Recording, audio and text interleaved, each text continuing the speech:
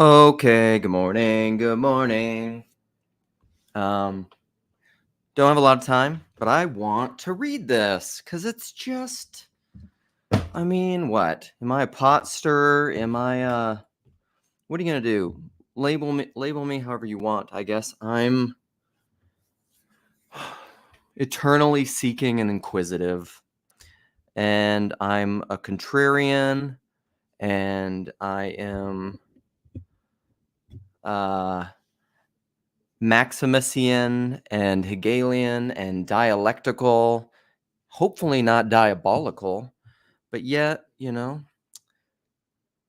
Diablo, Satan, Lucifer, the bringer of light. Let's see. I don't know. This is related to the title, though, with iconic thinking, is that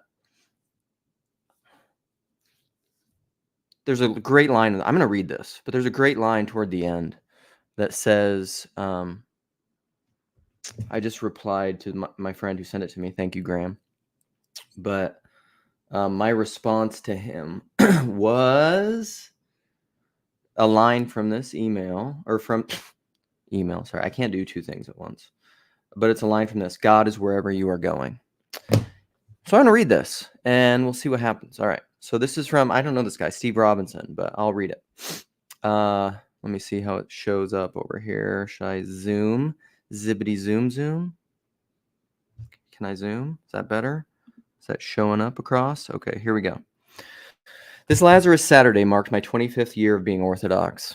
It is the longest I've been in one church in my life. Well, depending on how you define, quote, being in the church.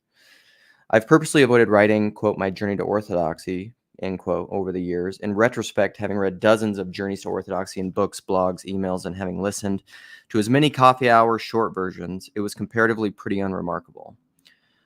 Oh, for sure, all, quote, conversion stories to anything must have an element of divine intervention. Otherwise, a conversion wouldn't be necessarily nor affirmed by something beyond our own commonplace reasonings. So I learned, even in my Protestant days, to be able to spin a decent hagiographic yarn about the coincidences, or more piously, divine providences.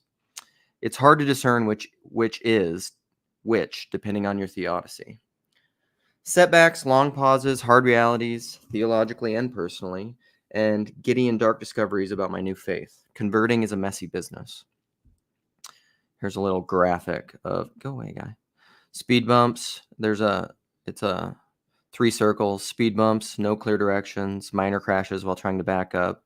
And in the middle, the nexus, the meeting of those is a mall parking lot or Orthodox catechumenate. That's funny. So I'm just going to fast forward 6 years from discovering, quote, the mystical theology of the Eastern Church in my Episcopal Church's library. Parenthesis, it hadn't been checked out once in 25 years. In those 6 years, I read books, got involved in Yahoo Orthodox chat rooms, and talked about other inquiring minds. Yahoo! It all intellectually convinced me that I had found the Church of Christ and his saints. But finding orthodoxy through books was kind of like online dating. I read the online profile, saw the pictures, flirted in comment boxes, and developed an obsession with her. I finally decided it was time to meet the church in person. I attended a Vesper service at a local Greek cathedral and with 2 other inquiring people. We showed up to 2 acres of parking lot with 2 cars in it. The church was dark, but we saw a light in the door of the building next to the church. It was a small chapel. There was a chanter, one person in the, quote, congregation, and the priest, and the 3 of us sitting in the pew toward the back of the chapel. It turned out it was the chanter and his girlfriend, the assistant priest, and us who showed up for Vespers. It was not what I expected for a parish of 1,200 families and coming out of a Protestant traditions of, quote, Sunday morning, Sunday night, Wednesday night, as a measure of piety. Regardless, I was hooked.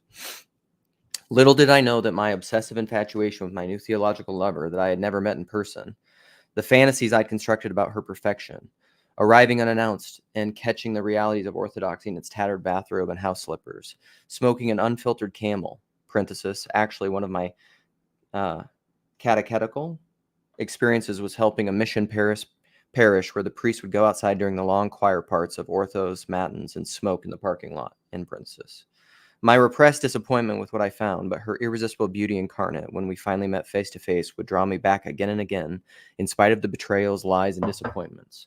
would be the template of my Orthodox experience for the next 25 years. So I had found the church and become Orthodox for the beauty promised. And yes, the beauty existed as advertised, as did the mind-boggling theological nuances, the profound spiritual direction, and the rich liturgical depth. Relating. But people also existed in it. I hoped for saints, but over the years I found the church of Corinthian libertines and Cretan gluttons. I hoped for one uniform understanding of the gospel of mercy, but found legalistic fundamentalist Galatians who viewed the gospel as, quote, law. I hoped for the unity of the Spirit and the bond of peace, but found Timothean, conscientious schismatics who wrangled over words to create factions in the church. What a good writer. I hoped for humble, pious clergy, but found 3rd John clerics who loved their preeminence and respectful greetings in the marketplace. Ouch. I hoped for the unspotted bride of Christ, but found the 7 churches of Revelation. Ephesians who had left their first love, pagan Pergamites, lukewarm Laodiceans. I hoped for a church with one mind, but found nitpicking Pharisees and savvy Sadducees. I hoped for speaking the truth in love, but found arrogant, angry, condescending apologists. I hoped for pure Christianity and found syncretistic and superstitious Colossians. I hoped I would find bishops that, quote, rightly divided the word of truth, but they often did not divide it according to the truth I understood it from Orthodox websites and discussion forums. I found the bishop's decision trump Facebook groups and clerics with cult followings, or at least they tried to. I hope to find the administration of the church would be like how I manage my own business, with transparency, timely decisiveness, sensibility, with no respect of persons, and clarity in communication. But, well, I hope to find clerics with parish life that fit my understanding of competent, pastoral, wise church leadership and ministry. But it never occurred to me that my expectations were filtered through my American fundamentalist, congregationalist, Bible church culture and experience. I soon found I had to figure out how to live in clerical leadership paradigm of a Middle Eastern culture that was explained to me as, quote, God is an Arab sheikh and the priests are his princes, end quote. And it was not received well when I asked, where is this in scripture? Ooh, ouchies. Well, you get it. In short, I didn't get it at all. I was a spiritual adolescent and in many things an infant. I thought I was more mature than I was, and I knew more than I thought I did. I knew some stuff, but not enough stuff. I knew how to live in my head, but not how to live in a real big world I had to actually navigate and not just pontificate about. Arrows. I knew almost everything, quote, knew. Judged almost everyone and understood almost nothing.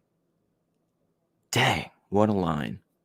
That's my people are very dogmatic about things they understand little to none. Everyone included. Back to the reading. I knew book and internet intellectual orthodoxy. I had no clue about 2,000 years of culturally informed, quote, live orthodoxy. In short, here's a little picture of a grizzled, hairy guy. Do you want to know how to get an Orthodox phronema? First thing, stop using the word phronema. Hell, you just read it on the internet last week. God, that's so funny. That's hilarious. And convicting, it's good. I mean, yes, yeah, completely agree. I soon found that my bishop, priest, fellow cradle parishioners, and the church in general didn't care about nor my internet friends' opinions, prognostications, interpretations of the canons, the fathers, spiritual disciplines, and who should be ordained, defrocked, or commemorated. They were less impressed with my keeping the visible spiritual disciplines as I was about their lack of them. I remember sitting at coffee hour with a group of other converts during Lent, and Walter, a crusty old Russian guy, I love this part, clicked the hot link, looked at us and said, why don't you people shut the hell up about fasting and just do it? He later became one of my best friends. He and I used to sit in the parking lot during the homily. He had the foldable 3-legged stool in the trunk of his car, and he'd smoke and we'd chat. I consider these conversations with him as my true catechesis into real lived orthodoxy. He was also the inspiration for Mudge, which is maybe this guy, Curmudgeon-a-fan, the recluse. And it's another picture. S-P, you sure talk a lot about fasting. Why don't you stick this zucchini in your big yap, shut up, and just do it? Yeah, it's funny. So intellectually, I understood the church was still in existence dogmatically and practically. And I kind of knew the Church of Acts 28 was not identical to the Church of Acts 2, nor is the Church of 2024 identical to the Church of Acts 28. To be Orthodox, one must accept the Holy Spirit has guided the changes in the church, parenthesis, from scripture to liturgy to canons to vestments to clerical offices to non-dogmatic doctrines, prayers, etc., end parenthesis, from Acts 2 to the present day, even though the really messy parts of the story. And when you understand church history, you know there's not about as much messiness as there is holiness. Cue Sam Tiedemann's Transfigured channel going through church fathers. Contrary to my old Bible church's teaching, New Testament Christianity didn't have to be rediscovered, recovered, or restored to its minimalistic first century purity. It has always existed. I came to accept the church as both an unbroken apostolic succession and an unbroken succession of broken sinners, both within the clergy and laity. And just as the presence of Christ himself in the flesh and his 12 first-hand witnesses and 70 disciples empowered by the Holy Spirit couldn't give us a prettier picture of the church in the New Testament, so 2,000 years of tradition cannot either. Church history only affirms and puts an exclamation point on the picture of the church we see in the epistles. That's the historicity thing. Good luck. In actuality, I'll comment later. In actuality, that is good news and bad news, but not really bad news, just real news. What does all this mean? It means that sooner or later you will meet someone who is considered by, quote, church leadership to be in good standing, who is a living saint, and someone who is a crappy, broken, and even evil human being at best, or demonically deluded at worst. You will encounter the uncreated light and the utter darkness of sin. You will encounter the beauty of the divine and twisted ugliness of evil. You will be drawn to holiness and you will be disgusted by ungodliness. You will love truth and hear lies. You will find peace and you will find spiritual warfare. But there is nothing new under the sun. It means you are in the New Testament church. This is not a justification of any evil done in or by the church. This is not to say, oh, well, you just have to learn to deal with it, and if you can, it's all on you. This is not to say that it is, quote, spiritual to stay in a toxic relationship with a dysfunctional spiritual father or bishop, or an oppressive parish or monastic culture. This is not a guilt trip if you have decided to leave the church because you've seen darkness and cannot bear. I've done it myself. I've left several things, quote, orthodox over the years. Of course, some are my illusions about orthodoxy. But I've also left parishes, bishops, priests, leadership positions, ministries, friends, and dearly held concepts. Each, quote, leaving was because I encountered the true church. There was conflict, frustrations, adversity, despondency, exhaustion, burnout, disillusionment, misunderstandings, blatant lies and obfuscation, inattention, neglect, and malfeasance. Of course, the severity and consequences of some of that was my own estimation and my unwillingness to tolerate being neglected, gaslighted, or turn a blind eye. Or another curmudgeonifying the recluses. 12 things you should know if they bit you on the butt. Now I know that all this what to kiss and when stuff gets confusing. So I drew you a picture to put on your refrigerator door. Kissing a bishop or priest? Hand, yes. Butt, no. About 12 years ago, I took a year off from orthodoxy. I had been in mission parish leadership over a decade that dealt with the removal of 3 priests while being, quote, essential personnel, not kissing the right things. And the consequence took a major toll on my spirit. I left my parish and basically just stayed home. I was done in, disillusioned, and burnt out. I wish I could say I did reader services at home, fasted and prayed 10,000 Jesus prayers, and did 500 prostrations a day, and read 100 books by, quote, holy mountain people while I was gone, and that's what brought me back, but I didn't, and none of that did. And none of that did? He didn't do any of it. I went to the wilderness, alone, without provisions, nor a plan or timeline, expectations or goals. The arena at the intersection of where else can I go and why would I go back to that? I eventually wrestled myself back to the church in my parish during Lent the next year, but I soon fell back into my former roles, responsibilities, commitments, and engagement with church hierarchy and leadership. I had not, quote, deconstructed as much as perhaps just licked my wounds, had a few beers, recovered from the beatings, set a few internal boundaries that were pretty amorphous, and went back with at least some acceptance of, quote, reality. The second leaving was more forced on me by circumstances. We had moved, my parents in with us. It was hard to juggle being caregivers and essential personnel at church. My wife was a choir director, and she was more essential than I was.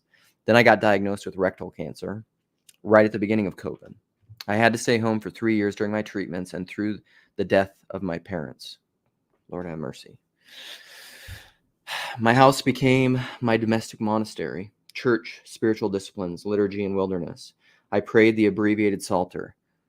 God damn it, holy shit, F me, fuck me, what the hell? My life itself became my sacrament.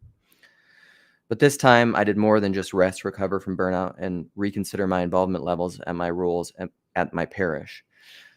I won't use the word deconstruction as much as recalibration of my compass to find my path towards God, to find what happened. I had to figure out how to, quote, let go, not just of functional roles and decrees of involvement, but of my self-definition of what it means for me to, quote, be a Christian, apart from my church roles, public persona, internet facades, and church relationships. Ultimately, I chose to leave the parish I had spent 20 years as a founding member and in leadership. We returned to our former parish that had grown tenfold and become, quote, somewhat anonymous, and became somewhat anonymous. I sit in the back, am willfully ignorant of how the church sausage is made, and just pray and go home and try to be a Christian in the world. After a year, I'm still working how to move through the intersection of involvement and entanglement at church. I'm still sitting at the red light. I've become the quote, cradle Orthodox, whose spiritual life is judged, and I think I'm getting it. Whose spiritual life I judged, and I think I'm getting it. Anyway, over the years, I've talked to a lot of people who have left, are leaving, who are thinking about leaving their parish or the church entirely, and some people who are cautiously and fearfully thinking about returning somewhere, somehow. If you're considering leaving the church, I guess if I still had to distill this down, this is my best advice. Find someone who doesn't speak in memes and platitudes about the church and what it means to be really Orthodox and talk about it. It may not be someone in a black robe. Find someone who has won wisdom the hard way and not just from books. Maybe someone like Walter / curmudgeon a fan. Find true friends, not just echoes. Amen. Don't make any sudden moves, but move if you must.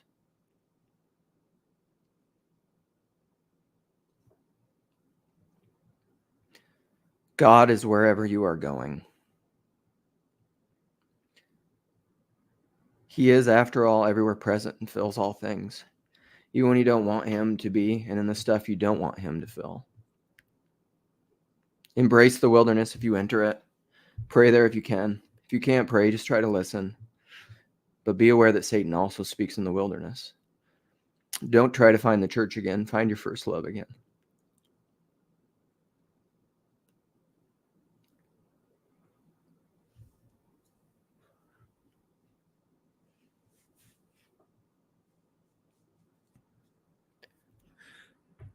Love God with all your heart, soul, mind, and strength, and your neighbors as yourself, for this is the law and the prophets and the dogma of the church. And someday you will know that, and you will know that day. Knock on the door of the church if your heart points you toward it, even if it scares you. There is no fear in love, but perfect love casts out fear. I listened to St. John Chrysostom's Paschal homily this year with new ears. I thought of my 25-year journey into, through, out, and back to the church. I thought how curmudgeon a fan's Paschal homily might go. If any man be zealous and love God and become obsessed with the church and drove his priest nuts, demanding to be let in now, if you have labored long in fasting and 2-hour prayer rules before you were even catechumens, and attended every service, even with 6 kids from the first hour, then fell off the wagon at the 3rd hour and went to the bar, then staggered to the job at the 6th hour but half-assed it and ended up taking a nap behind John into the 9th hour, J. John until the 9th hour, then decided to give it a go until the 11th hour, then just gave up and threw in the towel and had the balls to ask for an advance on your paycheck. The Lord, who is zealous of his honor, will accept it all. From the first flirtation to the zealous pursuit, to the lapse in focus, to the falling asleep, to the half-assed attempt, to the well-intentioned screw-ups, he gives full recompense and rest unto all, because Jesus loves you perfectly. This I know, for the Bible tells me so. Dang, that's good.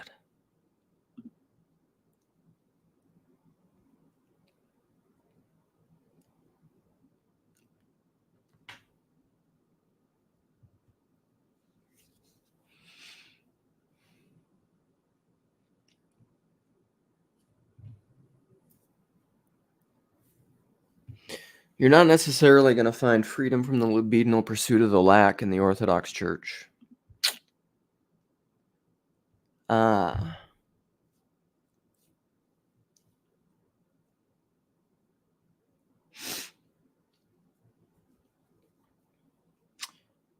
thinking of Douglas Harding, I guess, in his stages of development. Infant, toddler, adult, seer.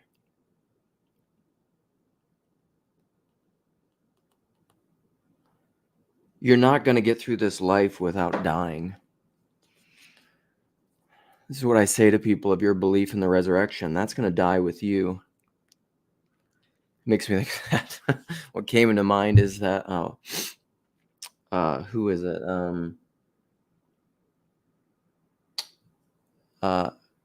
The Bruce, what's his name from Braveheart?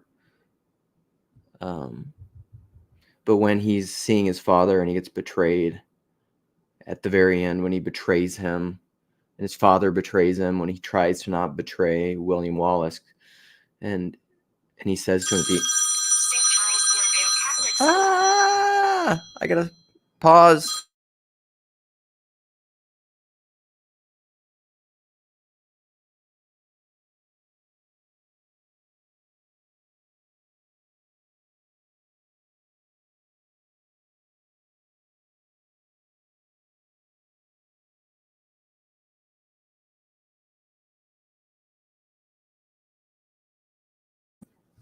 Sorry. All right, but I'm thinking of his response to his father when he says, "My hate will die with you." I mean, that's a bad twist on it, but like your belief in the resurrection is going to die when you die. All these ideas that live in your head, in your I would argue divided man, your non-lived integration, the Rilke, the point is to live everything. All your ideas about orthodoxy, all your ideas about everything, if they're not lived, if they're not embodied, and embodied like Jesus embodied them on a cross. And even then, like all that, you're going to die. You're going to die. All your hopes, your freedom from the libidinal pursuit of the lack. I mean, can you, I don't know, can you get to the place where it's maybe what sainthood is, where all of this is essentially don't treat the church as an idol. Don't treat anything as an idol.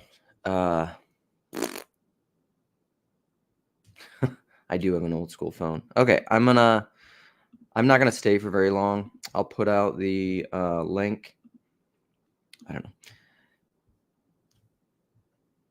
And people can say whatever they want. Come in, chat about this a little bit. I'm gonna look at some comments. I do have an old school phone, but that's not what that was. That was a cell phone. I actually got a new phone because mine is really old and overheats and doesn't work. And so I got a new one. What up, Lance? All right, let's go back and see who is he reading. This is Steve Robinson from it's his Substack. I think it's just called his namesake, and it's called Staying Orthodox, Recalibrating the Compass of Faith. I don't know. I don't do a ton of Substack, but I listened to it this morning because I'm trying to interact with this local guy who's struggling with orthodoxy currently right now. He has been Orthodox for about 13 years, and he's struggling. He's going into the wilderness. You know, he's not. American Orthodoxy is a thing, man. It's a struggle. It's a bunch of Protestants trying to be Orthodox. Good luck. Why not just tell them to go back and be Protestant? If you're willing to struggle that hard to make your church work for you. Well, I think why not just go back and struggle in the thing that you're used to, and that is sort of your home. But I think that's going to put up with that amount of tension and that amount of difficulty. Why burden the Orthodox Church with it? Just burn that home Bible fellowship church thing that you still are mad at and make that work. So right here, I think this part. But move if you must. God is wherever you are going. He is everywhere. Some people can't go home. Yeah, I mean, and I think that's the lie.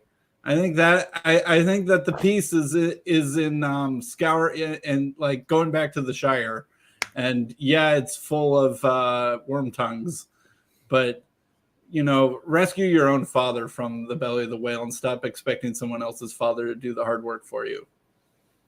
I mean, there is that, but like that's the exclusivist religion on the right side of history, Sam. You have like you converts seem to think that you found the right side of history quite often. Okay, here's a criticism. Who just read that article?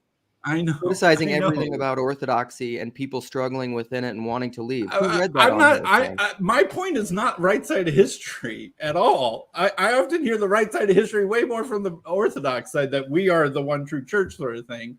I'm saying, regardless of what church you were brought up in, whether it was Methodist or charismatic or a fundamentalist Bible church or whatever, if you're willing to try that hard to make a church work, try that hard to make your home church work. Okay. In love, I'd say you're projecting some. Read that article again. He said, go wherever you need to. Yeah. I mean, Sam, you've been, I mean, your story is you can't go to some churches now. Yeah. I mean, it's just how it is sometimes. Like, it's not. And my home church doesn't exist. Well, and that's a little bit, that's my struggle with going to Orthodoxy and my wife said this the other day. She had this realization. I brought this up on live streams before. She said, you'd have probably never left Protestantism if it wouldn't have been from her nudging. And I said, yeah, that's probably true. I don't quit things. I can't. Like, I can't do it. It's against my constitution. But then because of her budging, because of my kids, because I said, what am I even being faithful to? I don't even know what this is. I don't know what to tell you. Luke, I really appreciate you sharing that. I mean, it was really beautiful. I think one of the things that, particularly if you've ever been behind in church leadership where you're actually making the sausage, like if you aren't just sitting out there, I mean, Orthodoxy has all the human messiness of everything else, and I think I just loved how I think the heart of kind of what that was. And Sam, I don't necessarily agree. We're all on our own path. Like, should you stay in Methodism, or like I actually believe you need to be willing to put any belief on the altar. And so, for example, I need to be willing to put my Trinitarian belief potentially on the altar, Sam. Right? Like if Christ and Holy Spirit leads me to some place and allows me to see something, and that's one thing that I think probably you people around here have seen that. That's actually something that I'm fairly willing to do. I'm passionate about things. Clearly, I have my beliefs, but when something is revealed to me, and I'm generally utterly convinced, both through confirmation and reconfirmation, and so I think for some, you probably should stay in your tradition and fight and figure that out in your church. Because again, every church is going to have a elder council or a parish council or a different, like back in the day when we belonged to mainline denominations, you might love one pastor, then the next pastor comes in and the church doesn't like the pastor. Like the Methodist church used to switch our pastors around quite a bit. And so ultimately what happened, the cool thing about that was, it's like the church was the church, and then like the pastor didn't become the thing that the church all gathered around, right? There was kind of some wisdom behind that. But I also would say this, like one of the things, like Sam, I've been thinking about this a lot. Like a lot of people push back and say, well, you shouldn't leave like the church of your fathers or this sort of thing. Well, Christianity would not have started if people had lived with that sort of mindset. Like we are the sort of people that, when revelation comes. So I think it's definitely a both and. And I'm at a place now, like my wife has been more reticent, but she's becoming open to it, and we'll be joining together. But I got stuck in this situation that I saw something that I could not unsee. And once I saw it, I could not go back. And so I was stuck in this place that, despite the familial and other difficulties that I've been exposed to, I can't do the other thing anymore. But Luke, what I love about that is like there's this, and I want everyone to hear this from me.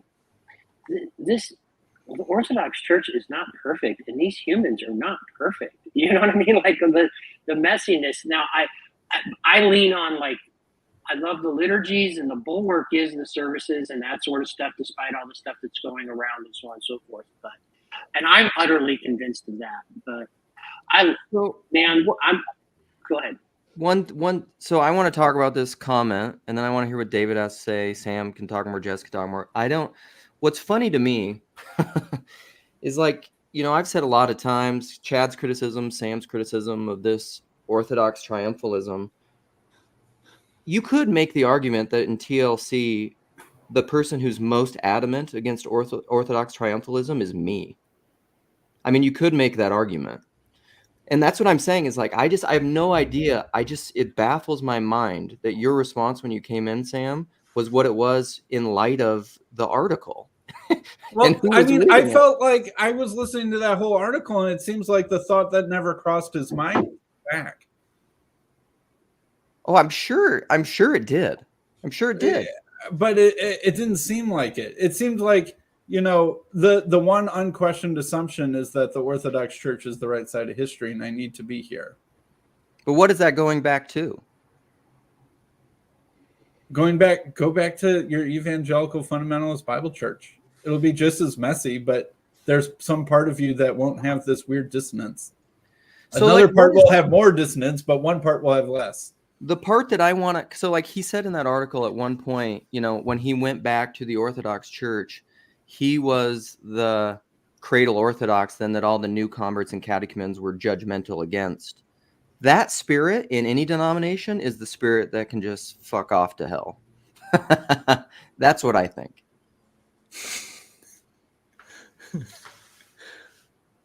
I don't know if you're saying that to me or someone else, Luke. Anybody who wants to prescribe for everybody else what to do, that's the exclusivist religion of the right side of history.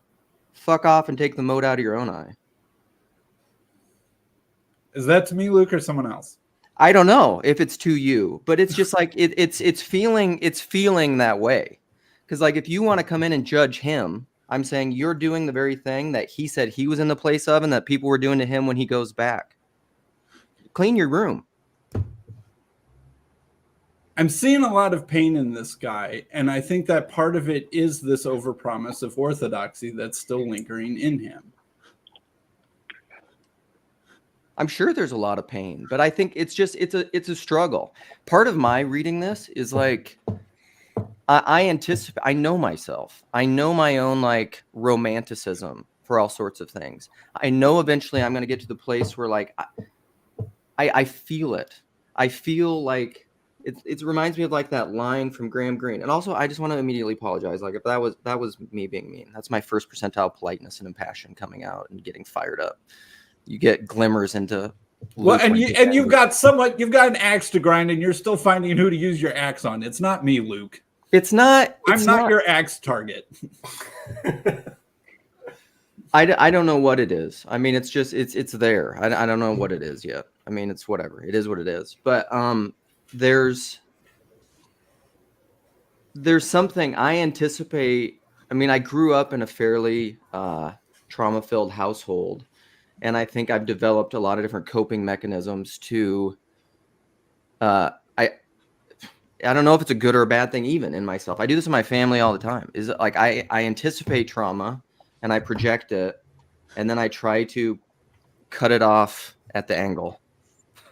Like, I'm always trying to do that.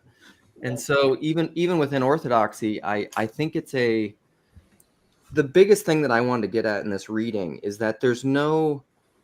And this is part of American Orthodoxy, is like what I would say is, like, there's no denial. This is an affirmation of what you're getting at a little bit. What church you should go to, I don't know.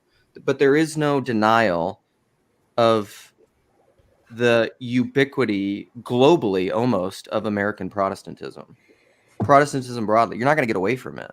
Your own individuation in your faith, you're going to have to go through it. You're going to have to, no matter what. The thing I love about TLC is, first off, I love this guy and that guy a lot. And one of the things I've been trying to figure out, Sam, is, like, I heard a guy, like, by the way, I could envision that guy talking about an Episcopal church or a Methodist. I mean, like, you know what I mean? Like, I'm that guy. And I also thought about that curmudgeon guy. Sounded a lot like Chad to me. It's like, you guys just quit talking about this crap and go out and do something. Does sound like that. Yeah, I totally, and I've heard that, right? And so, and I deal with alcoholics and addicts are outside smoking in the parking lots and stuff or whatever. So anyway, that kind of, because again, if you're where that guy's at, you could have that struggle, whether it's Orthodox or whatever. And I like that what that part was. The other thing that I'm trying to get out, I'm glad Tayo's in here too. One of the things I'm trying to figure out and struggle with, like, I'm a lawyer by nature, but I also I'm an arguer by nature, and I'm trying to figure out a way to it, because the fact of the matter is, anytime we talk about these things, like, I think that we would have to own something. Those of us who are talking about Orthodox stuff, we would have to, like, I need to be searching where I'm doing that thing, Sam, that like is like standing for it. At the same time, like, we all need to admit that we all have our sensitivities towards the other, because also we're all in something and we're there for a reason and we're persuaded for it. So the same, it's not as if there aren't pro bros who are standing for the Protestant way of life either on here, right? So how do we get to this place? And I'm really struggling with this. I've really been thinking about this a lot for the last month. I'm like, okay, Lance, how can I talk about the things that are impacting my life and do this without trying to be in this space, without trying to offend? You know what I mean? I'm really trying to struggle where I can talk about the things that are impacting me and exciting me, despite all that messiness, without also hitting certain things that are, in some ways, I can't help it how it touches on other people or whatever. But at the same time, this is the place where I even though I'm not an ecumenist, I want to be ecumenical. Does that make sense? I think, yes, it does make sense, Lance. I think that part of what I'm thinking about this article is that a difficulty, just sort of ignoring the Orthodoxy Protestantism aspect for a bit, I think part of it is when the online becomes the really real. Like, he talked about having this culture of talking with people in forums or whatever about, hairy mountain father desert people. And like, this seems like the really real thing, right? That he is mostly experiencing either virtually or through books. And then we want that thing to be substantiated somewhere. And so we try and go and look for this thing that, virtually has felt really real. And we keep looking for it and we can't find it anywhere. And the place where it was sort of advertised to be turns out to be filled with like chain smoking Russian grumpy people. And it's like, I think that this is part of the pattern. And like, honestly, we could just strip away Eastern Orthodox as a label from it. And people could be doing this with like, I don't know, like Tibetan Buddhism for all I care, right? That they're reading about Tibetan Buddhism. They're getting really into these online forums that discuss Tibetan Buddhism. They're reading books from hairy mountain people in Tibet. And then they try and go to Tibet. And I've been to the mountains of Nepal, and those towns aren't very nice. And the people are kind of weird, and it would be extremely difficult to get along there. Right. And then you get really disenchanted because you're expecting it to be like these online forums that you've read. And it's like if I just do it harder, right? Like then this imaginational, really real thing that I love will finally be found. And I think it's sort of like, my advice is go home to the thing that you can already belong to and use your imaginational powers to try and find the enchantment in the thing that you're already part of, and make the thing that is real as much like that really real thing that you fell in love with in your imagination, as opposed to going somewhere else and keep looking for it in some other instantiation. Like stripping away the Eastern Orthodox label, I think that's the pattern that I'm sort of warning against. I don't know how long I'm going to be able to do this. I'm going to have to go in a little bit. So I want to say one thing and then clear the air and let other people talk. But so Sam, I mean, like, my personal story and testimony. I was raised in a evangelical free church, which nobody in my small town in West South Dakota even knew what that was or what theology that meant. It was just a local, small, rural town. And then we went to a Wesleyan church for a while in high school and kind of I don't know, because of problems in that church. And then in college, I basically went to Northern Baptist-y kind of churches, maybe a Presbyterian church. I had no idea. I didn't understand church history, theology, any of that stuff, really. It was just very Bible-centric. Memorize Bible verses, do Awana, that was my upbringing. And then moved out here, started reading different books, different authors, went to many different churches, went all around Minneapolis trying to figure out what church to attend, discovered theology, ended up Young, Restless, and Reformed, essentially, charismatic-y, and then deconstructed out of that, and then attended various different churches, and we ended up, the last evangelical church I was at was this Twin Cities church that was a non-denominational, loosely affiliated with Acts 29, just, whatever kind of church. What could I stay faithful to? What should I have done? I have no idea. I don't think there's an answer for that. I mean, to what church? To what denomination? To non-denominational Protestantism? What does that even mean? To what theology? There's so many different theologies throughout my life. I couldn't even, who knows? But there's so many different orthodoxies too. So, well, right. And so you're damned if you do, damned if you don't. So there is no right answer. Right. And this is like to Mandy's point. She says like she doesn't know that a lot of Orthodox leadership would say like, go wherever you need to, go in the wilderness, go away. I think they should. See, that's what I'm trying to do. I'm trying to say what I think while not prescribing it. I actually want to speak to that. I've been to an Antiochian church and 2 different Greek churches. And my wife has been a little more reticent. You know what every single one of them said? And they said that Orthodoxy doesn't force anything. Like, if this isn't for you, you shouldn't, be here. And like, I'm on a 4-year catechism, and part of that is I want to come in with my wife, right? I think it's really important to me. I knew it from the beginning.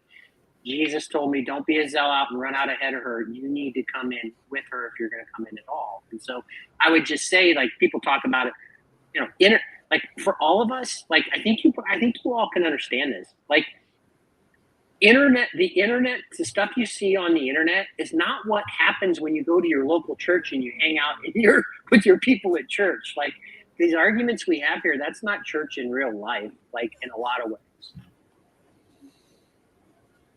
Okay, and the last thing I want to say before David and whatever Tayo talk is I apologize for getting angry. I mean, that was just, I don't know. That was this is where people often, like, I talk about personality stuff a lot, but that's 93 percentile volatility, 1st percentile politeness coming out because I'm impassioned and connected with other things in my life. And it's inappropriate. It's not it's real. I mean, well, the article got your feelings going. Well, that combined with other not online interrelational things, but like that's not bringing about the righteousness that God wants. So forgive me, everyone. Sorry. All right, I'm done. I find some of this a little bit strange because I don't know, how do we come to a conclusion as to a singular answer to the same question? Because I feel like I got into Messianic Judaism. I like to say Messianic Christianity because I don't interpret myself as a Messianic Jew because I'm not Jewish. I'm not pretending to be. I practice Passover. I do a whole bunch of other things. But I see myself trying to do the same thing that you guys are doing.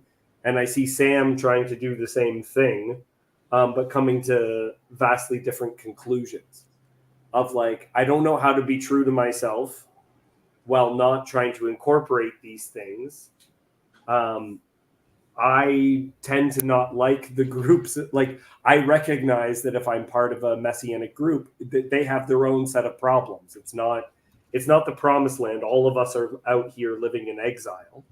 And so there's no homeland. And so, Sam, I think I heard you saying this, that you go to churches that don't believe what you believe. Like that's generally I don't find myself going to a Messianic congregation that believes the theology that I believe, that practices the way I want to practice. I find myself going to churches that disagree with me, but guess what? This is the closest church to me. So I guess I'm going here, and me and my wife are celebrating Passover with a group of our friends, despite the fact that if some of the people from my church found out how we practice, they'd think that we were pretty weird. I find myself kind of Can relate. Relate. Yeah, I'm just like, well, I'm trying to go back, right? And with all due respect to everyone who's Orthodox, it seems too new to me. I'm just like, I can't imagine. I'm sorry, guys. It just doesn't seem to me like it's what's happening in Acts. I can't. I don't know what you guys are doing where that makes sense to you, because it really does not make sense to me. And I don't mean that as any kind of a like insult or anything like that. I can't imagine that any of the trappings were what it was. Now, I'm of course being ridiculous. Like, I'm incorporating these random elements of Judaism, and that seems obviously like LARPing as well. I get it. So I'm trying to figure this out. It seems utterly strange to me, some of the interpretations that are being made. I think people are trying to do it honestly, and I'm trying to figure out how the language I used before is the yeast making its way through the dough, right? Where it's slowly working its way through. And that's why I'll often talk about incorporating that.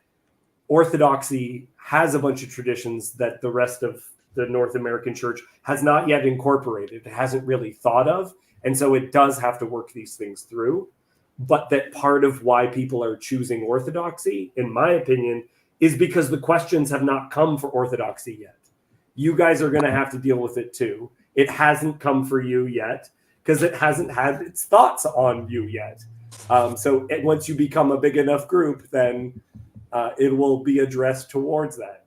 Like I've watched Christian apologists, and then I'll just shut up. I've watched some Christian apologists literally have a conversation where they're like, we need to come up with arguments against the Orthodox because they believe different things than the Catholics. We thought all of our Catholic arguments would work on them, and they're different. But I don't mean this as like, oh, you guys are better than the Catholics or something like that. What I mean to bring this up is that they're coming for you. They haven't come up with the arguments yet, but the Boston Globe will send 10 reporters to, check and interview how many sex abuse scandals there are. They did that to the Catholics. They haven't done that to the Orthodox yet.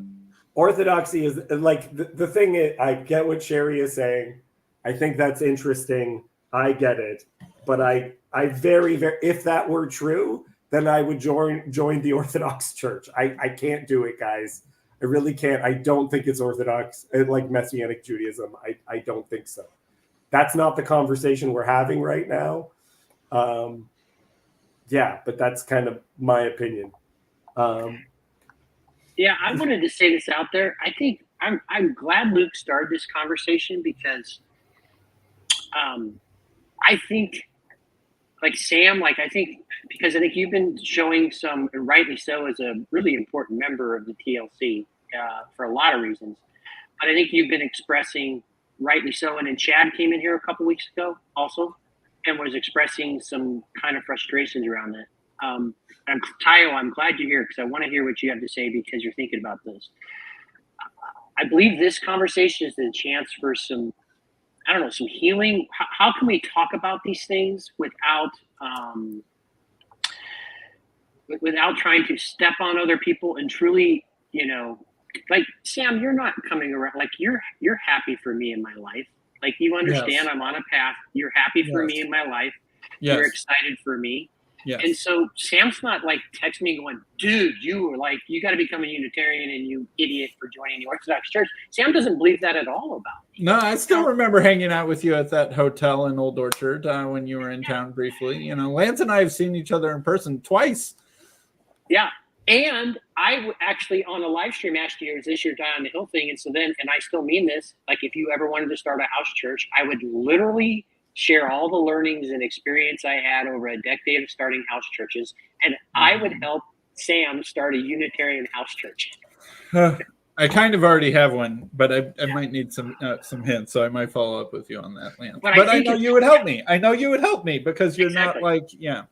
So, sorry, that the house church thing I think is a great example of, I think part of what Sam, maybe you're getting at as well, is that when you start house church stuff, you think that it seems so idyllic, and it takes very little time. Yes, it is very hard, but it also takes very little time for all of the problems of regular church to be a part of house church.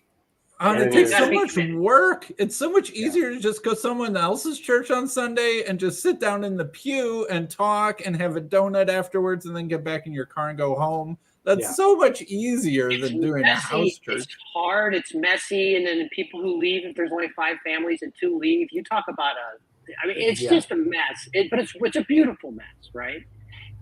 But I do think putting this on the table is like, we want to have conversations. How do we start having these conversations without it becoming pro-bro versus ortho-bro or Unitarian versus Trinitarian, where we can share these things and not be perceived like everyone taking slights towards one another? Because I don't think that's the spirit that it's hard. It's hard to be excited about something. So anyway, I think this is a really good conversation. So Tayo and Jeff, what have you guys had to say?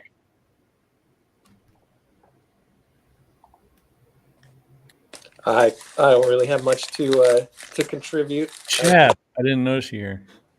I was just here to say hello. And actually, I don't know how much this ties to everything, but I got back from a once in a lifetime, at least it feels like, trip to Europe, because I have some family that lives over there, and I was getting to visit some new members of my family that I hadn't met yet. And we were taken on a tour. It was in Switzerland. We were taken on a tour of the city of Lucerne. And so we were being walked around, and we were going to look at some of the cathedrals. And we went and tried to open the door and go into one, and they were having a service. And so we couldn't tour it. And the reason that they were having a service was it was actually a holiday. And of course, coming from evangelical background, like Luke had described, of knowing nothing about church history and nothing about theology, at least in any meaningful sense, I'm like, what holiday is it? It's not Christmas. It's not Easter. what holiday is going on? It was Ascension Day. And it was just fascinating to me that the entire city and the particular, I forget what they're called, but they're the equivalent of like roughly analogous to states in the US, in Switzerland. For them, it was a state holiday. In a couple of different states, it was the same holiday. And I'm just like, wow. It's interesting because some of the cities outside of the US recognize Christian holidays that aren't even on the majority, or what seems like majority Protestant American, calendar, because there's no such thing as a liturgy in an evangelical Christian church, or at least the kinds that I grew up in. It's just like, oh yeah, we'll have Easter, we'll have things like this. So what fascinated me about that is I've been in South Africa as well, and there was a lot of focus. I went there on a business trip. There was a lot of focus on, Good Friday. Nobody works on Good Friday. It's the day off. And here in the U.S., it's just so strange. We get a reputation, or at least internally, it feels like we get a reputation for being, quote unquote, more Christian than maybe Europe. But in other ways, the Christian cadences and calendar particular seems more deeply embedded in just kind of I don't mean this in a pejorative way, but just like kind of going through the motions, or this is the way that things are. Oh, all of these stores are closed today because it's Ascension Day. And here in the US, that I feel like that would be the strangest thing in the world. And yet it seems like the US is considered a quote unquote more Christian or more religious type place compared to Europe. And in many ways, maybe that's true, or in some ways that's true, and in other ways it's not. But I would feel like, okay, if that were more true than not, wouldn't we be having all of these businesses closed on Ascension Day as well? Everybody's, recognizing these these quote unquote religious holidays more than they're recognizing secular holidays like, Memorial Day, Veterans Day, Labor Day, things like that. So I know that has nothing to do with what this conversation was about, but that's what. So Jeff is a Christian nationalist. That's what I took from that. Yeah, I grew up that way. So.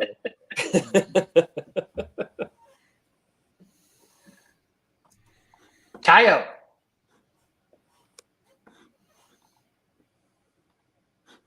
You just listening? He's muted. We'll unmute. No, well, I was just listening, but I do have some thoughts. Just wanted the smarter people to speak first. Firstly, it's very interesting the reaction, Sam's reaction, because I didn't take that from the article Luke read, but I also don't think he's pulling things out of thin air. There was a tone in the article, especially there was a part in it where it was talking about going into the church, through the church, out the church, and back into the church. And it seems to me that, like from my reading, that could be taken as you only got into the church when you went to the Orthodox church, and then his Protestant experience was basically just discarded as like a false thing. So, and also there is a tone of going back is the silly thing to do. If going back means going back to evangelical Protestantism because we're way past that. Modernity is receding, Protestantism is equivalent to modernity, blah, blah, blah, all those reasons. So, but as far as the article Luke read today, to me, the meat of it was more about, more aligned with what Peugeot said at Chino, is talk about this disappointment and how wherever you think you're climbing, when you get there, expect to be disappointed. But more pressingly is the fact that there is a reaction from some Protestants, myself included, when Orthodox people start even just speaking about orthodoxy, that can't continue. And I think that goes to show that maybe we're not as mature in the TLC compared to the rest of the internet as we think we are. We've all still got, our axioms that get poked. But I think Sam's point was interesting about, when he took it away from orthodoxy, just the idea of you have this ideal community online, and then when it's embodied, when you go for the embodied experience, it doesn't quite match the online ideal that you're adding, and then it leads to like a mini crisis of, maybe what do I do? But also, Sam, I don't think, like Luke said, knowing some of the people in this corner story, going back doesn't seem to be, it's not just a decision because they didn't leave, they didn't decide to leave. It was things, their story just planned out in a way that they were pushed out, yourself included. And so going back can seem a little bit like, I understand why Luke got a little bit riled up about like that. So that's how I see it playing out. Yeah.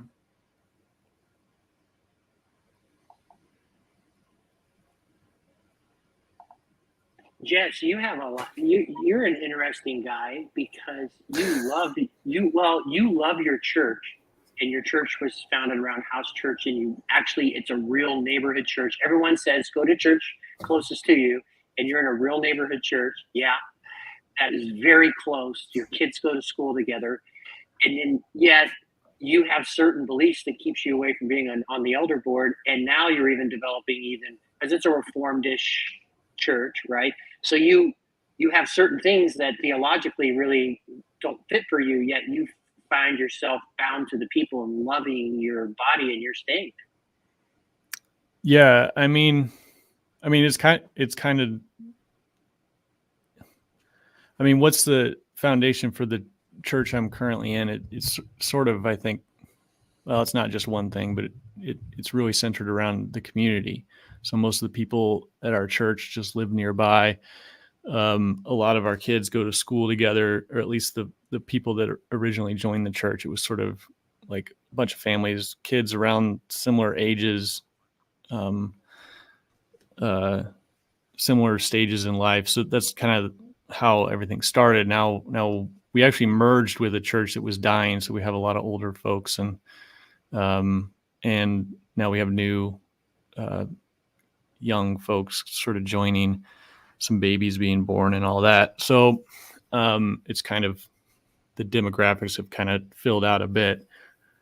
Well, I mean, to kind of put myself on the defensive a little bit, I mean, I left a church to come join this church. But the church I'm I not left, against leaving churches. well, ever. yeah, I know, but like, I can't be like, yeah, I just was at the church I was at and I just made it the best I could. The church I was at was 25 minutes away, and everyone lived 25 minutes away. And so like, there was no, like, you didn't see anyone during the week. You never. And like, so it never had that community aspect. And I'm going to be a little bit harsh on them. The theology there was not deep. It was I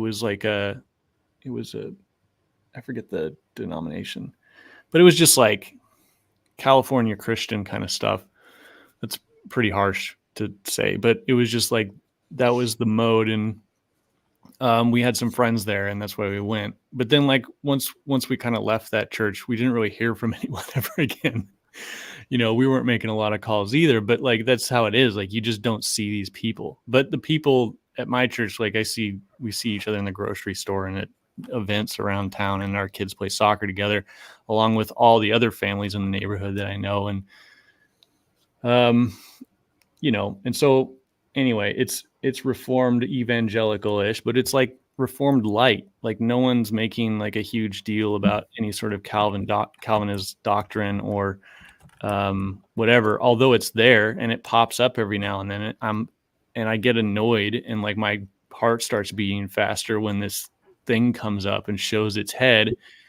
And I've got to talk to my kids about like, I feel like I'm like, all right, boys, this is what they said, and this is what I think. And so there's weird stuff like that, but that happens like once a year, maybe twice a year. And the rest of the time it's, I'm just trying to do my best. And so like, it's interesting because like, I've taken a lot of lessons that I've learned from the conversations we've had in this corner. So like, I was part of the crew that came into the Discord during the pandemic when we couldn't talk to people in real life. And so and then when I was on the Voxer with Luke and all my conversations with Sherry and Lance and everyone, like, it was a quality of conversation, and I've been interested in like trying to see if that translates. And I thought it was like topical. Like, I tried introducing my friends to Jordan Peterson or Peugeot or whatever, and it's not topical. Like, they do not care about any of that stuff. My wife doesn't care about that stuff. But there's a quality of conversation that I've been able to like kind of duplicate in Bible study situations. And I don't even have to be the leader of the Bible study to get this to start happening. And I don't even know what I'm doing half the time. All I know is that I've had these types of conversations before. So I just try to have that type of conversation in the midst of a Bible study on the book of Luke. And it actually, like, more times than not, it kind of breaks things open, and you can feel the dynamic in the group kind of shift from trying to give right answers or going through a piece of crap Bible study guide or whatever, to actually like, people are like, oh, that's interesting, let's talk about this.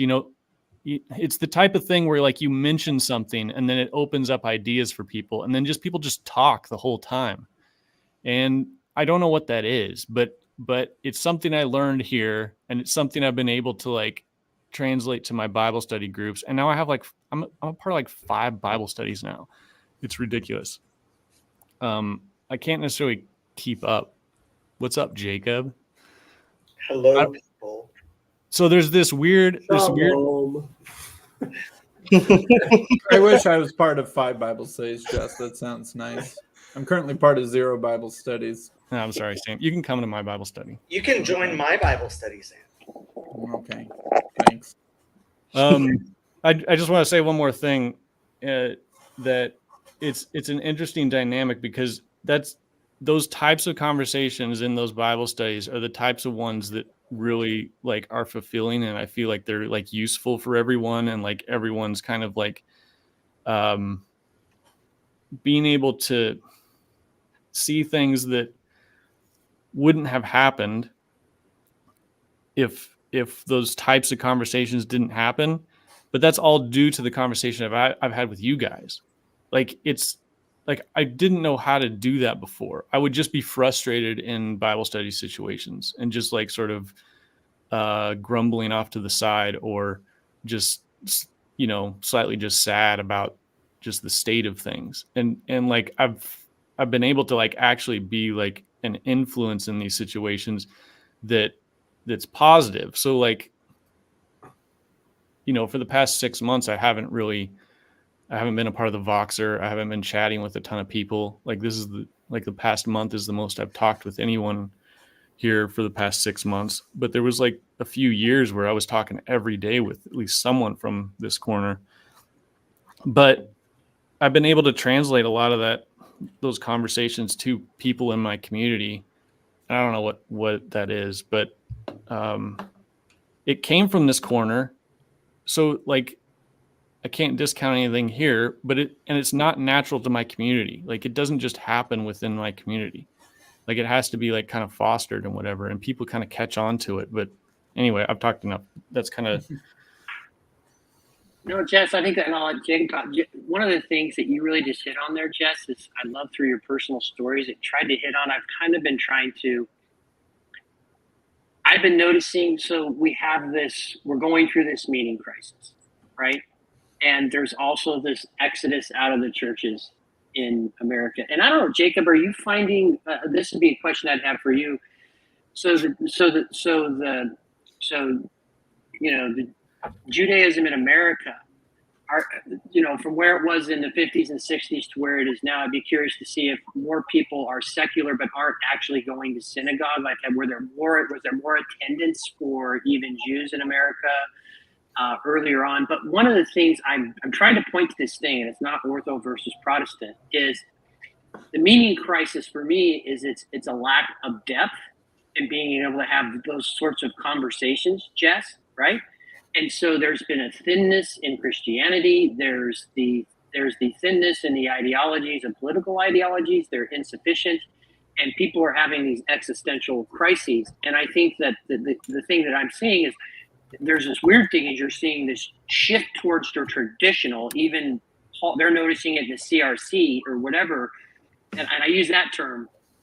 People are hungry for more, and I think at the core of what I'm realizing, and that's why I keep saying a thinness to certain like mass Christianity or pop Christianity that's been popular, is it's not the depth where you can, God forbid you have a Bible study where there's not the like a complete answer isn't given. Like there's mystery to it. So even like when I think about from the Jewish perspective of the Midrash or whatever, like there's answers, but they're still questioning and thinking through. And what I hear from you and Hezi, Jacob, is there's a working through the mysteries, and there still is a mystery, although there are a lot of quote unquote answers there. But there's also, it's like suggestive, like in AA, things are suggestive only, right? So anyway, I think the depth that we're all searching, why we're in a TLC, I think that's what's happening out largely in the Church of America. Well, and I think liturgical, part of the interest of liturgy in general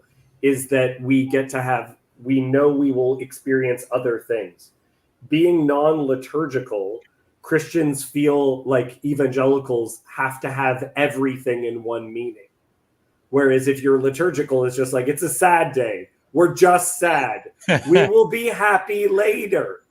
Yeah. Where in Judaism, they're very comfortable with that. And I'd say within some, like with liturgical Christianity, it's the same thing. Where it's like, we can be one thing. We don't have to be all the things all at once. Yeah, we had a Good Friday service, and one of the complaints was that it was like It was the a leader, downer. leader was trying. No, the leader was Oh. trying to remind everyone what happens on Sunday. It's okay. We don't need to be too sad. You're like, yeah, no, and I mean that's something that's Good super vibes common, only. it's super common is, in evangelicalism. yeah, Good vibes evangelical only. Christianity is like the very beginning of Marvel comics. If you ever read Spider-Man, they always have to retell Spider-Man. It's just like, I know where he comes from. Move on, please. Jacob went on a journey not unlike someone interested in Tibetan Buddhism up to the mountains of Nepal. You went to Jerusalem. You lived, the trad life for a while and then seemingly fell out. So I don't know. Your story has some elements of looking for the really real and then being a little bit disappointed or not being able to make it work in the way that you always imagined. He's going to answer his own question. He came on here not to answer anything we said, but I am boxing him into a safer direction than wherever he was planning on going. So to answer Lance's question, Reform and conservative act much like the mainline. Orthodoxy has been growing much like it seems the evangelicals have been. To answer Sam's question, I think there's a reason why every religion calls itself some form of road. Christianity originally was called the way, and if you are following God, your path is not determined. If you think that, so I'm 46, about to turn 47. What I believe at 30, what I believed at 36, what I believed at 26, what I believed at 16 is certainly not what I believed at 6. And that brings me all the way back to why I jumped on, which is I thought Sam was making an important point that is completely wrong. Bravo. Chef's kiss. Which is, I mean, that would summarize everything you've ever commented on anything you've ever done, but please continue. which is like, what are you doing switching churches, right? Like, where exactly do you think you're going to the good vibes? And I think that misses the point that if you believe in one God, right? Like when I go to a CRC church, or when I go to an Eastern Orthodox church, or I go to an LDS church, right? I am not of those churches. I will never be of those churches. And to some extent, I could say the same thing about the synagogues I go to, although when it comes down to it, there are certain synagogues that I believe are more in conformity with God as I know him than others, right? But and that's what I meant by coming on here with Judaizing Pharisee and talking about John 4:22, right? If you really believe in one God, right, and one Father for all of us, then this idea of the true church, right? It's just really bad. It's just really, really bad. I constantly, and people get tired of me talking about the child born in rural India, right? If you don't think that God has revealed himself to a 5-year-old living in rural Uttar Pradesh who has only been exposed to some weird form of Hinduism, right? If your God has not revealed himself to that child, you are not a monotheist.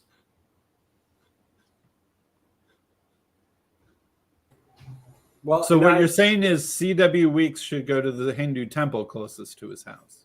I C.W. think Weeks definitely should. That's C.W. Weeks. He would be closer to God in a Hindu temple than he would be in his home. That's for sure. I think if you're looking at a pattern which I see within Judaism and I think occurs in the church as well, it's a notion of exile. And I think that's one of the biggest problems of we're all Protestants now, is that Protestantism is very, very tightly tied to manifest destiny. The idea that we could be in a place where we've arrived. We are deeply unarrived spiritually, right? Is the Hebrew scriptures, by the time you don't have this long drawn out perfect succession of kings. You have the kingdom separate pretty much as quickly as it's created, right? And I see that within Christianity as well. Is the break between East and West is rather early, and I think over, I would say, similar things as Judaism, like as the kingdom splits in the Hebrew scriptures. And so I think we need an exile theology. And exile theology is also where the home is more important than the public square.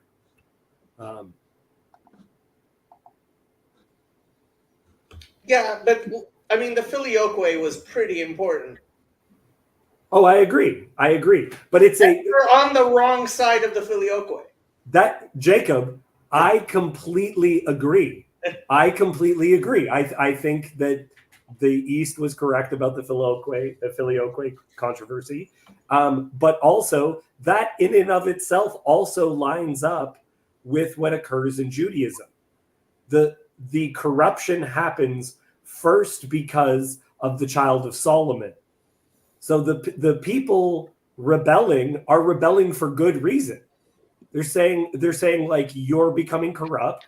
There's issues within that. And so that makes it more confusing, because it's like, Rome is acknowledged by the East, acknowledged by the Orthodox Church, supposed to be the first among brothers. So them falling away, it's like, yeah, we're the West. We're the, if you will, we're the tribe of Judah. And that doesn't mean that we don't ourselves fall into exile and heresy and everything else. That happens to both of them. Okay, okay, but if you realize that if it's the Catholics who are on the wrong side of filioque, why aren't you going to an Eastern Orthodox church? Well, because they're wrong. Look, if follow my metaphor is, yeah, but you switch over, and is it any better? Like, what am I supposed to do? This is the number one thing I have been like talking about constantly. Better is better than worse. Worse is worse than better. And like, people seem to completely miss that point. Yeah. Better is better than worse. So yes, it is better if you are not on the wrong side of the filioque. Yeah. But it's a multivariate analysis of better and worse. Yeah, and now within Protestantism, I mean, Protestantism, you can believe whatever the hell you want while going there. So you can have your proper filioque theological perspective while you're there, and people go, what? Why? 99% of Protestants have no idea what the filioque is, and have no idea that they're even supposed to believe that the Spirit proceeds from the Son and the Father, and have no idea what they would even mean if they did know that they were supposed to believe it. Having a conversation with my wife, when the creed comes up, we don't read that line. What? Why? Right? Like, well, and this is where someone joked earlier, is Lance the same as Jacob, and we certainly have a lot of love for each other and disagree on certain things, but like, Jacob, your thing is like, that's where for me and Kyle left. I joke because I keep talking about practices, because it's the way of life, right? Like, get on a path, start living towards the way, and what will happen, it'll be a little bit of a meandering way if you're anything like me, But if you're honestly seeking, I trust in God will reveal himself, and it will show you where you need to be. And there's a saying in 12 steps is to thine own self be true. Mhm. And ultimately that integrity, like that Job shows or whatever, that if you are honestly seeking, God will reveal himself. Like those things will become obvious in your lives, particularly if, and again, I think we talked, Job or Jess brought this up yesterday, which is that's why I think it's important to have spiritual mentors, fathers, priests, rabbis, whatever it is, people that can help you discern those things is a helpful thing in my life, because I have blind spots, right? And so having those relationships. So, I absolutely agree. And that's why when Paul or Pajot or whatever was to say, go to church, like just get started, quit thinking about this stuff and just jump into it. Because God, if you get in action, God can move you. But if you're just sitting around on your behind talking about things all day and not changing or doing anything, you're just going to stay stuck.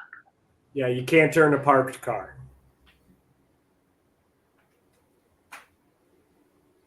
With a rope and a powerful enough tow truck, you can turn a park. Forklifts, baby.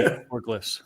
I completely agree with go to church. I have found myself in the weird position of having various people contact me because they believe in Judaism, and some of them I'm telling go to a Catholic church. Some of them I'm telling go to this type of church. Some of them I'm telling start a church, right?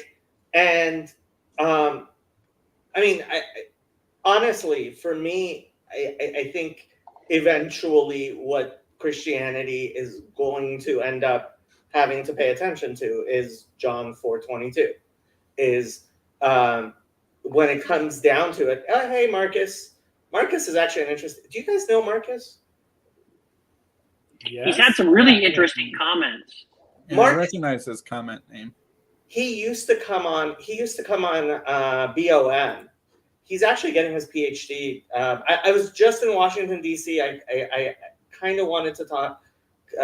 Marcus is from D.C. He's Eastern Orthodox. I last saw him at LoserCon. But back to what I was saying. Look, I think Christianity is eventually going to have to change its orientation. And we're at a curious moment. And yeah, I don't understand why people think 423 changes 422. You want to comment on that, Sam? I think we're getting at something far more interesting, and I don't want to get into the arguments. Jacob, I kind of want your perspective on this, because I don't know. This feels, what you're saying is something that I'm trying to figure out for myself. And what I feel is the same intuition that the Orthodox are going towards. Is I feel that this is a moment where we are rediscovering what Judaism has taught, and then that is reinterpreting how we understand Christianity. And my hope is that rediscovery of what those Jewish traditions are could create places where Christians come together and say, hey, did you know there's baptism in Judaism and it's always adult and full immersion? Like, if I feel like something like that could create unity within the different churches, which, by the way, is one of the things I don't get about the Orthodox, is there is mikvah, there is conversion, baptism within Judaism, and it's always adult and full immersion. So if we learn that lesson, if we actually integrate these things that we are only beginning to learn now, I know, Jacob, your dream is that will mean that there won't be Christians anymore, or will become, I don't know. Probably the easiest way to write a PhD if you're in some seminary is just figure out the way that Jews have always interpreted some verse in the Old Testament that Christians completely forgot about, and then write an entire thesis about how that's the right way to interpret the verse. And then you could get lots of traction. There's this guy, Owen Cyclops. He's a cartoonist, but he delves into like theological stuff, and he has this great summary of what Protestantism is, especially like American Protestantism, it's always a recovery of something that was lost, and then you focus on that. So it's like you find something specific that was forgotten, that's key, that everyone like didn't carry on, and then you make that the focus of your new church, and then I consider that a personal attack, Jess, but you might. Yes, that's exactly what I realized one day when I was driving down Church Alley in our town. It's like one church after another. Hey, just look at their names. Yeah. Baptist, Seventh-day Adventist, Methodist, First Baptist, Pentecostal. I'm like, oh my God, this Yeah. is, they're nailing all their axioms to the front door. Yep. But okay, so Sam, as always, said something really interesting, which is also completely wrong. Which was that it's multi that the analysis is multivariate, and it has to be multivariate. But that doesn't mean you can't make the analysis. The complexity doesn't negate the analysis, and that's why ultimately, like, as much as I love you, David, and I gave you the keys to my channel, you can't have Judaism without the rabbis.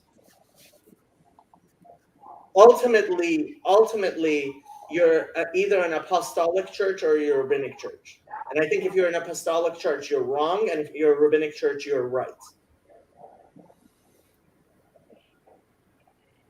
I got to go at the top of the hour, but I do think that part of what's happening for all of us TLCers is that there is some kind of new way of thinking about religion and spirituality in general, that we're all kind of participating and witnessing some sort of new birth of. And I don't mean to get too like, oh, it's the age of Aquarius and a new form of consciousness or whatever. It is but the age of Aquarius. But it might, maybe it is. But there is kind of a new consciousness that's sort of coming about, and a lot of us are feeling it and participating in it. But it's still kind of new and hasn't really crept down into the normies very much yet. And a lot of us are still going to church with a bunch of normies. And that it's a little bit weird because it feels like the thing that we're most excited about and feel most deeply isn't there. And it's a challenge no matter and that spans seemingly all denominations and even outside of Christianity itself. And I think that that's something that a lot of us are just struggling with, and I don't know the answer to that either.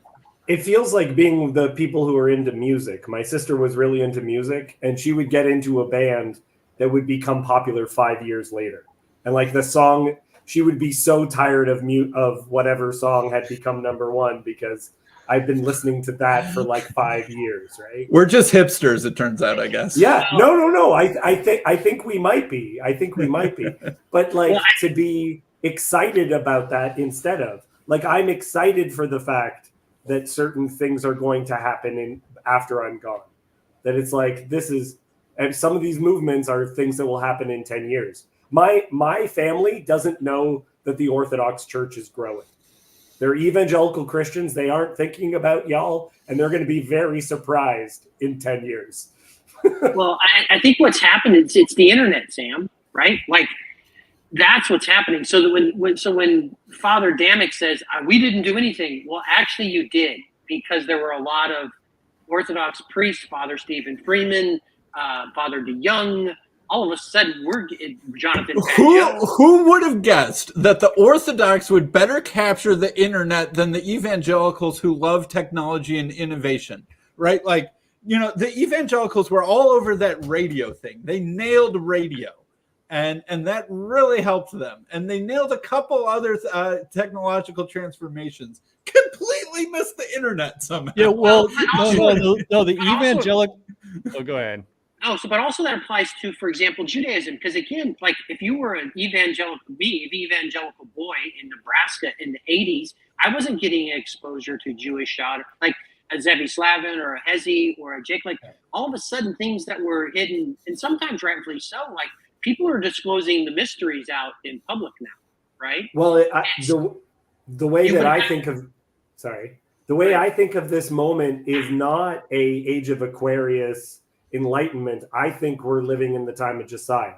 I feel like we are cleaning out the back room and we have found something and go, oh, what is this? What? Because apparently there's a whole bunch of things that we're supposed to be doing and we're not doing them at all. And so that's the kind of language that I use, not this enlightenment, but more so we had this in the back all this time.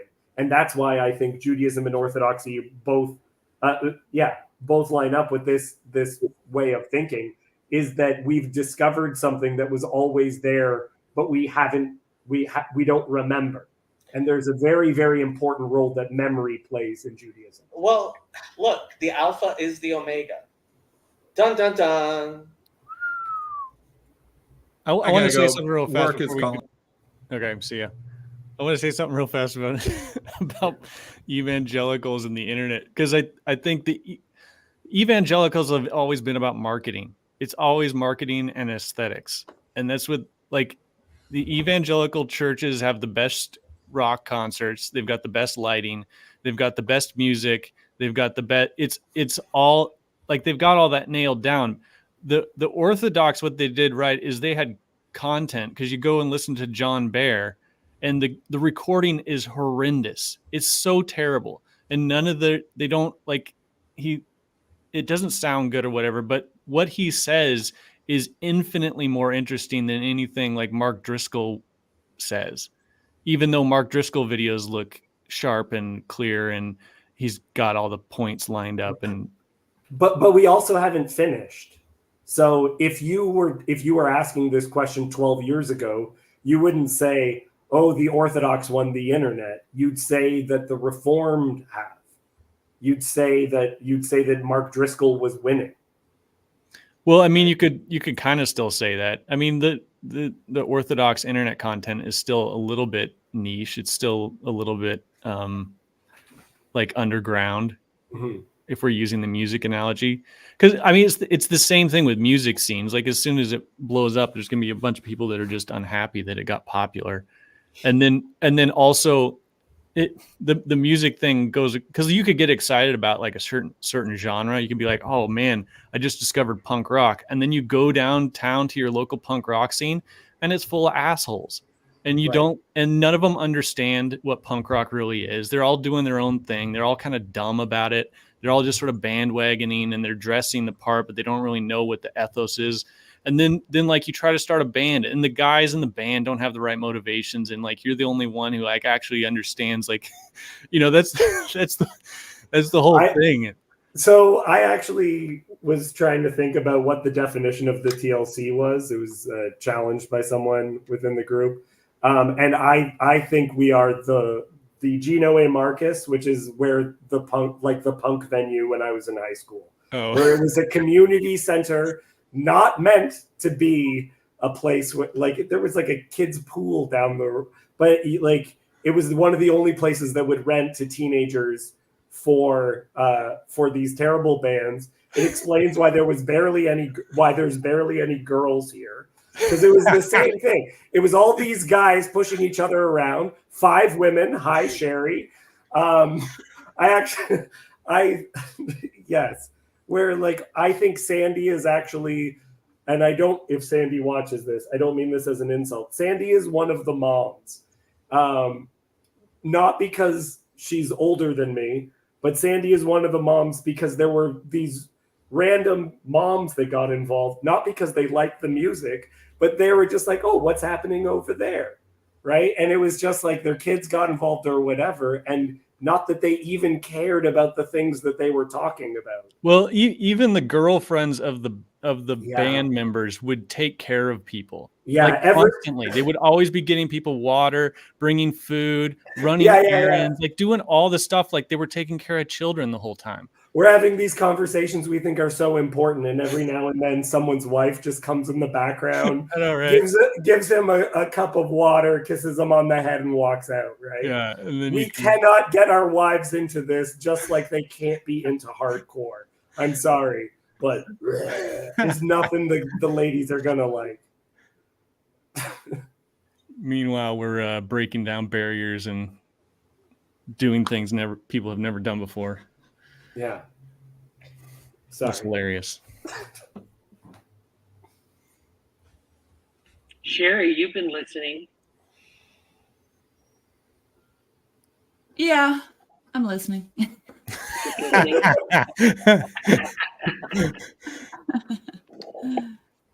I don't know what to think. I just, I'm the kind of person, it's like an experienced bird watcher when they go out in the woods with their binoculars and they go, oh, look, there's a this and there's a that. And you're like, where? But they see everything. That's how I feel when I'm listening to this conversation. All these little birds are popping up. I'm right and you're wrong. I have a question. Yeah. Anthony Oliver, was he a flash in the pan? Who's Yeah. That guy that sang with the red beard that sang the what Richmond from Richmond? Yeah. Yeah. So, like, we're the music scene, and there are flash in the pans, and then there are people like a friend of mine just introduced me to Kraftwerk, which apparently was before Devo. It was the first electronica band. And obviously Devo has been greatly influential, even though none of the kids listening to music that would never exist without Devo or apparently Kraftwerk will ever know who these people were. So are we going to be it's flash in the pan? Are we going to be Devo? Well, like Les Paul. No one knows about Les Paul, but we will be a flash in the pan. Yeah. We're all flashes in the pan. I think I get what you mean though, Jacob, because every now and then there's a band and you're like, this is going to be the best band ever. One song, right? Or two songs or whatever.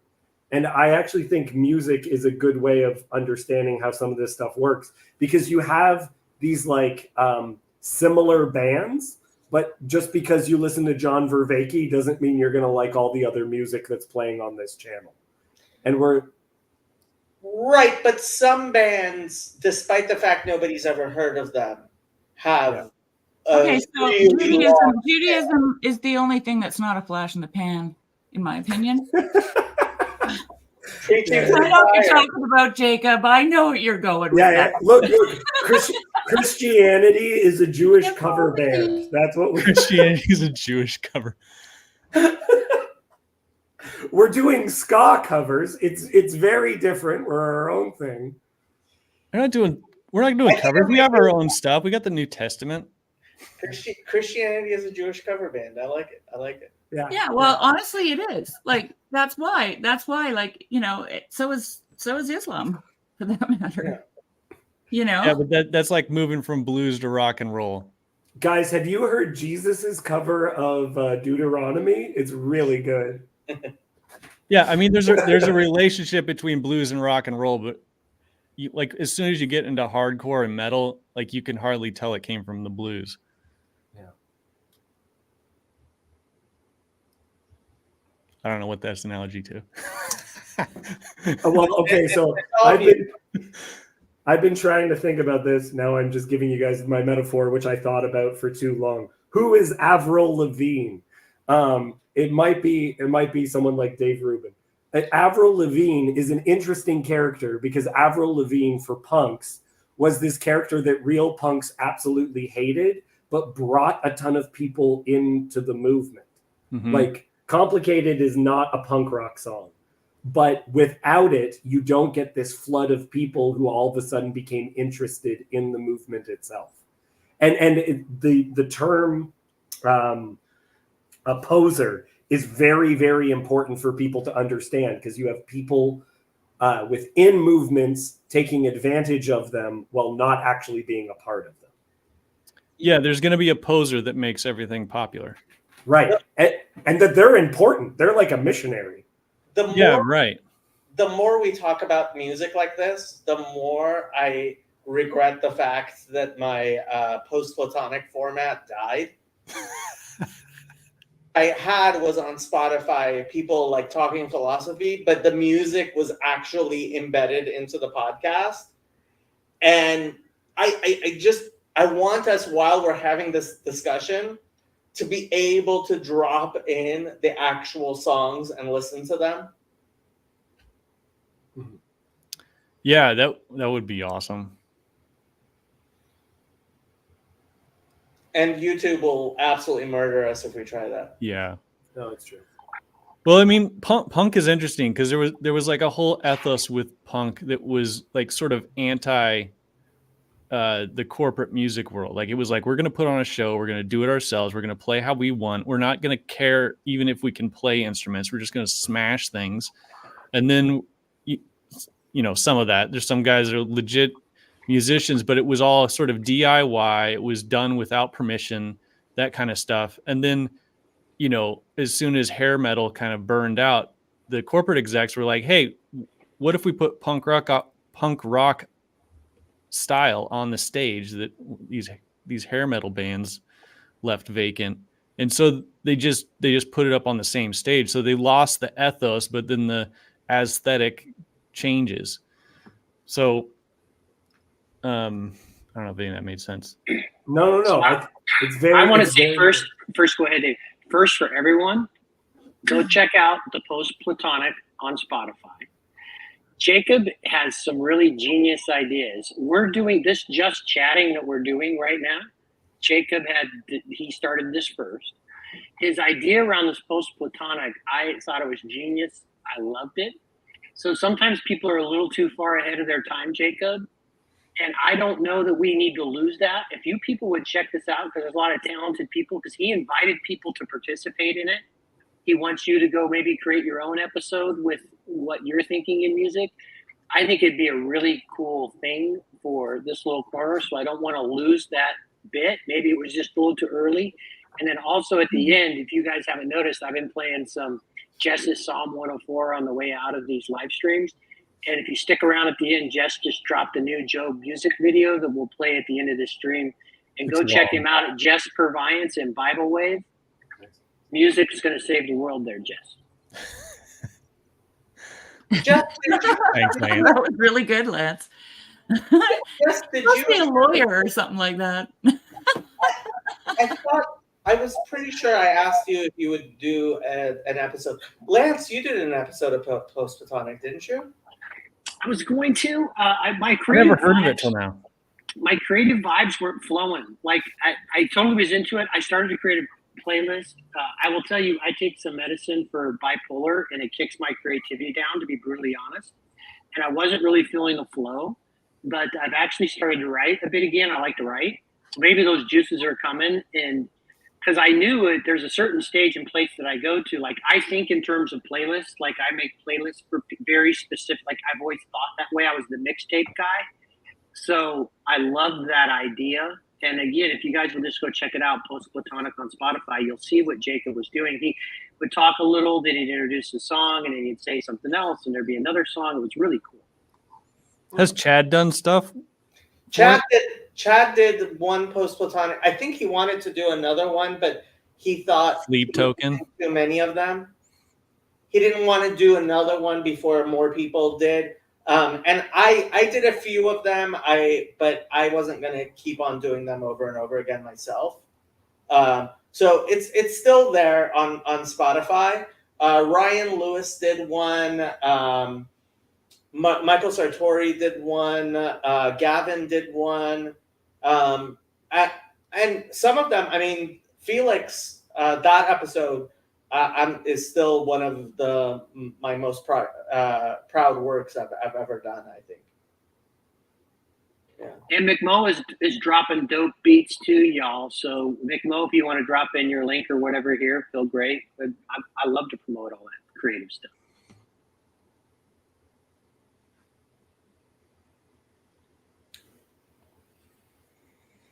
All right, I got to get some coffee. I'll be listening, but I got to take off.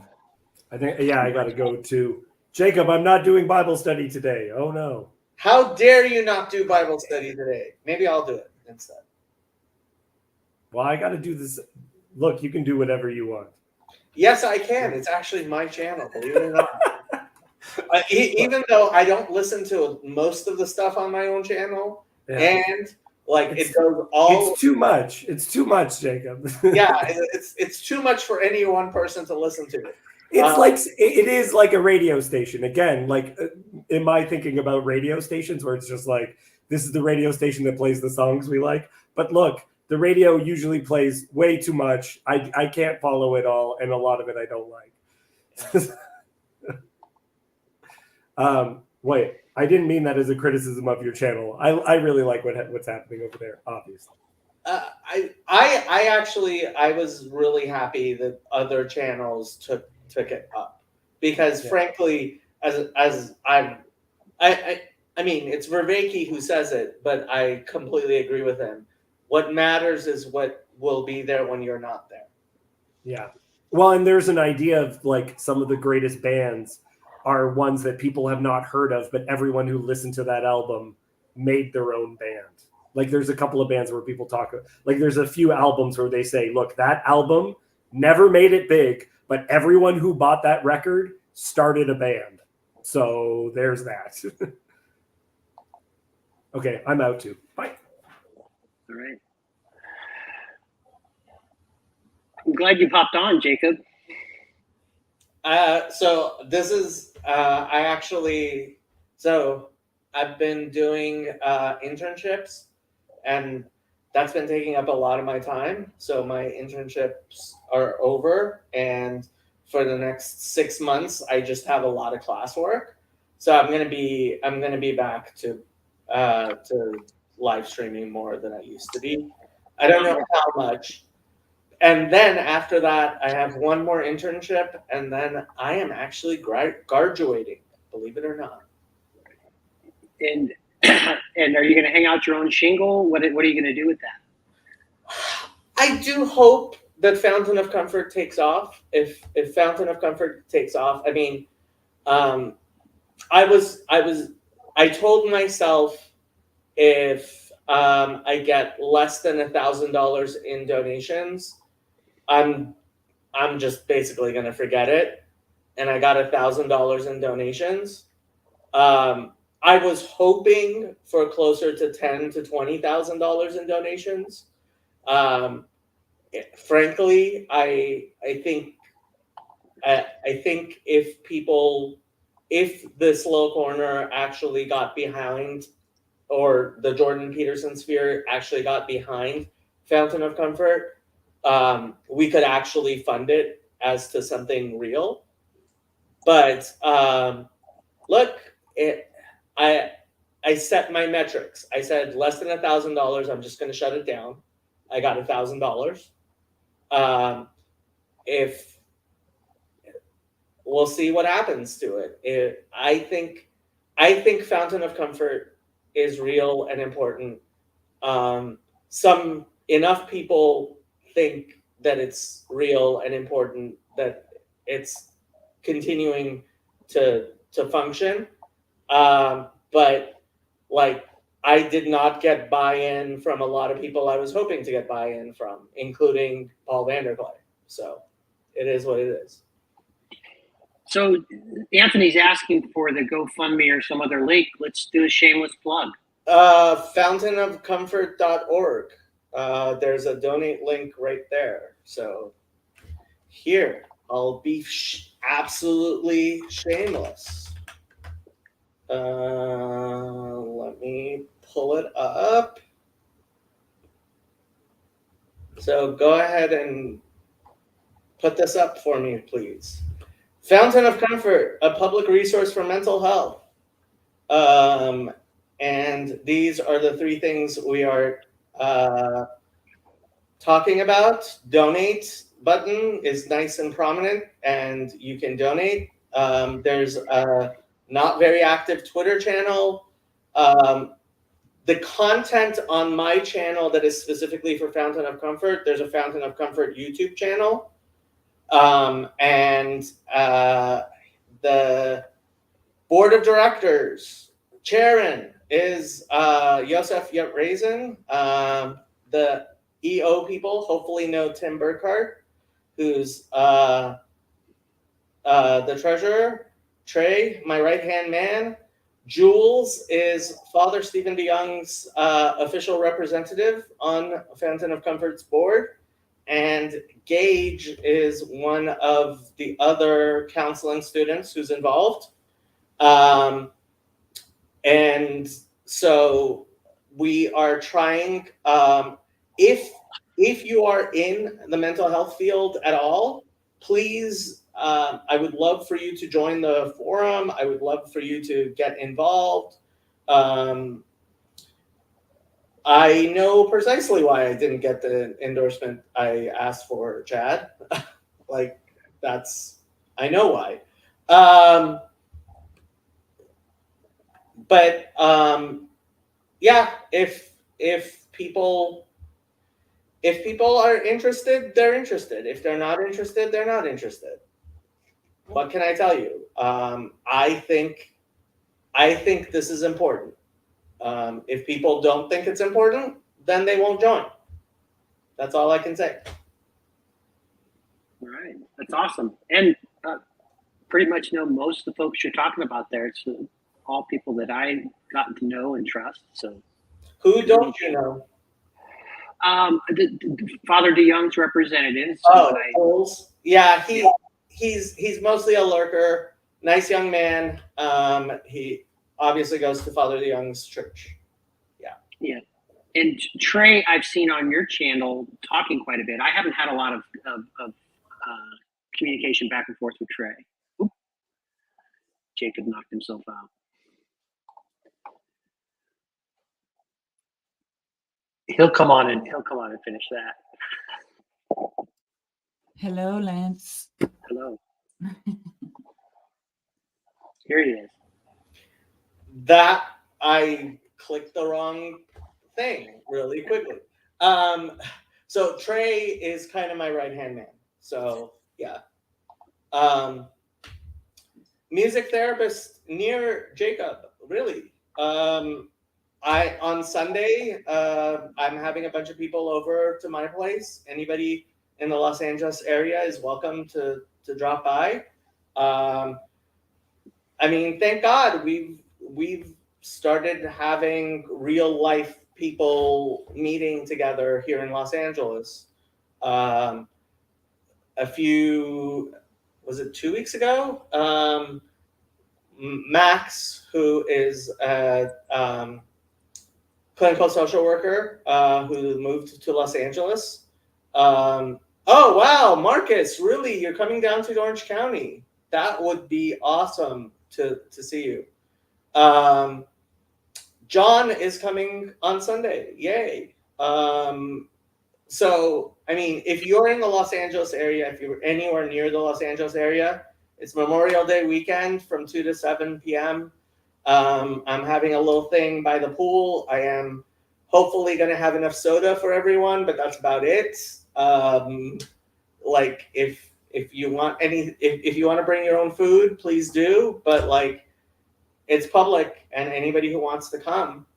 But yeah, well, Lance knows me and Sherry knows me. I drove many miles to actually come and meet you guys. So yeah, I met Jacob down in Arkansas at the same time I met Sam and Jess P and others. Yeah. And Charlie, what happened to Charlie? Jacob just didn't visit me. He actually went and visited my sister too. I did. Yeah. It was really nice. Yeah, that to me has always been immediately when I saw that, and and I know you have a certain irascibility about you, which I actually like because I have an ornery streak that I appreciate in you, Jacob.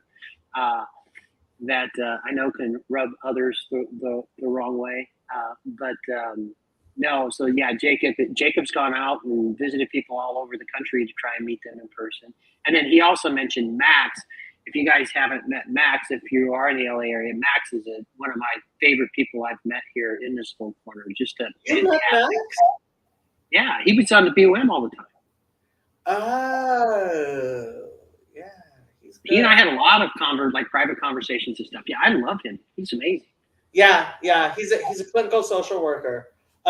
So my latest tweet: unpleasant, arrogant, and condescending is what they call people who actually know things. Be unpleasant, arrogant, and condescending.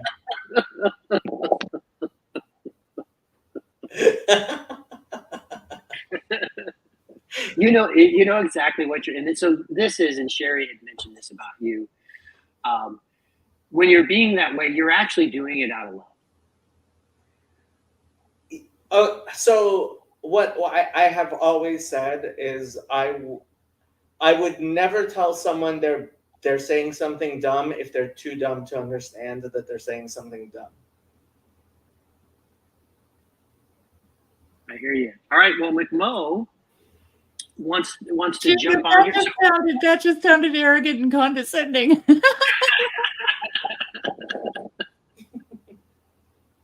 And unpleasant.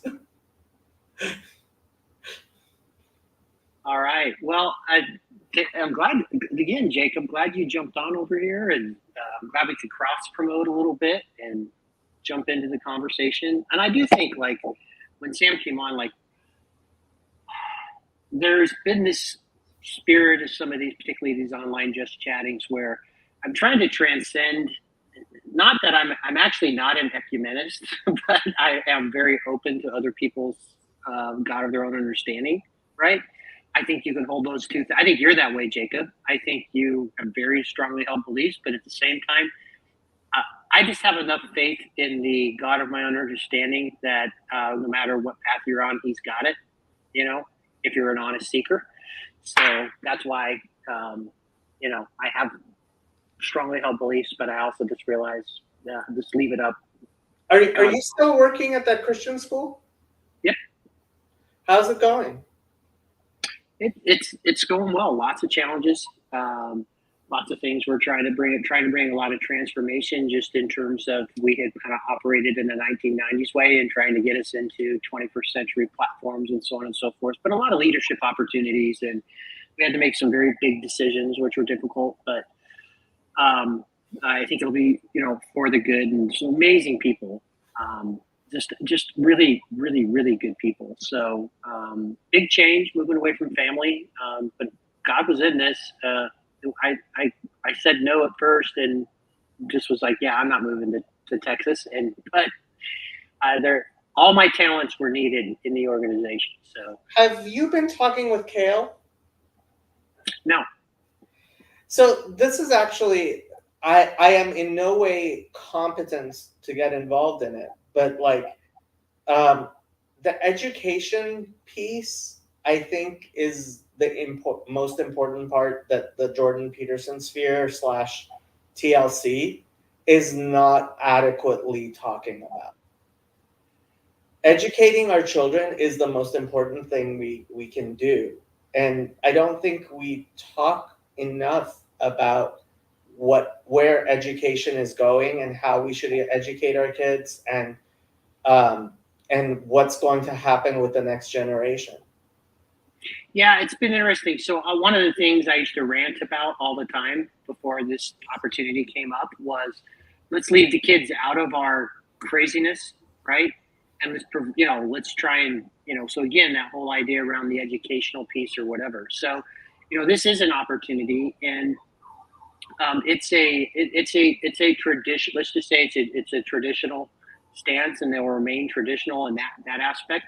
But we're also trying to be innovative and think about what kids need, because how we've educated kids for the past 200 years is different than what we need to be thinking about moving forward. So, and there's a birth collapse, so there's going to be fewer kids coming through schools. It's going to be a very challenging time. It really is, particularly if you're a private school, right? But so for example, even in Texas, a lot of that stuff, ideological stuff, is even finding its way into Texas schools, shockingly. And so, we have a lot of secular parents who, basically still just want to come here to get them. They understand, I don't want my kids around that. So providing a safe place for parents to take their kids where at the very least they can just be kids, and, those sorts of things. So yeah, I think it's rewarding. I think at the end of the day, what you talked about there, Jacob, is it's rewarding to help an association that's been around since the 1940s. It's rewarding to try and think about how do you take it into the next phase, what that looks like. That's kind of fun. Those sorts of things. And the executive director I work for is a pretty visionary guy. I really appreciate that. while also providing parents who don't want to homeschool. Or also, we're also doing some other things, like we're allowing blended stuff. We're trying to rethink, like, how can you allow people to do some homeschooling while also, are you going to teach? Can a mom teach physics to her daughter or son and wants to have physics class? Well, we'll take care of the hard stuff while you can do the other stuff. So I am excited to be a part of it. So that's actually a huge part of that last point, is because I think we do need to re-envision how we do schooling totally. And I've been following Gail Zeldin's, like, his channel and his Twitter, and he obviously he's an educator. He's been talking a lot about this, and I just think it's just so important. Unfortunately, I have very little to add to the discussion, but I do think, like, that's something that's incredibly important. Like, and I'm surprised a little bit that you're saying, with you're obviously there is the few births, but I would have thought, and I was actually kind of hoping, that a school system like yours would be would actually be in high demand and in growth mode. Yeah, no, there are challenges across the board. I think the opportunity for Christian schools in general is there is an amazing opportunity because the demand is there because of what we've seen, particularly COVID, right? COVID really shook a lot of things loose in a lot of areas and exposed a lot of things in kind of the education. So I think there is a great opportunity for schools that provide that place that parents can trust. So I think, even though you have challenges, plus we're in a very difficult economy, private school is not cheap, right? And we can't do it for free because we're a not-for-profit. So we actually have to have people pay tuition. And so, that becomes a challenge when you are in hyperinflation and people aren't paying attention to the economy at the federal level and all sorts of other things, so we'll see what happens there. But there's great opportunity too. So, is there any possibility of vouchers getting passed in Texas? Yes, there are. It always takes a little time. It always takes a little time to work through it. The other thing you have to be very particular about vouchers, it creates a great opportunity, but also creates some difficulties. Sometimes vouchers comes with strings attached. Those strings might make you have it. I'm throwing a very blunt term out there, but it might come with DEI strings attached to it, for example. Well, then we're not going to take that, right? So you have to understand what the strings are attached to it. The other thing that becomes very difficult if most of your student body is there because of vouchers and whatever, what happens in the stroke of a pen in one late legislative session, you could lose vouchers, and you could lose your entire, like, if that would happen overnight, like, and you weren't prepared for that, there's a lot of risk will do that. But I think obviously Texas, Governor Abbott had some Republicans that weren't for the school vouchers. He actually campaigned against certain Republicans in the Texas House and got them, basically got folks who are there. So I think vouchers are coming in Texas, and it'll just be interesting to see how we'll just have to see how it works out. You got to see what it is, what are the strings, what actually it is, and you just need to be smart. And if it's something you can take advantage of, take advantage of it. So we'll just have to see. Hello, Alex, Steve, and McMo. Hey, Hello. Jerry. Hey, everyone. Paul wanted to come on and talk about Rick Beato and his conversation with Ted Gioia. I could even try my hand at a smooth transition from what you were talking about, Lance, because it honestly, you kind of taking a big sigh and kind of explaining all of the trials and tribulations of running a Christian school that's trying to do everything the right way. It reminded me a lot of the piece that Luke read at the beginning of the stream. And it also reminded me of a lot of the way I felt as a, I'm not a starving artist. I'm a LARPing artist where I basically pretend to be a committed salesperson for, 40 hours a week or so, sometimes more, while I try to make art whenever I can, and also, have time to talk to my wife and not be a-hole husband. So there seems to be this tendency of, from the outside looking in, it's like one man's toil is another man's heaven kind of a thing, where it's like, if only I could get my kids into a Christian school. And then you get your kids into Christian school and you realize that the like the principal is like in shambles and has all these family scandals and yada yada yada. And the same thing with the church, and honestly the same thing with music. I think that the one difference, at least in this little Peterson sphere corner of the internet, I I do see a like there's we're so, I guess one way to put it is like, we're just so much more comfortable siloing uh ourselves in terms of aesthetics. And I see this on the right and the left in like all forms of aesthetics, basically from architecture to painting to music. And it's like this tension between, I guess you could put it on the like conservative liberal dichotomy or whatever, where there's the people who are open to experience and they want the newest, weirdest, craziest thing that's never been heard before or never been seen before. And then you have the people who are like, no, at some point in history, they got it right. And if we just went back to when they got it right, then we'll get it right. And and I don't think that that should be confused necessarily with like what Jacob was talking about earlier with like, I'm not trying to throw out better and worse, because I do think that that still applies, especially when you're in the craft or learning an artistic craft. But that conversation with Rick Beato and the other guy whose name I can't remember now, uh, it kind of just really put into words the amount of despair and ennui that I've felt, not necessarily for myself, because I kind of made a deal with God a while ago that I was never going to be famous, but I was going to be able to keep making my music and, serve the Lord or whatever.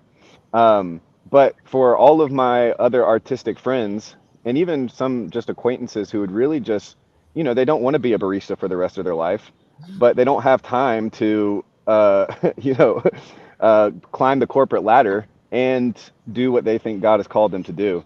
And there seems to be little to no actual infrastructure or demand for the micro scale patrons that kind of, which on the other hand, everybody in TLC is kind of an example of how I always thought that it could go. Whereas there's a all tides rising, tide rising all ships aspect of kind of this micro community that can be. And so yeah, that just connects with a whole lots of Jordan Hall things. But I know that me and Sherry had talked about maybe talking about it with you, Lance. And now that I'm thinking about it, I can't remember all of the thoughts I had while watching it. But that was my attempt at a transition, I suppose.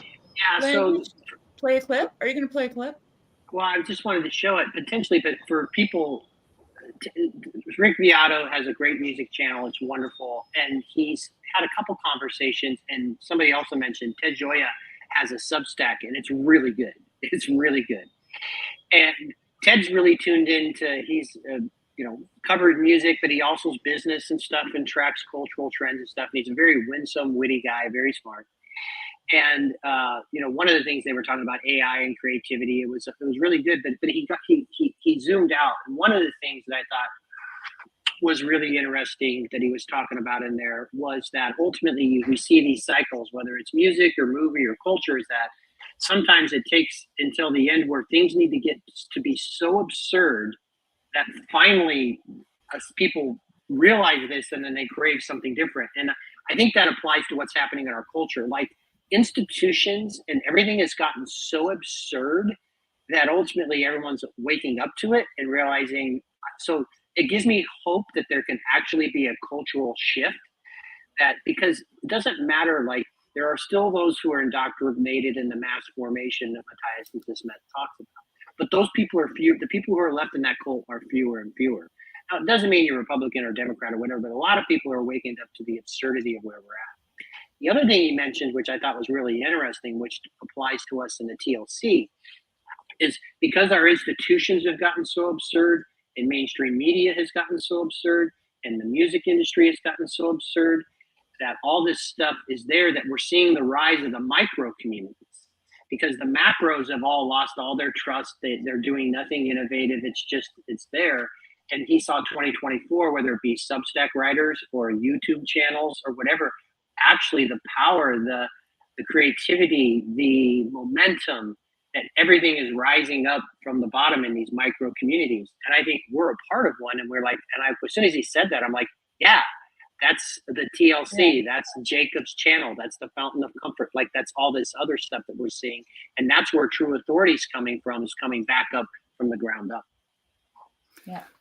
So I do want to, I don't know if you guys can hear me, but I do want to mention something. You did mention absurdity.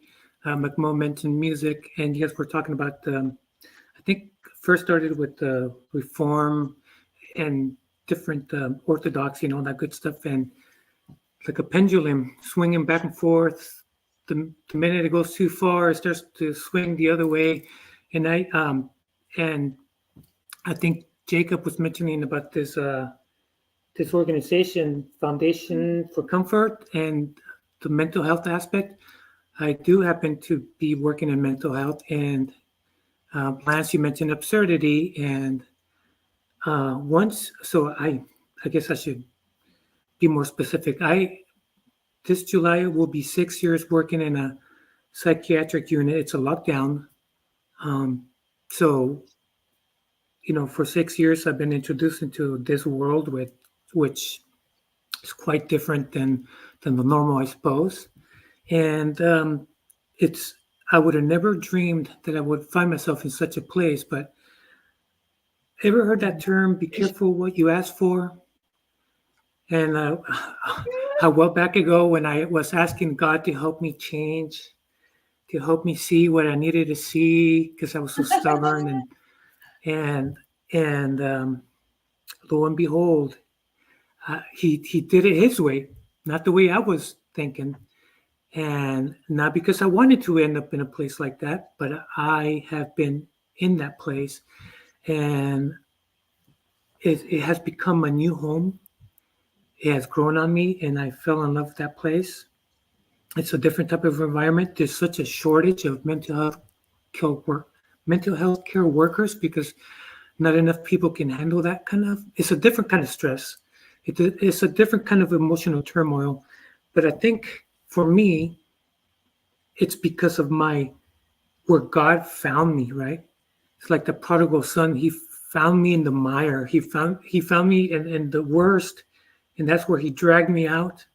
And when I asked for change, and when I asked him to show me what I needed to see, well, lo and behold, fast forward years, and that's where I ended up. And I did end up seeing a lot of stuff that I needed to see, because all the stuff that I was ignoring about myself, I got to see it in its boldest form, and it transformed me from the inside.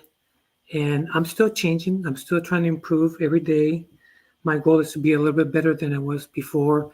But I am grateful for the community, the Christian community, the people that hold the truth, the people that hold up truth, the people that guide people back into the light, back into the way. Lance, I think you mentioned, or somebody mentioned about the way, right? Back 2,000 years ago, it was just called the way, right? When those people, they're few, right? The brethren, the like someone mentioned Isaiah, and there's only a few, right? But because of the few, the word, the truth is still here. The light is still shining. And McMo, you're in music, and keep doing what you're doing, because you will affect. Doesn't matter if it's 1 people, 10 people, 100 people, 1,000 people. You change the world, not just in the now, but in all eternity. And trust me, just when you think it's not possible, God makes it possible, and only in ways that he knows how to do, and he will shock you if you're honest enough. And if you ask him, please show me, he will. He's got a way of showing people what they need to see. Yeah, those 2 words definitely triggered me too. The idea of absurdity, and that was kind of one of the words in the interview with Rick Beato that kind of triggered me too, because I've kind of always dismissed Rick Beato, because of his just kind of boomer takes on music. And like, and you know, Lance, I know he knows I love him, and that I don't mean to make fun of Lance or anything like that, or anyone who likes Rick Beato, or you, Sherry, or you. I just mean to say that, you know, there, I guess this is almost like the Protestant thing too, of just like always trying to find what was missing or whatever. But I do tend to sometimes think that Rick has a bit of a get off my lawn type of approach to anything, to basically like what the yeah. Like, you're just a certain age and you're like, Right. Well, you know, and there's a time, you know, there's a time and a season for everything under the sun, and I'm sure at some point I'll be tired of the newest music and innovation in music and want to get back to the standards. But I also think that, oh gosh, did I lose the idea? Oh no, I didn't. I thought that the absurdity was was the key word, because it's almost like a shibboleth, or not even a shibboleth. It's just like two different types of people tend to use the word absurd in two completely different ways, you know. And when I think of absurdity, I think of Kierkegaard, and and maybe a better word would be like mystery or paradox, or the leap of faith, or the way in which God's ways are higher than our ways, the ways that he's always kind of confounding what we think ought to happen and what we think will happen. And you know, and in some sense, I've kind of come to believe that we actually only can interact with God when our kind of epistemic frameworks have been jostled a bit, when our axioms have been wiggled or wriggled, and we're uncomfortable. And that kind of, you can call that kind of experience an experience of the absurd, because things aren't making sense. But I don't think that that's necessarily what Lance meant by the absurdity. And I think when we look at our institutions and we look at the crumbling hierarchies and infrastructure all around, or maybe the topsy-turviness of how we thought these hierarchies should go. I mean, what's coming to mind is the recent kerfuffle in the, was it the House of Representatives or Congress? I can't remember. But where, you know, the leaders of the free world are fighting like what sounds like a middle school locker room. You know, it's just kind of, this is where we're at in society. And so I've been torn these past like 10 years or so, because I always wanted to lean towards absurdity and absurdism, and a lot of my music is unpalatable to people because it's so weird and absurd.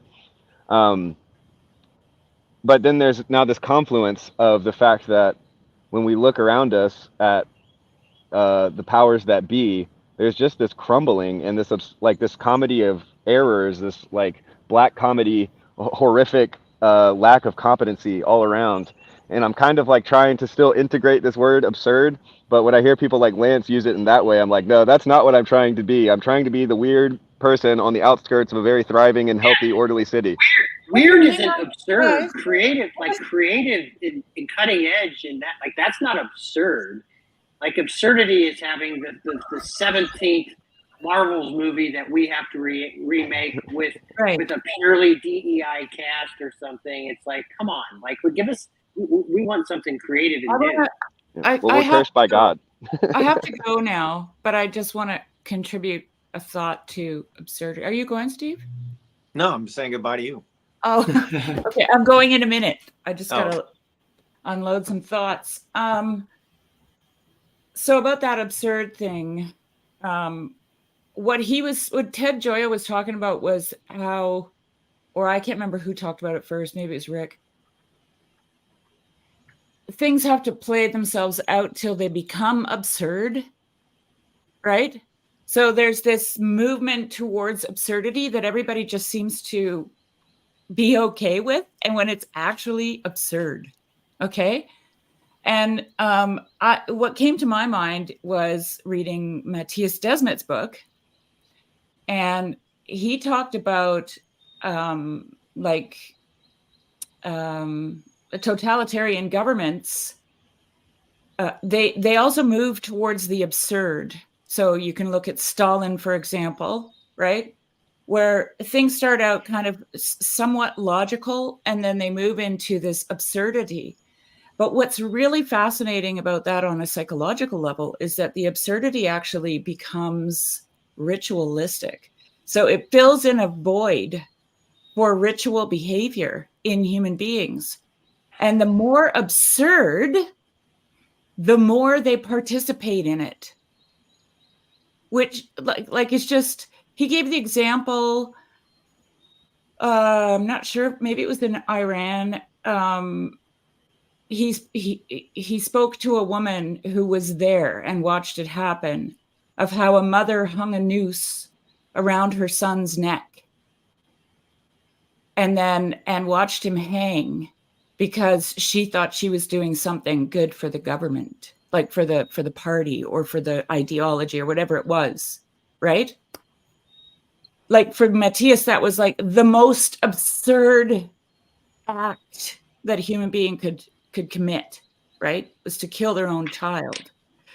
And which, you know, we could all run down that whole trail of child sacrifice and all that stuff. But let's just keep it here. His point was when these totalizing systems, and it doesn't have to be just propaganda type government, tyrannical government, it can be a totalizing philosophical system. It's an ideology, right? When they grab hold of people, they actually move people into a ritualistic behavior that the more absurd it is, the more it binds them together. Yeah. Like if anybody has not read Matthias Desmet's book, The Psychology of Totalitarianism, just put it on your list because it is amazing. And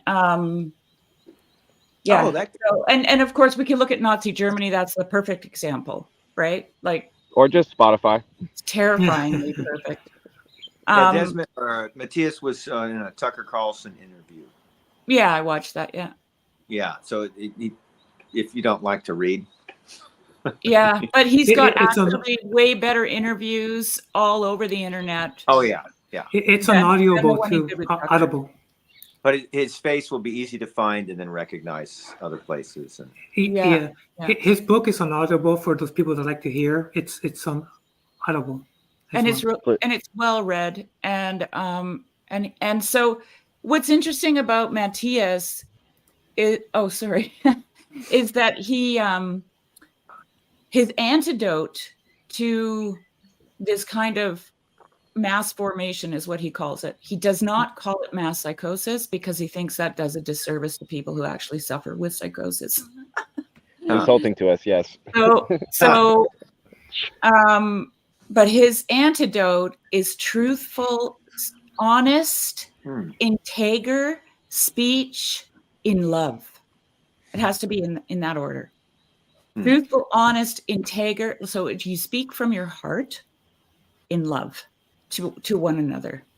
It's like a step further than Solzhenitsyn. And I want to say something. And sorry, Sherry, I don't mean to cut you off because I know you're going to be taking off. But I do want to say something before I lose the thought. These power structures, the most famous one in Jesus' time was the Roman Empire, right? They were powerful, right? A regular person cannot take on the Roman Empire, right? And Jesus did not go head to head with the Roman Empire. Remember when he wasn't even going to, remember, he's like, give to Caesar what is Caesar's and give to God what is God. He did not take on the Roman Empire. No, I think Christ is the model for Matthias' antidote. And this is where I'm going with this.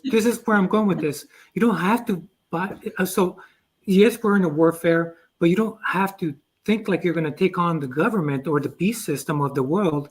Jesus didn't do that, but still, the Roman Empire crumbled and Christianity is still here.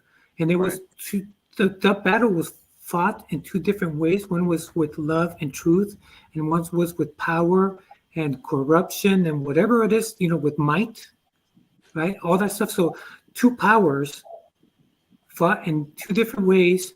One crumbled, one is still here. So what I'm saying is, this is where I'm going before I lose my frame of thought, is we can, yes, honesty, truthfulness, remember who gives us the power and the truth is Christ. As long as we keep our identity in Christ and we don't lose sight of that, right? We keep our eye on the prize and we continue to be honest. So when people run into absurdity and they see someone with truth, they know where to go. And I think this is why TLC is, and Jordan Peterson and PVK, I think that's why they're beginning to shine more and more each and every day. Yeah. Is because in the midst of all this absurdity, they see a beacon of light, right? And they see Yeah. it. Everything else is dark, and they see that. And like I said, the pendulum is swinging the other way. I just Sorry, I wanna didn't mean make- to cut you off. So yeah, go ahead. Okay, I just want to make the point, and then I really have to go because I got to go do all my animals are, they're all like, I can feel it. What I want to say is when Matthias says that you need to speak the truth honestly and from a place of integrity, that to me all indicates humility. You don't have the truth. Yeah. Okay? It's not something that you wield. You love one another, right? And then you're vertically oriented to God. And so Yeah. integrity for me predisposes one to being as whole as they can be, right? Which requires humility, because you gotta take the good with the bad, and you gotta be honest with yourself, right? Yeah. Can I interject? Mhm. It's the truth, not my truth. Yeah. And Well, that's what even we talk that's about problematic, even because the truth for me is not the truth for Jacob, is not the truth for anybody else with a different frame, right? But there is a still But is small Jesus voice. Lord no matter what, for We have example? a still small voice, and that, and that's the thing that speaks truth. We know that we're not supposed to murder our brother and steal our neighbor's wife. We know this, okay? And it's universal. So anyway, I that's just what I want mean by to say, I just want to make that point, because I don't want people in the chat to go run off with their truth flag, in the name of Matthias Desmet. God have, forbid. And Alex, see, Sherry, and Alex, you use the word beacon of light. That's actually the same thing that Matthias talks about. So people ask people, okay, so here's the question. We all see this mass psychosis that's going on around us. And it's like, he's like, what do we do? Because, and he's a really hard question, because he's like, it's not really a good answer for this. Like, if you would talk to totalitarian regimes that we saw through the 21st and the 20th century, it's like, what you do is you basically, you speak truth, but you just set out beacons of light, and people will find their way to the beacons of light, right? And I think that solution, that's a method that's talked about by all sorts of people, including Jesus, including Jordan Peterson, not like making an equivalent there, just the message. It's, so Peterson's like, clean your room. Jesus says that they will know us by our love for each other, or that they will know us by our fruits. There's a fellowship with a blue and yellow book, and they talk about how you carry the message because you're living this certain way. I don't know if that's too vague, but basically it's like you transform your life and make it clear to people, like, this is who I am, this is how I am today, and that's what will change people. It will attract people. And like we don't have F-16s, so we can't like change the absurdity in my country that I live in, is one of the things that people joke about. But I don't need an F-16. I need to repent. If I repent, that's Who like needs a the most F-16? I can possibly do. Well, when you repent, you're already changing the world, because the Yes, world exactly. is better, and people, and you might be the only person that somebody else that is in need that is going to run into. And if he finds you, then you not only change your world, you change his world for Christ, and on it goes. And like I said, different battles, different tactics, but we don't have to take on the Roman Empire, because that Christ never did that. Yeah, he did it in a different way. Yeah. Can I say something about absurdity again? Hopefully not going too far back, but I've been thinking about this. I kind of want you guys to chime in on it because I don't know if you ever heard Peugeot talk about the upside down world. Like, so you see this happen in different stories in the Bible. Even the one that comes to mind quickest is the story of David. He's anointed king, but he's in exile, and Saul's king. So there's this like upside down world where the anointed king is like living in the land of the Philistines and raiding, you know, the neighbors there. Anyway, what's the purpose of that? Like, why does God do that? This happens in Job too. Job goes into an upside down world, and so the idea I have is it's for the purpose of revelation. It's for the purpose of unveiling something that's hidden. So here's an example. There's that movie A Knight's Tale. I think that's what it's called. It's got Heath Ledger and I can't remember her name. Anyway, the story is that he pretends to be a knight because he's not allowed to be. Like, you have to be born noble, but he makes his way into all these tournaments. And he's kind of trying to like prove himself. So he meets this princess, and he's like fallen in love with her. All of a sudden, she's become more important than proving himself as a knight. And so he says to her, he says, "What can I do to prove my love to you?" And she's like, "There's nothing you can do." And he's like, "I will win this next tournament for you." And so she turns around. She's like, "Win it for me? You'll just win it for yourself. If you truly do love me, lose." And so Heath Ledger has to engage in this absurdity where he just stands there. He doesn't even tilt. He just holds his lance and then just gets blasted into oblivion round after round. And like after 2 or 3 rounds, she goes, "He loves me." And then she sends her messenger down. And then the messenger girl says, "My lady now knows that you love her. Now win." And he's like, "What?" But what happened in the absurdity was there's this disclosure of his true love. That she was skeptical of, that she doesn't have access to. We don't have access to what our internals are. And so in order to disclose that, you have to engage in some sort of absurdity, I think. And this ties into like what you're talking about totalitarianism. Like, in order to prove your internal devotion with more than words, you would engage in an absurdity in order to disclose a allegiance to the totalitarianism. And so that's what absurdity is supposed to do. The Christian absurdity is forgiveness, something like that, or the love your enemy. Blasted by lances. Yeah, but and this happens in Job too, because like you think like, why did Job suffer? Because God knows everything. Like God knows who Job is, and you would think that everyone would assume that Job is a good man because God blessed him.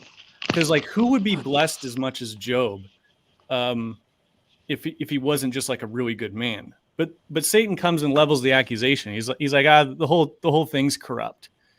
And so what's unveiled in Job is it's not hidden from God. God knows who Job is, but everyone else is skeptical. They don't know who Job really is. And it's only through his suffering that we end up seeing the man that God saw all along, the blessed Job. And you know, if Job never suffered, there's no book of Job. And we all benefit from his suffering. And we see him as he really is. And it's something about that.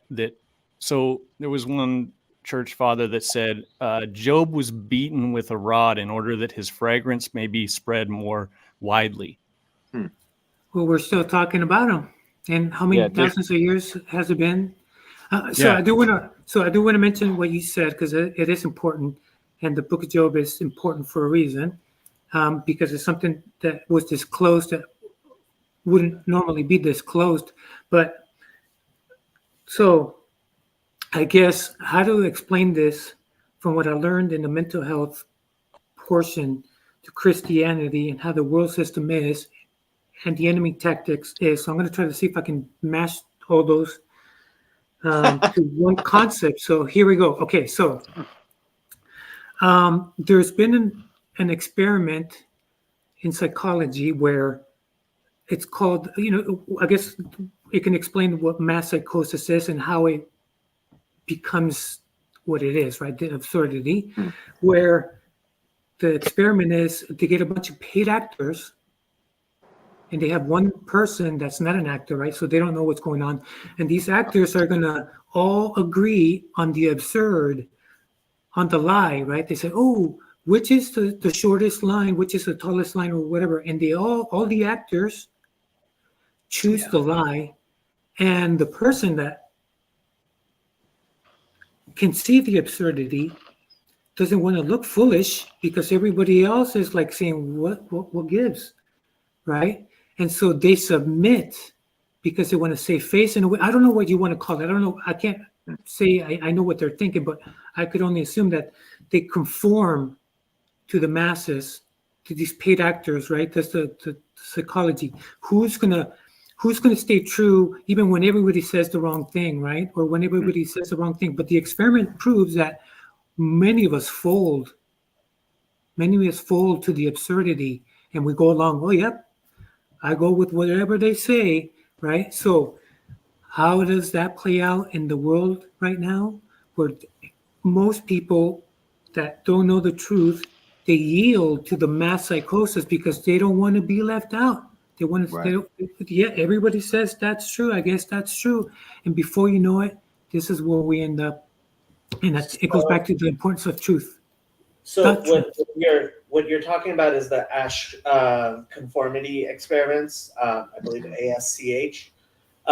And the crazy thing about that was that after the experiment, they told the people what they did. Right. And the people, a large percentage of the people who went along were like, oh, no. I wasn't going against, right. That's what I actually saw, right? And the capacity of the human being to delude themselves is just so huge. People think that people are obviously lying when they're gaslighting them. And sometimes, no, we lie to ourselves more than we lie to other people. Mm-hmm. That's why it's so easy to lie. Right. And sometimes it's difficult to see the truth of ourselves, right? Just how bad am I, right? It's just how, but that proves just how much we need a savior, right? Because without him, I know where I'm at without him. I've been there and I don't like it. I'm a mess without him. And there's another experiment, and Jacob, you might have heard about this experiment where they do the electroshock test, where again everybody's in on it, but the subject, I guess, and they're supposed to be shocking, and the actor is not being shocked; they're just pretending to be shocked. And even when they're applying the lethal dose, they still go along with it because, well, he says keep going, so they kept going. What is that proof about who we are without Christ? How far do we just play along, go along without Christ? And that's why the truth, I keep saying the same thing over and over, and I apologize, but that's why it's so important that the truth is that we don't lose sight of that, right? That we keep the eye on the prize, because man, this world is absurd, and it's going, and it's heading there. Even so, I mentioned about these new technologies, just like the iPhone that we use nowadays. Where 20 years ago we'd never used it because it wasn't even invented. With this Neuralink, that some of us, the world is going to be connecting their brain to the computer, and the computer is going to be connected to the mainframe, and information is going to go back and forth, and before you know it, how do you know that if your thoughts are your thoughts? And because people are that's already happened, right? But where is this going to be at in 20 years? How is society, mainstream society, the absurd, the absurdity, where is it going to be at in 20 years with these new technologies? I mean, that's just a scary thought. Those scattered like Babel or crushed by the closing of the Red Sea or something like that, you know. Well, here's what I would say. I don't know if you guys can hear me because these stupid headphones. Maybe to be 50 years. Can you guys hear me okay? Yes. Yeah. Oh, okay. Michael, we can hear you. So David and I, we talked about that hideous strength the other day, and that's the C.S. Lewis book. And there's this thing where there's this objective room where they're trying to initiate this guy into like basically a secret society or whatever. And you go into the room and everything's like a little bit crooked and weird and it's all warped and twisted. Huh. And it's supposed to like shape your brain to make you malleable and open to all sorts of stuff. But the interesting thing is that like the absurd or the untruth or whatever, I like to think of it as the subversive, because that's what everything is now. Everything is subverting. They're always taking a story and then they're twisting it, but it doesn't work without like that thing, that core element, which is the truth. Because even like, so it's interesting, so I'm glad McMo's back, because when you think about the music and stuff, we had a time when there was a higher level of absurdity. Like if you listen to John Cage, he's just noise. It's not music at all. And that went too far. Careful. well, here's the thing. I mean, the whole point of it is, if this is music, you can believe whatever you want. That's the point of that music. And there was there was analogs with cinema and art, painting and all fields of art. So like 60s and 50s, 60s, 70s, like at the cutting edge, the people were really they pushed the boundaries to the logical conclusions. Yeah. And then we kind of had a peeling back of that, where people realized like, oh, that's not going to work. The public won't accept that, or they're not ready for it at that time anyway.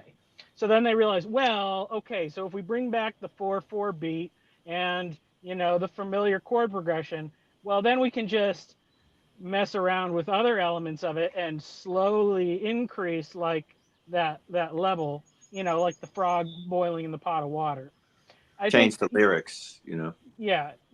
I mean, I think there is a point you get to still where it's like you cross a line, and then it's scary how many people, how much farther away that line is for some people. But I think it's like, well, scary in which direction?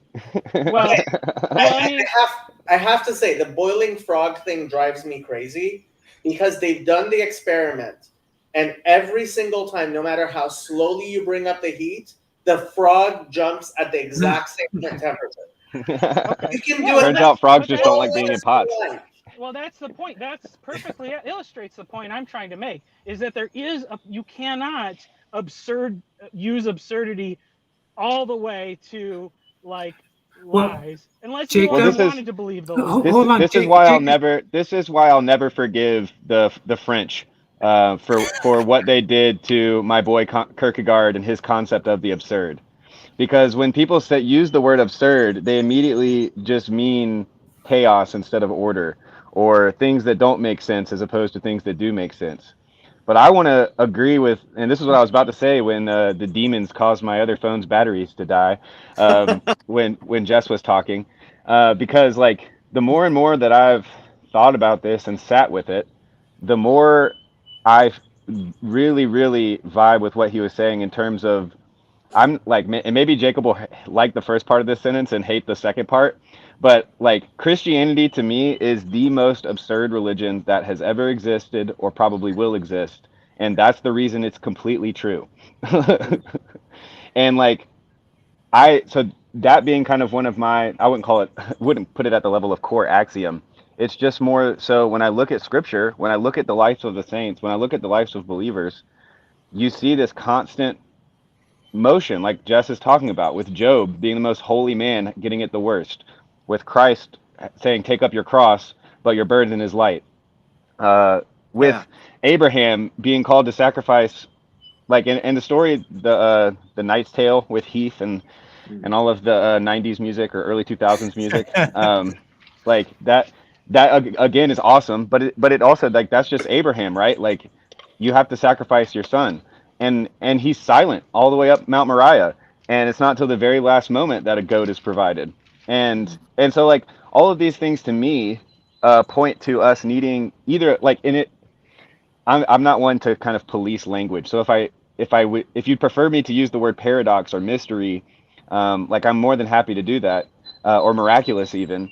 But I just don't even know, like, um, it seems to me that a completely incomprehensible divine creator would not necessarily may act, maybe this is the better way to put it. He may actually take great joy and delight from confusing us and tricking us and hiding behind his hands and saying peekaboo, like playing peekaboo and all of that stuff, which Sherry talks about with the wooing. I like, and how many people have been like, I'm never going to be a Christian. Like, that's absurd. Like, but now we live in the upside down world. But that's why I don't want to call it absurdity, because it's absurd that new atheism or new atheists now want to be known as Christian nationalists. Like, that's absurd, and it's fundamentally probably a good thing, So, like, that's why I kind of am. If I have one point, it's that, like, absurd does not equal bad, and, like, legible does not equal good, I guess. Yeah. Yeah. Well, So, I don't think it is bad, but I think, well, in saying, like, so, because when Sherry was talking about the whole thing about, like, being with the humility and like, when you're sharing truth, like, all that's great, but, like, it's like when you get to the point where the world is so, where the absurdity is like this disconnect, this thing where it's like there's a pattern that doesn't fit. So either, like, if somebody comes in to a normal place of business and starts spazzing out, that's an absurd thing to do. But in our current world, the absurd thing to do is to be what was traditionally considered normal, like, it's like the red pill guys, like, they get to the point where they're like, like pearly things. It's like, it's absurd for men to get married. Like, why would any man ever get married? It's like, well, you kind of, yes, there is real risk. Yes, the woman can take all of your assets and all that stuff, but you still got to do it because it's not going to get better from people not doing it. And so, like, the absurd is the thing where there's, like, I don't know about all of what's true, but I know one thing is true, and it's not what you're saying. That's where So that's why it's like a tipping point. I think what's absurd is all the stuff that we invent to try to, like, I'm speaking from my personal experience. I invent these ideas, or I invent these, like, new rules, or I throw out the word "my truth," that kind of stuff. I invent that. I find people who, like in that experience, this is how long the lines are, and even if we all know it isn't true, I'll go along with it. That's the absurd stuff, and then eventually we hit the real limit of it, because it's like, I can say, oh yeah, it's okay to do this. I don't want to get political, but so it's like, it's okay to do these ridiculous things that we all would have been probably executed for in the past if we did them, or at least completely shunned by society. But it's cool to do that stuff, but eventually, when we can only fall for that stuff and lie to ourselves and delude ourselves to be able to do stuff like that, or to speak and argue with people on those points, if we ignore some of the story, or we ignore some of the parts of things that are also true. So it's just like we're papering over the actual truth with this delusion. But at some point, there's going to be a reality. Like, for example, we're going to be skipping a generation because of what we do. Like, they're like, we're going to end because of what we're doing, or we're all going to starve to death, or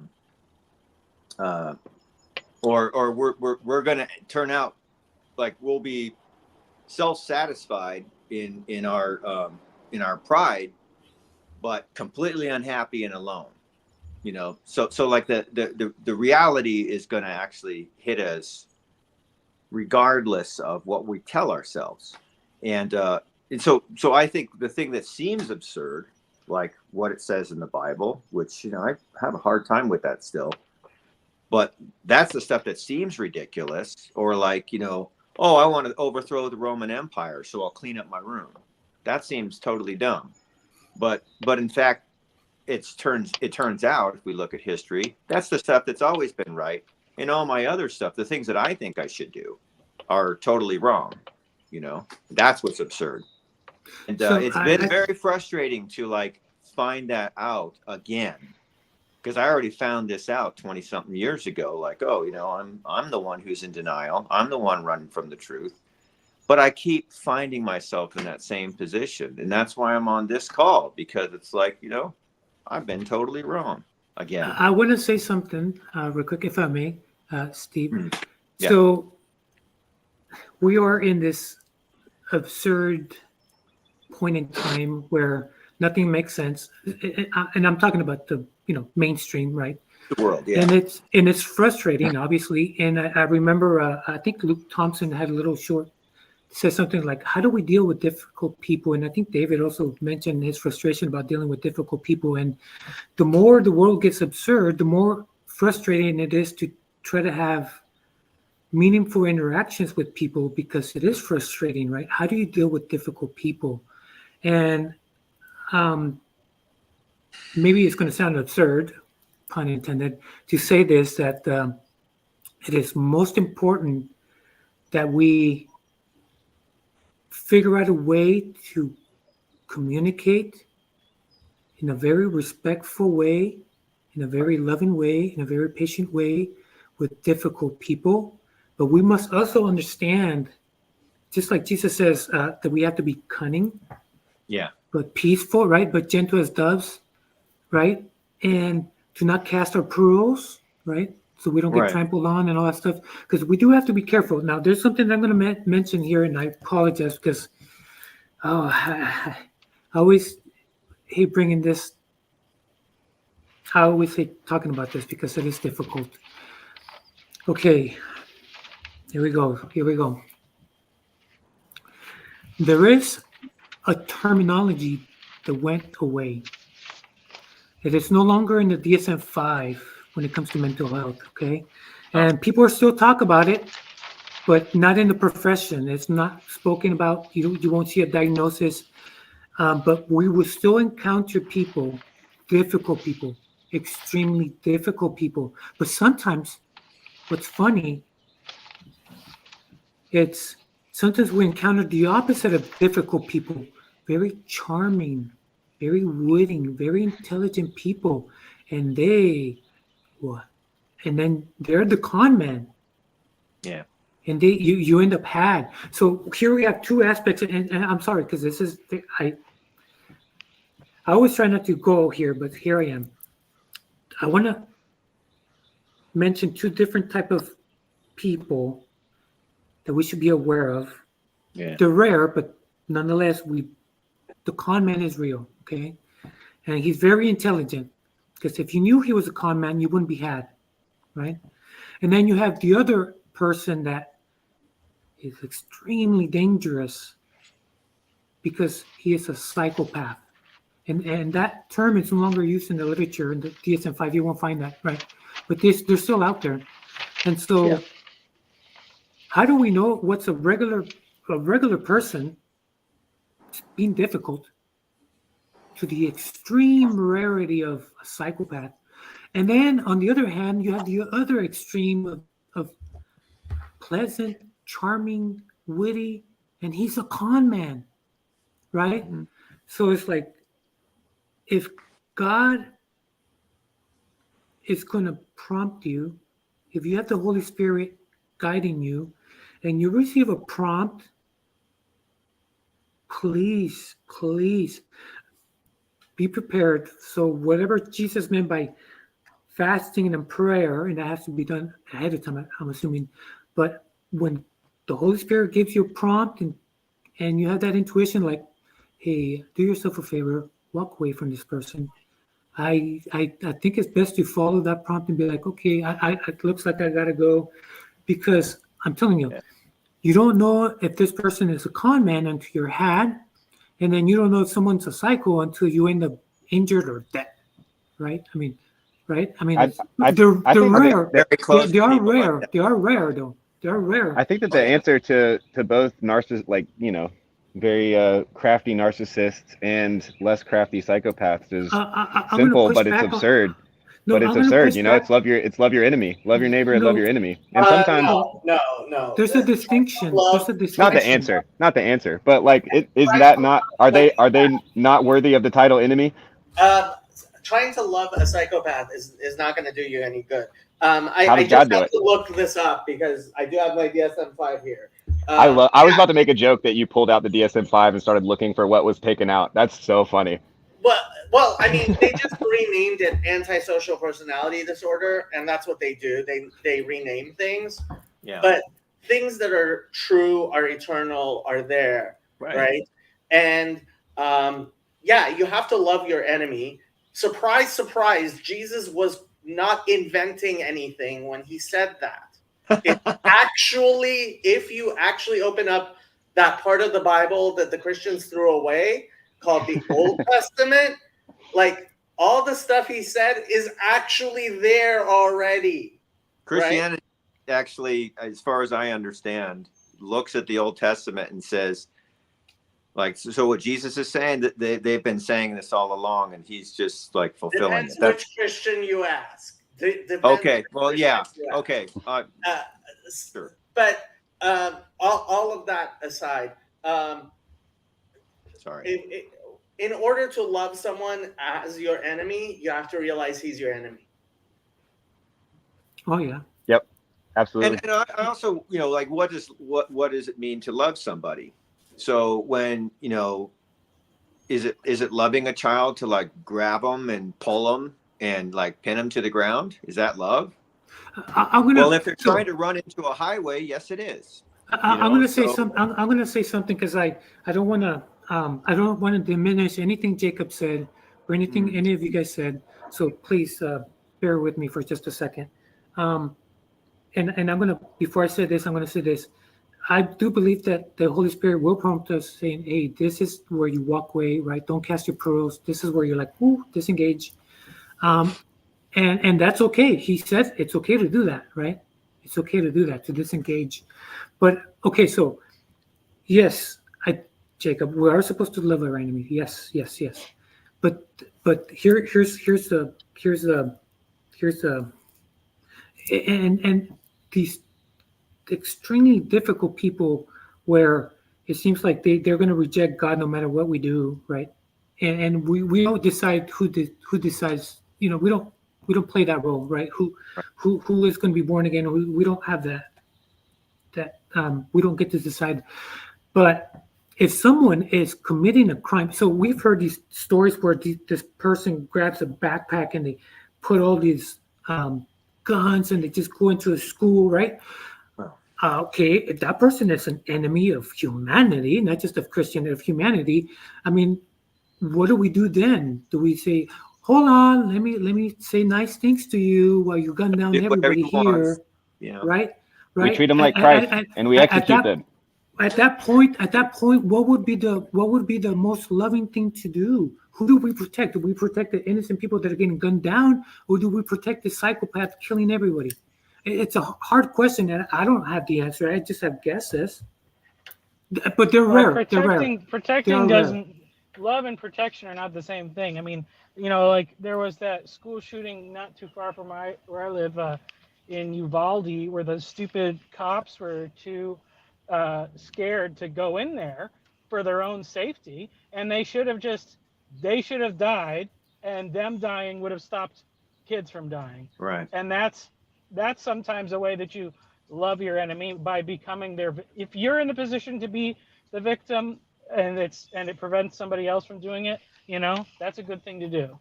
But you know, I think the real question is, should those Uvalde cops run into the gunfire firing their own guns and killing that guy? Yeah, they should. That's not a hard question. Oh, and, you know, it depends on who you ask. Like Jacob was saying, it's depending on which person you're asking. Yeah, and Jacob agrees with me, right?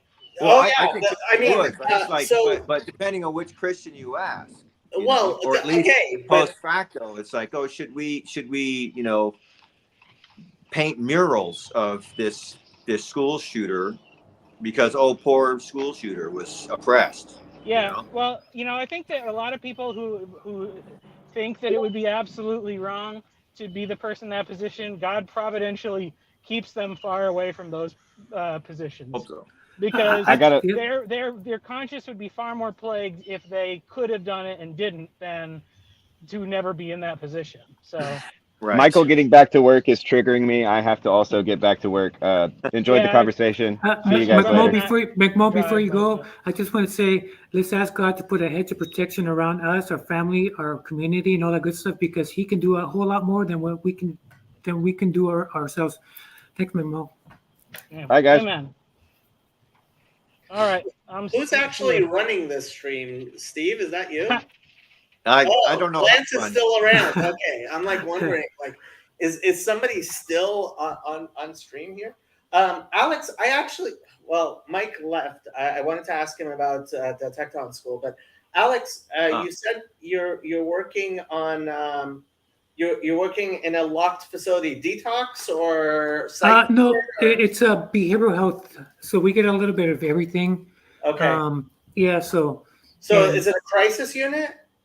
It's I guess it's psychiatry. We have we have psychiatrists, we have social workers, we have long-term care. No, short term. Yeah. Now there's people that come in there because they get put on a mental hold. Okay, They don't want to be there, and yeah, so it's a little bit of everything, and it's like I said, it's a different world, and you get to see, and anyways, that's why I ended up devouring all these books that had to do with psychology and all kinds of. I mean, the stuff that I just distinguishing between personality disorders versus bipolar. What does it look like when someone is manic? What does it look like someone that has borderline personality disorder versus antisocial personality disorder? And it's all, like I said, I didn't know any of this before I started working there, but knowing about that forced me to know about myself. And then looking at the big factor 5 and the ocean and I remember hearing about when you have a discussion and then you start getting upset over what somebody said, the problem is not with the person that said that. The problem has to do with why am I so sensitive to this topic, right? Right. What is it that I'm trying to hide deep down inside? And it sends you on this quest to find out what the heck, who am I? What am I? What do I not want to see? Right? And every one of those openness, conscientiousness, neuroticism, all that stuff is like, we're somewhere where it's a little bit of, am I too sensitive, not sensitive enough? And God will mold you. God will, I want to be less like me and more like him. And he shows you what he needs to show you in his own way, and everybody's different. But man, what a journey it's been. What a journey. Awesome. So feel free to not answer either one of these questions, but I was wondering, A, what region you're in, and B, you're a psych tech, I'm guessing? No, I'm a registered nurse. Oh, okay. Yes. And I'm in Idaho. So it's a small community. So this town, like it's in the skinny part or the fat part? It's well, I don't want to. Okay. So here I'm going to do. So you have no idea where this guy is. So I'm going to do generalities, right? So my town's about 50. That's 50,000 ish. But because remember, there's not enough facilities. There's not enough mental health professionals. That everybody's always not enough beds. They got to send them somewhere else. So we get people from anywhere within the 3-hour radius. So there's metro areas where, there's a million or I don't know, close to 1 million population. So we get people from everywhere. So we get to see all of, a little bit of everything. Yeah. So I worked in youth at risk for a while, and it was basically just looking in a mirror. Especially when I started reading like stuff that would help me do a better job. And I could relate to what you're saying. And there's people that I worked with who worked in facilities like you're talking about. And you when you first started talking about it today, you mentioned how not a lot of people can handle it. Right. And to me, the thing that popped in my mind was you have to have good psychological boundaries. And that was one of the struggles I had with the youth at risk. And that was one of my early lessons, was like, I needed to notice there's a difference between them and me, and that I'm not them. And so I started pretty low on the rung, low on the ladder. But yeah, that's I'm impressed by. Yesterday I was with a friend who he had a stroke, so he's just barely kind of coming out of it. And the physical therapist came in, and just the way how patient she was and how cheerful she was, yet how unyielding in any way of like, you need to touch your elbow, and like how strong she was. But man, not a bossy person at all. There's no way she'd bulldoze her way to the front of line at Starbucks to get her order fixed on her own terms. If she was, if the barista transgressed her by like not putting enough cinnamon on it or something, not that kind of strong person, the opposite of that. And, it's like a lot of things. Boundaries. It's like, I could be like that and I'm not. Right. And you know what? I have learned a lot from my peers.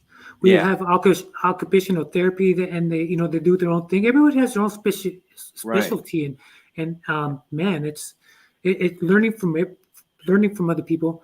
I have learned that there's a lot more intelligent people than myself, and I can learn from them, right? And if I listen, right, I get to learn, but I can't learn anything if I'm talking. So when these people that are more intelligent than me, that have more experience than me, and I just send it my way, send that information my way. That's awesome. So you're an RN. Have you considered becoming a nurse practitioner? Well, I was on my way, and to say this, I did change my major even before nursing. So I guess I'll backtrack before I answer your question, Jacob. So I thought I was going to be doing business, and before that, I thought I was going to be doing hospitality management, because before I moved to this area, I was in Nevada, casinos, right? Yeah. And right, so hospitality management was like, ooh, I wouldn't do that, and but God had other plans. So when I was in California, because I was in California as well. When I was in Nevada, the one thing about Nevada is that alcohol is always there. They don't close anything down. Right. Right. You can go at any gas station and you'll find not beer. I mean, you will find beer, but not just beer. You can have hard liquor 24/7, 7 days a week. It's always there. You go to the casinos and they give it to you for free. And it's a different world too, right? Yeah. So I remember my friends, because, they'd be bummed out. It's like, what happened? He's like, well, I got drunk last night. They ended up going to the tables, and I know I just got paid yesterday, but my paycheck's gone because they were drunk, and they, and so I was young then and dumb and not listening to God, trying to run away from God. As a matter of fact, just the opposite. I was trying to run away like the prodigal son. And there came to a point where I was just tired of the beatings, tired of just being in the, the prodigal son where he's with the pigs, the pigsty. And I was trying to change. And then I would sober up and I would be hanging out with my friends. And before you know it, my friends would change me, right? And I was like, dang it. And I would have to start all over again. So finally I went to the priest. So, full disclosure, I did the whole thing with Catholicism, right? Even what's the last step? I forgot. It's been a while. But anyways, I did the whole thing because me and my wife, we had to get, no, we didn't have to. We wanted to get married through the church, so we had to do confirmation. There you go. So I used to be, and I don't say this to offend Catholics because my family, I'm not saying no disrespect. I'm just telling my what I experienced. So please bear with me. So I'm going to go back to my original story. So I went to the Catholic priest and I'm like, you got to help me. I've been trying, and I just can't. I can't. I'm trying to do the right thing and I can't. I just keep doing the wrong thing each and every time. And the priest tells me, you know what, Alex? You're young. You don't have kids. You're not married. You know what? You need to do just a radical, you need to move away from this town, away from Nevada, away from alcohol. And do you have family somewhere else, right? They're like, start over, start fresh, get new set of friends, get friends that don't drink, right? All that stuff. And at first I said, sounds difficult. Sounds too hard. But remember, the beatings and the beatings and the beatings and like, so yes, finally I ended up moving, just gone. I moved and it did work for some time.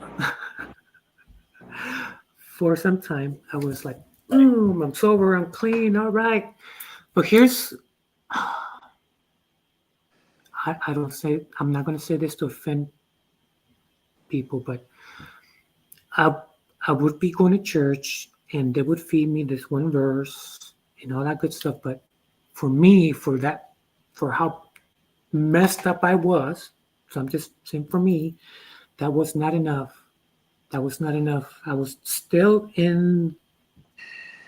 residing with the pigs, right? Yeah. And so I was invited to a non-denominational church. And so did my wife. Before we were married, same church, different times. Fast forward, because I want to go back to my original story. Holy cow. I was going to go back to the original story and You were talking about being a registered nurse. Yes. Is it the original story or? Oh, yes. Thank you. So I changed my major. So, okay. So I was in the hospital.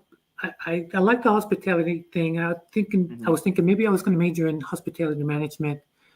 Then I started working. I got my Associates of Applied Science and Hospitality Management. The company I was working for was going to pay for my bachelor's in business, right? God had other plans.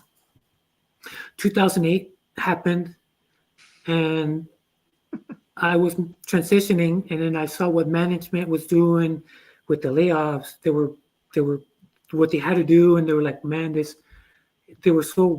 felt guilty about doing what they had to do, but hey, they got to do what they got to do, and I was thinking, okay, why am I okay? So I want to do the right thing for the right reasons, and then when I went to my company and I said, I think I changed my mind. I think I'm going to go into nursing. They said, okay, you can, but we can't justify paying for your bachelor's in nursing for what we do. So you can do that, but you got to pay it. So I had to do that on my own. So that's how I ended up changing my major. And you said, do I have aspirations to be a nurse practitioner? So that's where my original story. And I had plans. God had other plans. And so I am, I'm doing the thing. I do become a registered nurse. I start getting experience. I've been a registered nurse for a little bit over 11 years. And my plan was to continue on. And I was planning on getting my nurse practitioner. But by then, I was already in mental health, and I was thinking I was going to do NP and psychiatric. And I had everything lined up. I had researched the master's program that I was going to go into. I was this close, and then COVID happened, and the world, not just my town, the world, everything went like, what? Everybody's scared, and now here's the thing, because again, I say this because this is my experience, because when it comes to the virus thing, I don't even want to mention it. Whenever that happened, that banner, right? Okay, whether this is this or that, but I do know this. I had people that I went to high school with that were the same age as me, that were healthy, and then they are no more, right? And then I know other people that were not really healthy, and they're still here.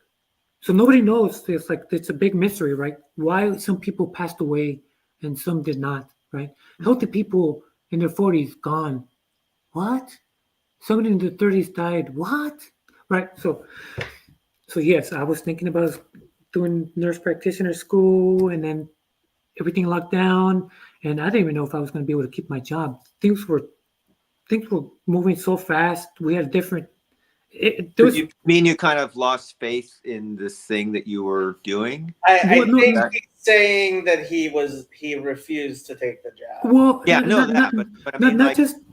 But is that kind of a hidden point that I just like make explicit? Like, are you saying, like, so you were kind of in the world of NP and all that, and then you saw a side of it, or you saw like, and so now you're kind of thinking maybe something else. Well, here's yes, and not so. This is okay. So my wife. I don't want to give too many. I don't. Sorry. Tell me your social security. My wife. Yeah, there you go. My wife. She works for herself, so she owns her own business, right? And for the first time ever, they're like, well, even if you work for yourself, we're shutting down every business, right? And who cares if your business survives? They don't care, right? Everything was shut down. Nobody knew what was going to happen, right? And then in where I was working at, even before it happened, we were having a restructure. There was change in management. There was a lot of moving parts. So me personally, didn't know what was happening. It was like, what the heck? And I'm like, this is God telling me this is not the right time to get into more debt. Because those master programs are not cheap. And then, so what ended up happening is, I don't have to take any classes. I don't have to do no. So instead of reading textbooks that I was forced to read and forced to know inside and out and all that kind of stuff, and everything's peer review, I'm now reading things that I want to do. Right, and I'm just reading all these books, audio books, watching all these videos, mental health, all that stuff, right? All these fiction, science fiction, and then when the dust settled, and I was thinking, okay, it's time to get in there and get into debt, and now it's like God saying, no, you're going to do something different. You don't know what it is yet? You do. Here's the thing. I don't know how God works, but I do know that if you're honest enough, and if you wait, you're going to get the answer, and it may not be the answer you were expecting, but oh boy, does he answers. And I'm waiting on him, and I've been, in the meantime, I'm still trying to be productive, but I want to keep my eye on the prize. Because that's how it is for me. Like I know the path, all of my plans and schemes. I've been shown that I'm wrong, but I'm not shown that I'm wrong by, no, this is the new target. It's more like, no, this is not right. So, I mean, sometimes I experience it. It's sort of like, hey, you dummy, get that pride out of there. I mean, I only realized 2 years ago how prideful I still am. I didn't even know, like, it's like a whole dimension of pride that I wasn't even aware of. And to the point where I'm like walking through the snow with the sun setting, and it's like there's so much bright light in my eyes, I have to like bow my head and squint while I'm realizing I've been like this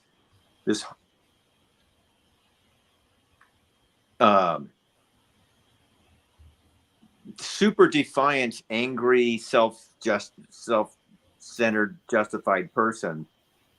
The moment I'm learning that, it's like I'm even like, you can't even raise your head up, Steve.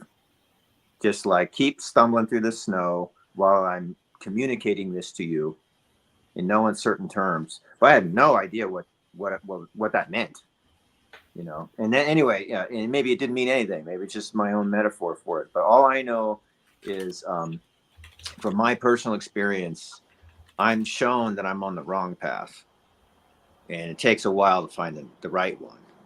And the fact that I keep having that happen makes me realize it's definitely not me, the one who's like, oh, well, now I figured it all out. And, like I'll build up like this castle or house of cards or something like that, thinking like, oh, things are working out for me. And like I mentioned earlier, it's like, I'm deluded. So there's facts. There's things that are true that I'm sort of ignoring. It's like, you have a data set and you get these outliers. You snip those off your data set so your curve looks right. I'm doing that. And then suddenly it's like, no, I wasn't right, because I was blind to these things. I was ignoring these things. And and so I've learned that I have to be patient. I'm not patient. I'm not tolerant. I'm not open-minded, but I've learned like that's what it's going to be. And so we'll find out. I'll find out where the direction goes. I know Lance has to leave soon, so we're going to have to wrap this up. All right. But I have to say, there are 26 people watching, and my YouTube only shows 11 likes, which tells me that everyone who's watching who hasn't pressed the like button is a horrible person. The final judgment. Well, Did one you of the like things me or not? I never knew. One of the things that irks people's ire around here, but one of the things Jacob wants to do is going back to getting the signal out, like Matthias Desmet talks about having the beacons of light go out, right. Is he wants to strengthen the signal so more people can find their way into this little corner and find these conversations and find these people. So I found it. There you go. Because YouTube served it to me because of like buttons. Yeah. So I guess what they're all trying to say is hit the like button, share and subscribe. Share with your friends. Smash that like button. Yeah. I can't see it with my phone turned this way. So anyway, sorry I have to cut you guys off here. I've got to head over to a meeting. Hey, Alex, wonderful. Steve, I don't think we've ever chatted before. Alex, I know you're new to the corner, and you were a lurker, and now you're jumping in the fray. And Jacob, I'm glad you came on, and we could promote Fountains of Comfort and that stuff. Yeah. So that's very interesting to me. Absolutely. Fountains of Comfort, yeah. So and anyway. Continue to be beacons of light. Yeah. There you go. Hey, y'all, we'll close this out. Job or Jess has a new Job music video. Sherry is saying she can jump in if she wants to continue. Yeah. That's I should go, and I've been on for a while. But if Sherry wants to jump in and keep this going, we did at one point have this idea of a 24-hour just chatting stream. In fact, when I pitched it to PBK, I said we need 3 24-hour just chatting streams, but that never quite happened. Yeah, I think DoorDash is not available everywhere yet. So, all right, thanks, Sherry. We need the infrastructure. Nice to meet you. Yeah, I can. I'm gonna be here, guys. If you want to continue, because yeah. All right. Well, it is my day off, and I got a few more minutes, a few, whatever Feel works. free. Can I'm you just at least making my answer start. what? Bye, Jacob. Bye, Can you Jacob. answer what were you doing Bye. with those roly things? Oh, carding. I'm What? spinning wool, so I have to card it into these bats, and then Okay. and now I'm spinning it. Sherry, I did catch that one video where it was you and the other guy from Grill Country and Jordan Hall. You were talking about the knitting. Yeah. And yeah, it's how when you first learn that skill, you have to you rely on the pattern, right?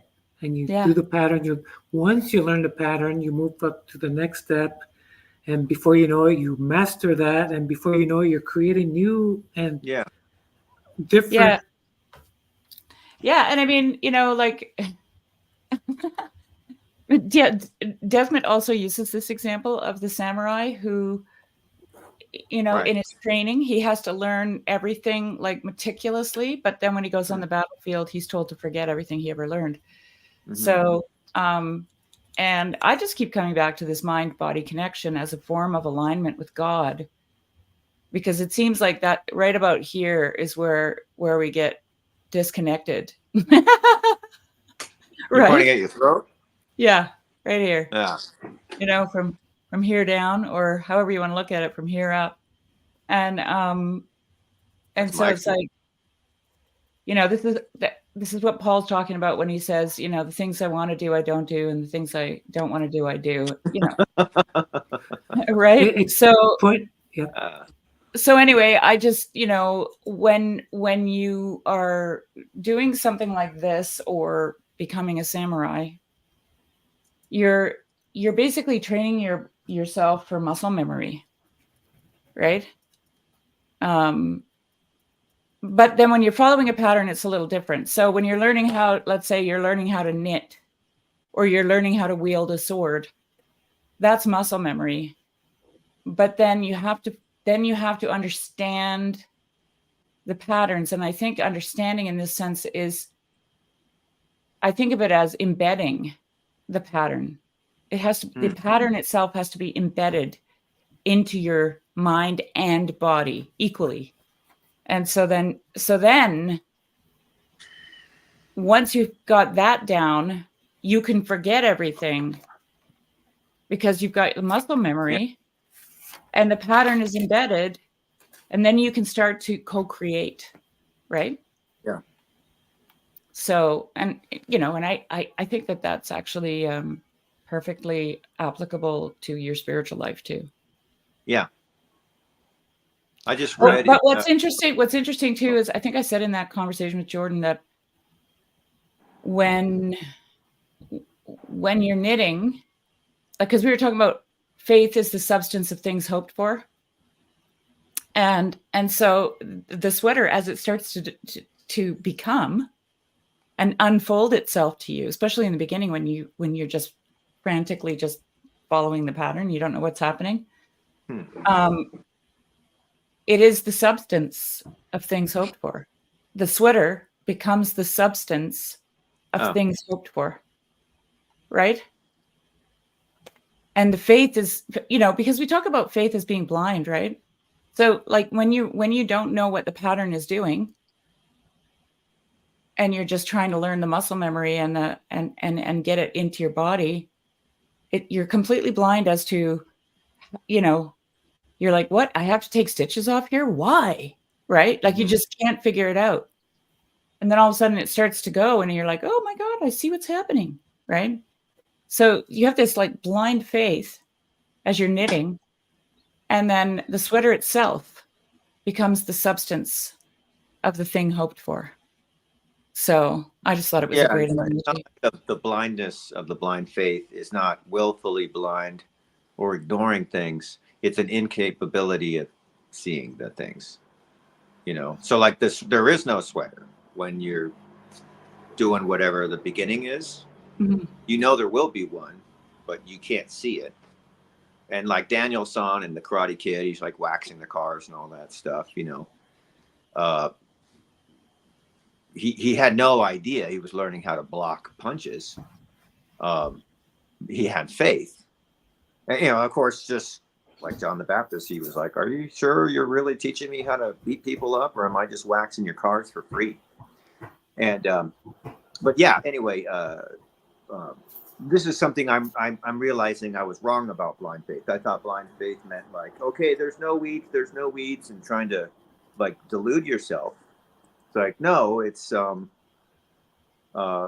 you're unable to see. I'm also old enough to know like there's all sorts of stuff I had no idea about. I did not see, and all these people around me, all the movies, all the books, my dad, everybody's trying to tell me this stuff, and I did not get it at all. So now I realize, like, yeah, I was blind, and at this point, I'm also realizing I am still blind, and that will probably never go away. I'll be blind to something at least. Yeah. But so Sherry and Steve, so that concept about you go through the motions, you first have to learn the pattern, right? And you have to do it a few times before you understand what it is. And then after that, you can move on to the next phase where because you understand now how things work, you can create something different. Sherry mentioned that, you start with the sweater, but then before you know, you're making mittens or you're making something different, right? Because you already know how things work. And so the word, right?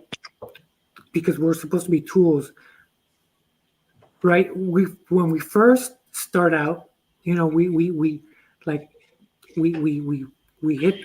fall on our face time and time again. We don't know what we're doing because we're barely learning the basics, right? We're building a foundation, and we start somewhere, right? Yeah. And it's one of those things where we don't even know how it's going to work out. We don't know where this is going to lead because we keep falling on our face. And before you know it, you go from making sweaters from this algorithm that right? And then before you know it, you're just guided by the Spirit and just, right? The laws in your heart, that kind of thing where you're doing things where God's going to show you and direct you and you don't even know how it's going to work out. So is that hope? Is that faith? I don't know. But if we stick to it, right? If we don't give up because we keep falling in our face, will we get to the point where we go on to the next step and to the next level in our spirituality, in our walk with Christ? Well, I think so. I think for some people it takes longer. Yeah. Sometimes it's on their deathbed. Sometimes, in my opinion, sometimes it's after their deathbed. So I can't hear. I just said, for some people it just takes longer. For some it might be on their deathbed, and for some it might be after their deathbed. Maybe that's the part you couldn't hear because it was shocking. But anyway, that's what I think. I wonder if he lost the connection or the Wi-Fi. Who, me? It's no, Steve. Low power mode. Okay. Anyways, so I want to pivot on the stuff that we said because we were talking about the absurd and where things are going, and this morning when I was getting a little my devotion before life gets in the way, right? Before I start doing my own things, I was reading from 2 Timothy chapter 3 about the last days and the perilous times. And the one thing that I have, that I've noticed is that Christians have been reading that book, that chapter, every century, right? And they have to interpret that in their own, right? They have to apply it, whether it was the end, whether that was the last days or not, right? They had to read this and they have to apply it and they have to understand it. What does it mean? What does it mean? And right? And we're doing the same thing because I know that, and I don't say this to cause division, but some people say, no. Everything has been fulfilled. None of that stuff applies. But every century, people have been reading the same scriptures that we've been reading, right? Right. It applied to them. It applied to every one of them. So it must apply to us as well, whether it's for the future or whether it's for now. And like I said, hope and faith and making something after you learn the pattern, and then you can create something different because you understand the pattern, right? It's like, how can we know what God wants if we don't know his word? I guess what I'm trying to say is, yeah, and there, well, okay, so here's the thing about co-creation and knitting and patterns and all that just jumps into my mind right now is we don't want to imitate. I mean, if we're truly creative, and I think that we're all made to be creative. Yeah. in his image. We actually want to make something that comes from us, right? Yeah. And so if you live in a system that's so tight that doesn't allow for that kind of creation, that calls that heresy, for example, then you're basically shutting off the tap for fertility. You're not going to be as an effective tool as you were meant to be, because I think what's fertility though? Fertility is the ability for something to grow, so that will lead to fruit that wasn't there before. So it is creation. You're bringing about something that's not there. You have to produce fruit. If you're a tree and you're not producing fruit, caution there, because I think. But you can't do it without the sun and the soil and the water. Like you can't. If you take one of your the knitting needles, if you swap it out for a ball, you're not knitting anymore. Right. Right. Yeah. That's why you have to keep in mind the source. That's what I'm saying. Yes. Yeah. With the with the word, we're supposed to be like Sherry says, we can create. We can produce fruit. Fruit is something that wasn't there before, right? Yeah. What kind of fruit? We're unique, so our fruit will be different. Right. Everybody, eye, ear, the whole body, but not everybody's an eye, not everybody's an ear. But let me just say this, Alex, because I feel like there's that, and I can be totally wrong, but I just want to be honest. I feel like what you're saying could be misinterpreted as a kind of sola scriptura, everything is text-based. The word is a person. Yes, Jesus is the word. Right. So maybe that's not what you're saying, but perhaps maybe you could rephrase. I will clarify. In light of a person. Yes, thank you for that. I will clarify. And I'm not. So let me start with this. I do not want to cause division. I do not want to say I don't believe in tradition. I think tradition is important. I'm not going to dish on icons or any of that stuff. Nope, that's not what I'm saying. I'm not here to tear down. I'm not here to cause fights or divisions or to imply something that I'm not saying any of that, but I am going to clarify what I mean. So if we're his sheep, we're supposed to be able to distinguish his voice from the enemy's voice, right? Yeah. Where even if the world is absurd, right, and everybody says this is the right thing, I will still be able to know. Yeah, thank you, but no, thank you, right? So when I mean the word, yes, you're right, Sherry. Jesus is the word. And I'm not here to say, oh, it's scripture only. That's not what I'm saying either. But this is what I'm saying. If there's even one person that's still afraid to learn the Bible inside and out, and I haven't done it myself, so I'm not saying that I've done that, right? But I'm saying if there's someone that says, I'm going to wait until somebody teaches that to me little by little, and it might take 50 years, right? But I'm not going to do this on my own. I'm not going to know the scriptures. I'm not going to know it. That's where I'm going with this. I understand that Jesus is the Word, that He is divine, and outside divine we wither and die, right? Mm-hmm. But I am saying this: if we are going to be co-creators, if we're going to be beacons of light, how much light will we have? If we only know one verse when we're out there in the world, and this world is becoming more ridiculous by the day. Well, okay, well, I'm going to totally disagree with you here. Okay, no, that's okay. That's all right. That's all right. Because I met pastors in India who lived in very remote places and they couldn't even read. Okay. Okay. All right. Like they had no,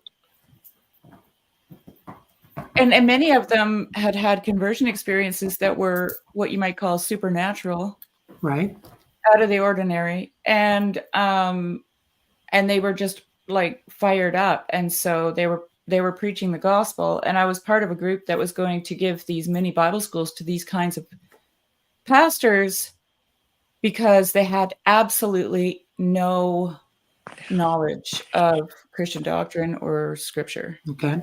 And, yeah. And when I look back on that now, I have to ask myself if that was actually, I mean, I'm sure, if the way that I would approach something like that or someone like that is if they asked me a question, I would give them an answer, but I would not sit them down with homework and a test to make sure that they were imitating everything that I believed. Right. Okay. Because I don't think that's life-giving, actually. So that reminds me of a saying I heard, preach the gospel and when necessary, use words. Yeah. And Romans did talk, I'm sorry, Paul in Romans, not in Romans, somewhere Paul spoke about the people that have never heard the gospel and that they're going to be judged differently than someone that does know the scripture because they are still being guided by consciousness. And I think the Spirit can still guide them. So I'm not dismissing anything you said, Sherry. But, and I'm not saying that I'm going to, this is what I'm saying.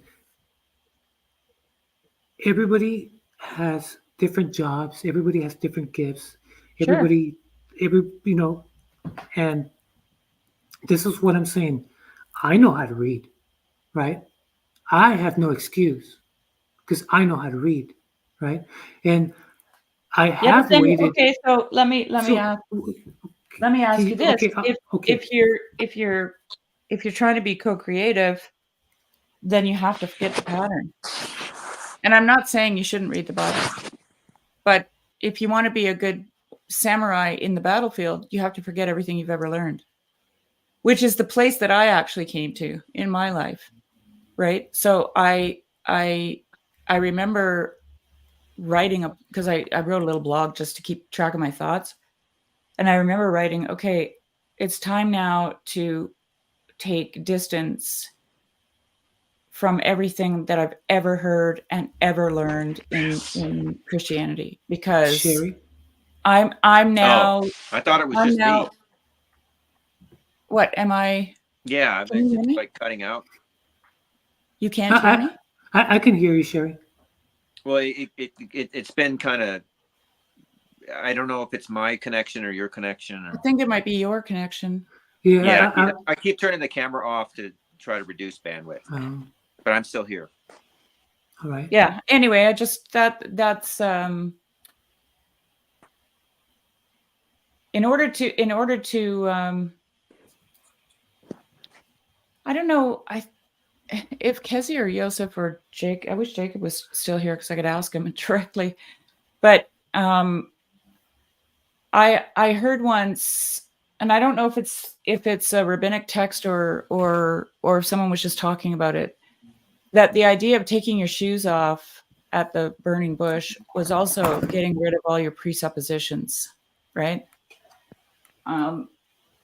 Like it was symbolic of coming barefoot. Yeah, that's what it was. It was something about coming barefoot to God. Where what you're standing on, you let it go. I think I actually remember. I just want to. I would just like to address Junior Midas. I'm kind of done with your comments. Like I'm sorry. Like I'm as patient as can be, not as patient as Job, but I'm as patient as can be. And I don't mind if you have criticisms about some of the propositional language that you're hearing, but I would be really glad if you would stop being cruel to other people and their belief systems. Okay, done now. Sherry, could I ask you 2 questions? I haven't been reading. Yeah. All right. So I'm gonna first question, and then I'm gonna ask another question. So before you answer the first question, I'm gonna ask you the first question, and then just hold that thought, and then I'm gonna ask you another question, because the first one is more like a yes or no question. Okay. Okay. Do you remember or hearing about the Berubians in the New Berubians? Testament? I might be mispronouncing them. Berudians. Paul is going to a place and he's teaching the Berubians. I don't know if someone in the chat can. I'm not pronouncing it right. Okay, and it's where they when okay. So yeah, there you go. Yeah. Yes. Have you heard of them? That interaction with Paul and them? I know that verse. They searched the scriptures. Yes. Paul was telling them about Christ, and they're like, I don't know. I'm gonna have to check your whatever you're telling me. I'm gonna go check the scriptures to make sure you're not deceiving me. So that was the first question. Have you heard of the Berubians? The second question is, yes, those 10 people. Those people with interaction. Yeah. Sorry for the lack of a better term, because I can't pronounce this word. These people. I apologize, people. So Sherry, that interaction with when Paul was trying to teach them. So Sherry, the stuff that you told me about what you just said, can you give me a verse where the scripture teaches that? Teaches what? Like well, she was saying to forget everything you learned and go out. Yes, can you tell me that so I can check it out? Can you give me the script verse? Not off the top of my head, but if there is one, Anselman will know it. Okay. All right. Okay. Because I would like, yes, because I do. I mean, if it's biblical, here we go with the word, with scriptures, and like I said, I'm not. I am open-minded. I'm not. I'm no one special. To forget what you've learned, does not mean to disrespect what you've learned. You do not lose what you have learned when you go beyond it. But you first have to learn it. Before you forget it. That's why I said I had to take distance from it. Right. Well, yeah. Okay. I misunderstood you. Sorry, Sherry. Yeah. Yeah. But you first have to learn it, and I'm telling you, there was a lot of time that I was trying to. When God was calling me, first I ran away. And then I was trying to go near him, but I was still refusing to learn his word. And I'm no longer trying to do that. Now I'm trying to devour his word, trying to know it. Right? Yeah, and I mean, that's good. That's great. And, and like you said, oh, it's raining. I didn't know what that noise was. That's where you are right now, and that and that's what you should be doing. Like, so I think that we should always do what we love, right? What is it that we love? That is what we should be doing, because God gives us the desires of our heart. Right. Yes. He gives everybody has different. He gives us the love for those things. And no. Okay. Do you want to jump on, Junior? How about you jump on?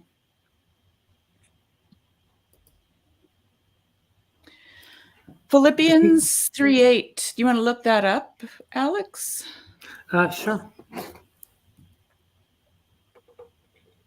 And I do, Sherry, while I'm looking it up, I do know that everybody has a different calling, and everybody does everybody ministers in a different way. Well, I think And it's not necessarily like, I mean, yes to that, but also people are at different Journey. places in their journey, right? Yes, you're right. Yes, and I like I said, I'm here to learn, and I'm open to hearing different people's opinions. And the last thing I want to do is disrespect anybody's opinion or how they see things. And anyways, I think I found the verse. So yet Yeah. indeed I also count all things loss for the excellence of the knowledge of Christ Jesus my Ooh, Lord. So nice, okay, Michael. so That's awesome, Michael. Thank you. Yes, but okay, so check this out. Before we have to understand the context of this verse, right? So we have to go 20. So if I have to understand what he's talking about, I'm going to go 20 lines before and 20 lines after to see what exactly he's thinking about losing that. Because I think I remember where he was the Pharisees of Pharisees, and he was all in about doing this, doing all this Pharisee thing. And while he was the Pharisee of Pharisee, he was trying to squash Christianity. And and then he comes to the realization that all the stuff that he thought was important is actually nonsense. Okay, when it so comes to here's a really Christianity. good point. Here's a really good point that Father John Bear makes. If the text is everything, then why didn't Paul know what he was doing? Well, Paul had to have an Why encounter didn't with he Christ. see what was happening? I think Jesus gave a parable where he mentions things in parable, and some people see, and some people understand, and some do not. And at times he will change that, because remember, Paul was Saul, and Saul did not see until Christ intervened, and then he saw. Okay, but now we're getting caught up in the words. But anyway, Sam, if you want to join, that would be awesome. And Gray Danis, help me out. Because I fail like blunderingly at these conversations because I don't have. I think just maybe it's the word forget is one of the issues too. I unfortunately I haven't been able to hear everything you've been saying, Sherry, because I think it's the connection I've got. But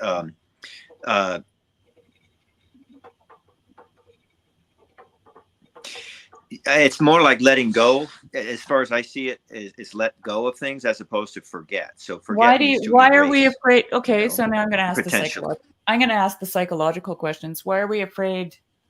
Why are we afraid to forget?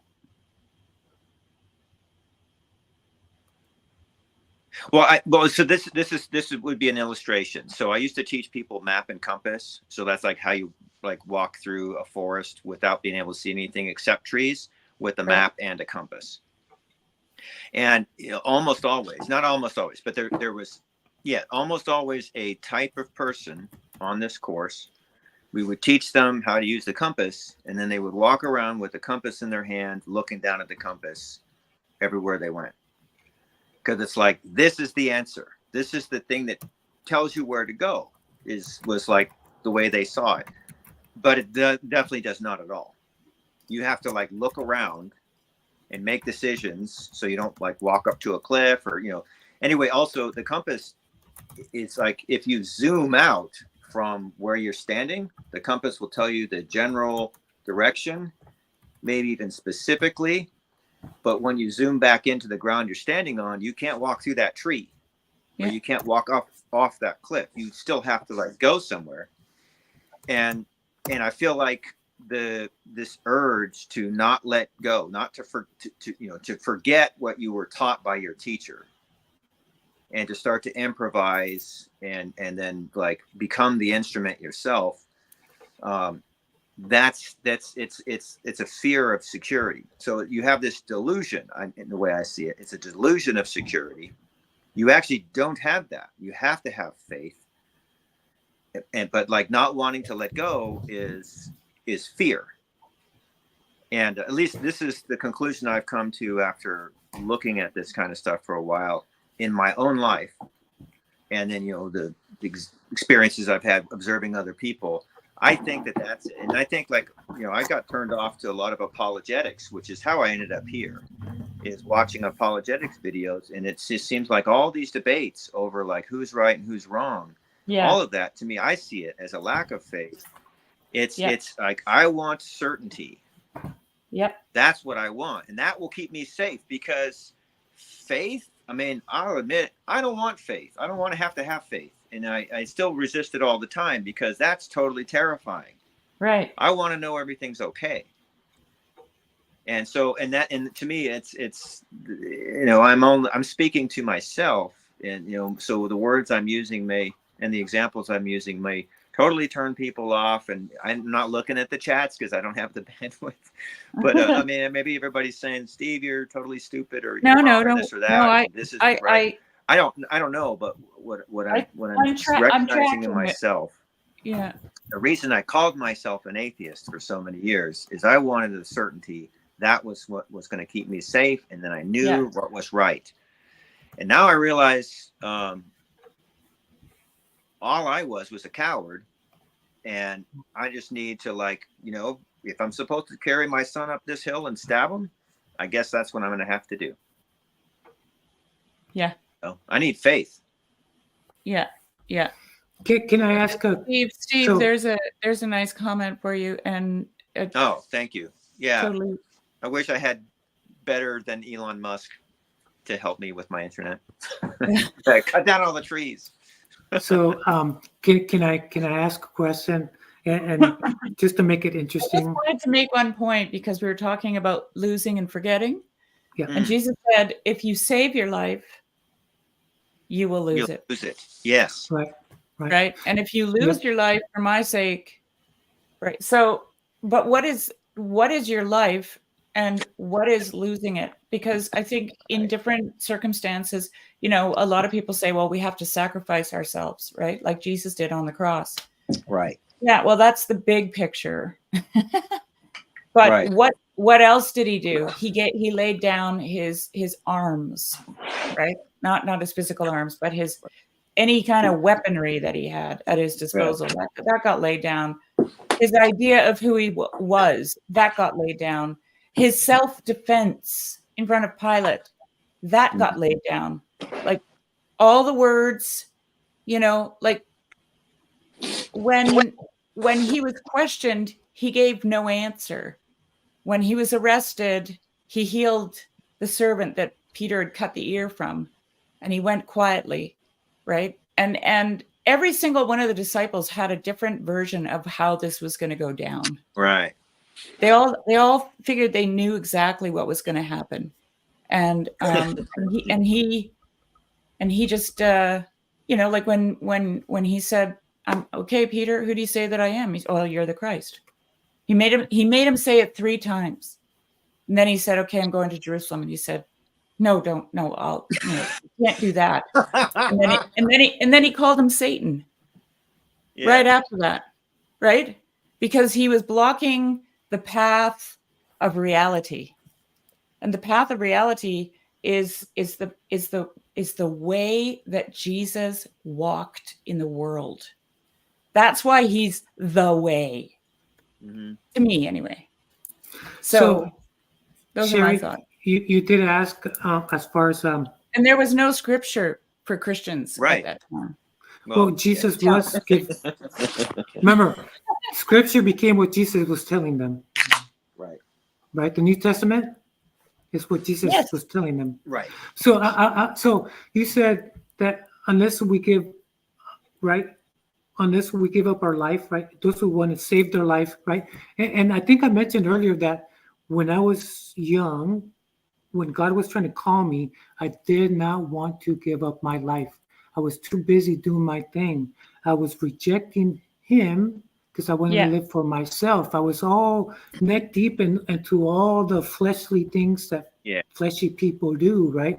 Denying the Spirit, denying the Word, denying his calling. I had to put that aside. Right? Yeah, but you had to get there. Like, honestly, Alex, you had to get there. You had to go through. all of that in order to get there, because until you had tried everything, that Right. didn't make any sense to Right. you. Okay. Right. And like, okay, so look, you're a psychiatric nurse. Yes. You know that you can't tell a patient how they should behave in order to get well. They Right. have to come to the realization their own terms, but not on their own terms, in their own journey. Okay, I Yes. gotta tell you, tell you a Yes. story. This is an awesome story. My psychiatrist told me this story. And I don't disagree with you, Sherry. Okay, my psychiatrist told me this great story. It was you go to a meeting, you clear this right up. Oh, okay. That'd be great. Okay, so there was a patient who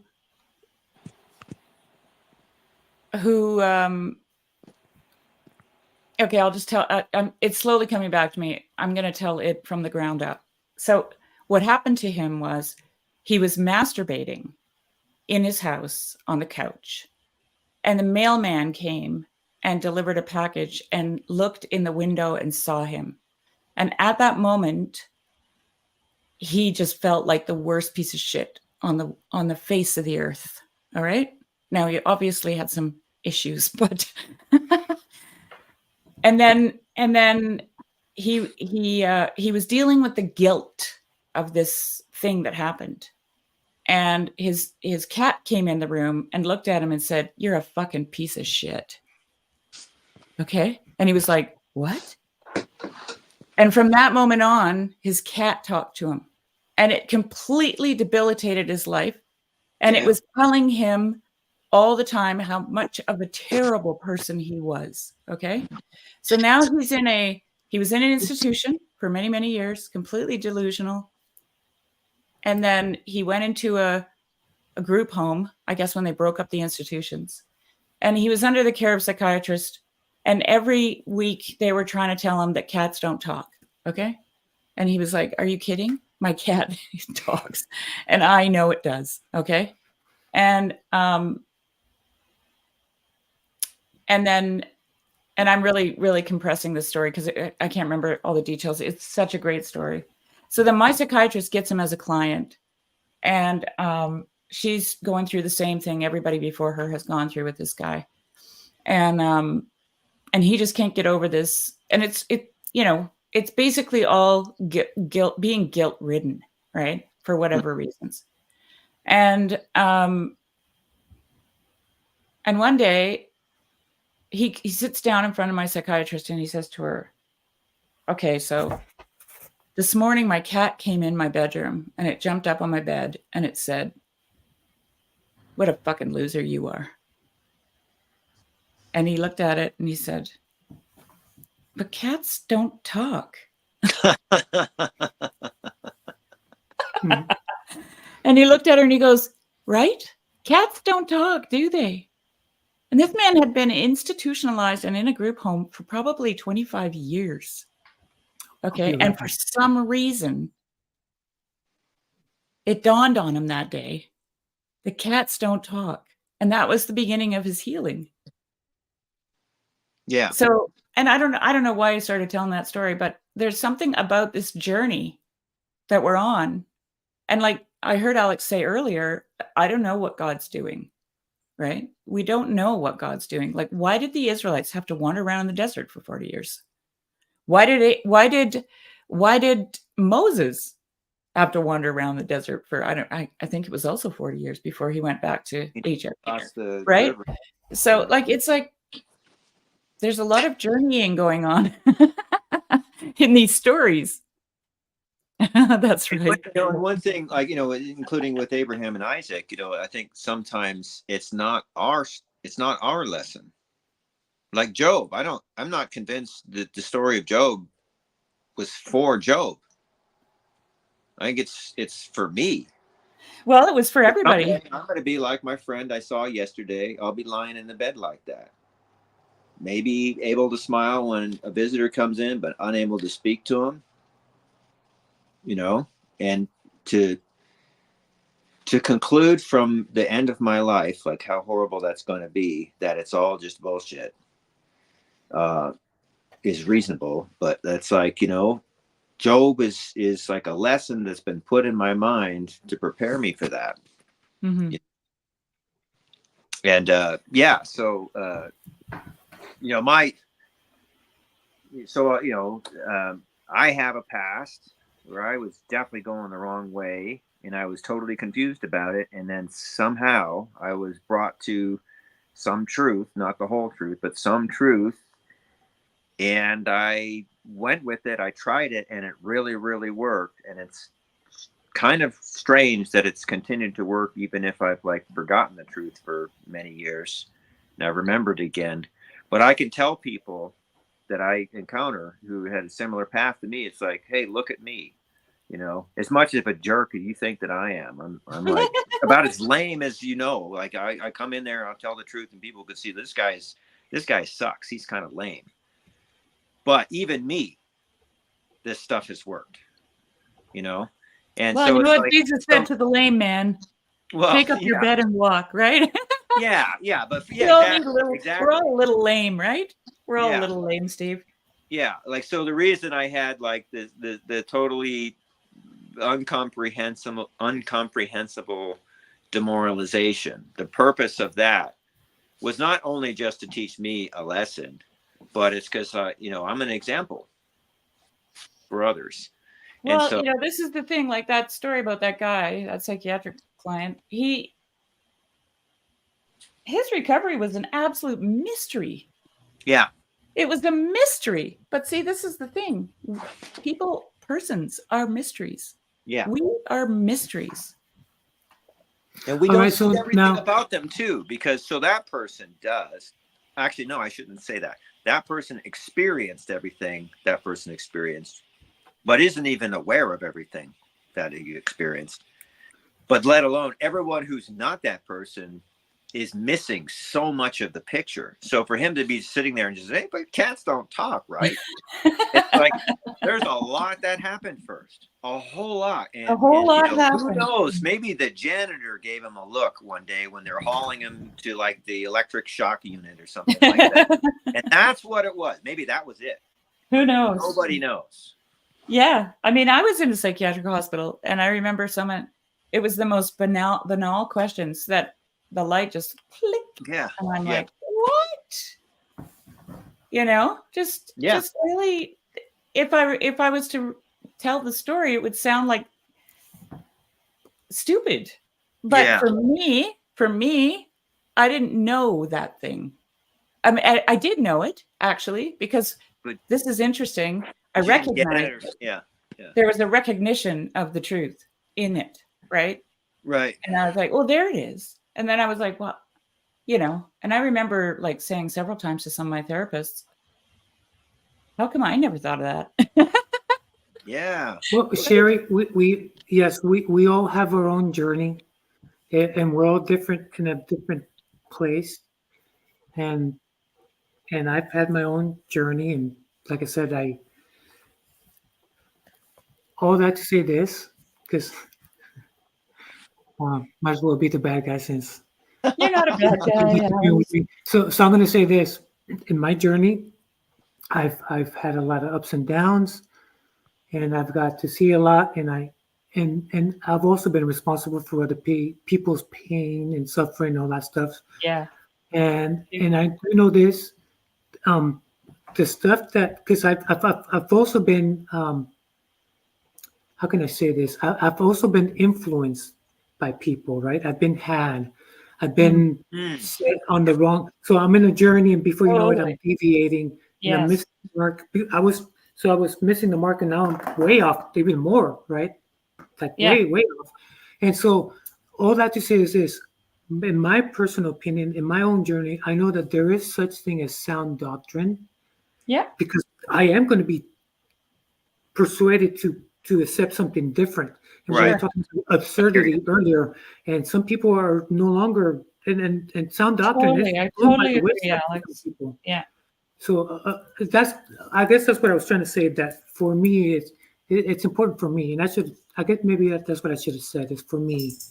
But I'll state it this way, and I don't know how many people are commenting, but sola scriptura, has a ton of wisdom in it, And I'm part of things where I say, look at the book, or look at the fundamentals, or like, here's how you knit. You got to learn this skill. And people will set you astray, and it's not even them. It's like, you won't even understand what they're saying. So you lead yourself astray. So you got to be very careful about that. And I don't think that that's necessarily wrong. But I don't want to get into theology or whatever, but like, so it's just it reminds me, there's this movie, it's called not The Pearl, but it's about the end times or whatever, the rapture. And so whatever, there's a scene where like, so this lady's like finding God and like trying to pursue it, and she's getting all these mixed messages in all these places. She's looking for answers. Anyway, I think it's Jehovah's Witness, or the kind of people who come to your door and knock on it and tell you about Jesus. Those guys were there, and she asked them some questions, like, there's like this pearl, what's this pearl? And the two boys look at each other and they just said, trust in God. And it's like, I keep finding the answer, like another YouTube channel, this little corner, somebody's talking, Jordan Peterson, book about Taoism, the management theory. I used to like go out and proselytize, I keep finding the answer, and the answer is always incomplete. Yeah. And I'm the one who's incomplete. Steve, I have a question. Steve, I have a question for you. Yeah. Because there's something that you said, and I'm curious now. So now you got me curious. Because when I mentioned about my experience, and that I found out that sound scripture is necessary for me, but the minute I mentioned sound scripture, because I got it off 2 Timothy, so I was just saying I don't remember the verse and stuff like that, because my mind doesn't work that way. But I remember I read it somewhere about sound doctrine. But when I say that phrase, you mentioned sola scriptura. Yeah. As if now, I'm going to ask you a question. How do you know I'm not Orthodox? Because that sola scriptura is from like a Protestant. It's like a Protestant phrase, or like a Protestant movement, or something like that, right? But I'm saying is all I mentioned was something that's in Scripture, right? And that's about sound doctrine. And 2 Timothy, in the last days, people will not listen to sound doctrine, or something like that, right?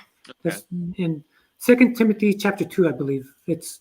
But why is it when I say that you assume that I'm like making a reference, or as if I'm trying to push or promote Protestantism? And I didn't think that's what Steve was saying. Steve said sola scriptura, right? And where does that come from? Sola scriptura, because you said that, I think, if anything, Alex, it comes from the last several months in my life of what I've been exposing myself to.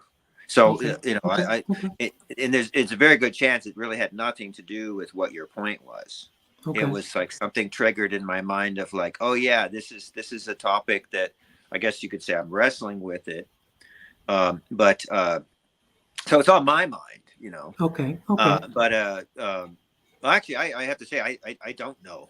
I don't know what anybody's faith is unless they tell me, or they're wearing like a badge or of some right, sort. Right. But like maybe this is got like a Star of David in the background, Steve, or this is my Steve. But you're making my point, because I mentioned a phrase, and then you mentioned a phrase, and I'm saying, wait a minute, you mentioned sola scriptura. What? Right? Because that's usually when somebody's that phrase. I guarantee you that a lot of people. It's a loaded phrase. Yeah. Right. That's what I'm saying. It's like, here we are. We're going back and forth, and I'll take that feedback. Yeah. Right. How do you? I don't understand. What if I'm Catholic? What if I'm Catholic? What if I'm Baptist? What if I'm Reformed? There are sola scriptura Catholics. Right. What if I'm right? It's just it was a heavier hammer than I thought it would be to use that phrase, and yeah, what I mean. I mean, it obviously seems Steve's still a little wet behind the ears, Alex. Okay, so yeah, because misjudge the weight of the words I use. Okay, and so in my experience, I used to. So this is remember, this is my my experience, because I have my own flaws, and I got my own things that I'm working through, right? And where before I went some time ignoring the Lord, right, when He was calling me, right, Right. and there was a time where I was being prompted to read the Bible, right, but that's just my experience. That's just, like I said, that's, everybody has different gifts, everybody has different jobs to fulfill, or whatever, right? But I don't know. It's hard for me to not say something as if I'm supposed to be afraid to say, hey, it's okay to read the Bible.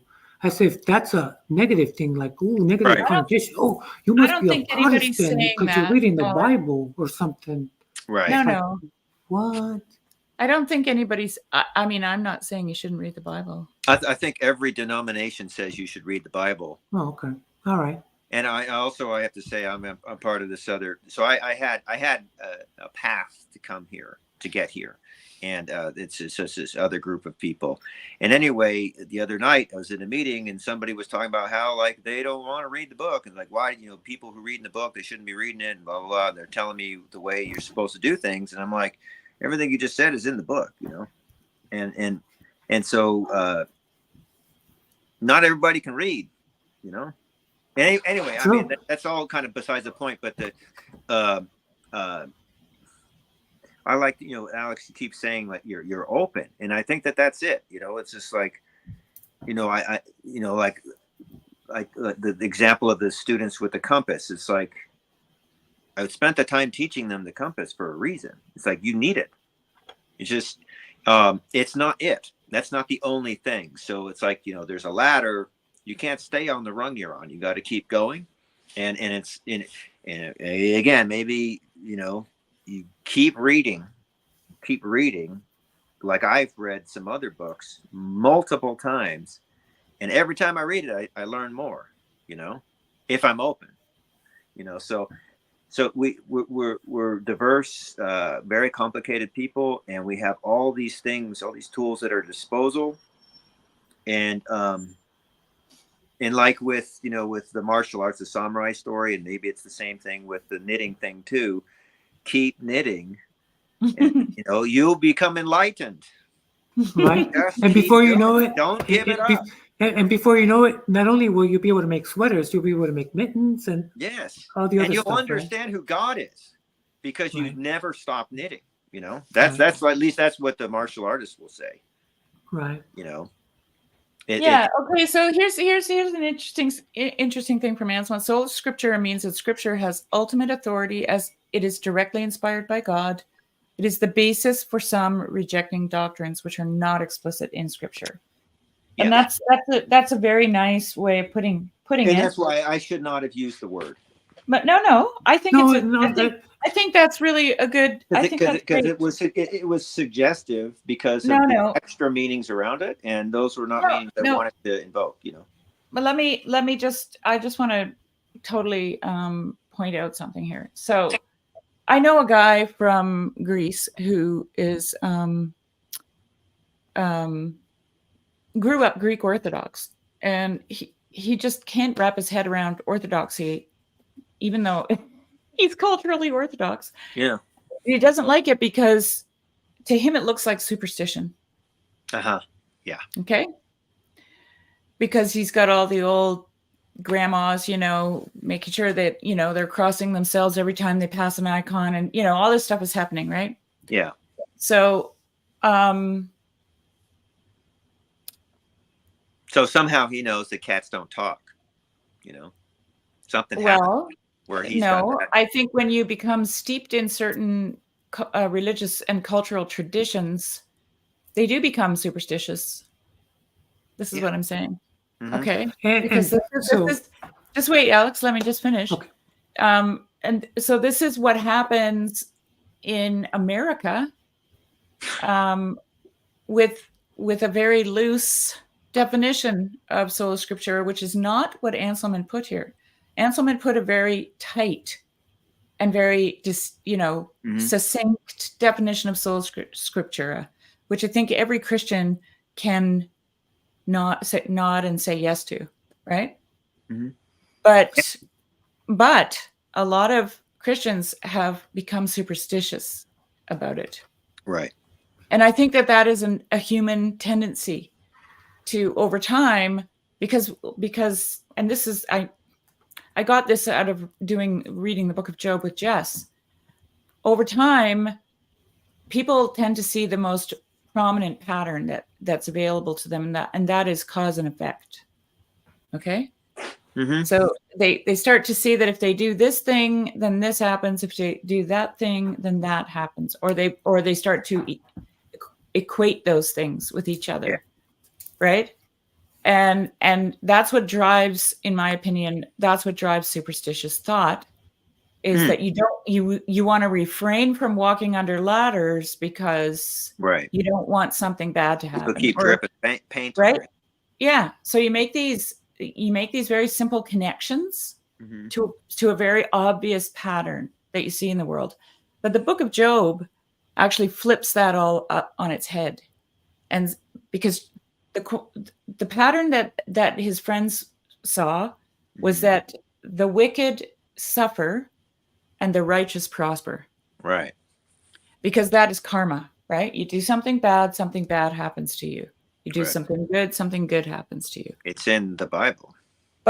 But what Job, as an embodied representation of what God is trying to say, what Job's life is that the righteous suffer, and the wicked prosper. It's the other way around, and it's that data point we want to. And so what God is doing is saying, don't get stuck in the pattern in the very superficial, obvious cause and effect karma pattern, because I'm doing something deeper down here underneath all of it, right? Right. And that's really hard for people to take, because then it looks like chaos, and nobody wants to look at chaos, right? Because they're like, no, I need to know where I stand, how this is going to work out, if I'm doing the right thing, if they are doing the wrong thing. But then if you ask the deeper question, why do you need to be right? Or why do you need to know if they're wrong? And this is the question I have for John Vervaeke. Why do we need to worry about bullshit? Because here's the thing. The Bible starts out with a deception. The whole story unravels at that moment for humanity. Because there was a snake in the garden, right? Right. And so it's the thing that makes, I don't know how, I don't want to say it out loud because there's too many ears that can't hear it. But but just think about that. That's how it starts. And to me, that's the beginning of redemption. So that's all I have to say. All right. So Sherry, I have kids, and I think I said this a little bit ago, maybe on a different stream, but there came a point where me and my wife wanted to teach our kids about God, and lo and behold, we didn't really know that much. So I made the metaphors like, okay, if I'm trying to teach my kid algebra, and I myself don't know algebra, how the heck am I going to teach my kid algebra, right? Absolutely. Right. Now, if I know, I would never dispute that. Right. Okay. And if I know algebra inside and out, and then my kid gets stopped and he asks for my help. That's not what I'm saying, though, Alex. Like, okay, so here's the thing. I grew up with sound doctrine.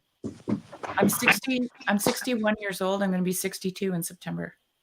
My parents became Christians when I was 14. I was taught sound doctrine, quote unquote sound doctrine, until I found out that the sound doctrine came from a guy named John Nelson Darby in 1879. I'm like, well, what about all the stuff before that? Right? Okay, wait.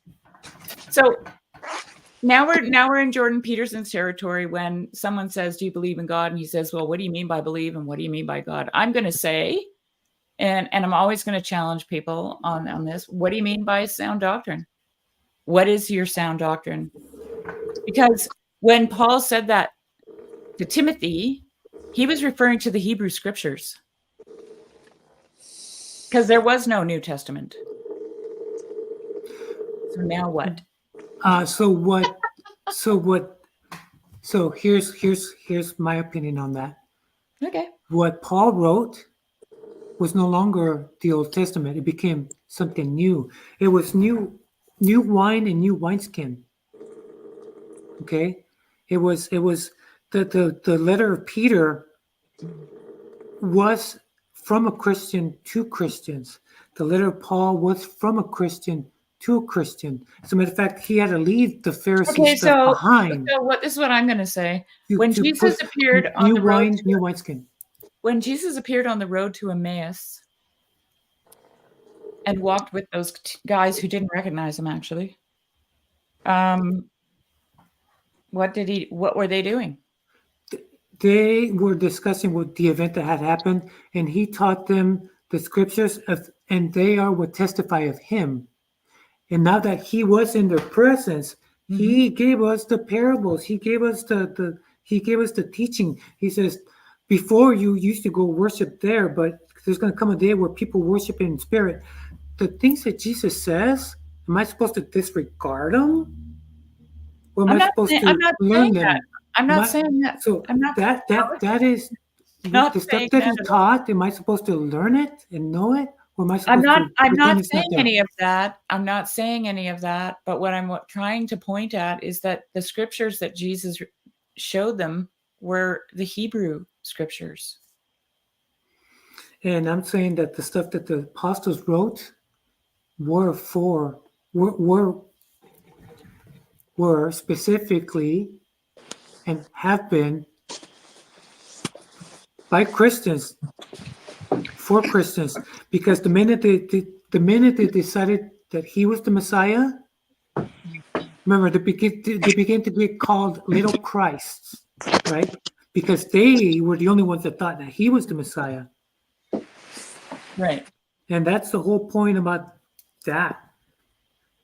He's the Messiah, now what? He's the Messiah, now what? He's the Messiah, he's teaching. Okay, what does he have to teach?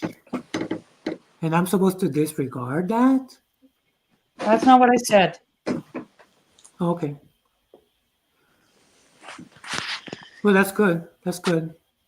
Because like I said, I'm still trying to learn it. By the way, there's a cat in the background. I hope he doesn't talk to you.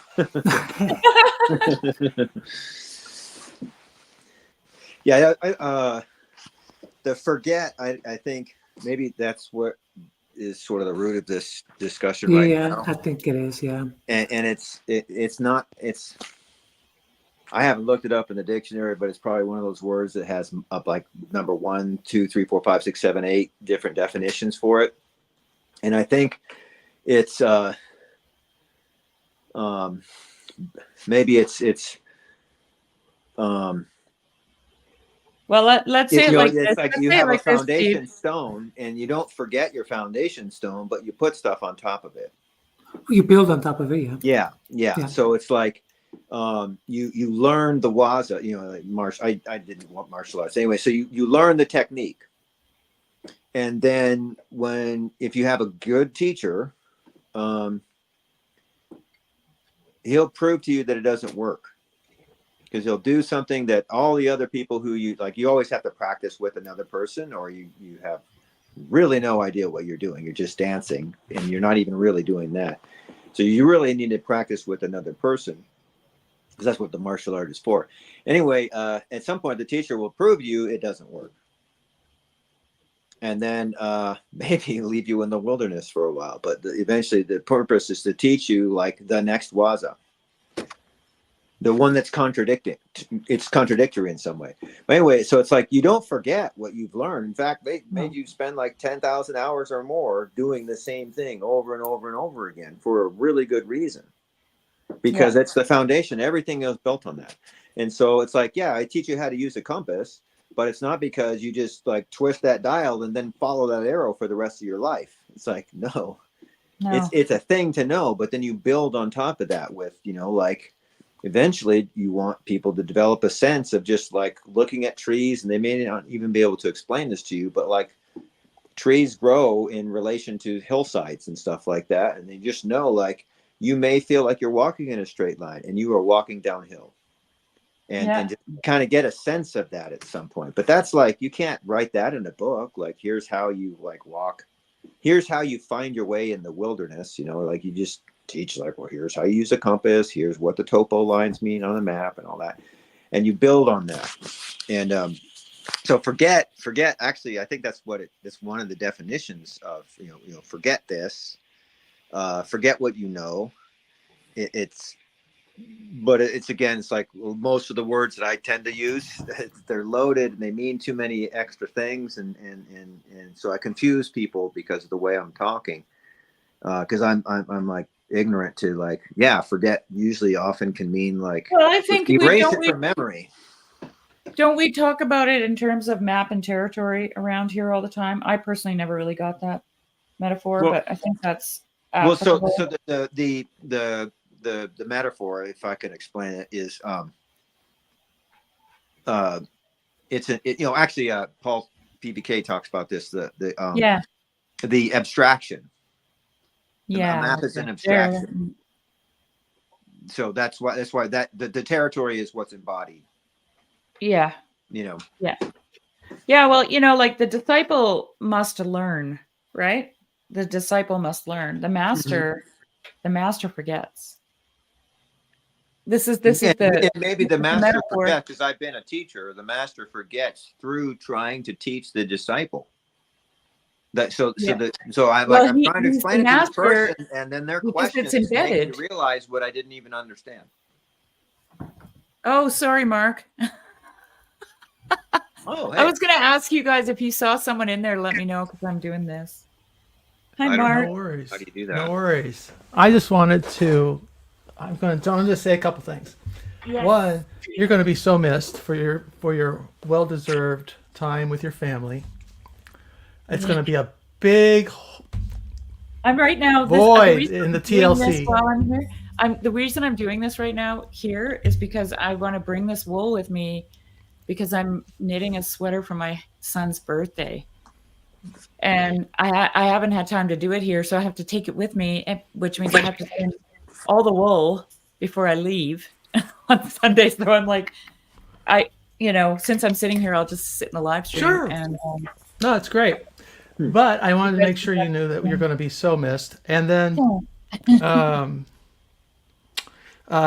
two, I wanted to say how much I respect the fact that you don't let yourself get talked over by men.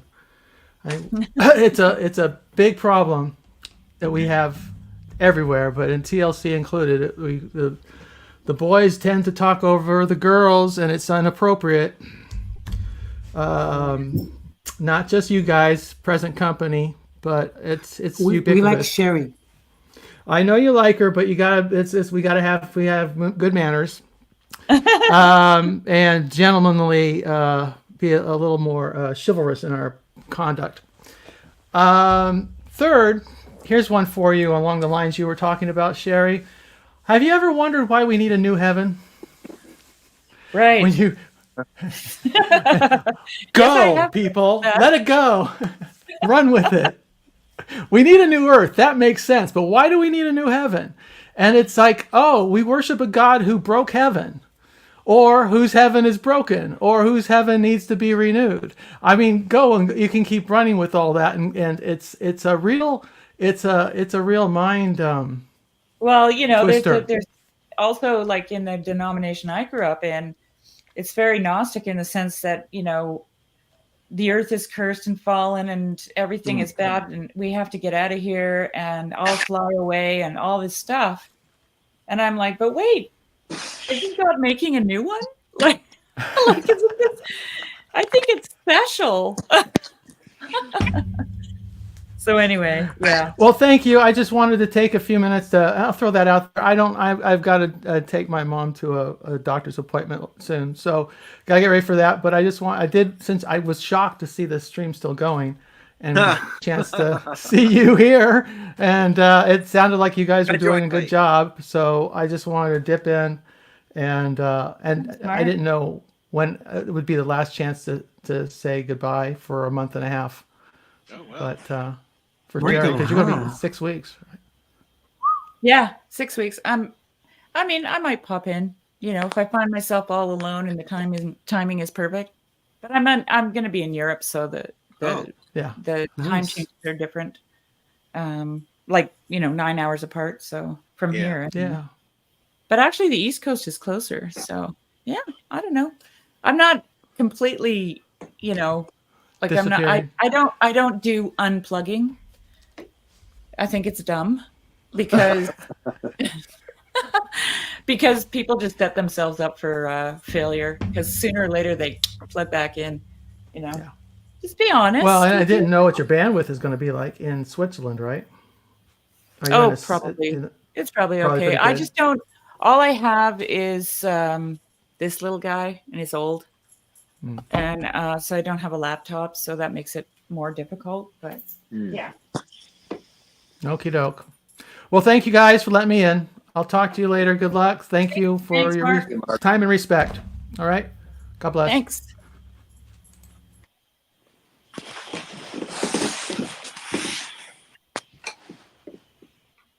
So first, Sherry, I thought when you turned on the machine, I saw what looked like a painted door, and then you had those rolly things. And I thought, I have a painted in like a theater set design, and you were making like a fur thing. Yeah, my house does look a little bit theatrical. Yeah, I mean, I just it's just like, oh, you're at work at like behind stage, I'm at my home. I'm in my home. This side of the room is like terrifying because it's more obvious what's going on, especially because you said that you're like the knitting and you're carding. Yeah, I have a flock carding was like a comb, like the card was a physical card shape. I have those. I have hand cards too. Oh, okay. But it just takes way longer. But I have a flock. I have 16 Gotland sheep. Nice. And they get shorn here, and then I sell fleeces to local spinners and greedily keep all the nicest ones for myself.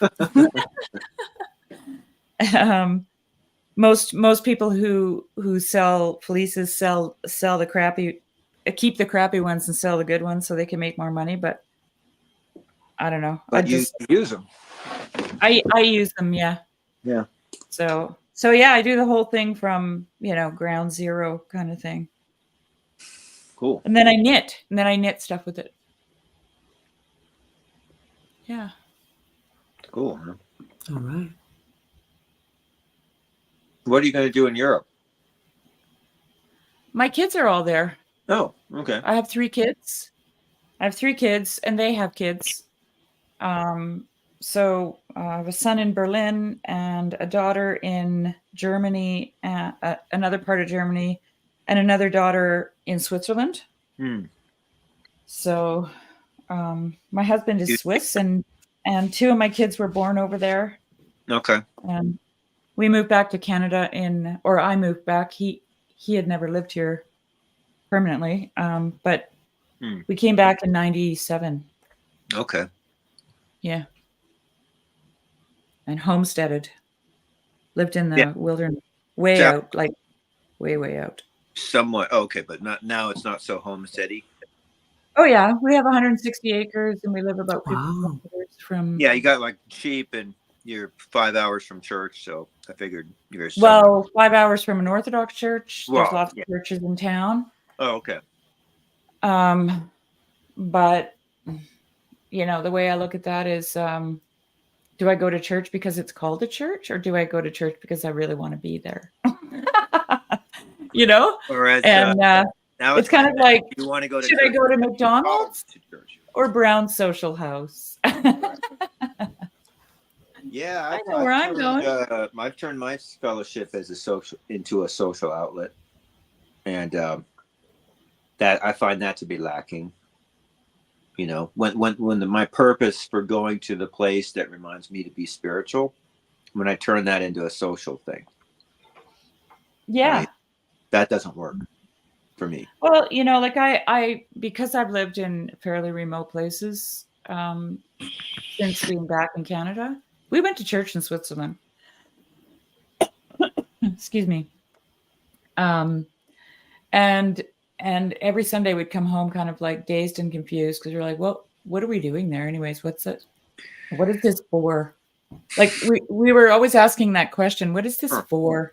Because you know, the kids would come back from Sunday school crying because Bobby poked them in the eye or somebody did something terrible, or they wanted to sit with us in church but they weren't allowed.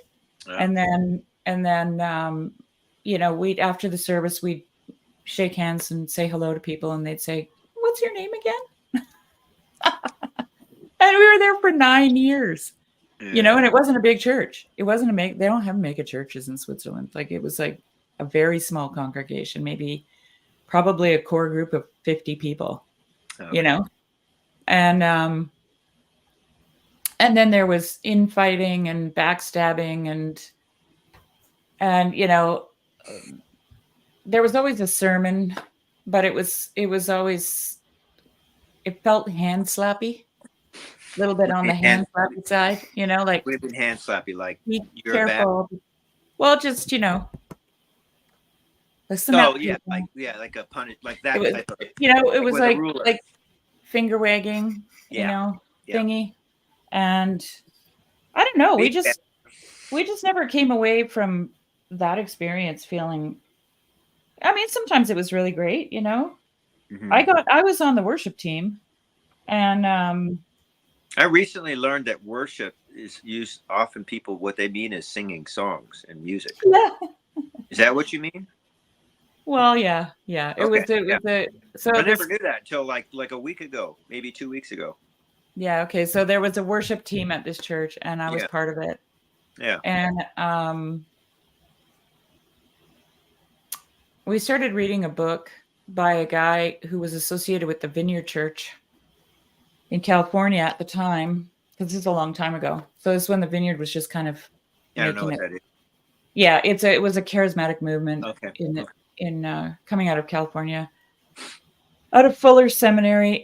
But this guy was in the UK, and he was a worship leader of a really big church in the UK. And he wrote a book on worship. And one of the elders, who was also from the UK, he held a Bible study at his house for the worship team. And he wanted the worship team to read this book together, and he was just curious. It said worship, and he was like, let's read it. Right?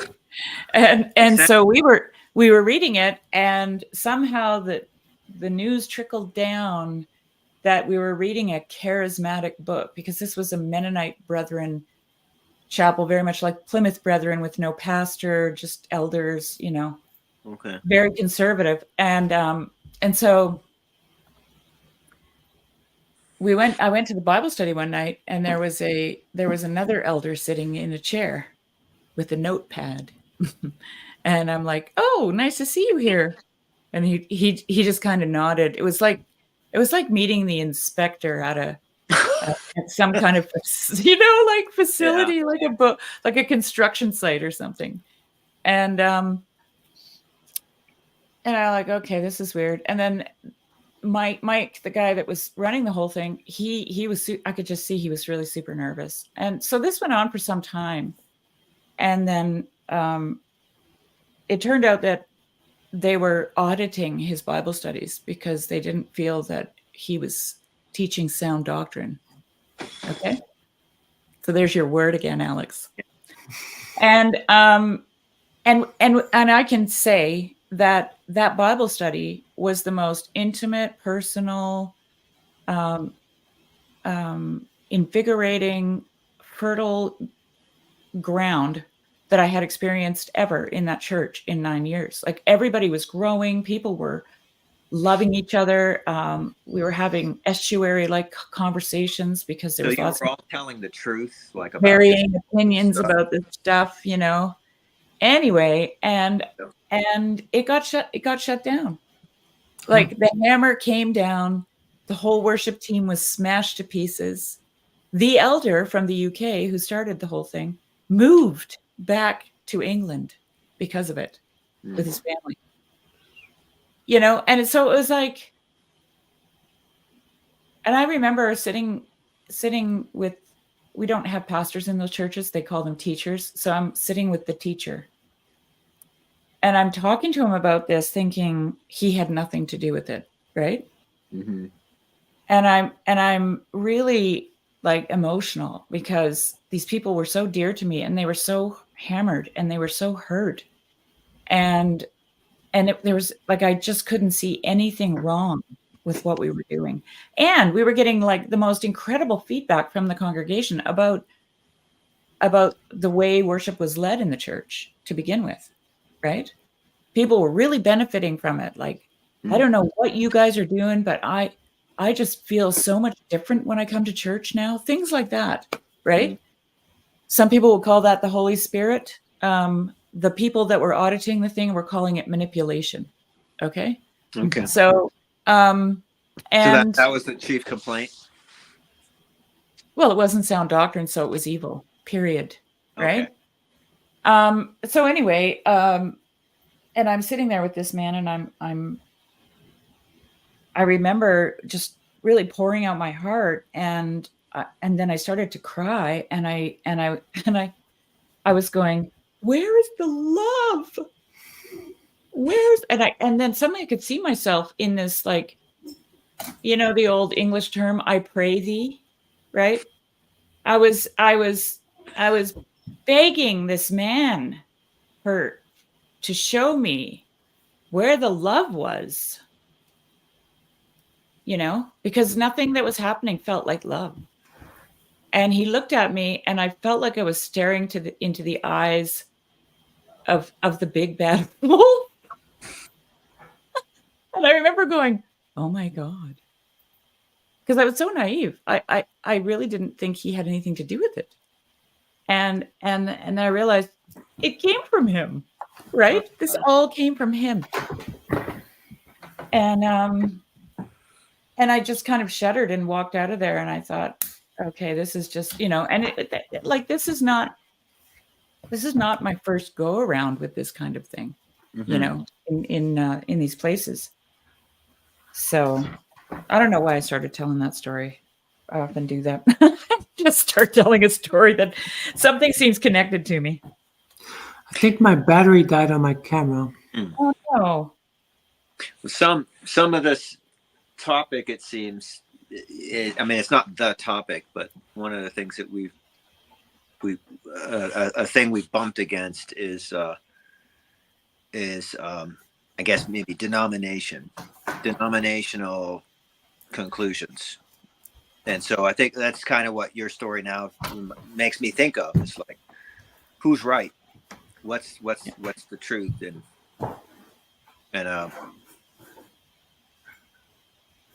yeah, that's why I said that thing way earlier on in the live stream.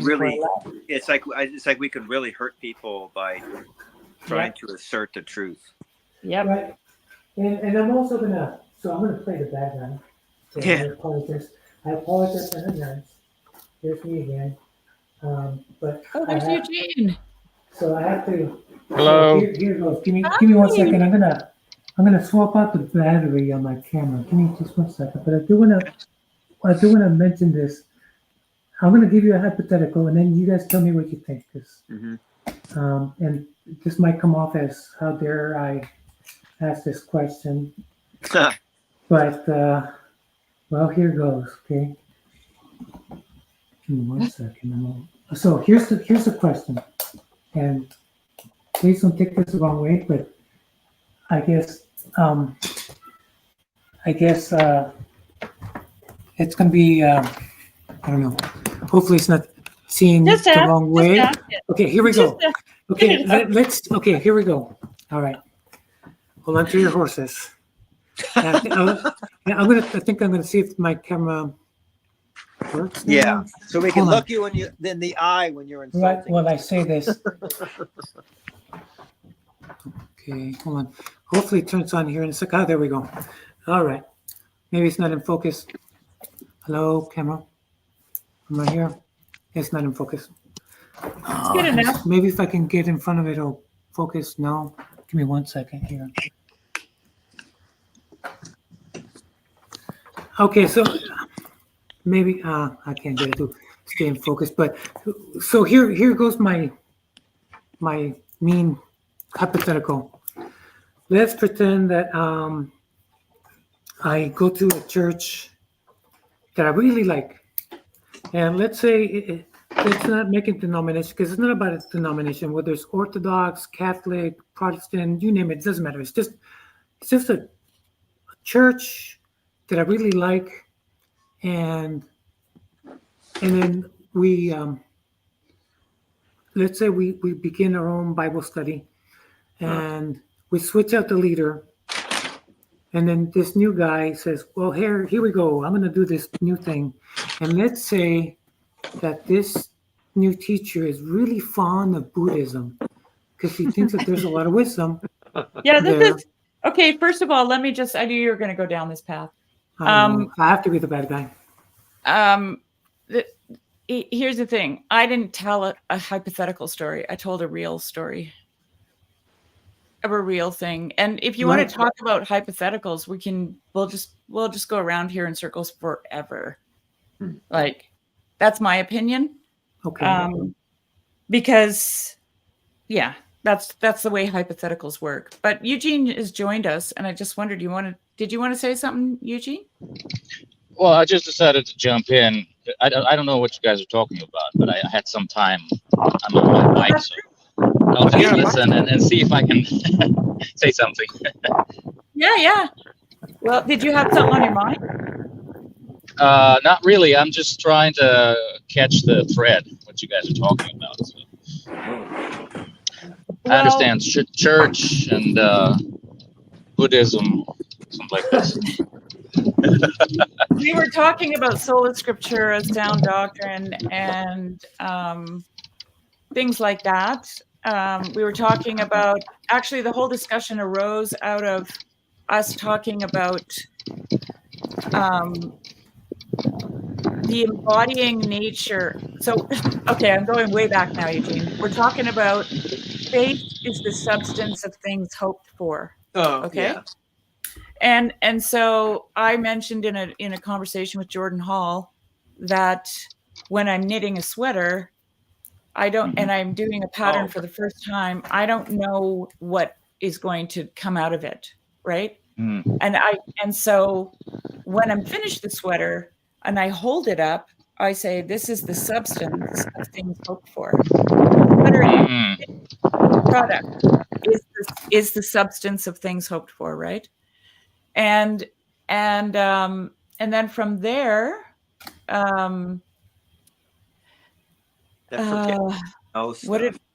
what's that?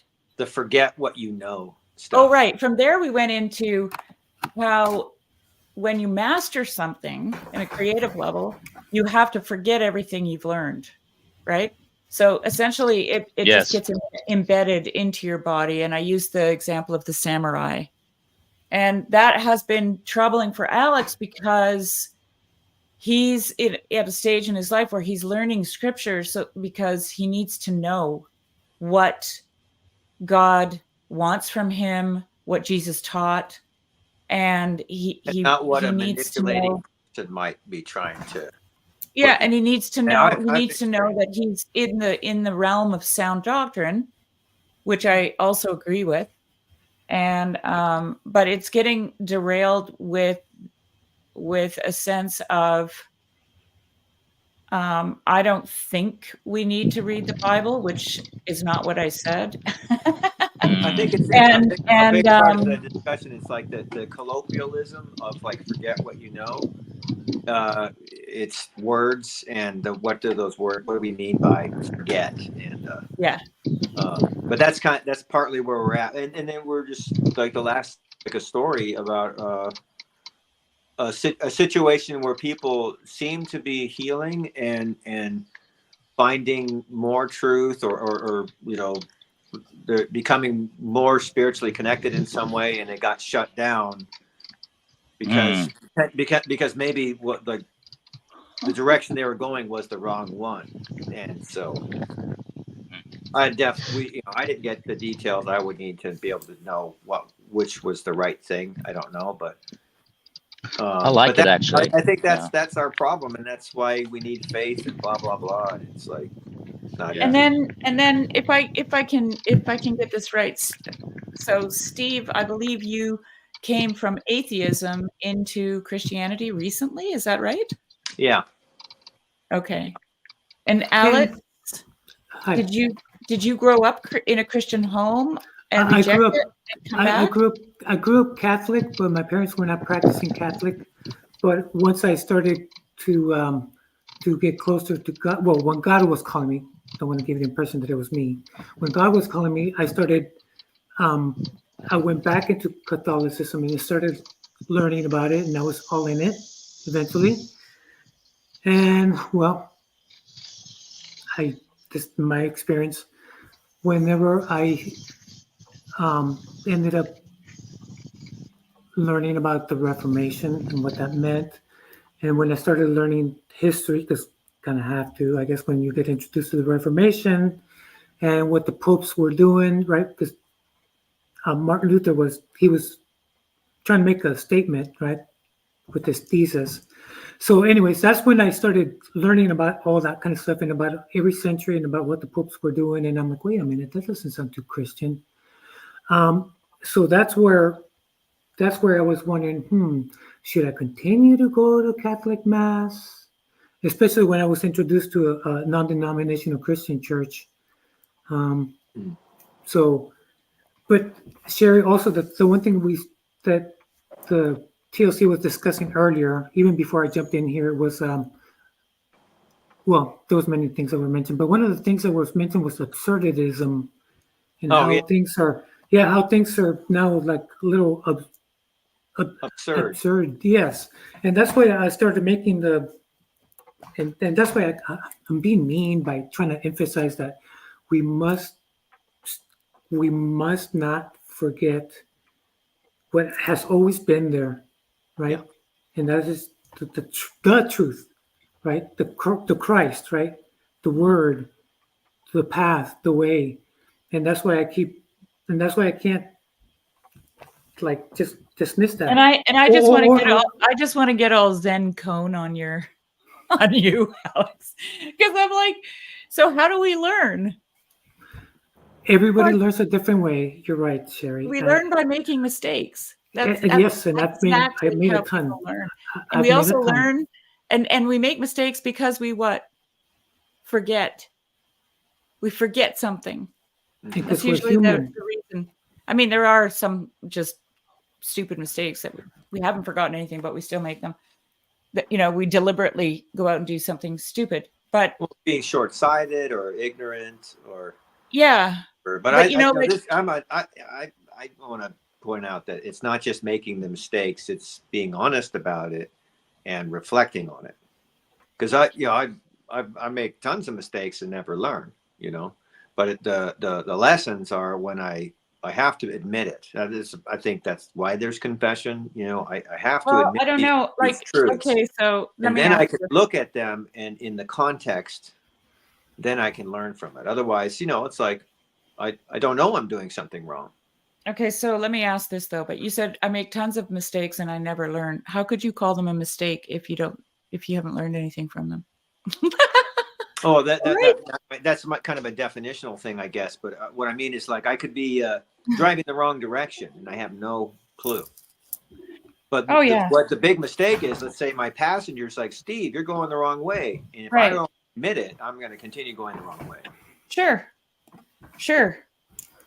Totally agree. But I don't think that that makes the fact that we learned. I had my ego deflated. I let go of pride. I tried to be humble for decades. couple years ago, I had this experience where I realized I was so prideful in a dimension that I was not even aware of. I was making a mistake that entire time, the way I see it. And I was blind to it. Now I'm not blind to it. Right. I try to forget it as much as possible. I have a fancy those are my, Steve, so you mentioned that I have a fancy graphic thingy. I don't know if you guys can see it. It's supposed to be a bullseye. Can't see it yet. It's supposed to be a bullseye, and all these are not hitting the mark, right? Yeah. And I agree. That's what, to me, that's a mistake. That's sin. I understand. In my life, right, I have to work on, and remember, if we're learning archery or whatever, and you're not hitting the mark, what you need is more practice, right? You don't give up, right? You don't give up because you're not missing, because you're not hitting the bullseye. That just means you need more practice. You need maybe a proper form. I don't know, whatever it is, right? We're all here to try to figure it out, right? How to not miss the mark. Target, and you don't see where your arrow is. Right. Yeah. So we don't continue to miss the mark, right? Because we want to hit the bullseye. Yeah. Okay, so let's just hear what Eugene is thinking about now. Yes. Hello, guys. I just want to say hello again. Hi. I kind of came uninvited. No problem. Yeah, that's interesting. When you guys were talking about learning, I just a quote popped up in my mind that I just read yesterday, probably. It was a quote from Rumi, who said, I'm trying to remember, sell cleverness and go by bewilderment. Ooh. And then you will know. And that kind of struck me. I actually heard it in a YouTube stream somewhere else. And I love because, the sell and buy. That's awesome. Yeah. Well, first of all, pretty awesome. Yeah. It's not like let go and pick up. It's sell and buy. Like, that's interesting. Go and buy. Yeah, the idea of buying is really amazing because you actually have to trade something for it. Yeah. First you sell something because you don't need it. You don't need cleverness. But there's value. Or there's value. No sale. Well, some people, yes. I think that's deeper than I don't even think I get it. And you also, whenever you're making that exchange, you're saying that this thing is no longer valuable to me, and this thing is more valuable. That's why I'm trading this for that. Yeah. And that also brings another idea to mind. But go ahead and continue, Eugene, because I don't know. Well, I'll just finish quickly because, as I thought about it, bewilderment, what makes it more valuable? Because bewilderment makes you awakens you to the idea that you don't yet know. Yeah. Because when you're bewildered, you really your world is upside down. You're like tipped over. And that moment, something opens up in you and you're like, oh my goodness, I've been missing out on all these things. And now I see them. And whenever that person was sharing yesterday, it was on the YouTube when I heard this quote, they referred to that line from Revelation where it says, and there was silence in heaven. After the opening of the seventh seal, there's silence in heaven as if for half an hour. And it kind of resonated with me at the moment because I realized, well, yes, after everything is said and done, we are going to be bewildered to such a degree that all we could do is basically, be in silence for half an hour and just absorb it all and realize how little we knew, that type of thing. Yeah. That reminds me of something, Eugene, as far as the thing that we have to, when it comes to purchasing something and giving up something of value for something of what we think that's more valuable. And my personal experience, I'm trying to buy olive oil to put into my lamp while I still got a chance, right? I'm working while there's still daylight, when I'm trying to make sure I have plenty of olive oil in my lamp while I still get a chance. And because in the past, I myself have lost that opportunity and I squandered it, and I was in the mire, and I was doing all kinds of stuff that I shouldn't have been doing. And now I'm just, like I said, I'm trading this for that, and I'm trying to buy as much olive oil, metaphorically speaking, so I can put into my lamp, so that whenever the lights go out, metaphorically speaking, and all the technology goes away, as a metaphor, when all that stuff is gone, that I'm still able to have that olive oil to keep, so that I might be able to get to the next step whenever it is called to. And I may never, and that's just where I'm at, just my personal, where I'm at in my journey. Eugene, when you quoted that thing, it reminded me of this. That's what I was looking for the whole time. A friend sent me this. To cease to wonder is to fall plumb down from the childlike to the commonplace, the most undivine of all moods, intellectual. Our nature can never be at home among things that are not wonderful to us. George MacDonald. Oh, yeah. That sounded like him very much. That sounded like him. Yeah. Oh. So when you're talking about bewilderment, I'm getting the sense of enchantment, right? Oh, yes, yes. Yeah. Well, I see that this stream has been going on for 5 hours. That's bewilderment to me. Well, there must be something of value. That's why I jumped in. Yeah. Well, it's actually, I'm just busy sitting here, so I'm just keeping it going. But Luke started it. I come up to a video it's already finished. It's not, doesn't say live, and it's like 4 hours or whatever. I'm like, I don't have enough time to watch that, but yeah. Conversation has a way of, right, diminishing time. Well, I feel like, Alex talked about, we sort of talked about how, we've taken a path and we're on the path, and then it becomes more revealed. This is not it. And it might take a while to find out what the right one is. So it's not, I don't find out what the wrong path is by finding the right path. Usually that's a wild goose chase. But like when I'm like kind of lost and get used to that, then it's like it's letting go of my assumptions or whatever. Then something becomes revealed. Anyway, I feel like I'm in the point. It feels like it's being revealed, and that's one reason I'm here right now on this discussion, because it's like this seems Eugene is like in Close Encounters of the Third Time. This means something, I don't know if you've seen that movie, but yeah, I don't get it, but I know it. Eugene is very involved in the work of the Inklings, and the Inklings, Lewis, and I don't know who exactly. Eugene, are you working mostly with there are Tolkien? Yeah, Lewis, Tolkien, and Barfield. These three. I mean, I know the most. So, right. I mean, there were more, of course, but I know who they are. And so, what I wanted to say is the interesting thing that we can learn about ourselves and the journey that we're on through story and myth. Yeah. Which I think is the best way to do it. Is that all the transformation happens in the path that leads you into trouble.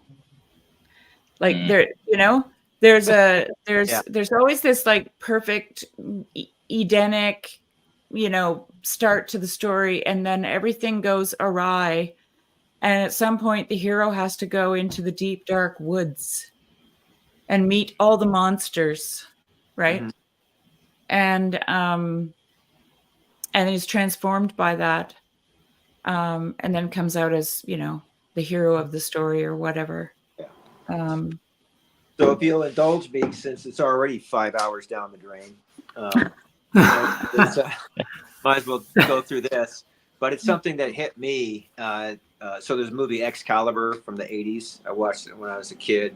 Very inappropriate for my age to watch. But anyway, watched it again.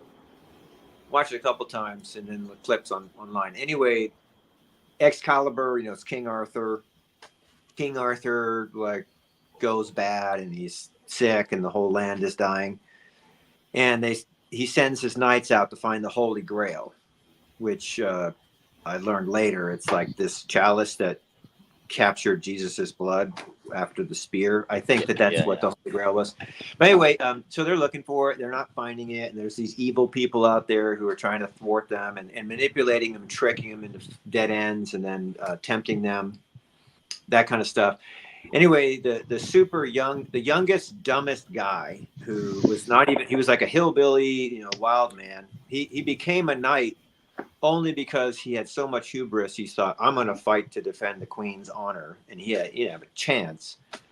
But they had to make him a knight so he could do it. And then it turns out he didn't even have to face that fight. So anyway, he shouldn't even be a knight, and he's like innocent. Anyway, he resisted this temptation. He goes into like hell, like he's basically dying, and he sees the Grail. And, the questions are asked of him, and he's just like, holy crap. And he runs away in fear. And then, he admits it immediately, like, hey, it was in my grasp, and I chickened out and ran away. And then the movie continues to go on for a while. Anyway, he's going to be faced with it again. And it starts with, he finds his idol, which is Lancelot. This is after Lancelot's adultery and then abandoning the kingdom. He spots him. He's like, Lancelot, we need you. We need you. You're going to redeem us. And Lancelot's like, get out of here, you like lying knight. You guys are all scum. You've led us all astray. You lied to us. And Percival is this young knight. He's like, no, we need you. And anyway, he pushes him into a river. And so Percival is a knight wearing armor. He's sinking into the lake or in the river. He's going to die. So he starts taking off his armor.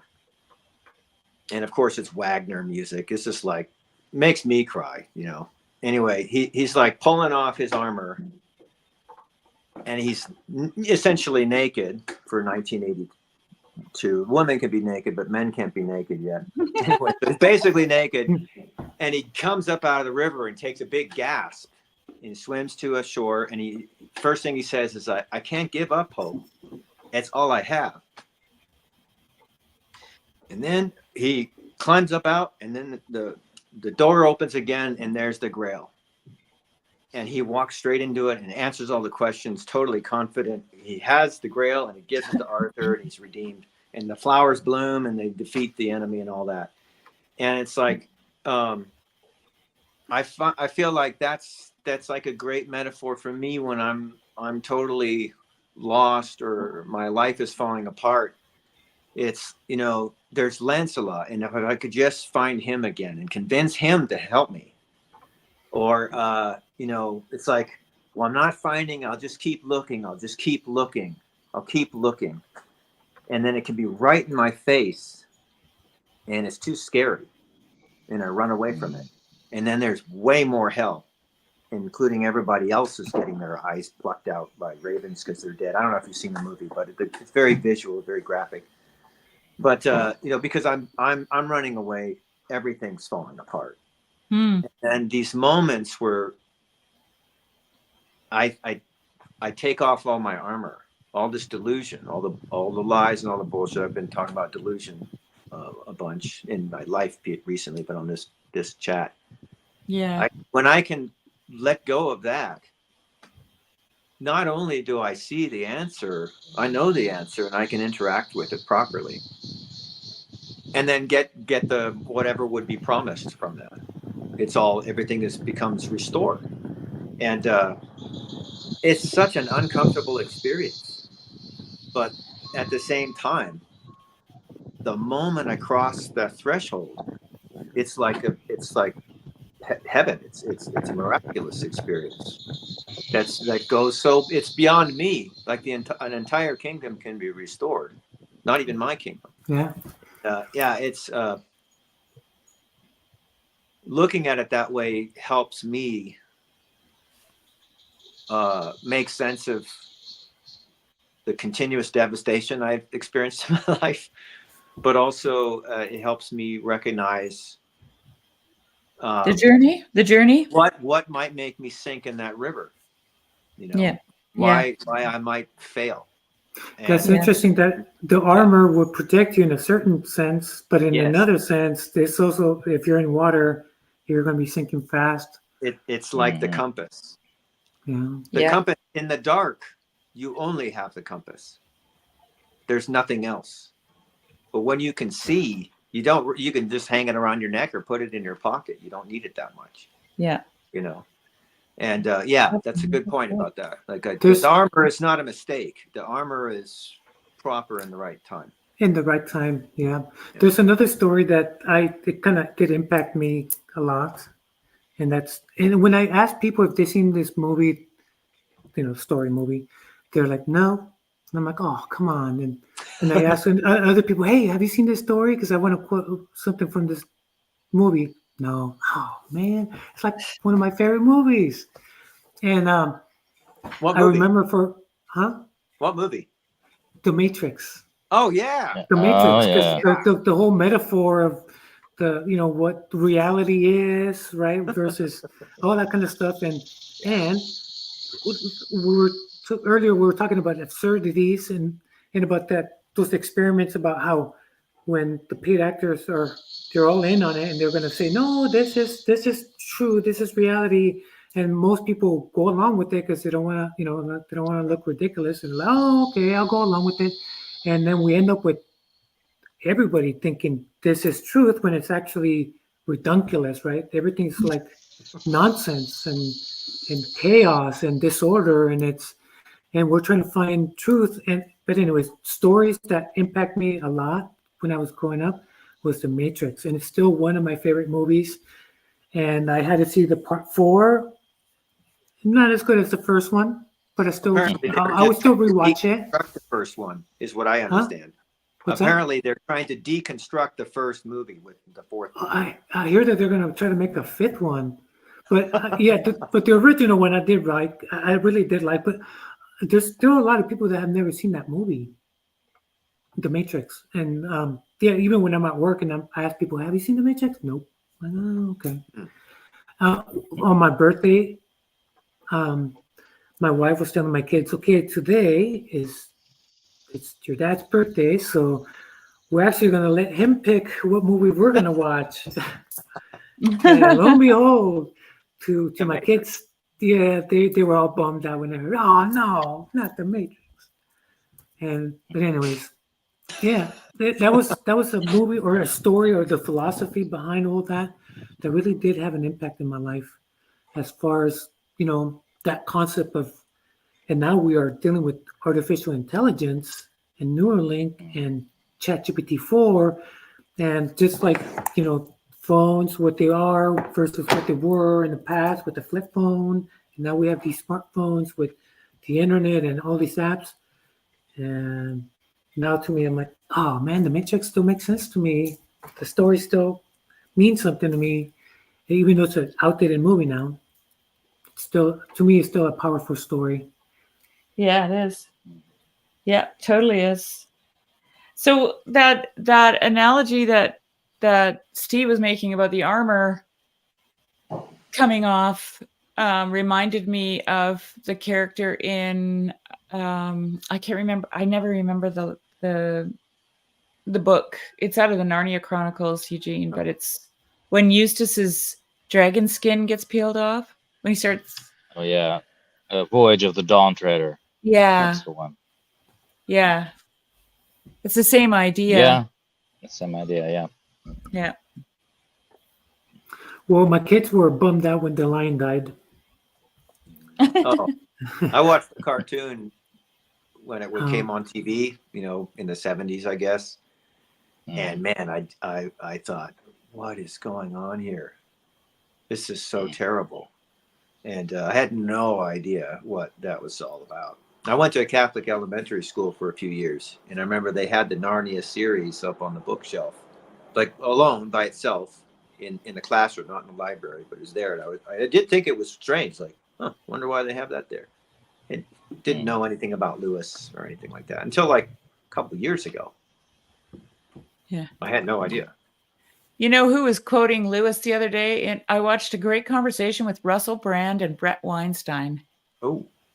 And they talked about, it was called Wrestling with God. Yeah. Okay. I didn't see that. Yeah. And so Russell was explaining to Brett why he became a Christian, and Brett was explaining to Russell why he isn't a Christian, or doesn't believe in God, or is an atheist, actually. Yeah.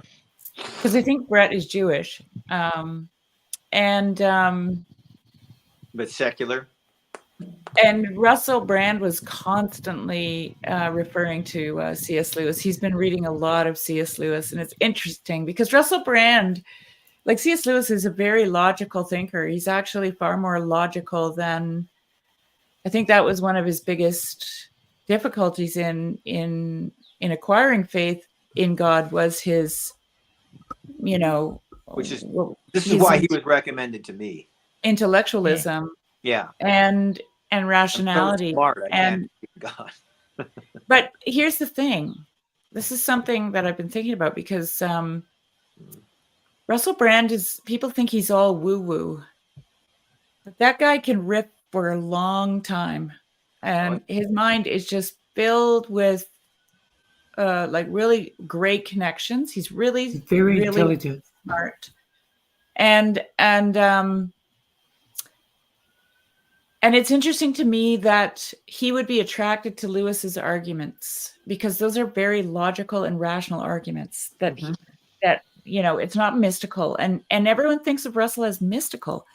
But here's the thing. McGilchrist said one time that schizophrenia, for example, I don't know about bipolar disorder, but schizophrenia is actually a left brain illness. It's a logical thinking taken to its extreme. Yeah. Right? Doesn't Chesterton talk about it? The ones who can argue to the point where you cannot refute them that the earth is flat. I think Chesterton talks about it as well. That, you know, he has an essay called Orthodoxy, and he basically says that a madman is just the one who elevated the reason, like blew the reason out of proportion. Something like this. Yeah, exactly. Yeah, and that was really interesting. Yeah. And but they appear on the surface, they appear all wooey, right? Because they're having hallucinations and they're talking to animals, and I have a brother who has schizoaffective disorder, and but it's actually like an overabundance of rationality. I mean, that makes perfect sense to me, at least. Yeah. You know, one of the most influential arguments of Lewis that still affects me very much, even though I read it years and years ago, was the argument about desire. I don't remember exactly how he puts it, but basically he's saying that we all have a desire of something that we cannot find in this world. Mm-hmm. That's regardless of how much we search. That's mere Christianity. I think I also read it in Weight of Glory. It could be in I've only read Mere Christianity, but it is in there. Yeah. So he basically says, I hear this bird or I see this flower, and they fill me up with a yearning that I cannot fulfill in anything that I can find, that my hand can touch, or my eye can see in this world, which is very logical. I mean, it leads to a very logical conclusion that I am meant for a different world. Yeah. And it's interesting how in this particular argument, Lewis, the logician, met with Lewis, the mystic. Right. In this one argument, he brings the whole thing together, because on the one hand, it is very logical that since we all have a desire of something that we cannot find here, there must be something else. Yeah. But on the other hand, it is totally mystical, because you have to see that something else already present in some way. So, Eugene, that what you say about what we have to find and meaning and then all that kind of stuff. So now, if we were to understand perspective from different people's perspective, or better yet, even beyond people. So let's say the perspective of the bird will tell you that air is the most important thing out there, and it'll go on and on about air and the awesomeness of air. But then we listen to the fish, and the fish will go on and on and on about water and this and that and this and that, right? And they both have a point, right? They both have a point. The bird has a point, the fish has a point, but I also have to accept the fact that I'm neither bird nor fish, right? There's such thing as, so I have to frame all these different realities, all these different perspectives, and I'm the one that has to sort through, right, what's important to the bird, what's important to the fish, and what's important to me, and because remember, my flesh, I'm also battling my flesh and my mind, and they're like trying to battle each other out, right? And then I have to say, okay, wait a minute, let me step back. If I'm going to look at the mirror, see the big picture, I can't just focus in on this little bit, because I will only see that. I have to see the big picture, right? Okay, forget about the bird, forget about the fish, forget about myself. What the heck is the big picture? And there my opinion, there I find the Logos, the Agape, and the Holy Spirit, in my opinion, right? And that's just my opinion. And everybody else will see something different, and everybody, right, just like the bird sees the bird stuff and the fish sees the fish stuff, and on it goes. And those are just my ideas and my perspective. And I could be wrong. I've been wrong before. Kind of what you're saying. I've heard some people, what I would say, they're describing what you're saying as like the bird, maybe the bird sees the Trinity, and the way it understands it, it's the air. And the fish sees the Trinity, and the way the fish understands it, it's the water. And the fish and the bird may argue, but they're talking about the same thing as they understand it. That's the story of the castle by George MacDonald. Yeah, you read that a week or so ago. When he says, and they're all working on their own thing, and suddenly they realize that they're all working on different aspects of the same thing. Yeah, like the elephants and the ear and the and tail. they look at each other and they say, "You are my brother, and you are my sister." Yeah. Right.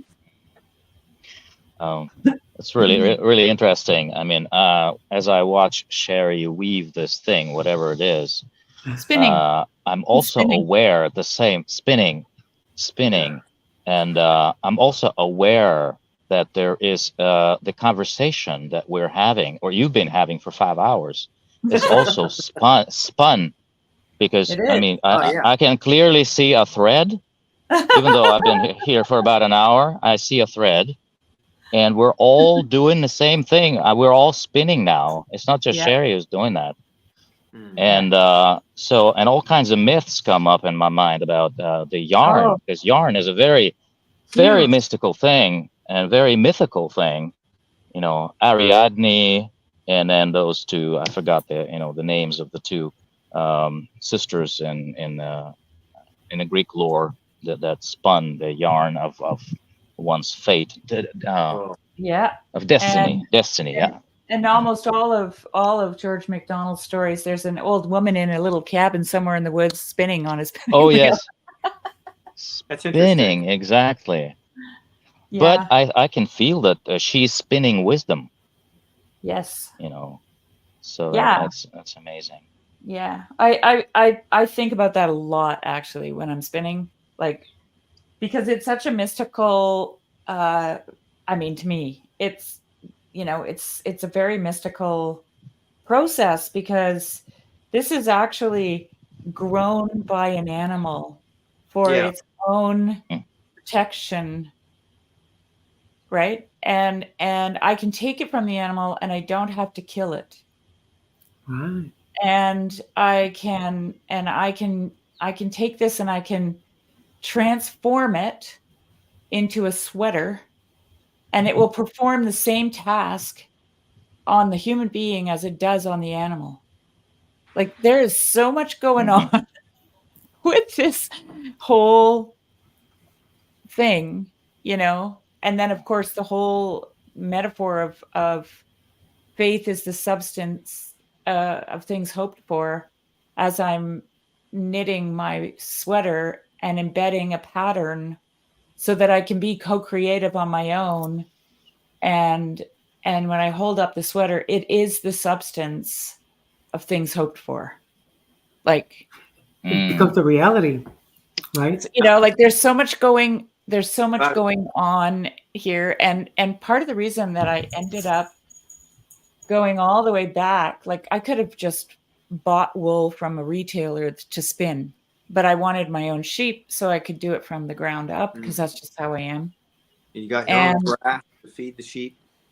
My own farm, yeah. And anyway, one of the reasons I did that was because when I was looking into to spinning, I realized that this is a very ancient art. It's been around forever.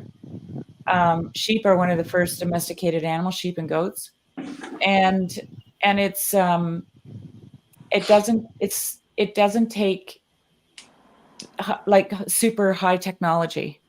People spun for many years just with a spindle, a drop spindle. And if you look at the Mongolian culture, for example, their yurts are made of wool.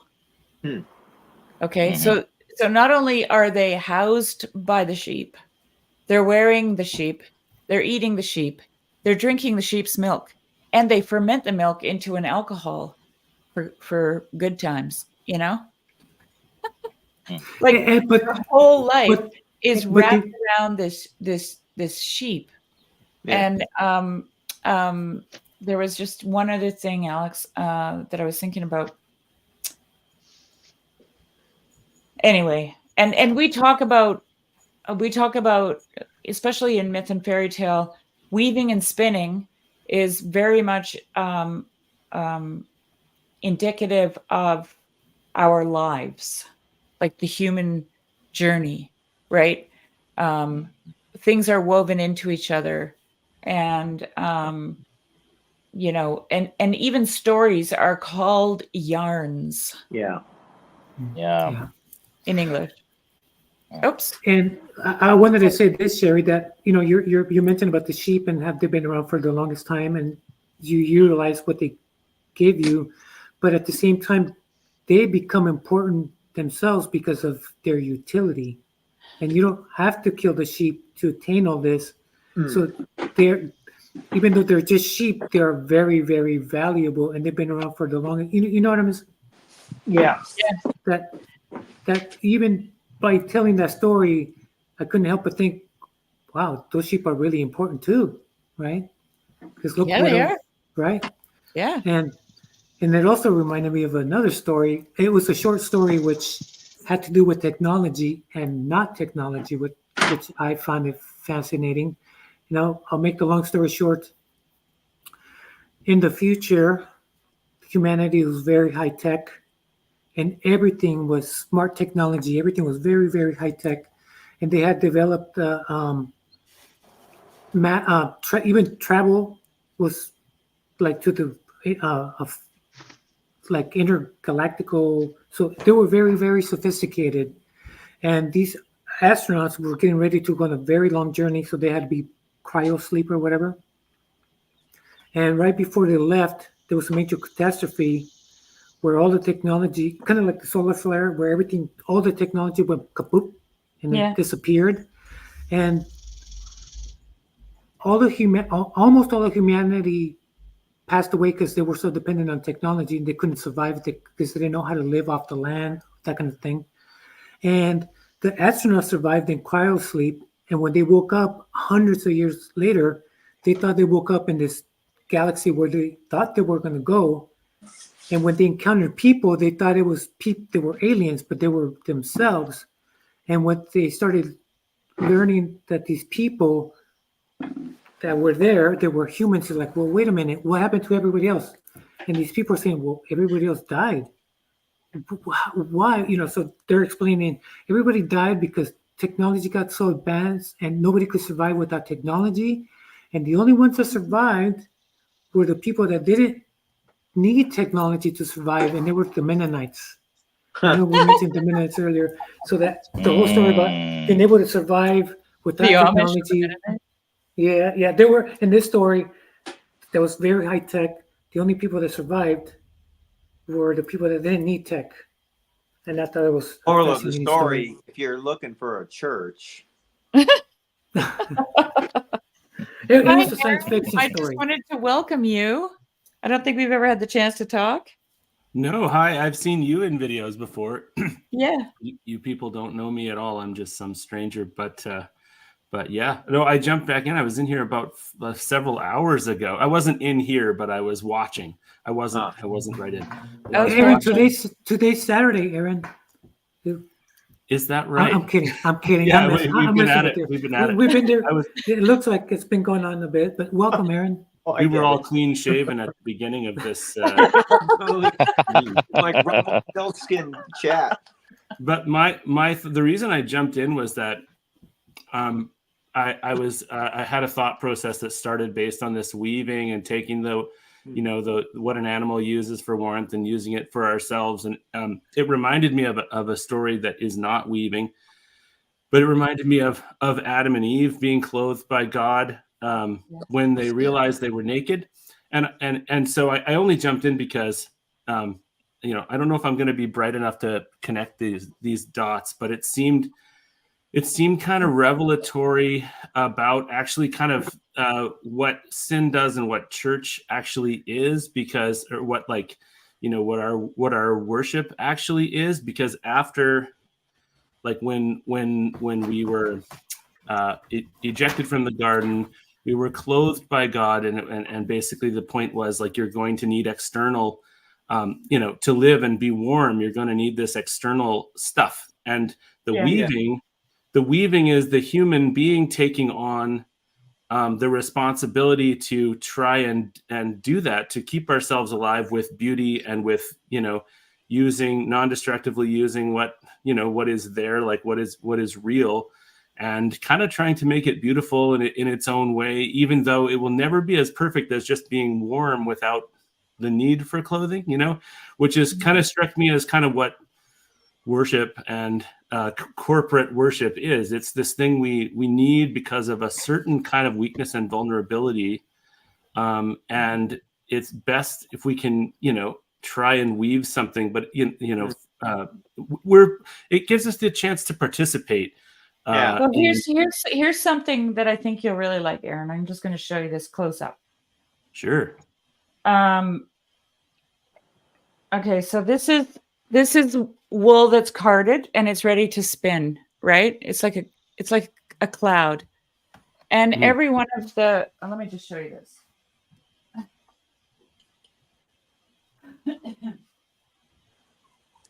So this is a lock from the police that I'm working with. Whoops, here it is. Okay, so it has this length right here. So when I'm drafting my wool out to spin, I can only draft this length, and when I get there, it breaks. See, it'll always break at the length of the lock. Whoa. All right, so that's how strong this is. If I pull on it, it breaks, right? It just breaks. There's no strength.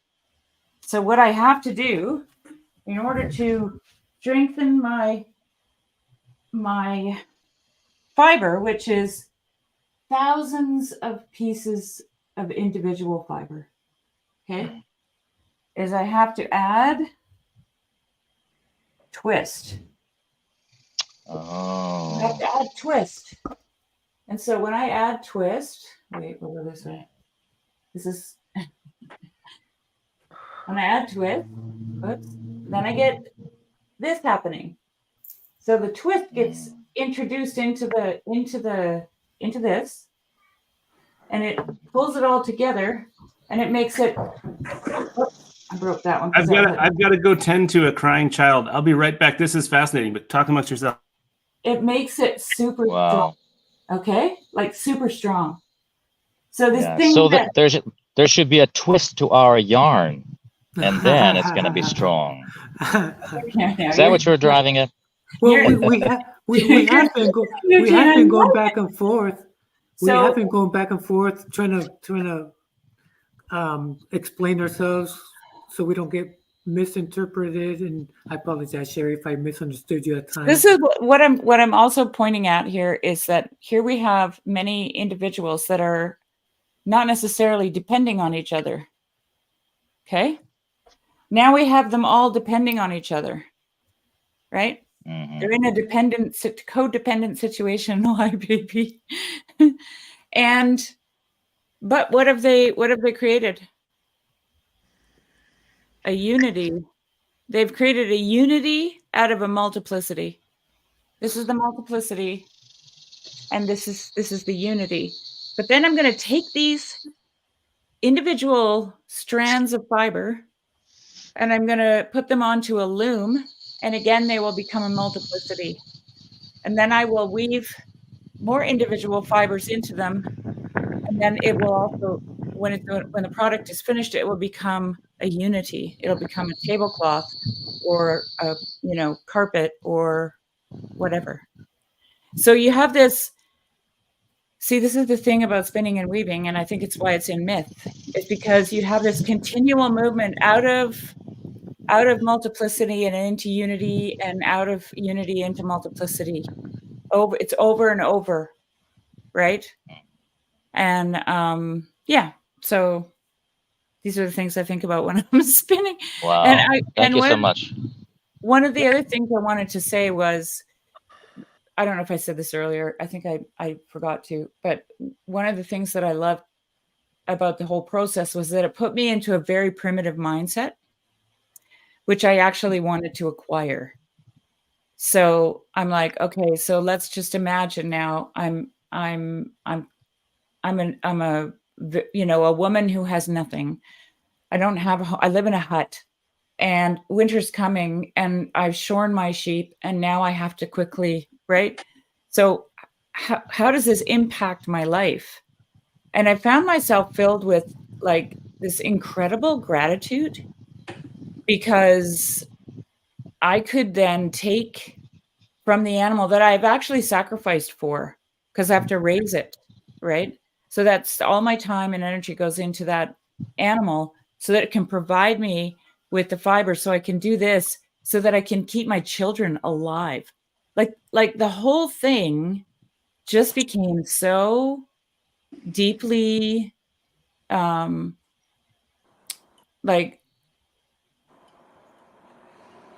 you know how we think of cloaking someone with love.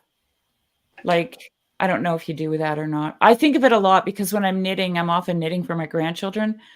And I'm thinking that when they wear this hat or they wear this sweater, that is me in the most like from the ground up. That is me with my arms around them. Yeah, right? I love warmth, So, right. And yeah, all that kind of thing. Anyway, I'm just getting into my own head here, but yeah.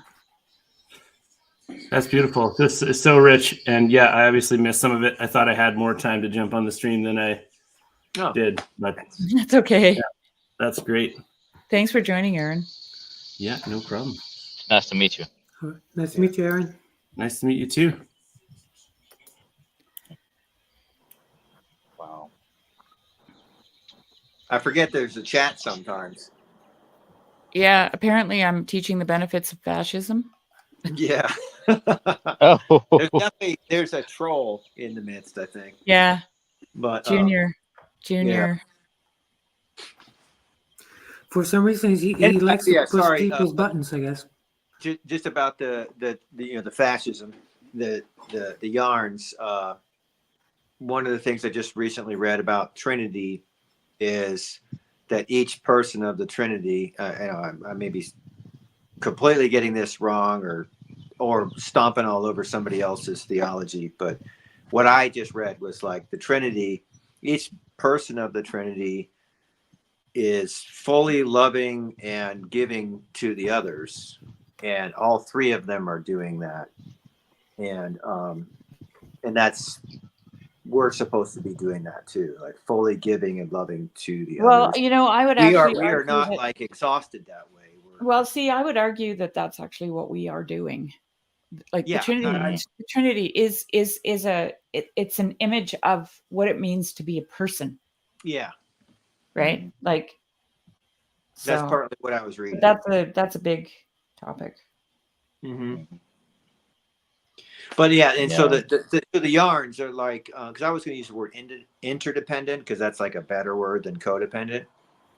But each yarn, it's like it's giving all of itself to, not the, each whatever you with a single strand, your thread, I guess. Each one of those is giving itself to the rest, but they're all doing that, and it's more than the sum of its parts, all that kind of stuff.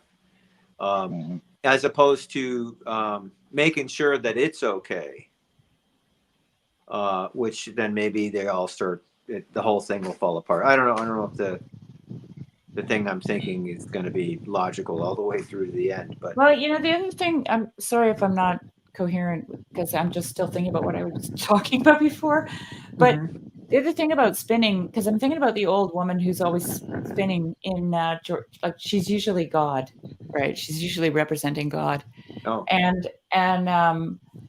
he has this motif in his stories where, like, even in the Golden Key, that God is a baby at the center of the earth, and he's moving balls around, like, so he's always doing something. Like he doesn't just sit there and be God, right? Like he's spinning as a woman in a cabin in the woods, within creation, right? Hidden in creation, spinning, making something, weaving.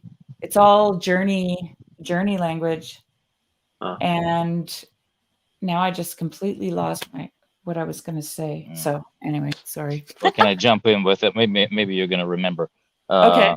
Just the whole idea was kind of brooding in my mind that about the yarn in general, because it kind of strikes me that yarn consists of many strands, as you said, and I really have to be sensitive and attentive to the kind of things that happen around me, because these are strands that are being woven into my strand.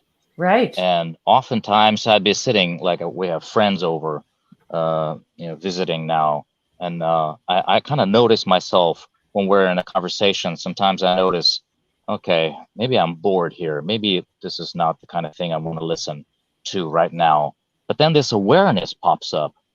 Maybe there's something in this strand that I need to weave into my sweater, and then it's going to be richer all the more and I'm going to be warmed by it, because I have my own idea of what my sweater needs to be like, or what my strand, my strand, it's my strand. But I find it so fascinating that now I'm sitting, there's 4 of us, there's 5 of us before, and each strand, if I'm careful enough and attentive enough to the yarn being spun by God right now, I'm gonna be fast. I'll be bewildered. I'll actually sell my cleverness, and I will buy my bewilderment. Oh yeah, yeah, that's nice, Eugene. That's awesome. I feel like you just wove that together beautifully. Well, it just popped up, so God must have been doing something. Well, Eugene, you interact with people, you interact with the world, and you have to find a way how to interact and still keep your you, and you also have to understand that not everything needs to be woven into your sweater, right? Because remember, but it is though.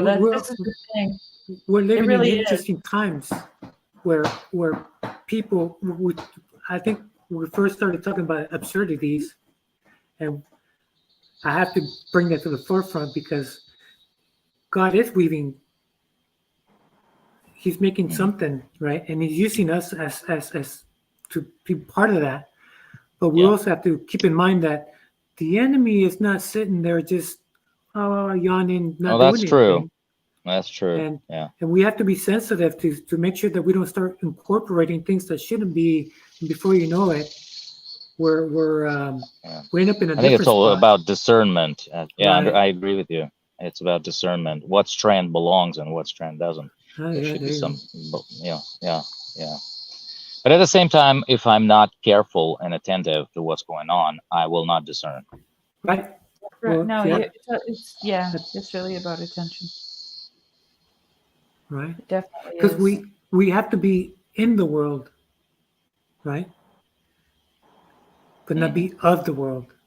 Right. And we have to. That's the discernment. Is we're going to be interacting with people, and everybody's different, and everybody has the ideas, and everybody has different beliefs, and everybody's doing whatever it is that they're doing, right? And how do we? There's a really interesting ending to the Golden Key. You read it, eh, Eugene? No, I have not. Oh, okay. I read a. I have to read it different now. Golden Key. You have to read it. It's. I mean, it's been lauded as an actual fairy tale, which people have been, modernity has found very difficult to do. Let's write an actual fairy tale. But oh gosh, now I don't know if I should tell you. It's right at the end. And then, Well, you don't want to if it's a spoiler, don't tell me. I'll listen. I won't say it. Right on. Yeah. I read Okay. a different Golden Key by the 1920s guy from England. Sermon on the Mount guy.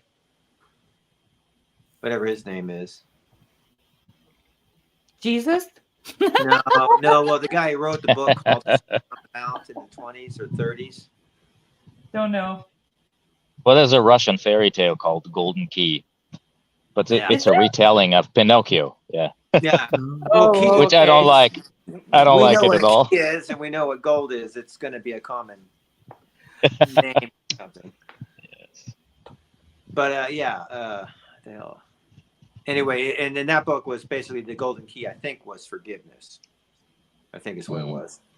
But he's sort of like a pragmatic Christian writer in like the 20s, 30s. Is it somebody writing his name in there? Nope. Yeah, Lance. It's fun when you take a rest. I'm not even homesteading. I'm just trying to build a wall and put electrical wires in it. We'll see what happens with that. When you take a rest, what's that, Steve?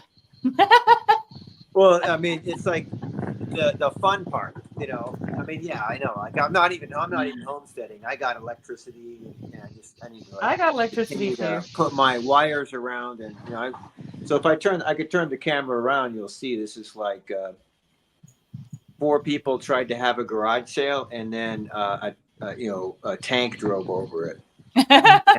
And so that's my what do you call it? The prophilicity right here.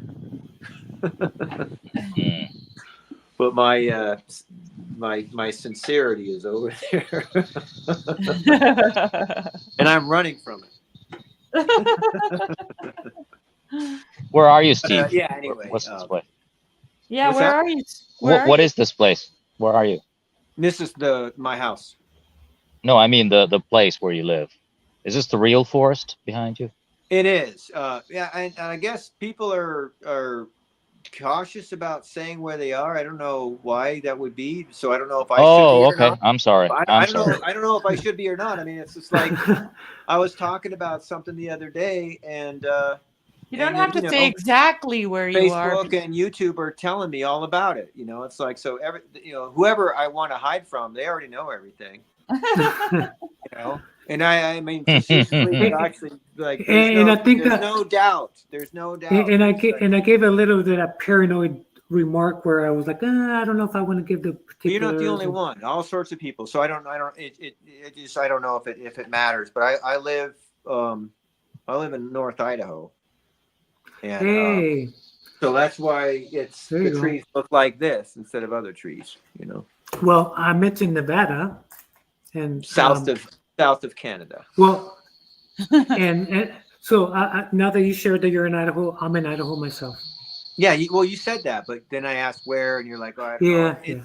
I'm not trying to like coax you into revealing your location. I don't know. I don't know if that's something we're not supposed to do or whatever. Because I'm also new to the corner. I'm like a lurker. Well, the reason why I say that is because I think I figured out where you are anyway, because I know enough about the local geography. Right. Yeah, because you're in Idaho. Idaho's a small place in a way. It's actually kind of big. It takes longer to get to Boise than it did from San Francisco to Los Angeles by car. Idaho's big. Yeah, and there's you do have and there's mountains and all that stuff, and especially in the winter. Oof. Yeah. So it just and so crying out loud. So this is what I was going to mention as far as why sometimes I'm a little guarded, and it's because I mentioned earlier that I work in a psychiatric unit and all that stuff, and I do hear and we have to when I'm there, I have to make sure that I don't overshare, because of where I work, and it just has become a habit, and it's totally understandable. And I think I may have a naive and cavalier attitude about some things, and others may have a overprotective and guarded attitude about things, and I'm not sure what's right. And the fact that I don't understand what's right doesn't mean anything is wrong. I just don't. And I'm probably going to get renditioned any moment now, so we'll see how it goes. Well, guys, as I have to leave, my phone is almost out of charge. Right. Yeah. And I was going to say, nice to meet you. Yes, nice to have you. Bye, Eugene. All righty. I'll see you. Guys, I'm gonna. Oh, Lance is here. Okay, so I'm gonna go because I got stuff to do. And Lance is still running. It's like hitting the 6 hour mark, but it's been great. Yeah. All right. Yeah, I have next time. ongoing, unending list of things to do that I'm like turning and running from, just like that movie. Bye, all.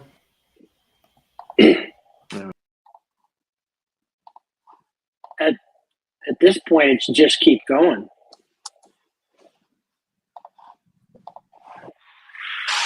Steve, are you trying to get out? Not necessarily, because you and I haven't talked. And like I just admitted, I don't want to deal with this stuff. I'd rather be talking to you.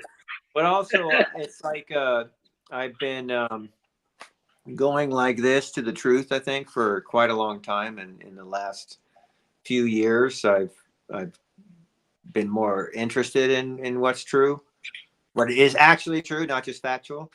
And right. And anyway.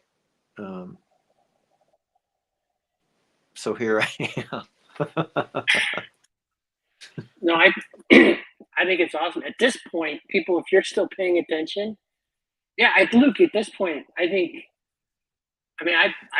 bowed out for 2.5 hours. At this point, we should go for the record. You were saying how long? Like Google itself won't even let us go too far. It sounds like you can go 12 hours on YouTube straight. That's wild. You can have a revival in 12 hours. Well, this is exactly what's happening, right? Yeah, it is. So, because I I'm into storm chasers and stuff like that. I grew up in Tornado Alley or close to it. So, in the Midwest. And so when there are outbreaks going on, I know this one guy he hit 12 hours of streaming live, and then YouTube cut him off, and then he restarted it again. So I think it's 12 hours. I mean, at this point, Nate, when he gets off work, needs to come on, and we just need to do it. So if anybody else wants to jump in, you've been paying attention, get out of the lurking and into like a Y2K type of limitation, like Google didn't do wasn't able to do AM and PM or didn't program it in there, so 12 is the max. Yeah, Who knows? I don't know. And to some extent, Or just maybe probably like advertising revenue plummets after 12 hours is probably really what it is. well, and there's that. The other thing is that, I know one of the things, from a YouTube perspective, I used to work in IT sort of stuff, and so I mean, for them storing all this, I mean, their cost that I haven't gone to look at it, but I bet if you go look on their financials, storage for them has just got to be a massive cost. Yep, that's why they overbuy and rent it out. Yeah, yeah. They hedge their commodity. There you go. So I don't know if you talked about this before, or maybe you did. Have you shared kind of what brought you here, like to this new corner? No, and what to this new what? To this little corner, to PVK, to Grail Country, to these group of people. Well, Grail Country because of clips of Grail Country on TLC or whatever Paul's channel, channel, and then also the algorithm, as people like to say. But yeah, that's how here. And I learned like there's StreamYard, and that's how it even happens. And I happened to see the link at one point finally, and I was like, oh, I'll join in. Yeah, I didn't know how that worked, and so that's technically. But I'm another Peterson watcher, and I saw the first PDK thing on Peterson. And I almost drove. I lived in San Francisco at the time. I almost drove out to one of his meetups. And I mean, I was like planning on it for the day, and I ended up burning up past the time I would have had to leave to get to it. So I never went. And I think I actually even posted on the meetup page itself, or somehow maybe it was just one of his videos, and I did have an interaction. I don't remember what it was anymore, but I remember now that I actually did. But yeah, anyway, Peterson said that the kind of Christianity he was talking about may be more Orthodox, and that might be why, because he said the word, or for some reason Peugeot stuff showed up in my YouTube feed, and I was watching a lot of YouTube. I still do. It's the only channel. It's the only media I consume is via YouTube. Pretty much me too. 98%. Yeah, I mean, Netflix and all that. I got YouTube. I got everything. Anyway, so I watched some of his stuff. I'm like, what the hell is this guy talking about? And but some of it, I was like, yeah, that makes sense to me. And yeah, so I guess so I'm telling my story. Is that because that's what I'm about to start to do? Yeah, that's what you're doing. Okay, yeah, yeah. Anyway, so at that time, I had like unread books by Richard Dawkins and Christopher Hitchens who were mocking God. I bought the books because that's usually all I have to do is acquire the knowledge through buying the book. Exactly. Maybe flipping through it once, but anyway, I read some stuff too. But I was like, yeah, I called myself an atheist. In fact, I was going to write what I felt would be a very helpful book to a group of people who have a chapter called We Agnostics. I was going to write a book, We Atheists. Yeah. Doing the steps without God. I was working on it. I actually did. I'm in 12-step recovery, so I'm familiar with all you said so. I don't hide my face, so I'm trying not to be too explicit about it. Yeah. But I was convinced I was going to help because I found the answer to that, and I was like, it had been at that time 13, 14 years, something like that. I'm like, I don't want to go into that, like that stuff. But anyway, the reason I brought it up is because I called myself an atheist. I told people I was an atheist. I was going to write a book about the successful utilization of atheism to solve a spiritual problem, Mm-hmm. I thought I had the answers. Anyway, I found I didn't have the answers. political stuff had gone on. My life had been personally disrupted by 2 economic crises. And my whole life kind of fell apart too in those times as well, more than once. And so it was kind of happening again. This is 2017. I was already ready to start making changes, things like that. But anyway, so I'm exposed to this guy who's like, sure, the Bible says this or the Bible says that, but what it means, at least what it could mean, is this. And I thought, I hadn't thought of it that way. This is Peterson was putting these thoughts in my mind. My mom had read to me Bible stories. She had that little white book with the cartoon drawings of Jesus in it, and read me those stories at night. I went to Sunday school. I went to Catholic elementary school for a few years, and I just thought, like, this is ridiculous. I rejected the God of my understanding as a 6-year-old, not even catechumen, but like my complete ignorance of God as 6 to 8 years old. I rejected that outright. So anyway, I have Peterson, who's obviously way smarter than me, talking about the value and utility of this stuff. I thought, and he was talking about stuff in Genesis. I'm like, well, I never heard that. I didn't know anything about that stuff. So I don't remember which came first, but I went to a Bible study, and then I also watched the Bible Project on YouTube, which is like an animated explanation of each book of the Bible. And the Bible study I went to was the same thing. It's like, this is Genesis, this is what happens, this is on the map where they went, blah, blah. And I was completely shocked, because I'm like, I never knew this stuff. Like, I knew King David slew Goliath, but I didn't know anything else. And when I found that out, and when I found out all of it, like basically my conclusion of not even the entire Bible, not reading it, just people explaining it to me, was like, their heroes, the best guys, the ones that I knew about, are like way worse than me. Then I can't be too bad.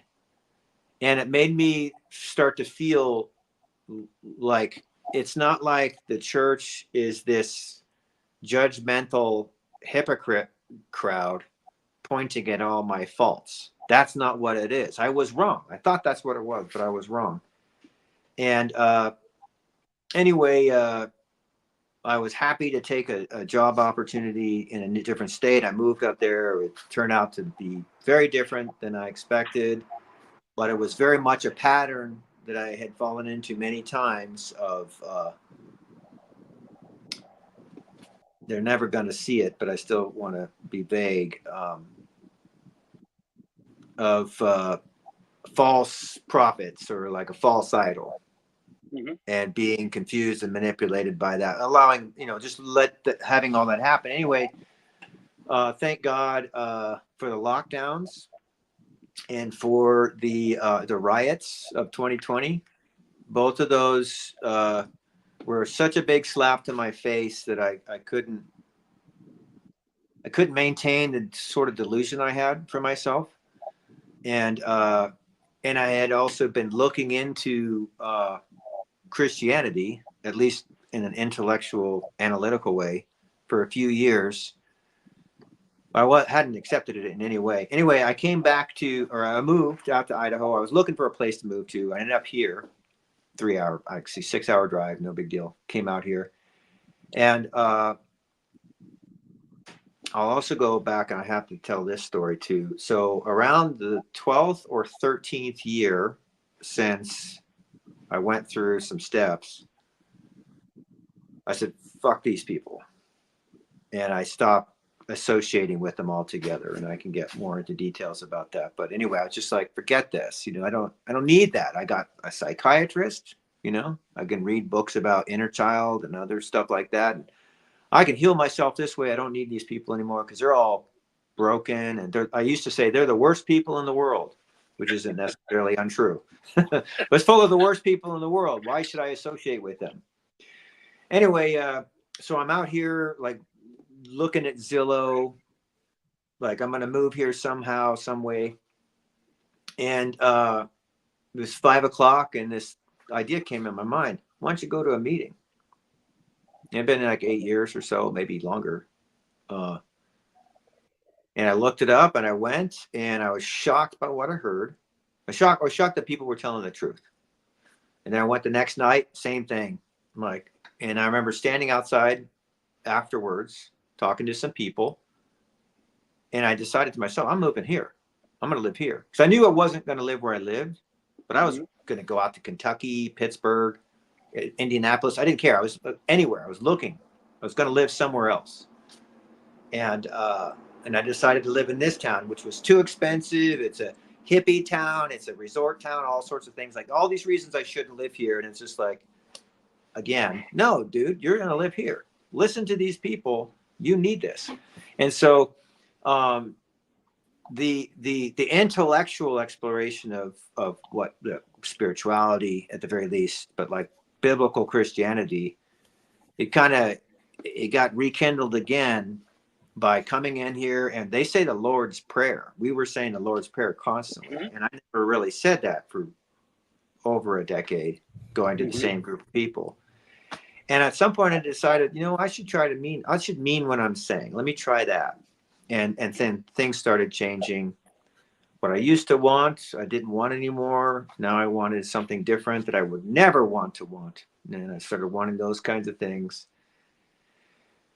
I became friends with people that were like, well, they're Christian. I'm like, I don't want to be friends with Christians, I did. And, and then, this is maybe the most funny part.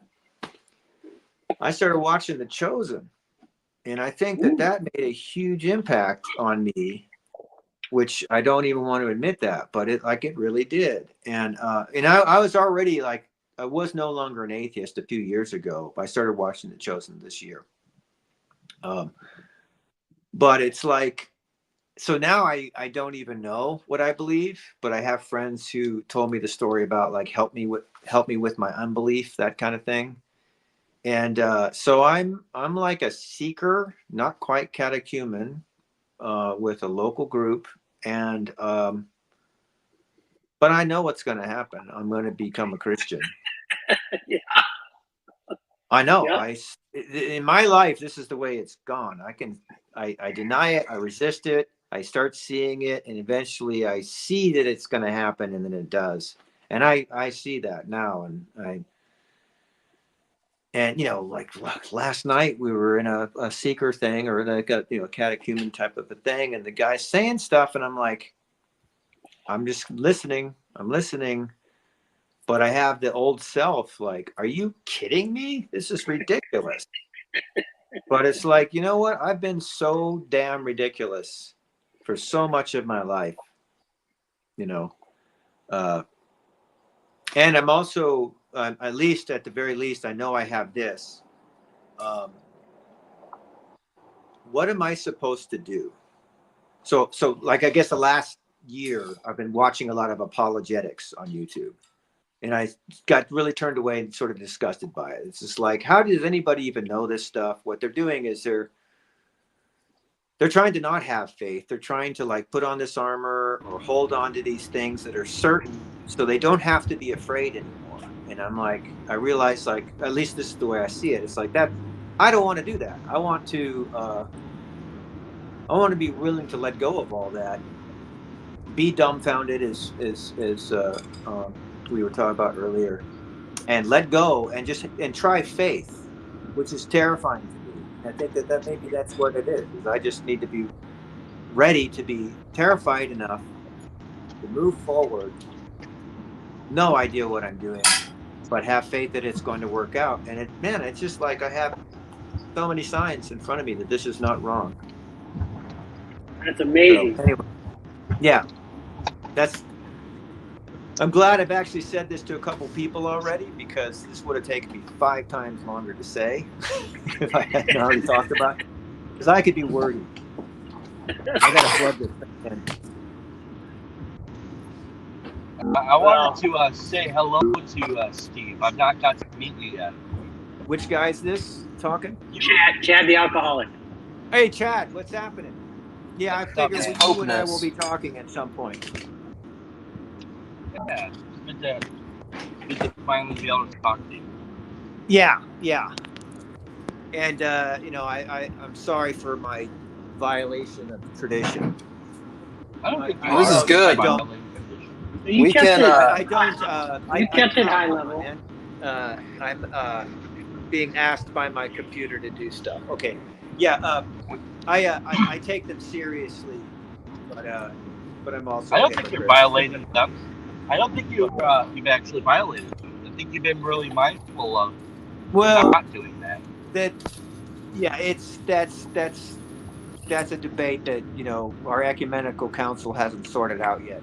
But I appreciate what you're doing, Chad, and I respect it a lot. Thanks, man. No, I mean, I'm trying to make it easy on myself, but speaking in vague terms. I'm violating them all the time. I express all my own opinions. I have a whole lot of personality. Hello? It's that time of day. We get the afternoon Chad robot. Now, for any of you who missed out on the BOM Discord, Chad would get off work and he would start driving home and he'd always come in. And he would always hit this space on his way home and his voice would start to robot. And the beautiful thing about Chad is he presses on right through it. It just doesn't bother him. He just keeps plowing through. Okay, I thought it was because I was having connection problems earlier. We need to timestamp this for Grog, and we can play it for him, just like for his conversion within the year or whatever. It reminds me of this is so common within whatever. I'm just kidding, but like this is so common. Like I remember having early conversations with Job when he was wrestling with faith, and just like sounded exactly like you. Like this is crazy. This is stupid. I'm not going to be a Christian. He's like, why do I want to be a Christian? It's insane. And we'd have private conversations, and I'm like, Job, you're already there. It's like Hegel. To know a limit as a limit is to already be beyond the limit. If you're wrestling with this, you're there, man. Yeah, I know that. But it's like, what if somebody sees me believing something that's silly? That's really what it is. Oh, man. There's no way I want to admit that. I mean, like in Dawkins is like, I like Christmas and Yuletide songs and stuff like that. And like, I've been inside him saying that kind of, I know exactly where he's coming from. I mean, maybe I'm projecting still, but it's like, heaven forbid I get caught being wrong.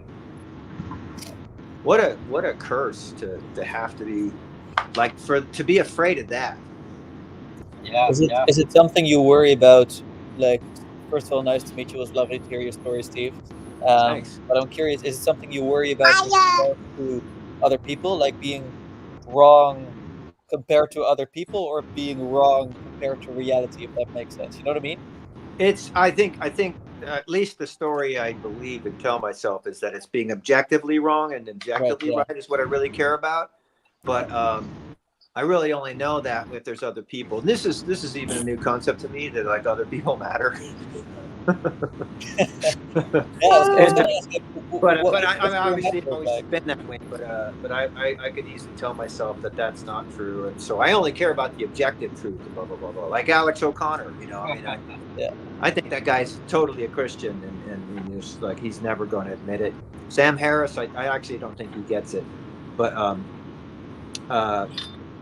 it's that's the thing about belief that's so crazy about that. So the path has been laid for him to not have his pride chipped on the way in, and I'm saying this because I feel like my pride, the depth of my pride, was shown to me a couple years ago in an unexpected way, and I can barely even explain it, but I'm recognizing it so much more today, what pride is, And I think that's exactly like the thing that you're relating to in terms of like Alex O'Connor and Sam Harris. I'm not saying, look, I'm very happy with the fact that Alex O'Connor is so inquisitive and asking about all this, but it does always seem like there is an element of pride attached to it still, Yeah.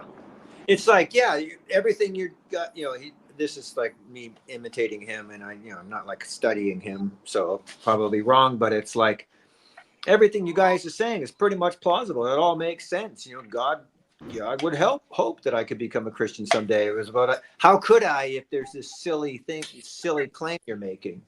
Yeah. As soon as it's not a silly thing anymore, I think he'll jump right in. You know. Yeah, But it's like a rule. You can't believe in silly things. Well, who said so?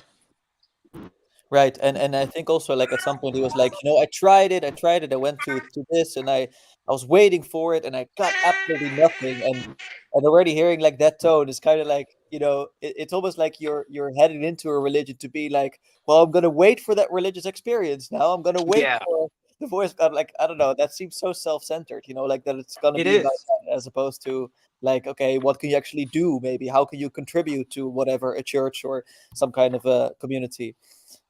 Yeah. No, Yeah, that's good. that's been. I mean, I've been through it. You know. Yeah. And that's why I feel like looking at it, I feel like I can see it for what it is. And maybe that's just another self-centered projection, but it's just like, I feel like that's what I've been doing. And I see myself doing it right now.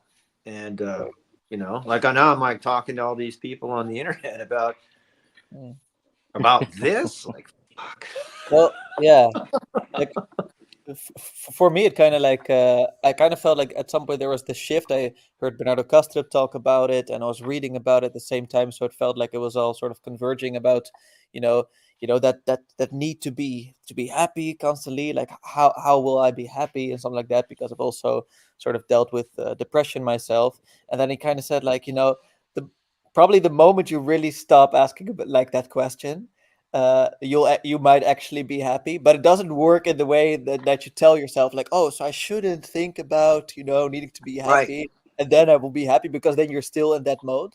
And then I've kind of experienced that, what do you call it, like sort of every now and then, just like it intermittently. So sometimes like I've done something just kind of like very spontaneously out of the goodness of my heart, for instance, helping out on a project of sorts, and I've kind of felt that like, this is what it's about. But then all of a sudden, like I turned it in, like, oh, so now I feel happy, and then all of a sudden, like I might feel worse again for a little bit, because like all of a sudden it reflects back on me again. And I think that's sort of like this phase that I think I am progressing throughout the time, and maybe you're also like seeing this, Steve. I don't want to project on you, but then it's kind of like, yeah, you're kind of like suspicious of yourself at the same time. Like maybe it's still, you know, this pride that's working. Very much so. You know, like I can imagine, let's say my brother watches this today, like now, and then we have a call tonight. Am I going to be like Peter and deny 3 times? Probably. Yeah. Because I don't know if I could face that, you know, but I can go and sit in a chair and listen to people talk about, you know, I mean, everybody here's probably got a different theology, so I don't want to get into the details because then we would debate those things. But oh no, it's like the person's telling me stuff that's like, I need help with my unbelief when it comes to that stuff. And I may end up having to go to a different church over it, you know. But my point is, it's like I'm sitting there listening to it, turning off my judge that rejects everything. That's I good. didn't expect that. I did not expect that. And it was, I actually I tried very hard to never fall prey to that, you know. And it's just, it's like a lot, there's other things that have been removed from me, is the way I see it. Like these mistakes or sins or whatever defects being removed. It feels like that's what's happening again right now. It's like you know, this is maybe something that has been useful and you've taught it other people, you know, it's been useful, but you don't need it anymore because it's in the way. There's some guy who wrote a book, like special guy, a couple thousand years ago, or hundreds or whatever. He wrote this book about the ladder, and you go through these stages towards becoming more spiritual, I guess. And I'm interested in checking that thing out because I feel like if I can look at what I'm going through as that, maybe you'll feel less afraid of being ashamed that I resist the next lesson or admitting the next truth that I'm going to admit, you know? Yeah. I don't know if that makes sense. No, it makes sense. Like I'm currently working my way through The Sickness Unto Death by Kierkegaard. It's a very difficult book, but at the same time, like he also has this. He kind of says that like we're all in despair all the time, and the worst are those people that don't even know they're in despair, because he basically says everyone is in despair except for those who've really become full Christians. But he says like, but almost none of us are that, you know. And there's something really fascinating about reading that because, like, to me, it's very much like it was a confirmation of okay, I think I'm on the right path, even though I'm like not there at all. But it was like I was kind of reminded of that when you said it, when we were talking about the ladder, and I don't Yeah. think that's the nice thing. Like for Kierkegaard, it's also it's about then, you know, that ending up in action towards like other people in the world, and not like, oh, you know, you have this, I don't know, mental orgasm of like, oh, now I'm enlightened or something like that. Like it's really about good conduct too. Yeah, it's great. But yeah, you know, I was in despair, had no idea, and you know, it's like you know, I make this motion, or I talk about my head being beat, or you know, because I'm thinking of like the Buddhist monk who like whaps you in the face to teach you the lesson, kind of thing. It's a metaphor or whatever, but it's like I knew I was in despair, but just keep going. You're just doubting yourself. Just keep going, and then Yeah. it's like, no, you're not allowed to work anymore. And then like, oh man, well we could do it all online. It's like, nah, you can't go outside because everybody's going to be like threatening your life, or at least they might threaten your life if you go outside because you are the wrong kind of person, and no one will admit that. And it's like, so all I could do is just sit there and then like listen to what people were saying instead of wrap myself up in my plans and all that stuff. I'm talking about 2020 in case I was being too obtuse, but it's like everything I was holding on to got stomped on, and so all I had was myself and you know what I was listening to and what I was thinking about, and it just became so obvious to me that I'm full of shit. I'm totally dishonest for years, and because I walked away from a fellowship that's like you got to be honest, and I was like, you know, they're not honest, so screw them. And but yeah, I started facing some truths, and I went back, like you know, I mentioned the Bible Project videos and the Bible study. It's like I looked at some truths that you know people call it like capital T truth. You know, I started looking at those with new eyes and paid attention. I was also more mature, so I was capable of even understanding the stories. And I was getting the rated R version because then I'm an adult, not a 6-year-old kid. And anyway, it was just like I started realizing that I had been rejecting so many things in pursuit of stuff that every like feel good movie tells me don't pursue those things, pursue these things. Every book, every poem, every martial arts teacher I've had, they've all said the same kind of thing. Don't pursue this stuff, pursue this stuff.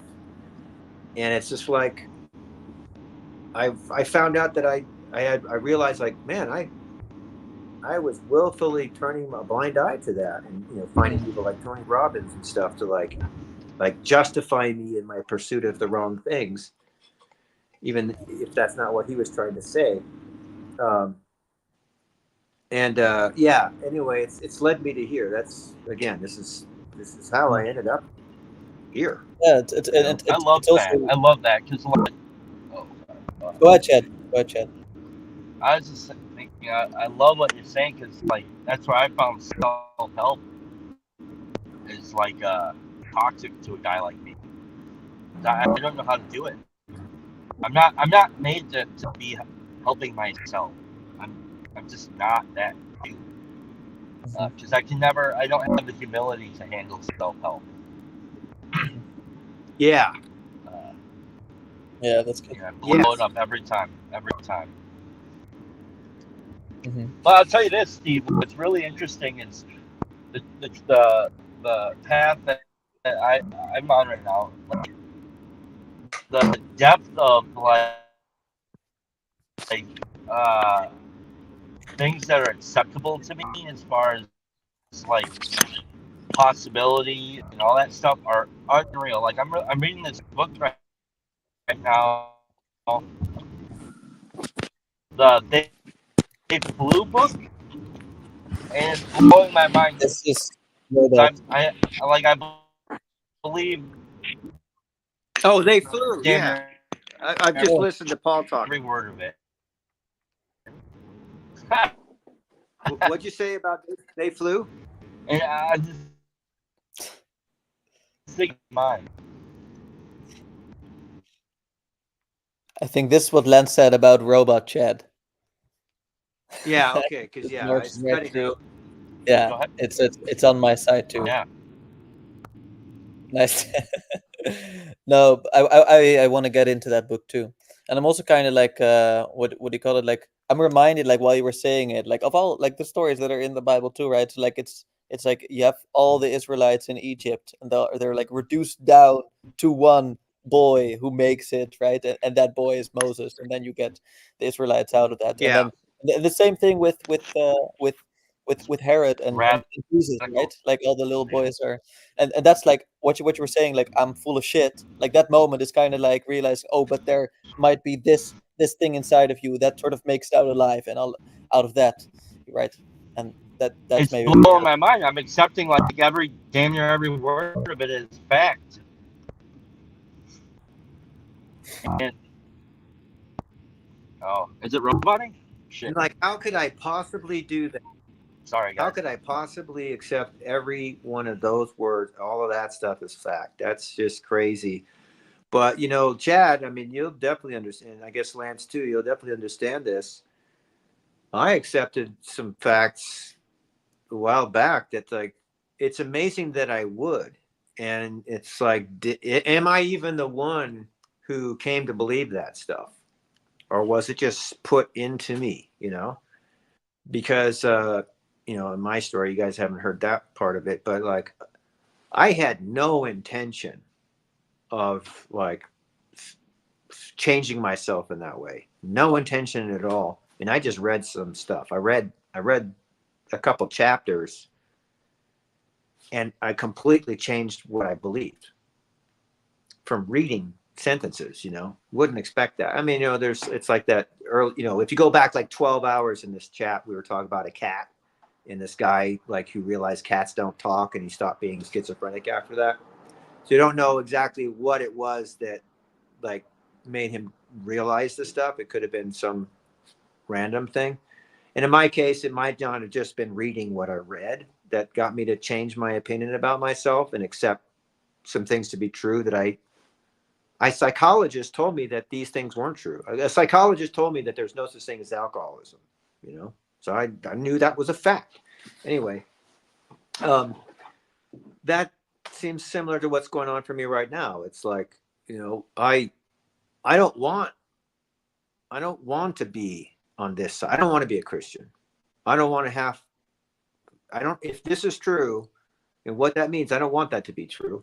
I don't want to go this direction. I don't want to spend my time doing this. I want to spend my time doing that as far as I'm concerned. But it's like going away. What I want is actually going away and it's being replaced by something I don't want, but I'm starting to want it. And that's just a weird, am I just being manipulated by crafty con men? I don't think so. None of you have anything to gain from me. Who is the like? And the local church, they don't eat. They got too many people, you know. But like, which part of you You know, want? so I don't believe it's a manipulation. I think it's I've been to it before. It's like what I used to hate, I'm starting to love. You know, that's what's happening. You know, I've been thinking about that parable Jesus tells about their two sons, and the father says to the first one, you know, go and work in the vineyard, and he says, I will. Oh yes, Father, I'll go, and then he doesn't. And then the other son, he says the same thing. He says, no, I won't. And then he does. He goes and does the work. And the interesting thing is that both sons lied. Right. Nobody told the truth. Yeah. But one person lived in a way that was, you know, like congruent with reality. Yeah. You know, so it's but for whatever reason, it's just we just accept the truth from like the first people or groups of people we hear, and until you start hearing different stuff from other people, and then you have to start looking at not just what they say but why they say it, and how they actually live, and then you get the more complete picture. Yeah. Because I always think, like, why should I be believing these skeptical people? Like, why like they don't seem like they're very fun, honestly. Like, that's actually one of the things that's helped me is like, and there's just like the meaning crisis, and I might just be a product of all the videos I've been watching for the past few years, but I felt against sort of the society that was out there. It didn't seem right to me. And I was in the software industry as well, and the consulting industry. So I had some sense of like, this is bullshit. And they're wanting life to be easier and softer. And they want, today it's language. They want their sins to be okay, and that's what they're going for, and blah blah blah. They're trying to justify themselves. They're self-centered, and I felt like I saw that, but I was still on their side, whatever. I'm not fully coming to terms with that kind of thing yet, but that I was in the world. I was making money out of that world, and I liked that. I was getting prestige. I was on stage talking to people. I like that stuff. But I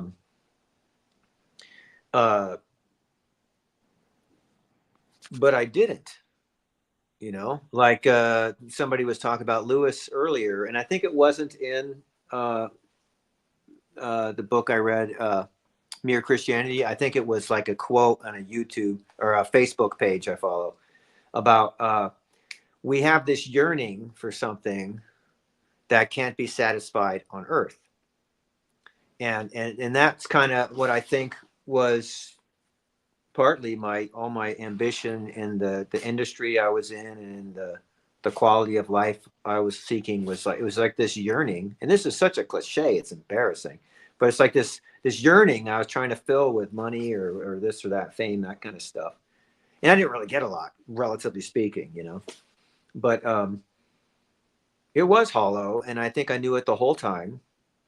And then the places I got that greatest, clearest messages that it was the wrong thing, I said to myself, fuck these people. They're the worst people in the world. You can stop listening to them, anyway, my super nerdy intellectual pursuits. I like to be nerdy and intellectual, watch lectures and give lectures and stuff. Some dude's up on stage giving these lectures about, Adam and Eve, Cain and Abel. And so it's like he was the delivery device, was the gateway drug for me to be exposed to truth. And I had already come to accept, like, if something's true, it's always true, and there are these truths. It's not like relative. It's not all relative. And it's like it was against my will. That's not what I would have wanted. I would have wanted to read the Christopher Hitchens book and be able to own the Christians on YouTube chats. That's what I wanted. But that's not what happened. So, good for me. Is part of you also sad, Steve? Like that old part of you is no longer here, or are you happily saying goodbye to it, or how's it going? It's not like it's gone. It's more like I'm in sort of a daze. So I've done what you could consider confession before, and in the process of doing that, I expected to feel total shame and guilt, like you got to go to the principal's office kind of in my chest, and I felt total peace. You know, I'm like reading a list of like, you know, this is everything terrible about me. I'm like confessing. And it was not, like I said, it was not at all what I expected. I thought it would be a horrible experience. It was a totally peaceful experience. And that's kind of what it's like now. Like I can see myself, like the pride I had to be invited to like give a keynote speech to a conference I was totally unprepared for, to an audience. And I didn't, you know, I had some, I could say some good stuff, but like, I'm not one of them. And it definitely needed somebody else. I can look at that now and just see it for what it is. So I think the truth is refreshing. Steve, You know, it's only painful when you're still lying. Huh? I think you'd really like. I think you'd really like to have a conversation with Jeremy first. He's come on a couple of times on some of these things.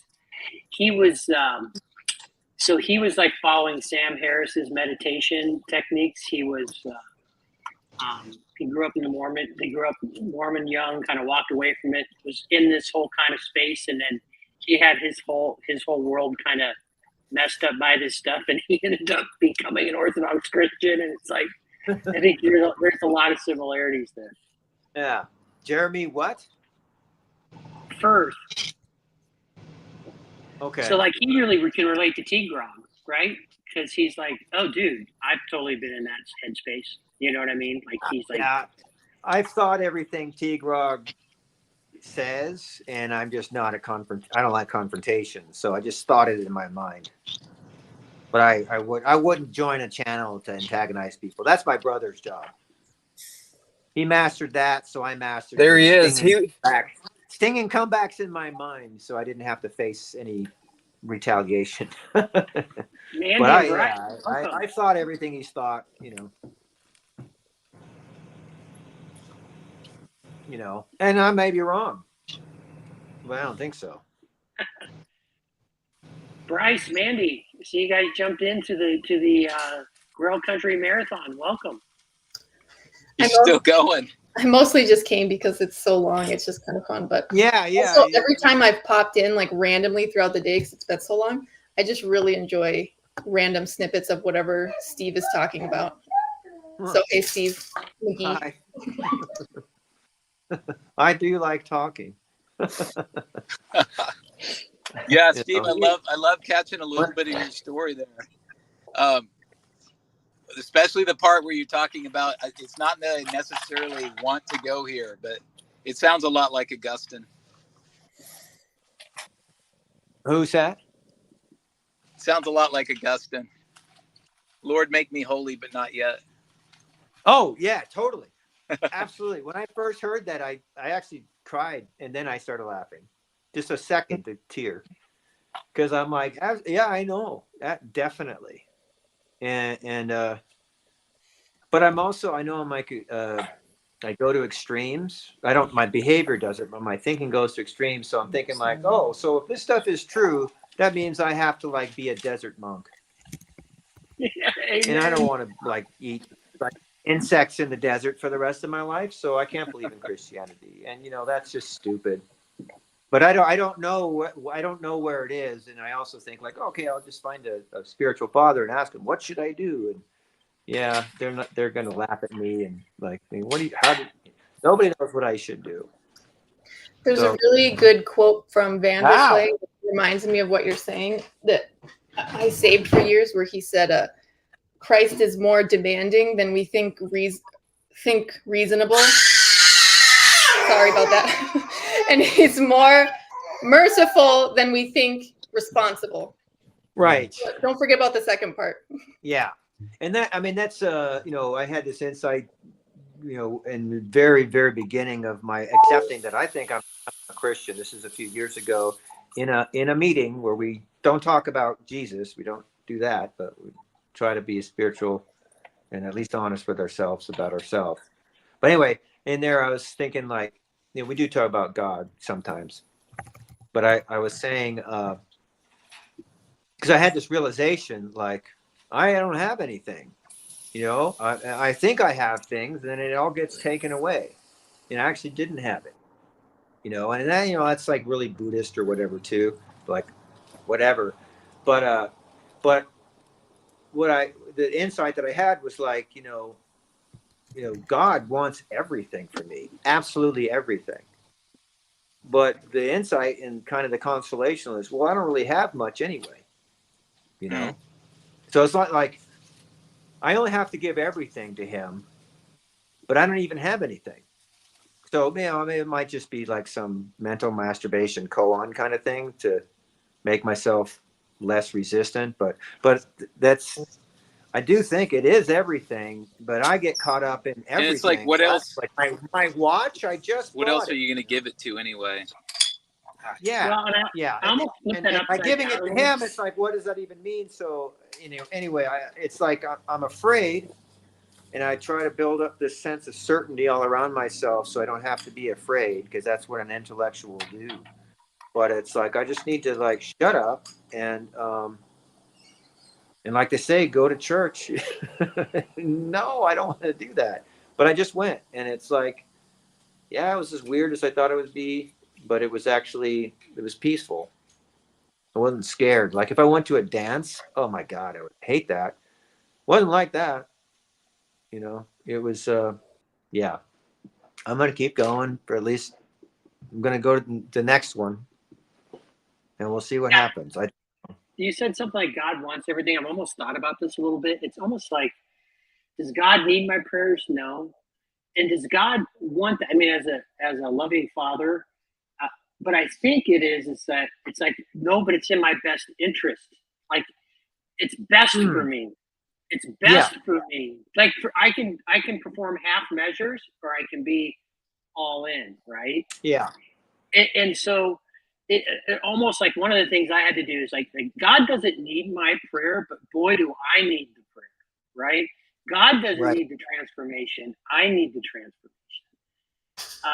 That kind, when I almost flip that, and that goes back to that quote you talked about, Mandy, which is like that gets you into it is like, and I think what Jeremy pointed out here was really good, which is like Jordan Peterson gets the almost the sense he gets the high calling of it, like it's everything, right? But there's the flip side of that, which is the mercy is so expansive and wide as far as east is to the west, and he misses the other side of the coin on that. He sees the adventure and he gets to pick up your cross, but the beautiful thing about the paradox of God is it's both and, right? Yeah, it's everything. It's the hardest thing you'll ever do, and it'll be the yoke is light. Peace. I agree. I think that came up earlier today, maybe, but definitely, it's like pick up your cross. Like, holy crap, I don't want to do that, but my yoke is light, and that's like and you've been there. You're doing a confession type of experience, and it's like I don't want to do that. No way, I'm gonna lie. I'll leave stuff out. But as it turns out, it's like the yoke was light. And I don't really understand emotions so well. It's difficult for me to describe them. So, serenity may not be the right one, but that's what I felt. Something like at least peace. But it was like, it's like I experienced serenity facing the worst parts of myself in front of another person. Never would have expected that. And so maybe that's what it's like to be on a cross. I doubt it, but like metaphorically at least, like the ultimate responsibility that I don't want to face is actually the biggest bliss there is. I wonder if that's something that I found to be true in my whole life. I haven't really looked at it, but it's probably true. They say that like the come to Jesus moment. If you're like a criminal, that sounds terrible. But like, why would they call it the come to Jesus moment as like a colloquialism? It's like, how blissful would that be?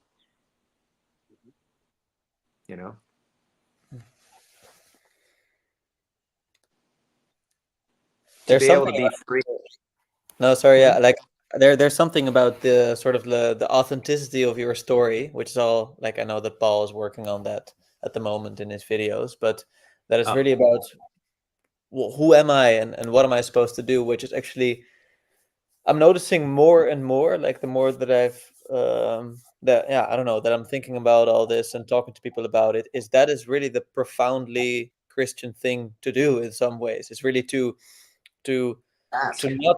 not find yourself sort of in what you thought you liked yourself to be, but to go further than that and then discover who you are, but not by then losing yourself and being like, oh, like all of reality is an illusion and I'm fundamentally nothing. It's like, no, you are something, but you do need to discover what that is, and it might not be what you thought that was. And I hear that reflected in your story. Yeah, I mean, Alex was kind of talking about that earlier, like 4 hours ago or whatever. But yeah, I felt like I related to that because I always, well, for maybe half my life, I've been like looking back and reflecting on my past, periodically, and I do see this pattern of it's like I'm an ant walking in the line of ants. And then somebody rubs their finger across my line and everybody scatters. I'm a scattered ant for a while until eventually I find my way back to the path. And it seems like I go through that every now and then. And it's happening again, which is funny because it seemed like it just happened a few years ago. So it should have been stable for a little while. But it's just, I think it's a longer process, or maybe my model of how my life works is wrong. So I feel like I'm kind of like lost and looking for something, but it's like I see what it is, and I have seen what it is for a while, and I'm like, I don't want it, but I do, and I just haven't come to terms with it yet. Something like that. I don't know. We'll see what happens, but I'm pretty sure I know where I'm going to end up. Like not specifically, but I see where I'm going. And talking like this is part of like starting to come to terms with, I guess. But yeah, there's something about having to be even more honest. Like like otherwise you avoid it by yourself in some sense, right? Totally. Yeah. It's I'm wild. very fortunate to have been taught about honest with myself, at least, but including other people makes it so much more real. Yeah. And it's easy to deceive yourself, like that's the other thing. Especially when you're smart. Yeah, that's that's the problem for all of us in this little corner. We all like to think, and then that's the problem. Yeah. That's great.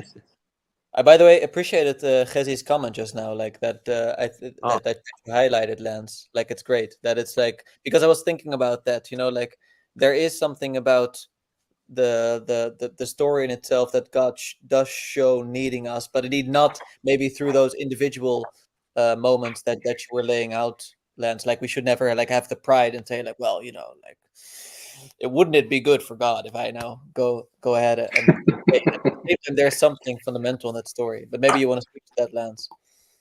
Yeah, I think the one thing is like I absolutely have always been a free will guy. It's the only thing that makes sense to me, right? Like we do have free will, right?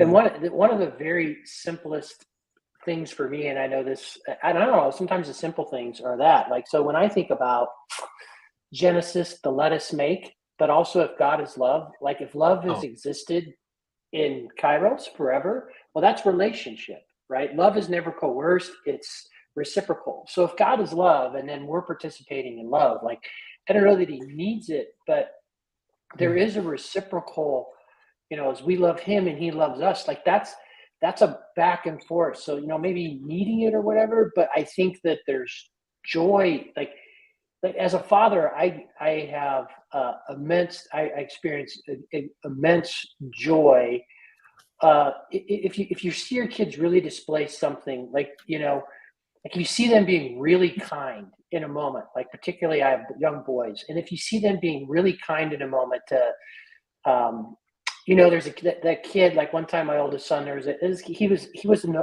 annoying kid. Okay, I'm sorry, he was really hard, he was annoying, he annoyed everyone. And so the other kids didn't like him, but Logan included him in one time, and I saw him just kind of pick him up and choose him or whatever. And I saw that as a dad, and I'm just like, yes. You know what I mean? Like you just have this moment, you're like, ah, man, that's it. That's it. You know?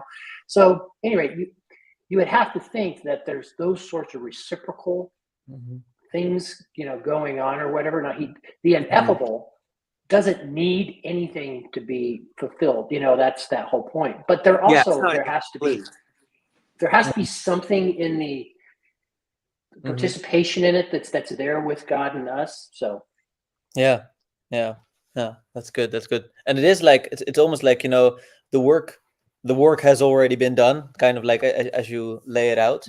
But at the same time, it's like that's what we're talking about here. That as we sort of realize our own fundamental nature, like who we really are, sort of, I don't know, like we come to discover what we should be doing in this life. It does end up serving that higher purpose. So then, you know, like even though the work is already done, whilst we do the works on ourselves, we find actually, we end up reciprocating too. So yeah, it's wild. I think, Lance, what you said before about prayer, God needing prayer, or it's about our transformation too. I actually think that looking at prayer about us and our being transformed is still, it's kind of self-centered a little bit. And the actual like telos, or what purpose, whatever word you want to use, of prayer is love. And it should always be like outward, even though it does transform us. That's like, it does do that. But like, it's like if you have that in your head and you're doing it for that, I don't know, does that make it not? It's like an invitation to participate in like faith, hope, and love is like what prayer seems to be. 100%. So if you look at like Evagrius Ponticus, it's Jess and I talk about this book, Spiritual Fatherhood. It's really good. But he talks a lot about like we practice the gospel virtues. And one of the things is like in the monastics will talk about, you're not trying to seek an experience, right? Like the Holy Spirit gives what it gives when it gives or whatever, right? And so we see these things. And so the key is like when you're into Jesus prayer, like you're trying to get towards stillness, okay? Like be still and know that I'm God. Like if there is an end goal, there is this sense of trying to get to that. But as far as all the other stuff, like the grace and the this and the that and the feelings, like you don't seek, it's not, you don't seek after that stuff, right? But, you know, so how I would look at that is I think about myself. So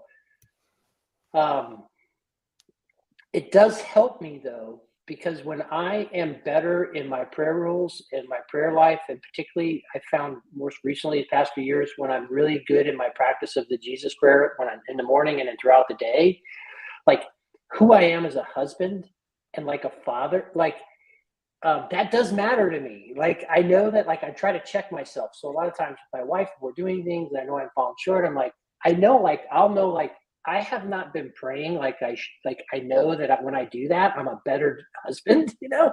And if I'm acting like a jackass, I can say, okay, I need to do the things that I need to do to make me healthy, to make me a better person to be around.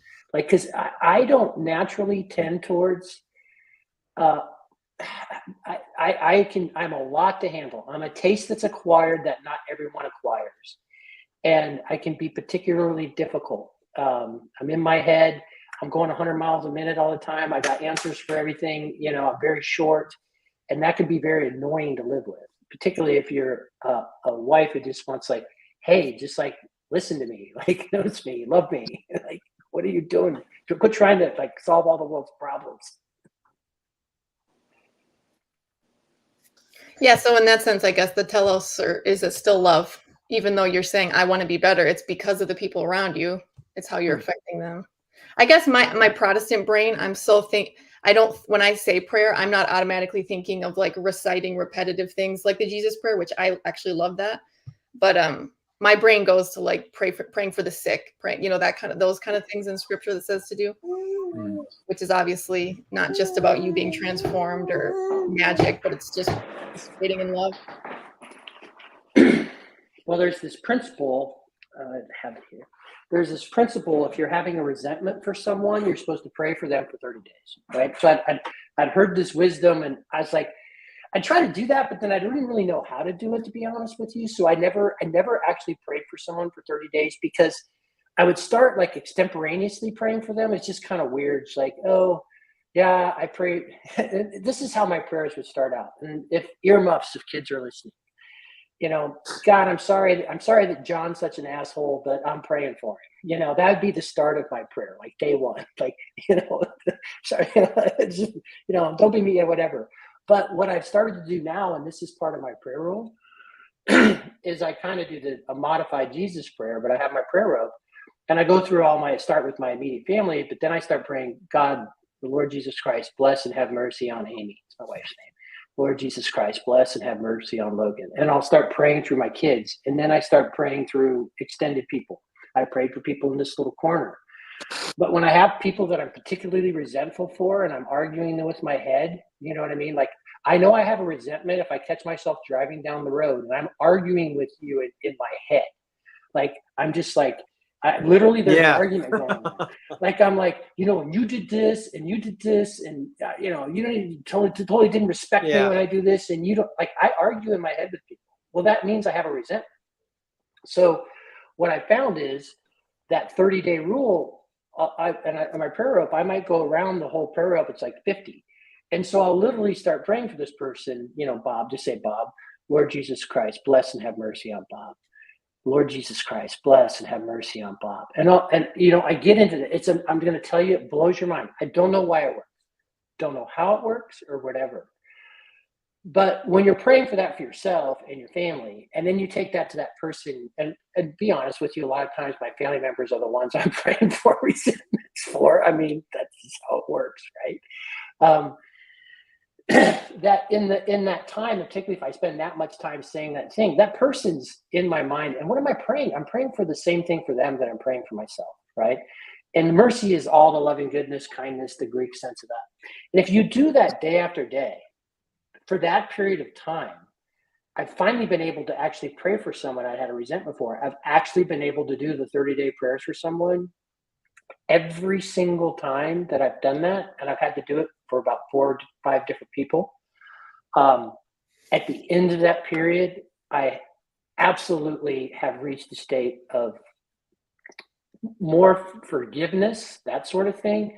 But through that, it's almost like I've seen where my part of that problem with that person, like my side of the street through whatever that happens. So, so when I think about that, but here, so what's the telos of that, Mandy? You talked about, right? That's about reconciliation. That's about amends, right? It's about, and it starts in here because you can't go ask forgiveness for someone. Like you can't go make an amend to someone until you truly have forgiveness in your heart with that person. Because if you're going in and if you're going into it and you're still angry about this, and it's kind of like, I'm sorry I did this. Even if you don't say it, like you could say, yeah, but you were a total jerk to me. But don't worry about that. I forgive that or whatever. But you don't. No, you brought it up. So no, you need to go to the point to where you just on your side of the street. And even if they did something pretty awful to you, they take it or leave it. And by the way, that's hard. That could take you months to get to that place before you can go to that person to try and be reconciled. I don't disagree with what you're saying, and it's true. And what I found reading very limited amount of the epistles that Paul tells us to pray for people. But the section so I'm going off of Sola Scriptura, not the Apocrypha, of the news stories in the back of that blue book. There's like the first 164 or whatever. That's what I found because I've started to help people through this stuff again recently. It tells us, first of all, praying only for knowledge of his will for us, the power to carry that out, at least in the context of 11. But in 4, about resentments, it tells us to pray for ourselves. And it's changed the way we think about the person. So this jerk who's transgressed against me only because they're spiritually sick. And if I love them and they're so spiritually sick that they're trying to hurt me, they need my help. God, fuck that motherfucker. But God, take this anger from me. God, help me love this person. Because I'm the one with this list. I'm writing this list right now. That's me. So after I've looked at my side of the street, it's much more difficult to look at this evil jerk person who's like taking my girlfriend or whatever. I have to love them. And when I don't want to, I pray for that. And it's just interesting to me because nobody says that in this fellowship. No, in that fellowship, nobody says it. They're always talking about the 2 weeks, page 500 something or whatever. That's a new story. It wasn't there 20 years ago. And it's like, yeah, sure, that's not necessarily bad. But what I find is it doesn't take 2 weeks to get over resentment. When what I do with my resentment is I look at me. I look at the log in my eye, and it's like, how could I hate this person? Because also it's like I'm no longer even looking at like what am I losing.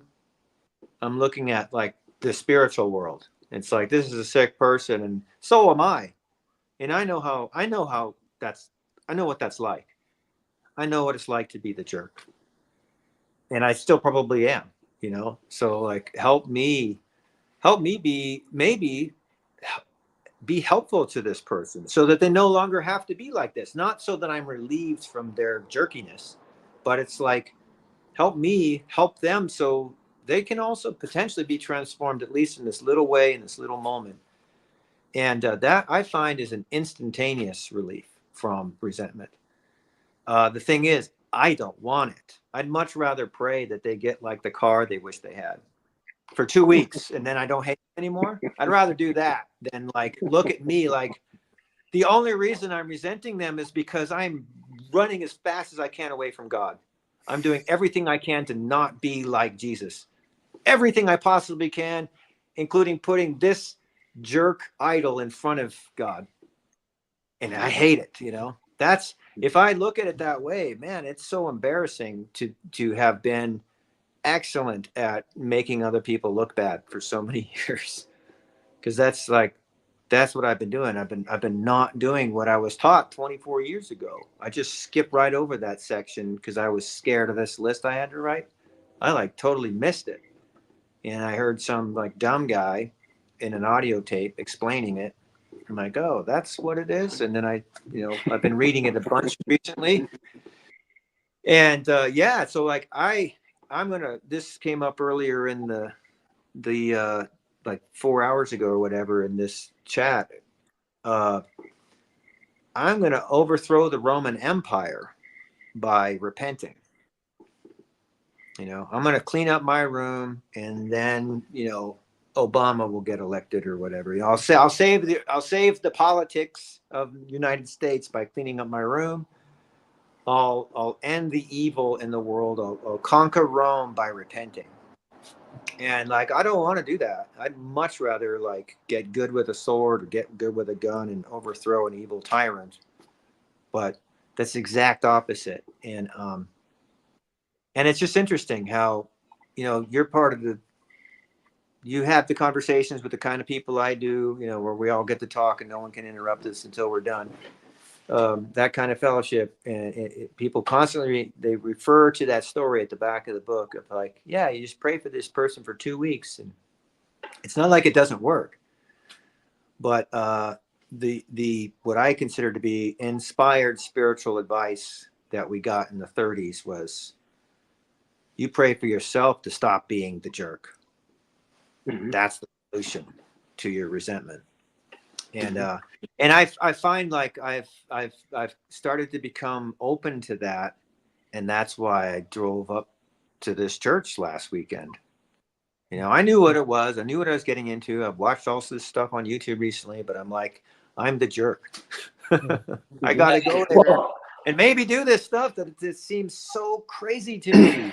And God, I hope nobody knows that I'm doing it, But it's like I'm realizing that I have to. It's like I have to give everything away. I have to give it all. And fuck that. I don't think they have to be mutually exclusive. Like I do think, which I'm not saying you are saying that, They're but it's not. like, Yeah, I think like if you really like Lance was saying, like if you're praying for that person like so often, so much, then more and more you'll be able to see them, let's say, as a child of God. If I I've can put it. never heard anybody tell me it didn't work. Oh yeah. You know? But I also think how could I doubt that it's true? I think it is true. Well, and the thing is, I do both, right? So the most time I spend with the Jesus prayer is, Lord Jesus Christ, Son of God, have mercy on me, a sinner. Mm-hmm. Yeah. So most of that time is asking for help. Like I spend most of that time, and that's that time. Yeah, I've been barely doing that or something similar, and I think that's why I want something different today. Mm-hmm. Mm-hmm. I want what I'm wanting for my life is not what I wanted. And I think it's like what you're just saying. It's like, you know, I'll wake up in the morning thinking certain things that I would want, but now I don't anymore. And the Jesus prayer helps that just go away. And that's been weird. I've not expected that. And I'm not doing it right. I'm not doing it. I'm like getting a D- in the Jesus prayer or whatever. And but it's like it doesn't matter. I'm just like, you know, whoa.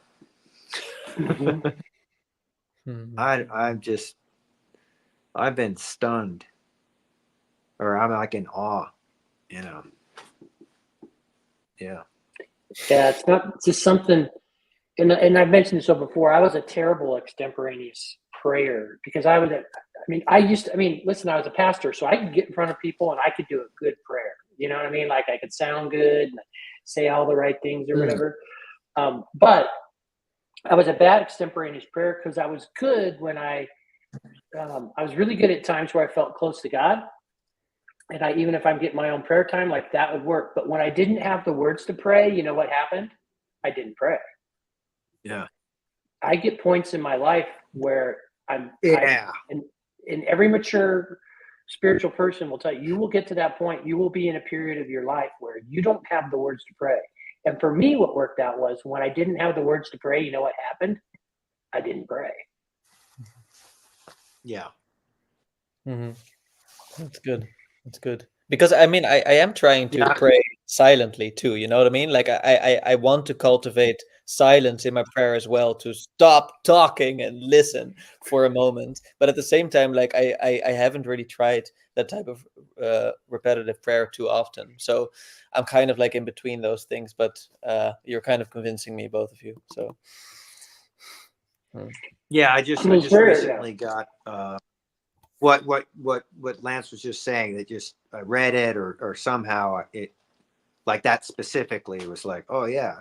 And I already know that about other stuff. We were talking about like knitting or like learning how to do martial arts, like this samurai sword master thing or whatever. It's like you that's the thing to do. So you just do it, and it will become so much more than what you're doing. And so like you know, here's a prayer that's like, how did it get to you? How did that prayer get to you? Like me, Steve, living in this unfinished house in not the middle of nowhere, but far from where I should have been, according to my thoughts. How did that prayer get to me? You know, It's not like this is this evil controlling patriarchy trying to like control me so that I buy something they want me to buy. There's no way that's it. It's like it's passed through the judgment of people who have been honest for thousands of years, or at least hundreds, but I think thousands of years. It's like, who am I to scoff at that? Let me read it and see what happens. And a lot of the most beneficially transforming things in my life, that's what they've been. And when you guys were talking about this earlier, conservative. You guys were talking about this earlier when you were talking about the forgetting and some of that other stuff. So I don't have the words to articulate it, what it was like when I was trying to think about something earlier. But once I liken it to playing an instrument. It's the way I can say it. So when I started doing those liturgical prayers, or like particularly when it came to the Jesus prayer, what happened is once I really got 3 and 4 months into it, then I'm not thinking about it. See, it's just kind of running, and then I get to the point to where when you get 10 minutes into it, I can kind of lose time. So what you're talking about, Aaron, like that's that thing where you're not talking or whatever. Yeah. Like it's something else. And the other thing, if I get to the point where I've practiced it and it's in me, like when you guys were talking about the forgetting or whatever, is I had found that there were times that I'd be driving the car and all of a sudden I realized it was running on background, right? Like I was like, oh, what? And that's good because it's good for me because I can get so quickened and short in my behavior that it's good for me to have something like that running in the background. It just so how that would play out for me would be the sort of thing like someone could totally cut me off in a dangerous way in traffic and I don't even respond to it, right? Like if I'm in that good spiritual condition, like I don't respond to it. Other times that could happen and I do certain things with my finger and I say certain things with my mouth to people as they go by.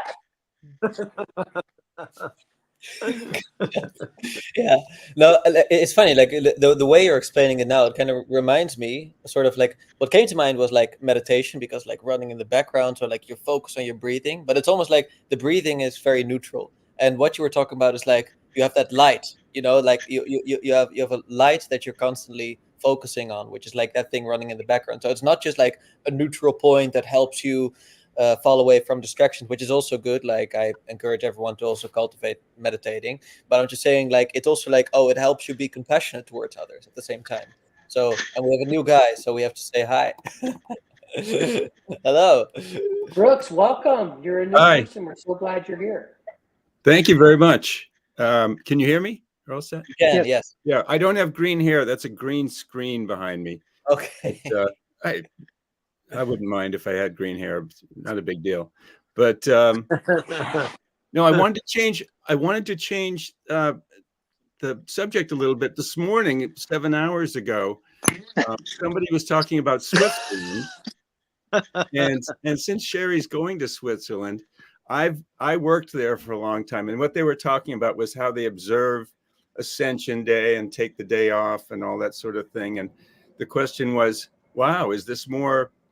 Are they more based in their religion than we are?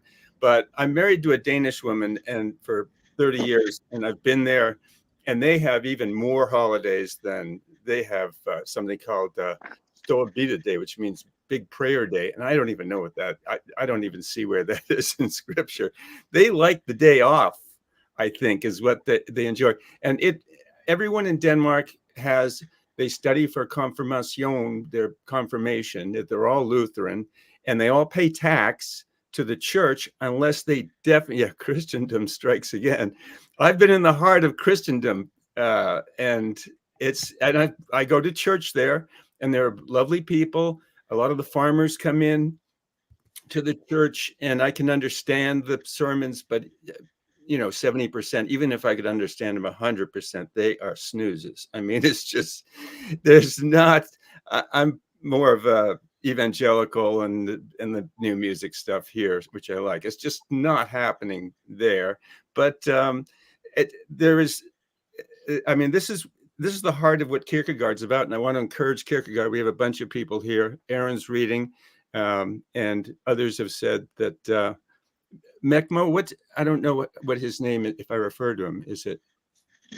McMo is fine. McMo's fine. Right, McMo's fine though. But he's into it. So I'll be on here, and at least in the private chats, I'll be probably communicating more about Kierkegaard. But I put a notice in there that I've been to the national conference for Kierkegaard here, and the joke is that if Kierkegaard showed up, they would ask him to leave. They've completely screwed it up. But back to Europe, and Sherry, I know in Switzerland people are more private than up in Denmark, where they all think they're Christians. And then Kierkegaard wrote this. He said, "Your typical Dane ask him if he's a Christian. He goes, well, I'm not a Jew, I'm not Muslim, so I'm a Yeah. And that's just by process of elimination. And it stays at that. And of course, there are small splinter real Christian churches there. But I put up this on the green screen. This is my collection of Kierkegaard readings right here. This is all Kierkegaard. Impressive. So, Aaron and McMohan, we'll have conversations, or if it ever gets to I'd love that. Yeah, topics, for sure. then we'll have them on the side or whatever. But I have to actually check out now, but I thought I'd introduce myself. Okay. Nice to meet you. Nice to meet you, Brooks. Let's And- plan the conversation. Is it okay if I interrupt real quick? Because I'm going to jump off and I'm going to listen because I got a lot of noise going on here because there's a street right here. But I do want to say something that you guys were talking about before as far as prayer and being upset about somebody and how do we cope with all that frustration and all that kind of stuff. And I want to bring two aspects to it. One is the Christian aspect. Two, my old human nature aspect.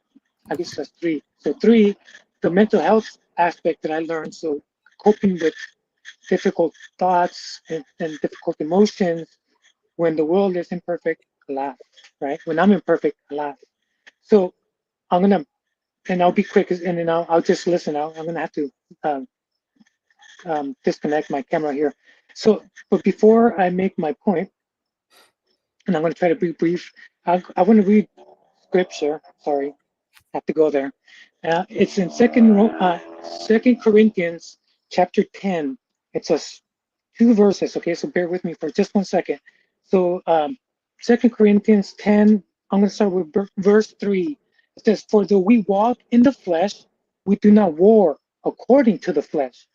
For the weapons of our warfare are not carnal, but mighty in God for pulling down strongholds, casting down arguments, casting down arguments, and every high thing that exalts itself against the knowledge of God, bringing every thought into captivity to the obedience of Christ." And that's where verse 3, 4, and 5 end. So how do I incorporate that into my, before I was Christian, way of doing things and thinking about things, the Christian way of doing things and thinking about things, and then the mental health aspect of dealing with this situation, even if I wasn't a Christian, right? So how do I, and then here, I'm going to taking every thought into captivity. In mental health, they do teach you how to not to entertain intrusive thoughts or uncomfortable emotions, because we can't get rid of emotions either, a lot. We can't get rid of our thoughts, a lot. But not to cling on to them, right? If the rope is searing hot, and if I want to cling onto it, it's going to hurt me, right? My old sin nature says cling onto it because of, oh, I'm so mad and I just want to hang onto it and it's hurting me, right? How do I hold every thought captive, right? Right? So through the word, it's like, okay, whatever frustrating emotions, whatever frustrating thoughts, whatever intrusive thoughts, whatever, all that stuff that I'm going to encounter, I should neither hold on to it, ponder over it more than necessary, or cling on to it for dear life. I should just let them come and go. And then before you know it, the Holy Spirit would intervene. And before you know it, I'm like somewhere else. But I have to allow that to happen. If my flesh interferes, if my own sin nature interferes, I laugh. There goes that. But anyways, I didn't want to make it longer than necessary. And so yes, it's not just about flesh. It's a weird warfare that's been going on. And let me see, pulling down strongholds, casting down arguments and every high thing that exalts itself against the knowledge of God. I'm still trying to decipher what that means. Well, thank you, TLC, for allowing me to give my piece.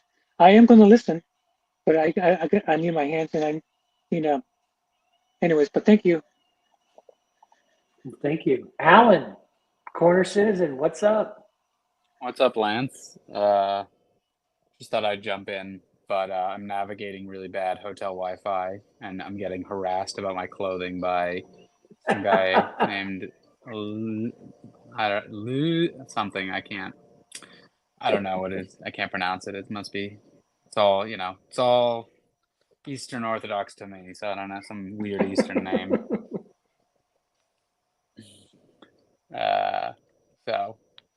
But can you guys hear me? Am I spotty? Because I really had trouble with the hotel Wi-Fi. You sound good.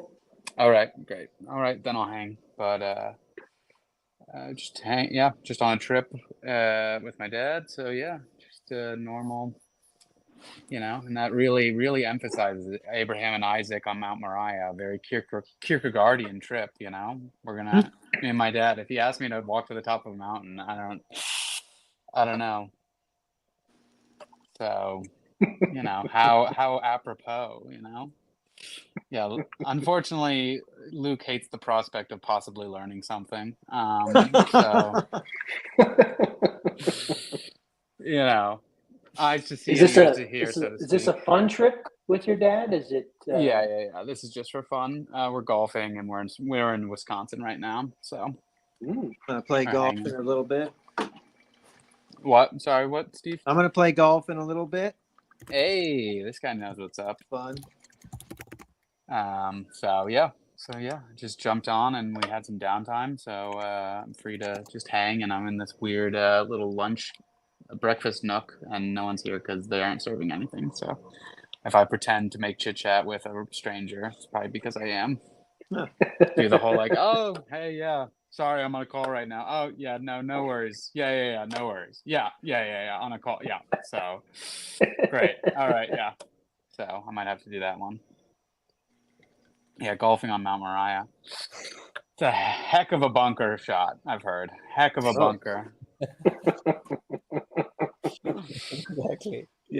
And in the rough, you might just find a ram. Who knows? Yeah. Might be good. Heck of a thicket, enough to catch a ram. Can you explain where did the beef between you and Luke come from, Alan? It's just, honestly, it's sort of almost, inevitable. Just, light and darkness, sort of a classic beef of, of just someone who desires truth and goodness, and then someone named Luke. Yeah, I thought it was between Luke and somebody else. Yeah. So he's not the yin to your yang then, or what's up? Well, if you are a Gnostic, if you believe that God and this is we're getting into all the heresies there, and I don't want to cause you to stumble, but because this might be too high level, you're gonna be start saying like Christ was created by God, and this Trinity is like different modes of steam, and it's so fundamental that even to talk about our beef would be to talk about the nature of existence and the nature of God. That's the base. That's like the ground level. It all started with the existence of God. It all started in the beginning. Honestly, it probably started when he said, "Let there be light." And that's probably when really the depths of our beef. I'm not saying it happened before, but at the same time, right? The first thing that was lit up was the beef between, Luke and I, and God separated the Luke from the Alan. The firmament. Yeah, no, we don't even want to get into the firmament. Geez, we're getting into modalism, we're getting into Manichaeism, we're getting into. It's just, we're just rehashing all my favorite, but Luke. That's so good. Okay. Man. Sometimes you ever just like have someone that you disagree with so much that you start feeling bad for them, and all the mistakes that they're making. It's almost like an empathy thing, You ever have like a bird locked in your garage and it keeps just bumping into the window because it doesn't know it's closed? It's just, that's when I look at Luke. That's what comes to mind. So the times where I get knocked off my pride, my hobby, my high horse constructed out of pride have never been comfortable, and I totally fought them, but it's definitely better on the ground. Yeah. I don't Luke, know I what hope I'm you're still saying, on to hear that from Steve. Anyway, what's that? No. I'm starting to fry bacon, so hard to hear. All right, guys, I'm off to bed. It's midnight here, but I really appreciated being part of this record stream. And keep it going for another 8 hours. Then I'll maybe join again tomorrow morning. Okay. Well, Bye-bye. we're kind of to the point. We're kind of to the point now. I kind of hope Nate would show up to participate in the TL.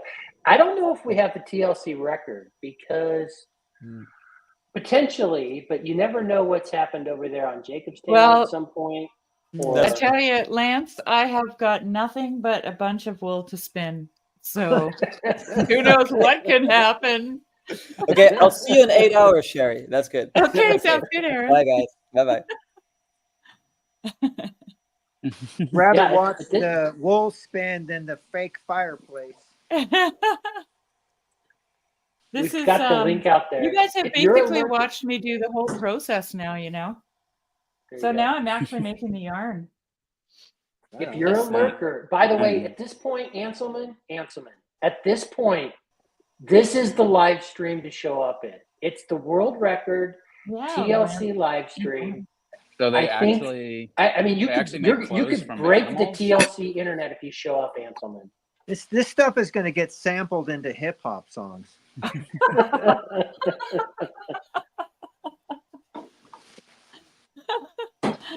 Steve, you'd be the star of the show. That was phenomenal. As soon as I left, all the floodgates broke. No. That was. Well, I read the chat where it's like you kept me going long enough for it to happen. I kind of, I didn't know what to expect, but I just great. felt, I clicked on the wasn't the what's the thumbnail. Usually often the thumbnail is what catches me. This time it was the words typed in the title, I guess. I'm like, okay, I'll check this one out. And and then this thing about this corona is everybody's trying to say what's true and trying to learn what's true and respect each other. It's kind of irresistible. Yeah. Mm-hmm. The spinster stream. I guess I know, I saw that. Yeah. But I'm married, so it can't be a spinster stream. Right. Spencer Roderick, hello. Hi, people. Hello, Roderick. I'm not exactly a virgin. I'm mostly a lurker. I know. Is this your first time here? No, I've done a few. I think I've been on one, maybe two live streams. I think I did a PBK live Awesome. stream once, but I did the Marriage Crisis series. Oh that's because your So name is. I've been Well, around. I mean, I think I've seen your comments too. Yeah, I've been around. I went back recently. I went back and looked at the very first time I sent an email to Paul, and it was January 2nd, 2018. Wow. And he had mentioned the town of Whitensville, Massachusetts, which happens to be where my dad was born and raised. So his mom and my dad were born in the same year, grew up in the same town. So Oh, really? that for me was like, oh, well, that's random. And because it's such a little town, you never hear that town mentioned anywhere, right? Well, now I know with the CRC, it's like a whole thing, but that's not something I had heard before. So yeah, I just, same thing, Jordan Peterson, and found Paul, and I've been following along the whole time. But I'm not as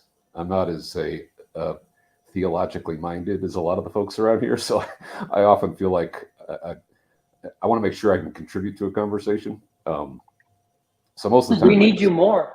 We need you more. We need Yeah. less theologically minded people around here. Well, I don't know. I think that's why I'm here. You guys. Steve. No, really. I think like the first I joined it was the TLC chat. But anyway, the all I came on to say was like, I just want to learn how to be holy.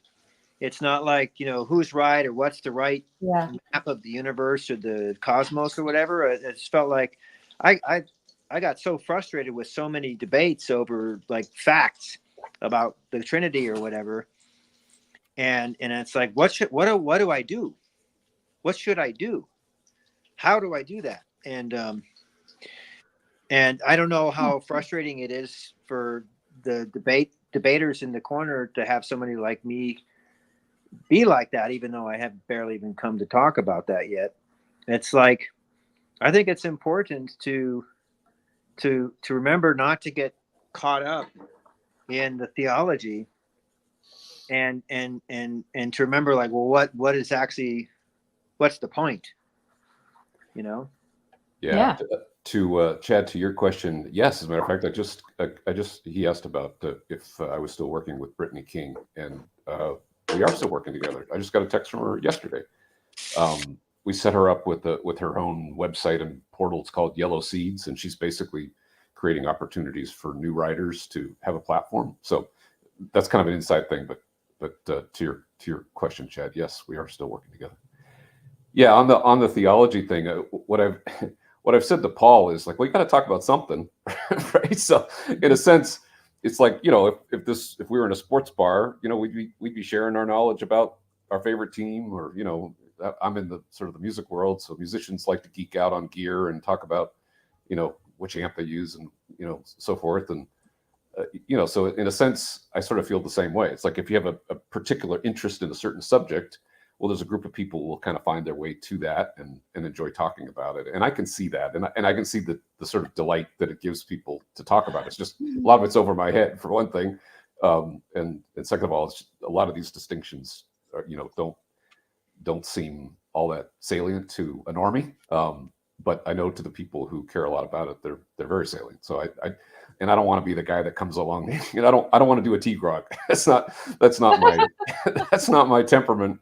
I like to say I don't argue with a man's religion on his deathbed. You know, like whatever it is that gets you up in the morning and gets you vertical and participating in the world is fine by me. And I just want to be, you know, sensitive and supportive of that. So I tend not to pick arguments about stuff like this. Well, I try not to be too theologically minded, but although I have to say I'm like totally obsessed with God.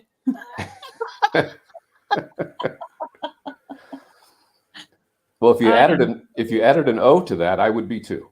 So. Well, that is the same thing. Exactly. And that was a theological statement. I know, but the worst kind of theologian, an amateur theologian. Well, sometimes they're the best because that's what I am. Well, actually, I shouldn't know. That came out really badly. No, yeah, that's not what I meant. But yeah. Well, I was talking to Luke the other day, and I was saying, you know, you imagine like you're in a sports bar and like there's two rival teams playing, and you know, both sides are like really, really excited and passionate, and they're arguing. Maybe somebody drinks a little too much and starts to get a little heated. You know, God forbid, you know, somebody throws a fist or something, and you know, to some extent, you don't want to be the guy that walks in and say, "Hey, now hang on, everybody. Like, you both love football. Can't you see? Like, it's really your shared love of football that's going on here, and it doesn't really matter. Your differences, you know, at the end of the day, these are all millionaires, and they're going to be fine, and you know, they're going to go back to their mansions and their Lamborghinis. So, what are we getting all upset about? You don't want to be that guy, right? It's like who invited Captain Obvious, right? So, you know, if you're the guy that's watching the various sort of interdenominational arguments, and you don't have a stake in that, it's probably not, you know, nobody asked you, right? So that's when it veers into that area, I just watch because it's interesting. I've learned a ton. I mean, I've just learned. The first time I got on, I did a rando with Paul maybe a couple of years ago. He finally dragged me onto his channel, and I just told him, like, when I started like this, you know, just watching these things, like, I didn't even know the difference. I mean, I'm probably a Protestant and a Catholic. I probably knew that barely, right? But then all of these other, you know, I just didn't know any of it. So it's all just so fascinating and interesting, and to learn sort of the history of the early church and all that stuff is all stuff that's new to me. It's been great, you know, really interesting. Yeah, if you have the right, one of the things I always thought early on, because actually I talk to people, so on Bridges of Meaning, where a lot, like, quite frankly, this this is what like the open studio used to be like on the Bridges of Meaning. It would be open all day and people would come in and out and stuff. This was kind of like, but for if you're like a newbie Christian, like totally new to Christianity whatsoever, and sometimes the conversations, like if you're new and you hear all this nuanced stuff being talked about and there's bickering in between Christians and stuff, it could be confusing as all get out too, if you are new. But I think most of the people that show up here are probably a little bit of the thinking type. So yeah, and I plead guilty to that. Like I'm definitely, I definitely enjoy a good I don't like arguments, but I love discussions, right? I love a good discussion, and if you bring sort of curiosity to a conversation, it's almost certain you're going to learn something, right? So that's kind of the way I view it. Right. The whole thing's been fascinating. Well, and the live stream started off today where Luke was he was reading this letter. I was here. Really good. Yeah, I saw it. I told him in a text. I said I was getting moved just seeing him getting moved. Like it was obviously something really, really meaningful to him. And so yeah, I was here for like the first hour, and then I went away. And like, you guys are still here. Now I want to be part of history. I got to get on. I got to just. Well, I and what I didn't loved see the about very it, first part. I missed it. Luke I have read to this go back. letter. Yeah, he read a letter, and then Sam came on, and then there was a little bit of a tense moment between Sam and Luke. Luke was passionate about something, and Sam pushed back. But what's beautiful about it is, first off, both those guys care about each other, right? Yeah. And so they were able to, Sam just kind of said, "Hey, is you saying that about me?" You know what I mean? And it's whatever. But we were able to, because they cared about one another, right?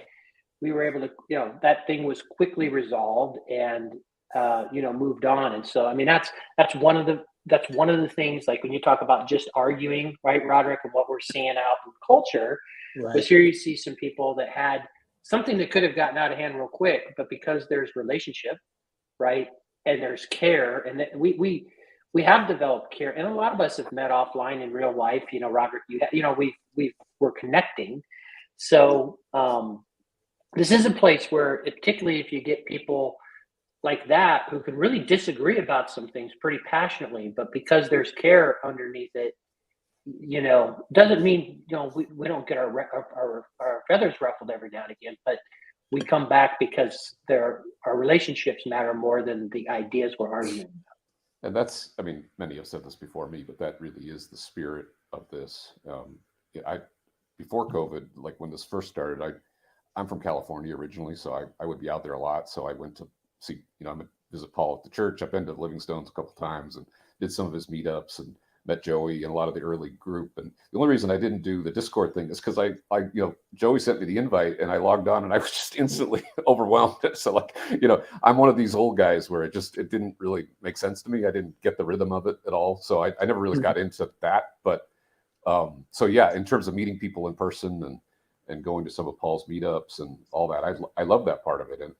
And I remember saying to Paul at the time, like, you're basically forming a ministry here. It's a different kind of ministry, but it feels like a ministry to me. Absolutely. Mark, I actually had the thought when we were going on this, we're coming up here on Memorial Day weekend. Is this the Jerry Lewis Telethon, or is that Labor Day? Or is it Memorial Day? I was thinking about getting the big fireman's boot, and I could go out in the corner during a live stream and start raising funds for Estuary or Fountain of Comfort. There you go. Yeah, everybody on here is probably old enough to remember all those. That annual tradition. Yeah. Yeah. When I was 12 years old, I stayed up for the entire. I had this mission. I was going to stay up for the entire telethon, and I stayed up for the entire Jerry Lewis telethon. I'm going to tell you, it got a little rough.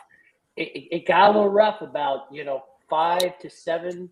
They didn't have the best acts on that time of day, but I made it. I got a story about the Jerry Lewis Telethon. Let's hear it. I was so there was a gala at the Royal York Hotel in Toronto. I don't remember the year. Let me think. 79. And there was a lot of people there with fur coats. This is when you could wear a fur coat. And they were all kind of gathering in or maybe they were in the lobby for their intermission or something. I don't know. But anyway, I got arrested at that hotel, and and I was handcuffed to a cop, me and 5 other people, and each one of us was handcuffed to a cop, and we had to walk down this like grand staircase, this like spiral, this beautiful stairway in the hotel lobby, right? We're coming down, and I'm just like waving to everybody. I had to beef it up because I wanted them to wonder if it was real or if it wasn't. Is this real? Huh. Yeah. So I got arrested, handcuffed to a cop, and walked through the fur coats at the Jerry Lewis Telethon Gala. Royal fur coats. That was a thing. Remember, you'd get arrested for various charities, and then you have to call all your friends to get bailed out. Remember all that? I can't remember. I didn't get arrested because I was there. I wasn't at the telethon. I was doing something else. All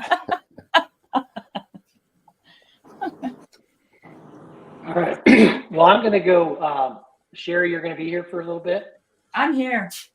Yeah. I'm going to jump in my car and head home, and then I'll be listening in from my phone. And if it's still going, I'm more than happy. I'm a competitive guy. Like, we're going for a record now.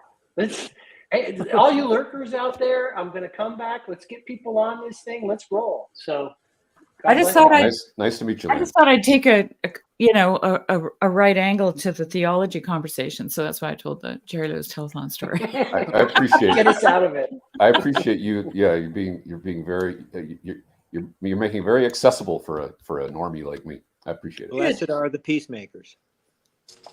Hi, Chad. Hi, Chad. Hey there. I was thinking about the Jerry Lewis telethon. When wasn't it the one that I find that I remember more than anything was the year, I think it was when Princess Diana passed. I think that was all happening kind of around the same exact time. And so it's weird how historical things kind of cross and latch on. So that was what I was thinking about. But It's kind of like, where were you when JFK was shot? yeah, right. I kind of have a Princess Diana story. Let's do that. If we're just riffing here. Let's riff. Yeah, so one of my oldest and best high school friends married a girl from England, from Yorkshire up in North England. And so I was his best man. He was my best man. I was his best man. And so we were flying for the wedding. About a week before the wedding, we're flying out of JFK. And on our way to the airport, we get the news that she's died. So we land in London like a few hours after the event. And of course, the entire nation is in mourning, right? Yeah. And so everywhere you went, it didn't matter, a library, a town hall, any kind of public space of any kind, there were just queues around the block as people lined up to pay their respects. So I mostly just because I wanted to be a part of it. And as a teenager, she was like my, she was that kind of iconic, one of those shimmering beauties that I, crushed on hard when I was adolescent. And so I was feeling it like everybody, right? So I stood in line and waited my turn and went to fill out, sign the book and everything. But so the wedding was on the day of the funeral, which the bride wasn't thrilled about. Right. But the wedding was at say 2 p.m. in the afternoon, and I think the funeral local time was maybe 11 or something like that. So we're all basically watching the funeral as we're getting ready for the wedding. And that was a very unique experience to be sort of in England while all that was happening. Yeah. Maybe her funeral day was the day of the Jerry Lewis. What year was it? 97. Good memory. Okay. 97. I was moving to Canada with 3 kids to the wilderness. But I do remember. I still remember. On at Christmas? That's a good question. I still remember the poem. I wrote her a poem, and I still remember it weirdly. Like in the little book of remembrance, I wrote this little poem. I think I remember it. It was 3 lines. It was, "You were a rare, fragile bird. Oh, Labor Day. The world grasped too tightly, and now you've flown. Fly free, sweet princess." Oh, wow. That was my, and for whatever reason, I remembered it. Like I came up with it on the spot, and then I never forgot it. So it was like one of those moments. See, all of that was just so you can put it in the book and you can us. I got the digs, Chad. All those books are like stacked in storage somewhere. Like who knows where they all ended up. The Jerry Lewis telethon is always on Labor Day weekend, and she died August 31st, 1997. So that's Labor Day weekend, right? Yeah, that's it is. Right. That's so right. They were together at the same time. So weird. Rod, it's glad to finally talk to you. You've left a few comments in my videos, and I appreciate them. I appreciate you. But I'm wondering, so you've been watching for a while, as a primarily a gracious lurker. Like, how would you characterize this? What is this? Well, first of all, thanks for the generous characterization of someone who just watches and doesn't do much else. Well, as I've told Paul many times, like I'm not the only one. Obviously, I've had a strong sense that something emergent and important was happening, and so I started, and I had a little project that I had started before all the whole Jordan Peterson stuff. I just had the sense that people needed to talk, and so I started something. Wait a minute, Roderick. I'm sorry to interrupt you, but are you the person who drew that picture that Paul had hanging up behind his?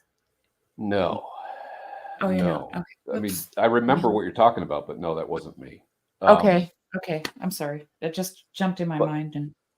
But I remember having this feeling that people just needed to talk, and so I started something called Nuance Forum, and we were getting together here locally, and then Peterson comes along, and I actually saw Jordan Peterson at the Ryman Auditorium in Nashville. I'm in Nashville, and so I happened to get the seat right in front, like the very, very middle seat, so like A1 or whatever. So I'm directly in the middle of the aisle, in the front row. So it's like me and Jordan all night long, right? Like he was like standing right in front of me, right?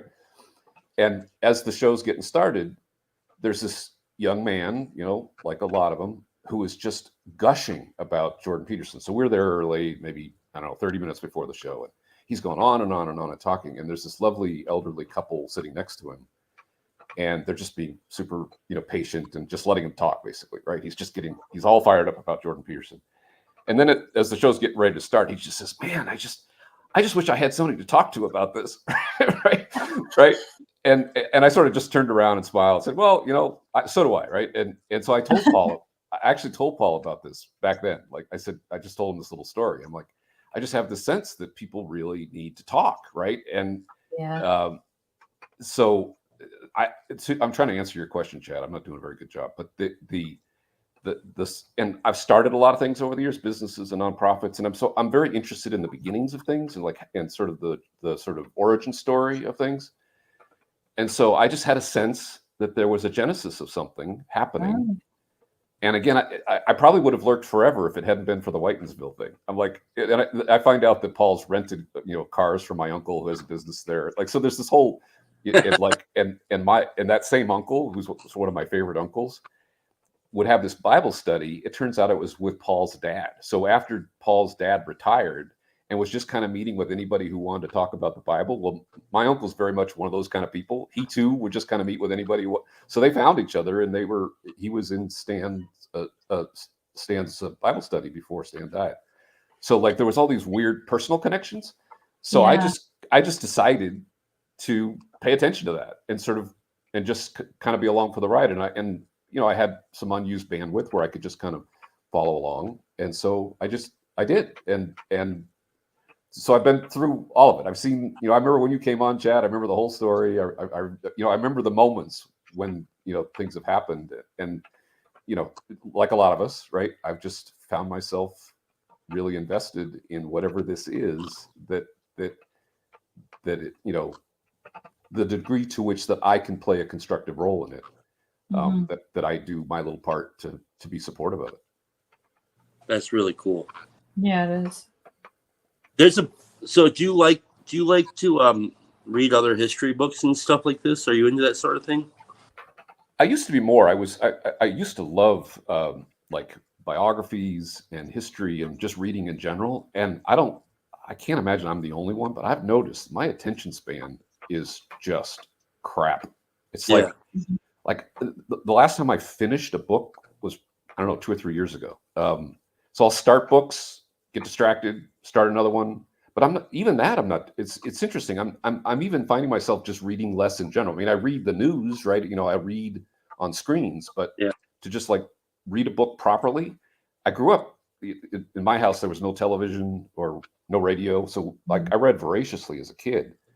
So I've always been a reader, but so sort of yes, in the past, Chad, but I'm finding it very hard to. I'll watch a couple interviews with the author, get the gist of it, and move on.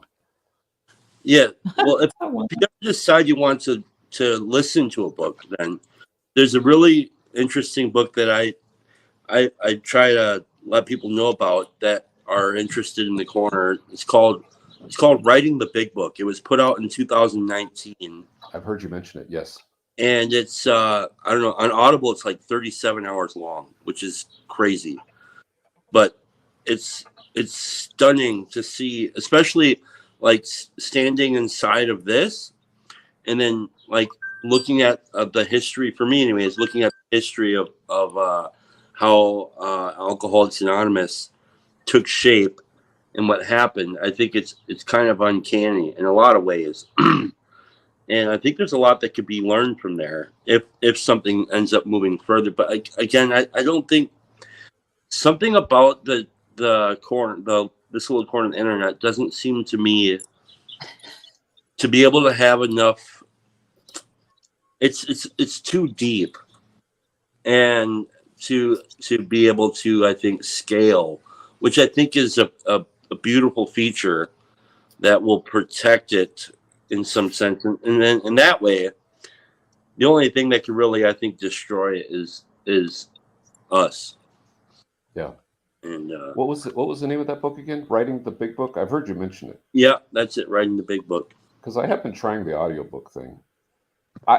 Your instincts about the parallels between this and that, I think, are spot on. I didn't have the language for it until you started bringing the AA conversation to this. But as soon as you named it, it felt right. Like it felt like something similar. I was just saying to Luke this morning that there's something deeply ecumenical about what's happening here, even if there are strongly held views on any particular issue. So if you kind of squint and stand back, you can feel it. The big difference is the only big difference.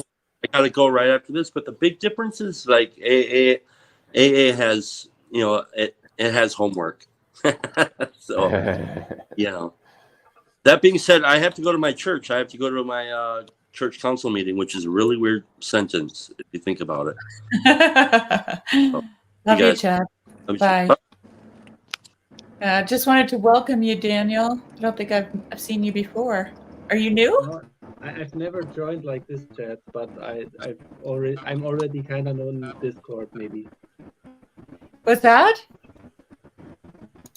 Can you guys hear me? We can hear You're you. a little muffled. That's bad. Yeah, you've got some interference, I think, a little tiny bit.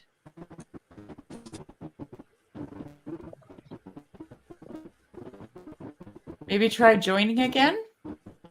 I don't know who's making noise there. Is it Steve? Yeah, I think it's Steve. Yeah. It was Steve. Hi, Yeah. Neil. Hey, Neil. Can't hear you. No? You can hear me though, right? Yes. Okay. Yeah, we hear you. Rod, I just want to say, I don't know if we met in the corner, but I really appreciated your marriage. Yeah, can you hear me? Yeah, we can hear you Yeah, now. we hear you now, Neil. I just wanted to say, Rod, appreciated your marriage series with PVK and oh darn it, what's her Catherine name? and Eamon. Catherine. Yeah. Yeah, that's it. Really. Yeah, we have a little Twitter thing go. We keep talking about doing another one, but we just haven't pulled it off yet. But one of these days, maybe we'll do another one. But thank you, Neil. Oh, here's Daniel again. Maybe he can. There we go. Okay, is it better now? Yeah, it's a little bit better. Are you in Germany, Daniel? I am, yes. I am one of the people from the German channel. I'm not that often in the normal Discord, but I talk with Nice. Matthias and the guys. Nice to have you. Yeah. Did you have any thoughts? You were talking about history, and there was something that I wanted to say, but it was already like 5 minutes ago, and I forgot what it was. So, I don't know. Okay. Good. How did Jacob? Well, we could continue the scene conversation that Chad was talking about. I think the parallel for me of what AA and the corner have in common is they're both solving a problem, or aiming to solve a problem, I should say. Whereas what we're doing in the corner, it's a far more generic problem that we're trying to solve. But the parallels are the same in that we basically hit the end of whatever options or strategies the world was giving us to solve our problem, whatever it might be. And we came to the end of that and found it didn't suffice. And then, at least for most of us, I think when we gave up control, when we stopped trying to solve it ourselves, then suddenly it was better. And I have a sense, Neil, that there's that the problem is not that. I think the problems converge at least. I mean, of course, there's all kinds of different manifestations of the same problem, but I think they might all be able to be summed up as a kind of alienation. Yeah, Grimm's virtually not alone thing is just genius. I mean, it just really captures. Yeah. It's a broader frame, but not what you're saying, Neil. It's not that. It's just that the aperture's larger. It includes more things. Just the feeling of isolation, atomization, and so forth. Yeah. Yeah. And just the idea that, like, even that, it has been said many times around here, right? I just don't, I can't talk to my wife about this, or I don't have that many friends that like enjoy these kind of conversations, right? I mean, it's a theme you hear over and over and over again. So people who have a longing for some depth have a hard time finding it in their regular lives, and so Mistakes Anonymous. Yeah. Yeah. Yeah, yeah. I'm not original with that thought. That is John Verbekey's whole, idea of the meaning crisis. So individualism has alienated people from themselves, from each other, themselves, and God. So the divine. One of the first things PVK ever said to me, I can't remember where he said it. It may have been on a little chat we did on my little thing.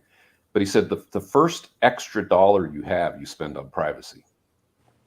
And just it was a nice, it's reductive, but it was a nice frame because it really points to something, which is as soon as we can avail ourselves of the resources to get us away from some of those annoying people, we take advantage of that as soon as we can. So just modernity, technology, progress, the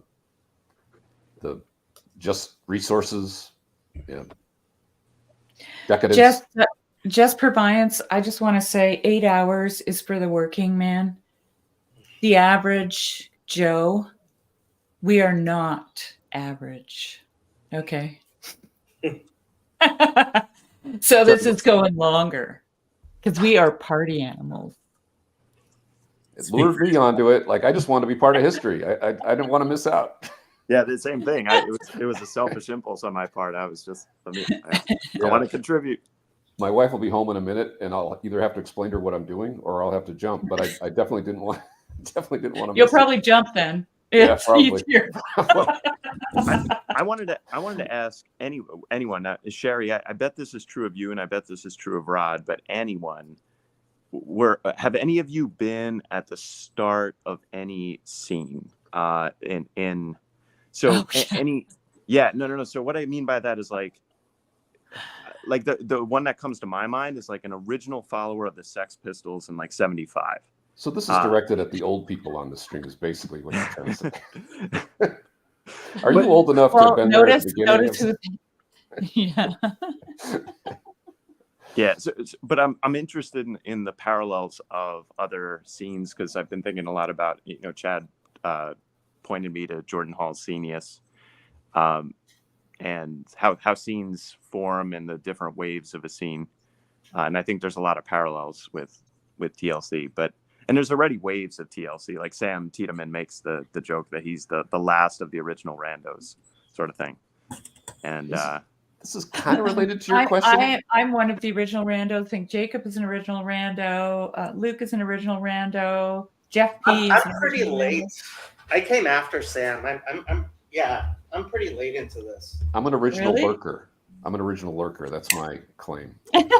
Original lurker. You're an OL. But Neil, to your question, you mentioned Jordan Hall, and I was surprised that it didn't get more attention around here when he mentioned on Christian Baxter's, I think the first conversation, that he was at Harvard and just randomly in the library discovers this unpublished manuscript by a guy named Jordan Peterson, and just decided to, I think he scanned it and kept it and still has it. Like, that just seemed like such a that's like a prequel. That's like going, like, that's some sort of weird, like there was the origin story, and now we have this sort of, even an original origin story that goes back before any of this happened. And it was just, it struck me as like such a kind of weird, it's almost like there was a tear in the space-time continuum. It's like, wait a minute, what? And, it just kind of passed, and I haven't really heard anybody go on about it. But to me, it struck me as just very like, wow, that's fortuitous. Carl Jung would call it a synchronicity. There you go. The scrolls of Jordan Peterson. That was easy, Neil. Somebody's mic is hot. That's Steve's. Steve, if you don't mind muting yourself, There we go. Thank you. But no, I haven't. I wasn't there for the Sex Pistols. Sorry. That was just one example. No, it's a good one. I mean, I was about the right age, but like my parents were. I'll tell you. You know what? You know what era really I remember, like, as it's like it happened overnight, was the 80s. I was like, I remember waking up one morning and all the cars were square. And I was like, what's happened to the cars? And then all the shoulders were square and padded. And the hair was big. And, everything just kind of, it just mushroomed into this world that I just wanted out of it as soon as it began. Like, I didn't like any of it. I've harped on the whole thing about straight lines. And my husband and I were talking about it the other night because we watched the Terrence Howard conversation, or at least part of it, with him. And he's like, you've never liked straight lines, Sherry. I said, I know. I couldn't even stand the cars in the 80s because they just went straight. Everything before that was nice and curvy and beautiful, and I kept like nodding vigorously with Terrence Howard when he said, somebody, I don't know who it was, somebody said no one would love a Euclidean woman because she'd just be straight. You didn't have big voluminous hair in the 80s, Sherry? I can easily imagine you with voluminous hair. I did get a perm, but it was voluminous, but it was only because my neighbor gave me the perm, and then she got on the phone and was talking with a friend and forgot about my perm. And my mother had to take me to my sister woke up in the morning because I went to bed. I got home after she was sleeping, and we slept in the same room. And she woke up in the morning. She said she looked over at my pillow and she didn't even know who was on it because my hair was so curly, and it was just fried. And my mother wanted to take me to get it straightened. I said, nah, just leave it. It'll grow out, But she ended up doing it. I got a funny hair story, only a 2-minute story. So when I was about 5 years old, I started showering alone for the first time, and maybe like 4 years old. I was either 4 or 5, and I'm in the shower, and I find the rack of things that's hanging from the shower head. And so I start grabbing those things, and I find a plastic thing, and I take the plastic thing off, and I'm like, oh, this is interesting. And then I run it over my head, and there's like little hairs that come off of the plastic thing. And I'm like, oh, that's really cool. This thing makes hair. And I'm running it over my head, and I'm doing this like for, a good 10 minutes in the shower.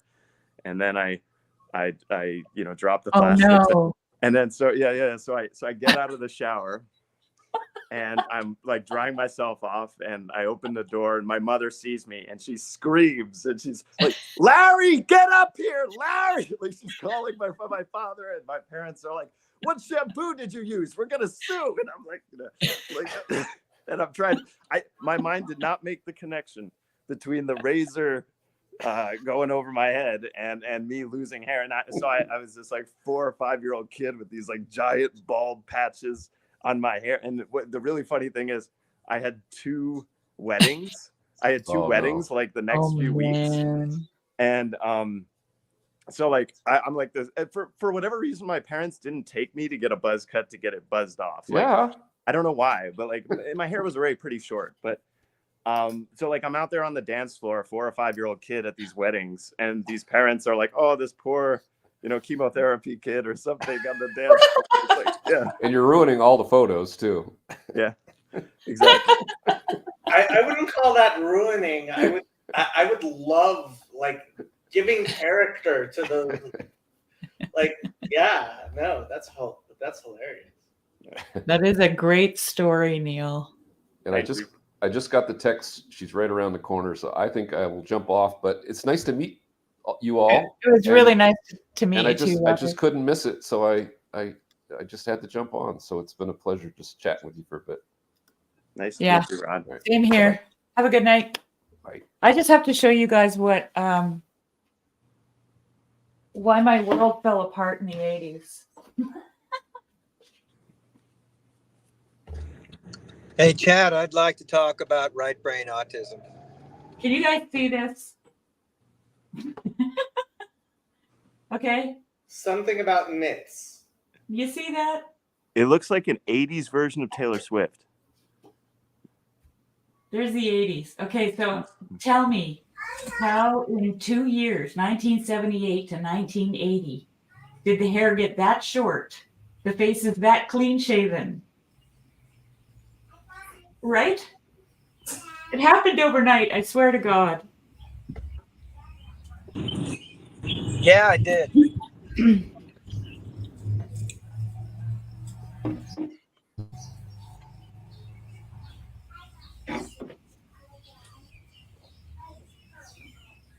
Did I miss something?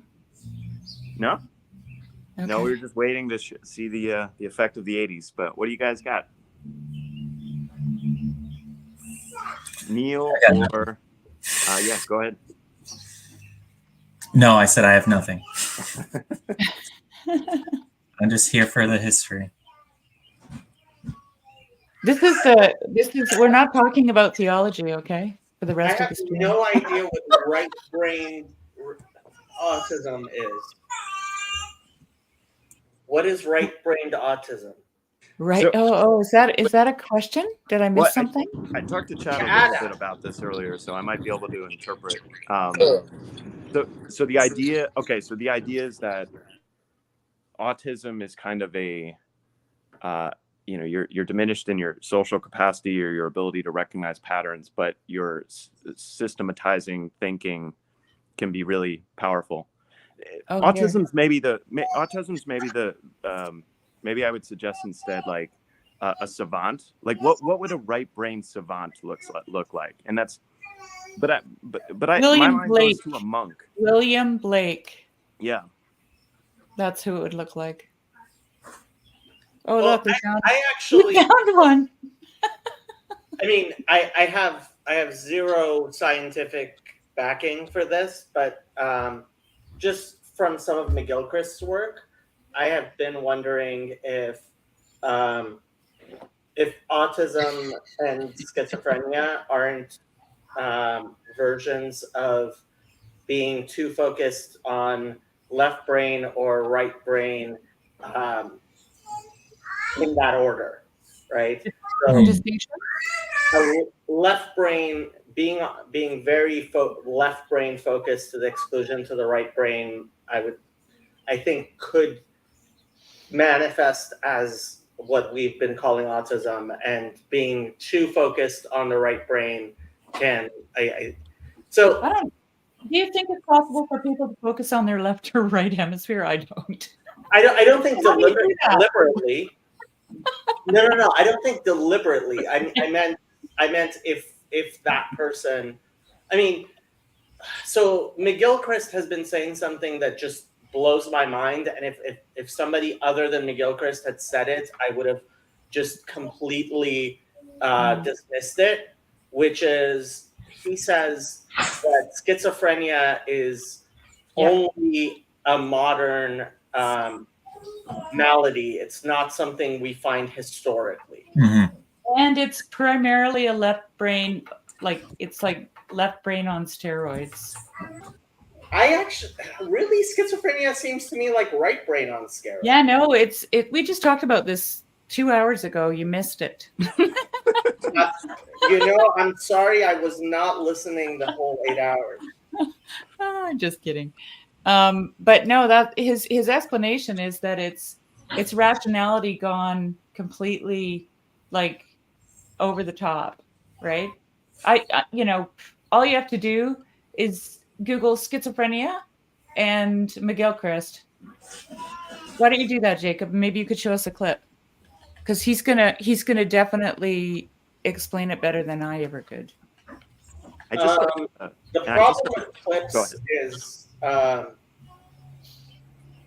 problem with clips is that you get copyright stuff problems. Here we go. McGilchrist counterintuitively says schizophrenia is a hyper left brain disorder resulting from an need to over-explain phenomenon. Thank you. Is this Nate? Nate, is this you? Nate, why don't you get in here? Damn it. Yeah, I actually have to go because ironically, I have to drum as a percussionist for my Catholic Mass confirmation. Wow, So cool. I'm For about your to- own confirmation? What was that? No, it's not my confirmation, but it's the confirmation that's happening at my local church, and we're doing praise and worship. So Very nice. Nice. It would have been a little strange if it was your own confirmation, though. or if I was baptizing myself, Jacob. Your confirmation bias. All right. Good seeing you Bye. all. Bye-bye. See you.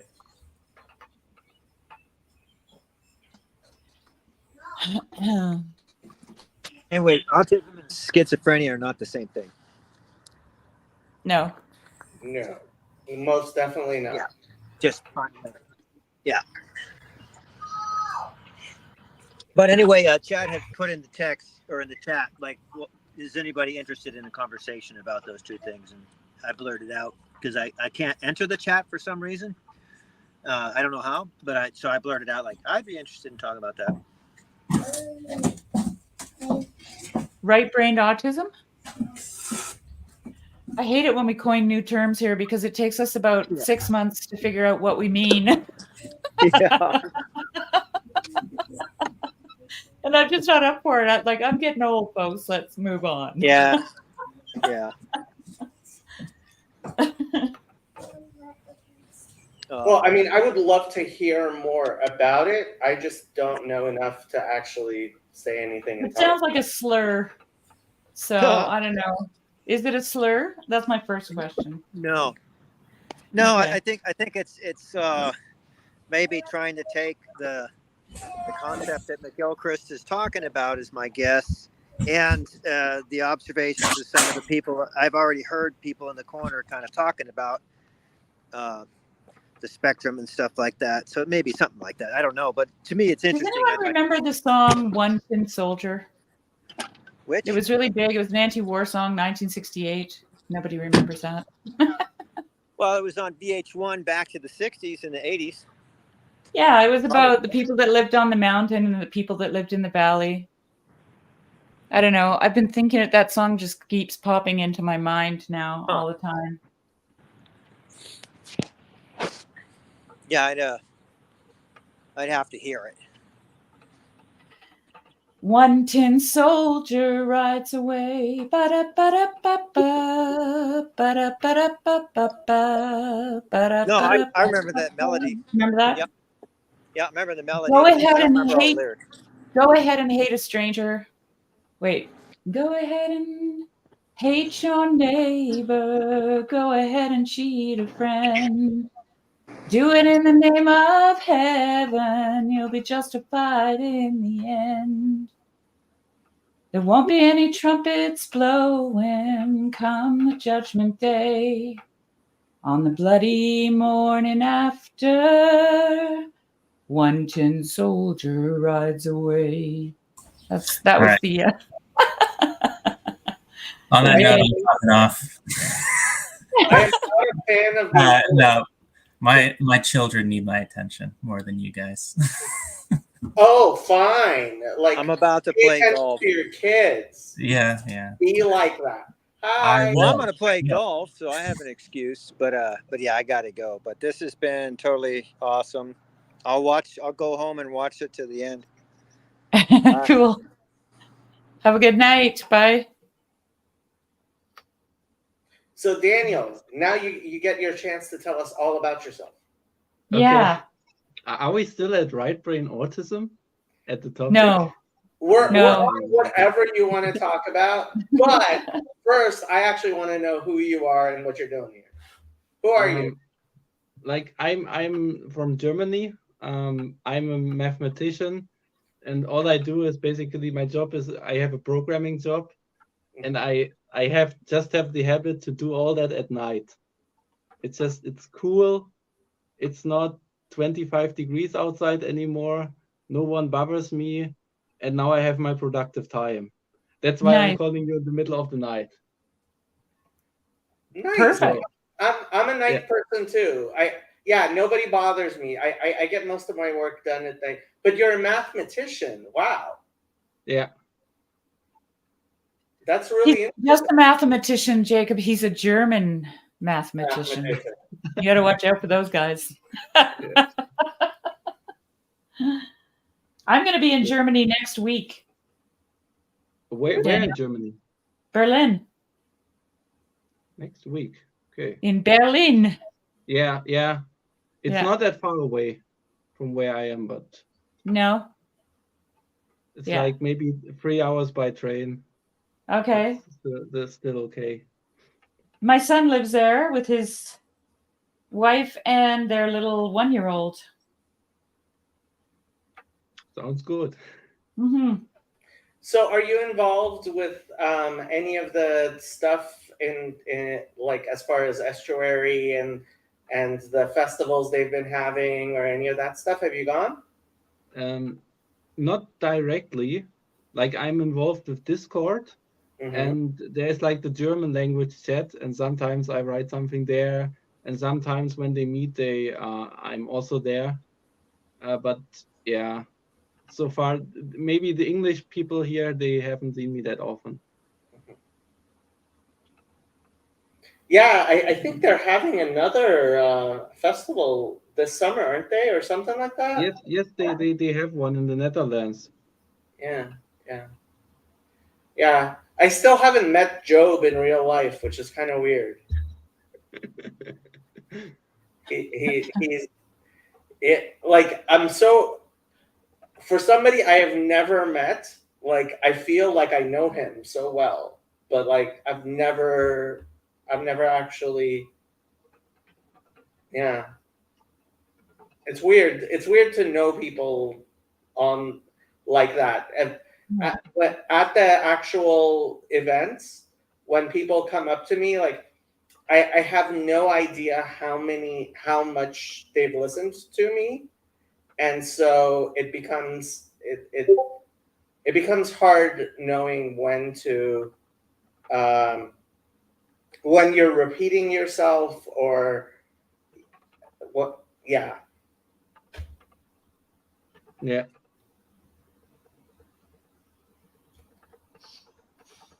Jacob, I hear you, but I don't listen to you. Well, that's the correct way to do it. I mean, I'm yeah. just kidding. I'm just kidding. I just had to say it. It was going through my head when you said, I don't know how many people have listened to me. And I was thinking, I hear you, but I don't always listen to you. But I do sometimes listen to you. I was actually really surprised. I went up to introduce myself to Sevilla, and she's like, "Oh yeah, I listened to you." I'm like, I was floored that she Yeah. would listen to I can anything imagine. on my channels. Yeah. Yeah. You guys have something coming up soon up by Nate's Way, right? Yes, Labor Day weekend, and the website is up. It is. We just had a planning meeting actually the other day, and so there will be some promotion happening here. It's hang on.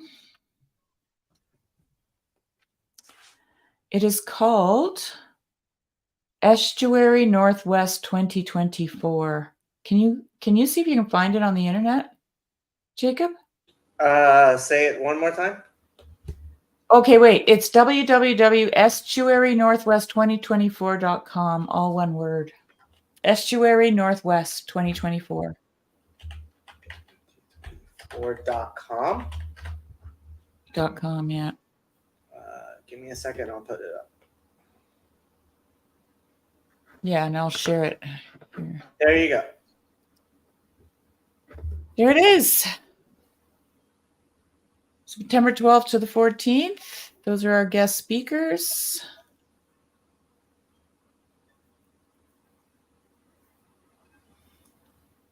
Olympia CRC. Yeah, that's where the venue is. And then there's going to be some camping options, and yeah, it's going to be fantastic, actually. That's all I can say. Nate and Slack and Sarah Eve have put a lot of thought into it, and yeah, it's just going to be great and beautiful because, Pacific Northwest. Pacific Northwest is beautiful. I've made that drive up several times, and I love doing it. Although now that I have Shadow, I take Happy with me when I'm on my road trips, but I have to make Jack usually whatchamacallits usually Babysits Shadow for me. Yeah. Yeah. But yeah. Yeah, I know. Like that's my I'm going to Switzerland and Germany and then coming home, and then my husband's going. Because we have too many animals.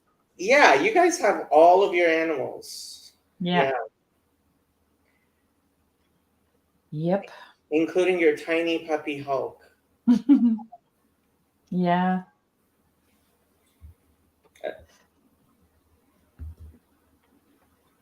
What are you gonna make with the yarn? I'm making a sweater. A sweater? Yes, it's for my son for his birthday, and that's why I'm doing this marathon spin here, because I'm leaving on Sunday and I have to have the yarn ready to come with me. Aha! So you're gonna do the knitting there? Yeah, because I just haven't had time to do it, but the time ran away with me, and so here I am at the last minute spinning up my supplies so I can go take it with me and knit it while I'm there.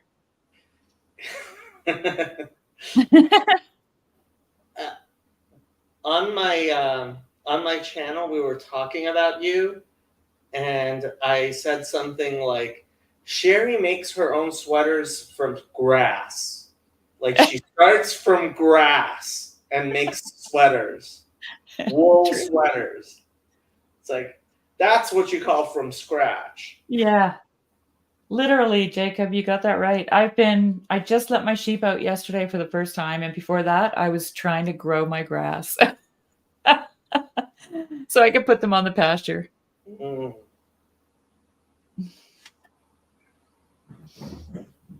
Yep. Okay, so oh yeah, Nate put a link up if anybody wants to look there. And lodging links go up this week. Yeah. I'm looking forward to it.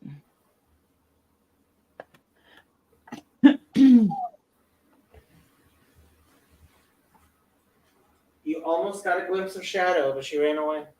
Shadow, come here. You still have Happy, Jacob? Yes, I do. She's sleeping right over here. But it's a lot harder to get. Aha! Gotcha. Get Happy online on the video. Hey, Happy, you want to come here? Come say hi.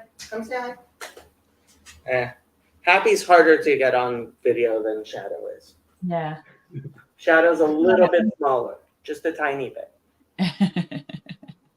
She's a happy cat. She is. She is. She loved. Yeah, we're still here, Aaron. I was initially when we were doing Randos United, I was here, Happy. People want to see you. Come up here. Come. Okay. People want to see you. Say hi. This is Happy. Hi, Happy. And there she is. She goes, I only have eyes for you, Dad.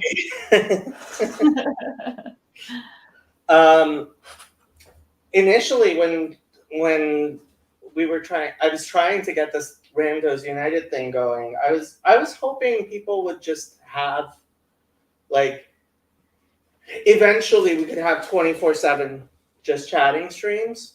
Yeah. You know, people could come on whenever they wanted to. Yeah.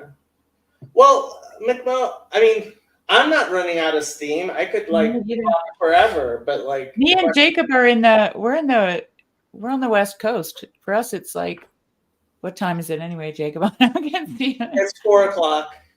4 o'clock. Yeah, we're just getting started here.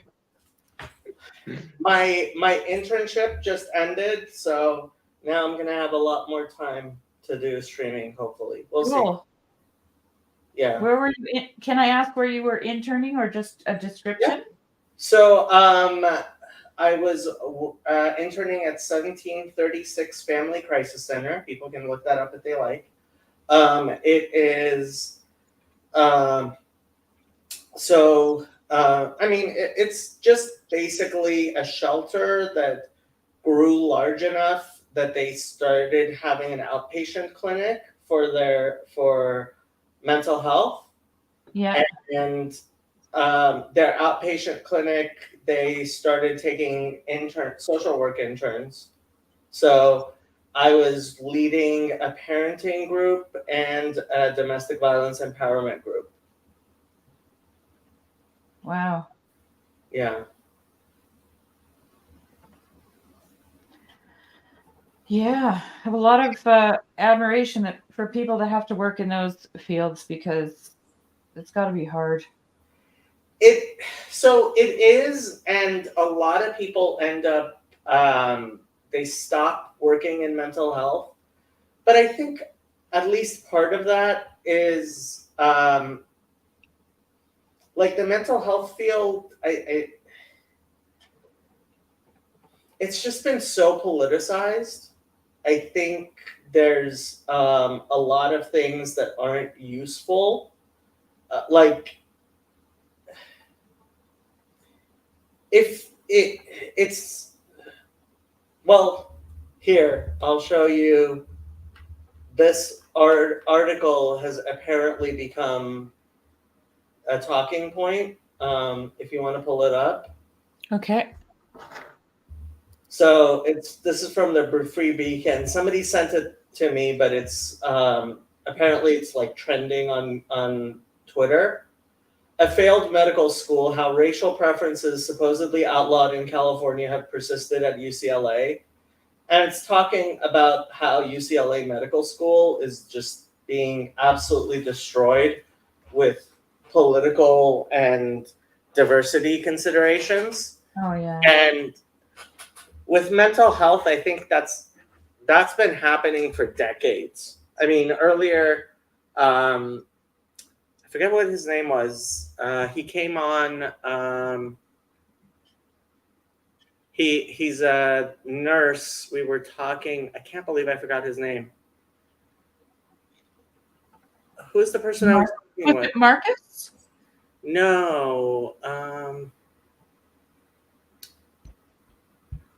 I think he has like soul in his SOL. Yeah, Alex. Oh yeah, Alex, yeah. And he was talking a lot of mental health. People just get worn out and leave the mental health field, and it's understandable, but you can take this off the screen. Oh, sorry. No, it's fine. Lance is here. Yeah, Lance is here. But I think part of it is we're just not doing mental health right. We really aren't. And yeah, blind leading the blind there's definitely some of that. Yeah. But I mean, we've lost our minds in certain ways. That's the reason I brought up that article with UCLA Medical School. Like, UCLA Medical School, you would think would be like immune to the stupidity, but it's not. And like all our institutions are being destroyed with politicization and woke ideology. So why would you not expect psychology and mental health to be impacted by that? Right. Well, I mean, there's a certain truth to psychology having taken the the role of the priest in earlier society, right? Mm. And so, I mean, maybe at the birth of psychology, it was like a fresh religion, and maybe now it's becoming a corrupt institution. I had a psychologist who was infuriated at the inflation of the diagnostic manual. He couldn't believe how fat it was getting. He wasn't happy about it. I don't know. I mean,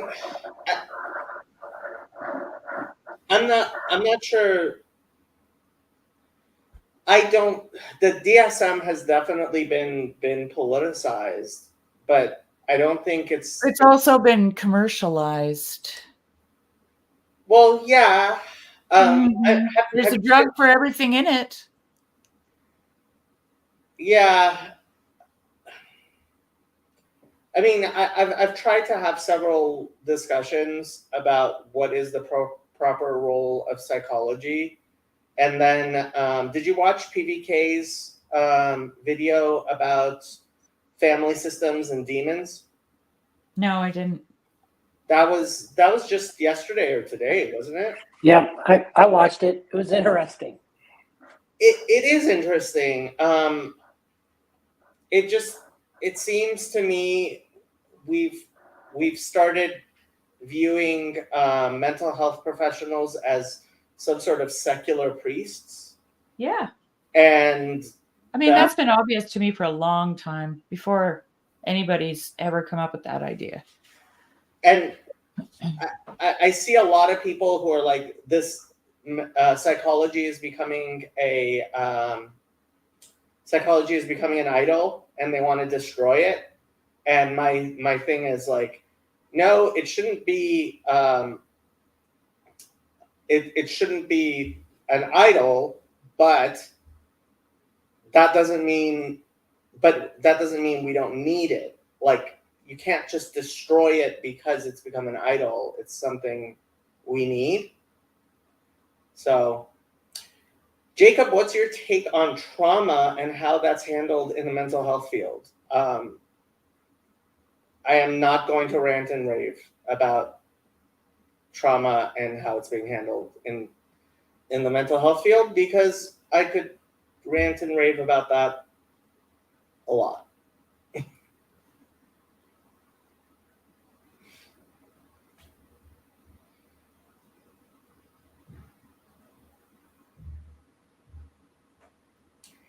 So I'm going to get a coffee and I will be back. Okay. You know, one of the interesting things is like part of Christianity has gone down this road of self-help Jesus, right? And the therapeutic deism and everything else. We talk about that. And so you have that whole aspect playing its role too, you know? And I'm someone who's benefited greatly by both psychiatric and therapy help in my life. So I'm certainly not telling people to not do that. At the same time, a bunch of us were reading this book by Dr. Timothy Petitsis called The Ethics of Beauty. The Ethics of Beauty. And he used kind of war and trauma, basically Vietnam, as kind of a backdrop to that. You know, one of the things he talked about, what they found is that actually the talking theory, topping it out, wasn't actually helping these vets, right? So then he layered it back into, so obviously he's an Orthodox guy, but he layered it back into, and what they found in looking at warriors way back in the day and whatever, is that it's actually just welcoming them back into the community, right? Like what they need to start doing is start integrating themselves back into the community.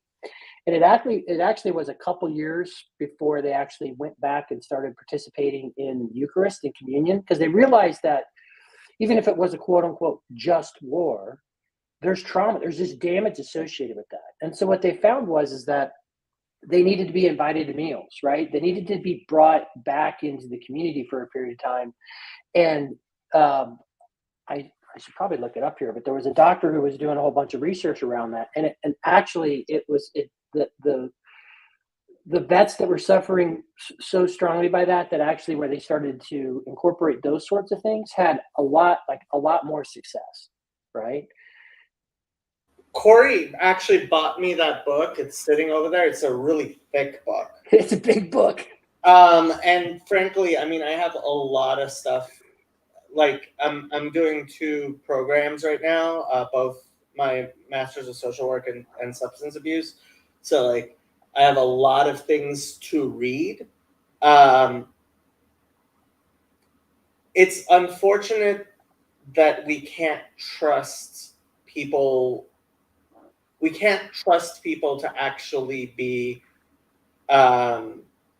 professionals enough that me, like, just doing a little bit of research doesn't know more than the professionals. And it's I mean, that's part of my whole thing with Fountain of Comfort is a hope for professionals people can actually trust, to have like done a lot of reading and to know things better. But gaining that trust, like why would you trust me or anybody else, right? With when the entire profession seemed to have lost its mind, and it does seem to have lost its mind. Yeah, you've got to be. Yeah, you've got to be very careful.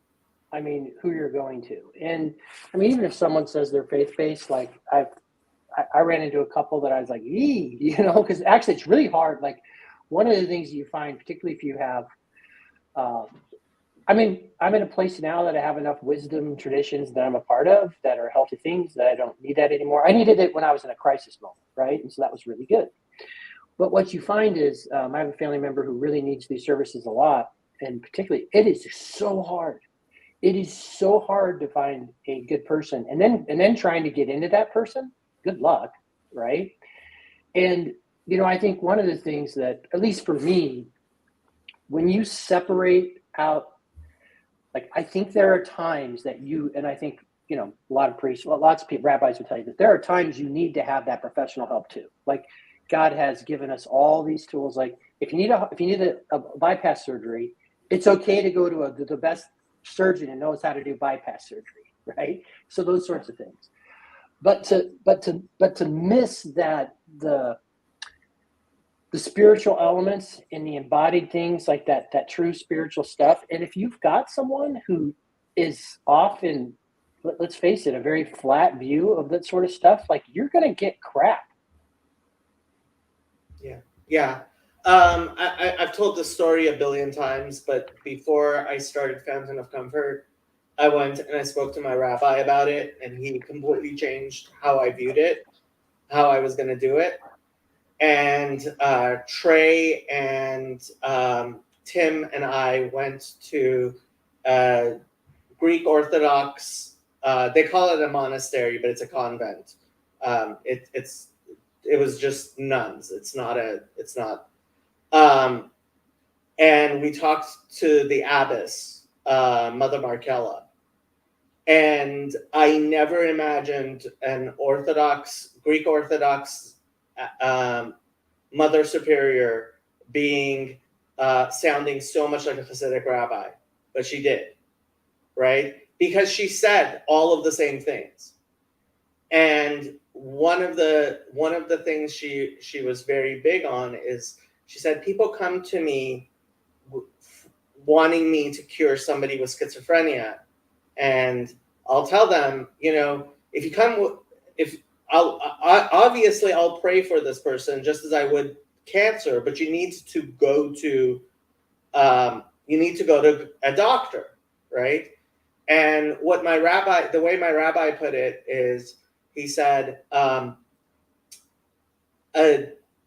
a faithful plumber doesn't start a synagogue that provides plumbing services.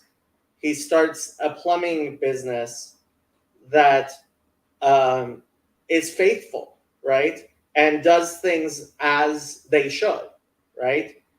And is it possible that your plumbing is actually demon possessed? Yes, I do believe sometimes your house needs to be exorcised by a spiritual authority, because I do believe in demons, right?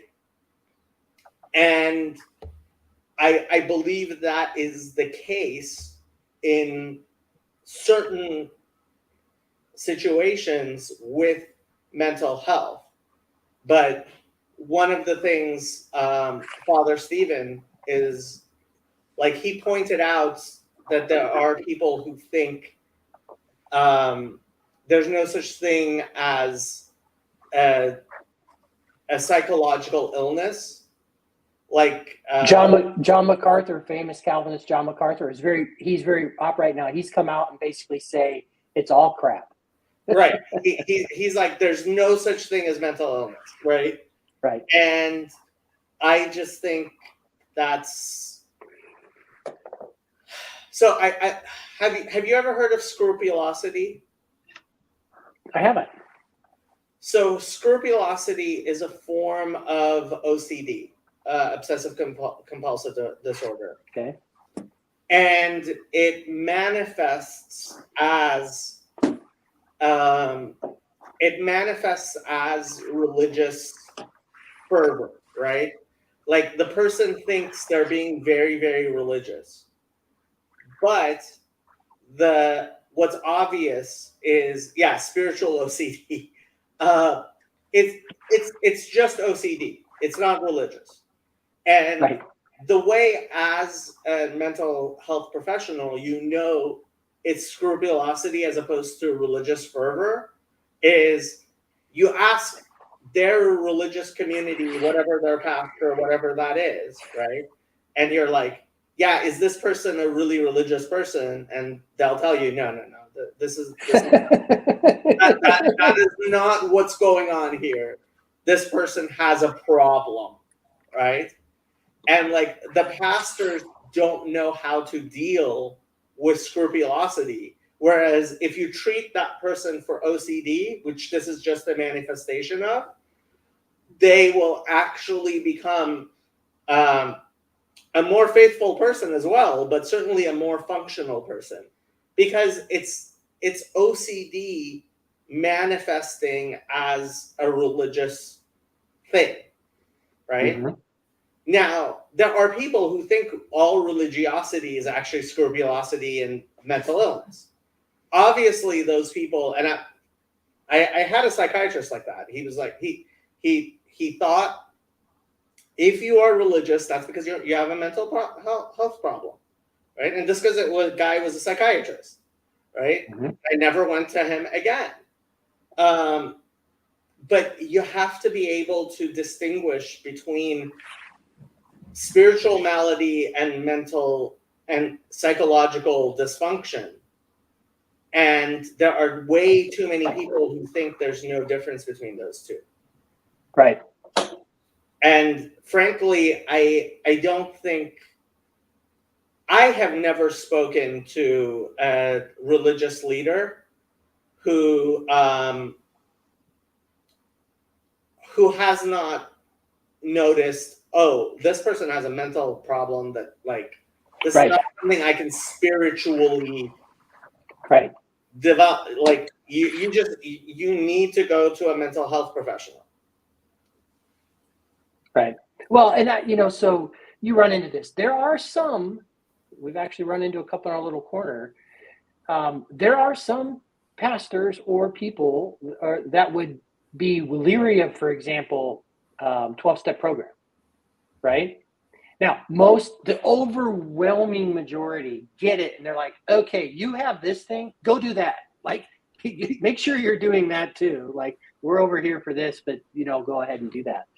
And I agree. So again, I think you would find that. And I think you had mentioned the Orthodox nun sounding like a rabbi or whatever. Like when you find people who really have real discernment, real wisdom, there's Zevi Slavin talks about that thread. There is that thread that goes about. I think one of the things that's interesting is, I've been working with a gal. She doesn't quite know, but I've been diagnosed with some sort of bipolar. Right now, as I was a younger man, I never got depressed at all. I was annoyingly optimistic. Okay. But what I could probably tell is I probably had a slight tendency, a very slight mania, but that worked out extremely beneficial for me because I could be the captain of the football team, first chair of the band. I could be on student council. I could do all this stuff. Bipolar too? That's kind of where I think it might be, but I've been working with a gal for a couple of years now. She's like, I don't really know what your deal is, but here's where I do. I absolutely, and when I got kind of in my addictions, right, there were some times that basically that would exacerbate it for me, right? So if I'm in active use, then I could see these things. But here's the really interesting thing is, so I can definitely see these wide patterns up and down. So one, I think I've spotted them in some spiritual figures. Like I think David might have been a bit bipolar. Just saying, it takes one to know one, right? Like Kanye is bipolar. There's certain things I can sense. But here's the thing that's really interesting. I didn't get diagnosed with that till my mid-30s, and what people who would get into some mania, you don't have to be totally disassociated or whatever, but with that mania comes grandiosity, and you can confuse that with Holy Spirit experience. Okay. And I've had Holy Spirit experience. Like, I know the difference. Now that I'm so fine-tuned, I can tell the difference. Now, good luck trying to tell a person in mania that they aren't having a legitimate experience with the Holy Spirit, because there's grandiosity that comes along with that, right? And you think you're right, and God's speaking to me, and he's telling me all these things. Like, what mania will tell you versus what God will really impart in you are not the same thing. Okay? And so so it takes one to know one. Like, I can spot people that are very charismatic, and I'm like, oh, you're just manic. Because I saw someone in TLC, I could tell how that person was acting immediately. Like, I knew that they were in a manic episode. Like, I just knew it, and offline I did it, and they recognized it, because I just knew it, right? And that, like you talk about scrupulosity or whatever, like, I can see that there are a lot of people that they get into that mania, and that's a very dangerous place, right? And so you need to figure out. And so the thing is, like, I've taken a lot of work, but you've got to really understand the difference between the two. That's also why it's good to have, like, if you have a rabbi or a spiritual father or a disciple leader or a sponsor, that person who really knows you. So when you're having some of these grand ideas or some of these things, you can talk to that person, and they can say, oh, whoa, dude, you're talking a little fast. You're moving fast. I think you need to slow down with, I don't think God wants you to move to San Francisco and become a street preacher. Let's just slow down on that right now. Okay. That sort of stuff. But so I think I am very interested in that mental health, that crossover between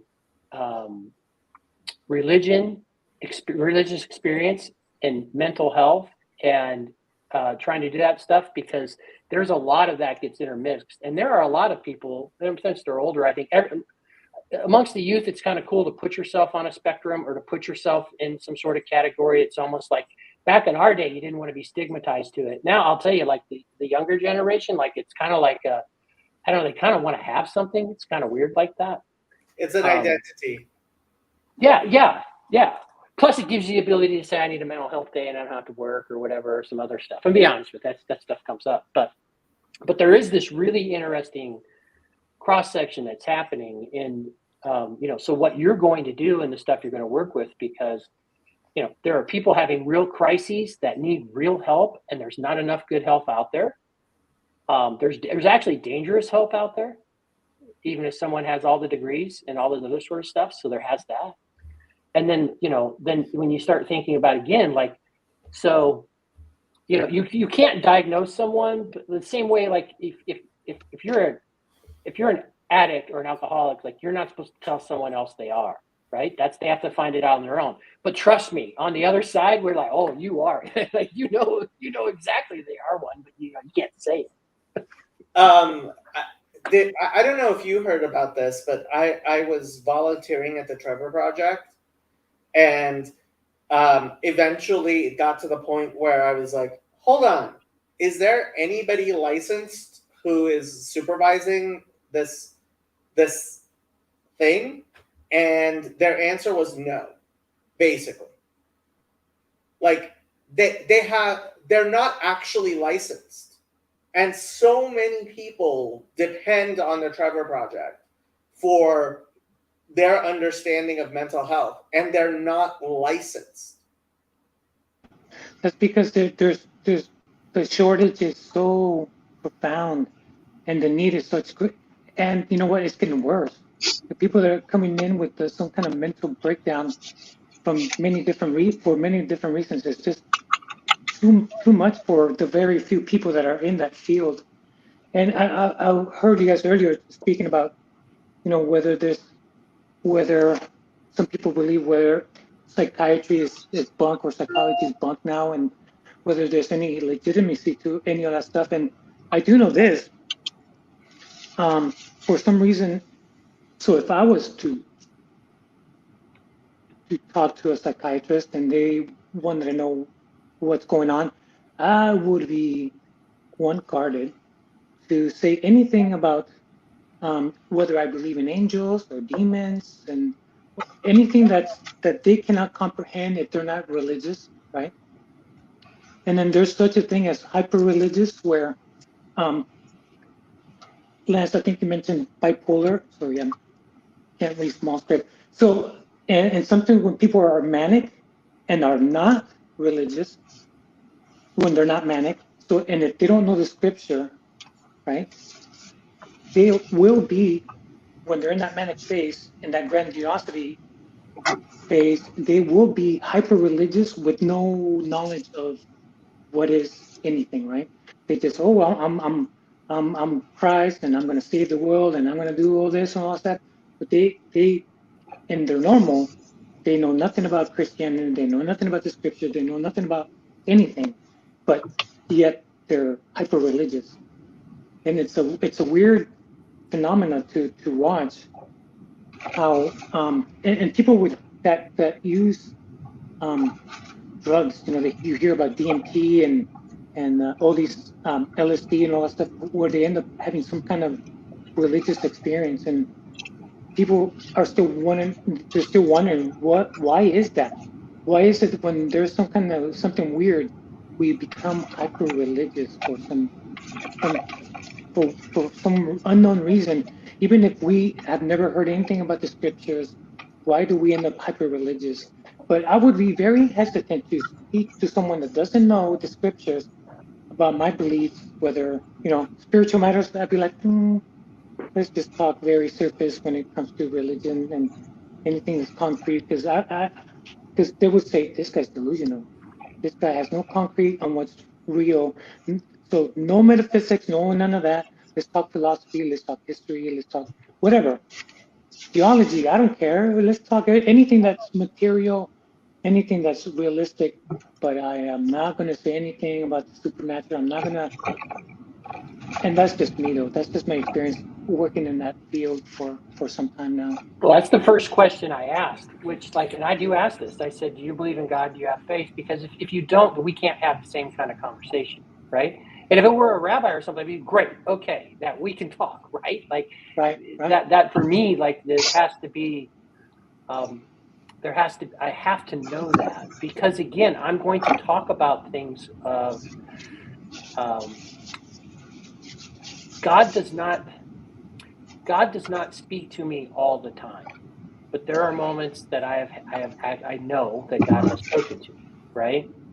And if I'm in a moment where I'm feeling very confirmed and reconfirmed that God is giving me an impression about something, I need to be able to talk to you about that and have you not think that I'm hearing voices, right?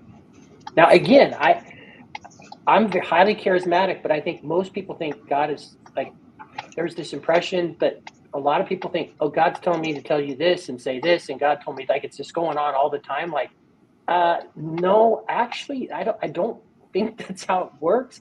And quite frankly, you see a lot of it, it's about stillness, like, be still and know that I'm God. Like, if this stuff is happening, he's talking to you and you're running around and all this stuff's going on, that even, like, if you want to point to scripture, like, that has not been my experience. Now, I'm not saying there can't be someone who's like that, but my BS meter goes up a little bit. Yeah, and we again, when anybody brings up Christianity, there's so many of us that consider ourselves Christians, right? For the longest time, I considered myself a Catholic, and I didn't know nothing about the scriptures, yet I was Catholic. So somebody would say, "Oh, you're Christian?" Of course, I'm Catholic. Of course, I believe in God. Of course, I'm Catholic. And whatever came out of my mouth would have been right, wrong. How would I be able to know the difference? And so there's a lot of, and there's so I've also, because of where I work, I've also bought some books about the cults and the history of the cults and the history of these charismatic leaders, the con men and all that stuff, and what they do, why they do, the people that seek power and they gravitate to power for manipulation, for gain, for whatever purpose. you name it, it's complicated super fast. But you see that a lot, and I think that's one of the reasons why people are not that fast to trust someone and say, "Oh, I'm Christian," because they've been had before by someone that pretends to be Christian and is not Christian. And because there's a lot of people out there. I mean, there's 8 billion of us, and many of us say we're Christian when we don't know what it is to be a Christian. Yeah. I do want, if people hear this, I hope you've understood what Jake and I are talking about, and Alex or whatever. But if you're listening to this, in case you're this, I just said very clearly, there was a time when I absolutely needed both psychiatric and therapeutic help. I think they are extremely valuable. I think they are tools that God gives us. So no way would I be dunking on that in any way. All I'm just saying is be careful. Be careful. Like you have to be careful. Yes, I agree to both. I agree that there's a need. It does serve a purpose. There's people that really need the help, and some people, and I'll tell you what, there's people that I really care about in my life, and I've tried to introduce them to Christianity, and they said, "No, take that somewhere else," right? And I care about them, and there's nothing I can do, right? There's nothing I can do. So, in the same instance, people that don't want Christianity but are in desperate need because they're at the breaking point, they still need help. We still have to help them because, I mean, look around. This world is falling apart. Nobody knows what's left, what's right. Nobody has a moral compass. Nobody knows what 2 plus 2 is what now. So, and people, whether they want Christianity or not, they still need help. Because if we don't help them, life in about 10, 20, 40 years, it's going to be wow. It's going to be really bananas. Mark, you joined in. I think you wanted to. Mark has something very important he wants to say. Yeah, I hope I don't robot on you as the signal going. I'm driving, so. Yeah, as someone who has been carrying around a diagnosis of type 2 bipolar for over 30 years, I have some experience on this. And I think the statement that you made, Lance, is that you can navigate the difference between inspiration of the Holy Spirit, the move of the Holy Spirit in yourself, and a hypomanic episode is itself a kind of grandiose assertion. I've just concluded that I have hypomanic episodes, and God uses them. Keep in mind that bipolar, and Jacob should be able to back me up on this in more detail than I can't say, but as I understand it, bipolar is chronic and degenerative. It progresses. You should, if you don't die of something else, at some point it will kill you, in theory, right? If it will get worse and worse and worse. And I've seen it get very bad in some people. And when you see it get really bad in some people, it's next level. And there's this the idea of religion fixing it or something. It can get very serious. I'm here by the grace of God, and I think for some reason I'm doing all right. But I also understand that I'm dancing on a kind of knife's edge every day, and I respect that. It's a kind of respect for the disease process, I guess you'd put it, or the disorder. That it is what it is, and I will. There's in my case, I'm treatment resistant, so no medication worked, and I did everything, including ECT. So stay mindful. Use for me, Buddhist meditation practices played a big role, but also learning how to kind of using those practices, learning how to kind of surf the experience of hypomania. to not let it take you over, to realize that you don't have to act on every thought that crosses your mind or every impulse that moves through your body. That's a big factor. And then also to understand that when the depressions come, I I had my first you might call it suicidal machination around the age of 10. So I've lived with this a long time. And there was a time when psychiatry probably kept me alive, and there was a time when it failed so dramatically that it made things worse. I was maybe I was just blessed by certain kind of brain that allowed me to Mark's on a roll. Yeah. So I'll say this real quick until there we go. Is he back on? What we understand about mental health has changed from 30 years ago, though. Yeah. You're roboting, Mark. Yeah, Mark, we're losing you. I had never heard of bipolar being degenerative until you mentioned it, and I just looked it up. Apparently, recently there's been study on that. I'm not sure it's been established that bipolar is degenerative. That's surprising to me. Well, I think the problem is when it goes untreated, because the risk taking, the impulsivity, that can get people in a lot of trouble. Because they go, you end up wasting all your money that you saved up for. You do a lot of things in impulse and a lot of risk taking, and everything's because you're so super optimistic that everything's possible, and you can get conned really easy. Oh, here, I'm starting this new business. I just need $5,000 to start this new business. Before you know it, you give this guy $5,000, and this guy doesn't even live in town. He's gone, and and you've been had. So untreated anything. I'll ground it to say type 2 diabetes, who they say that can change, right? It's not like type 1 where you need insulin, right? Type 2 is kind of like, it could be reversible, but if you don't care about it, if you're going untreated, it's just going to get worse and worse and worse over time, right? That's something that at least we understand, right? And we say, oh yeah, I can understand the science behind that. Untreated, it does get worse and worse and worse and worse. So untreated, any mental health condition, doesn't matter what it is, untreated, it's the actions that you do while under the influence of whatever, you know what I mean, mania, delusions, for the people with schizophrenic, all these delusions, all that stuff is what will get you in trouble. Before you know, you're in the middle of nowhere thinking you're on this quest, and then you get stuck, and wow, now how you're going to survive because you can prepare because the risk taking, the impulsive, the grandiosity.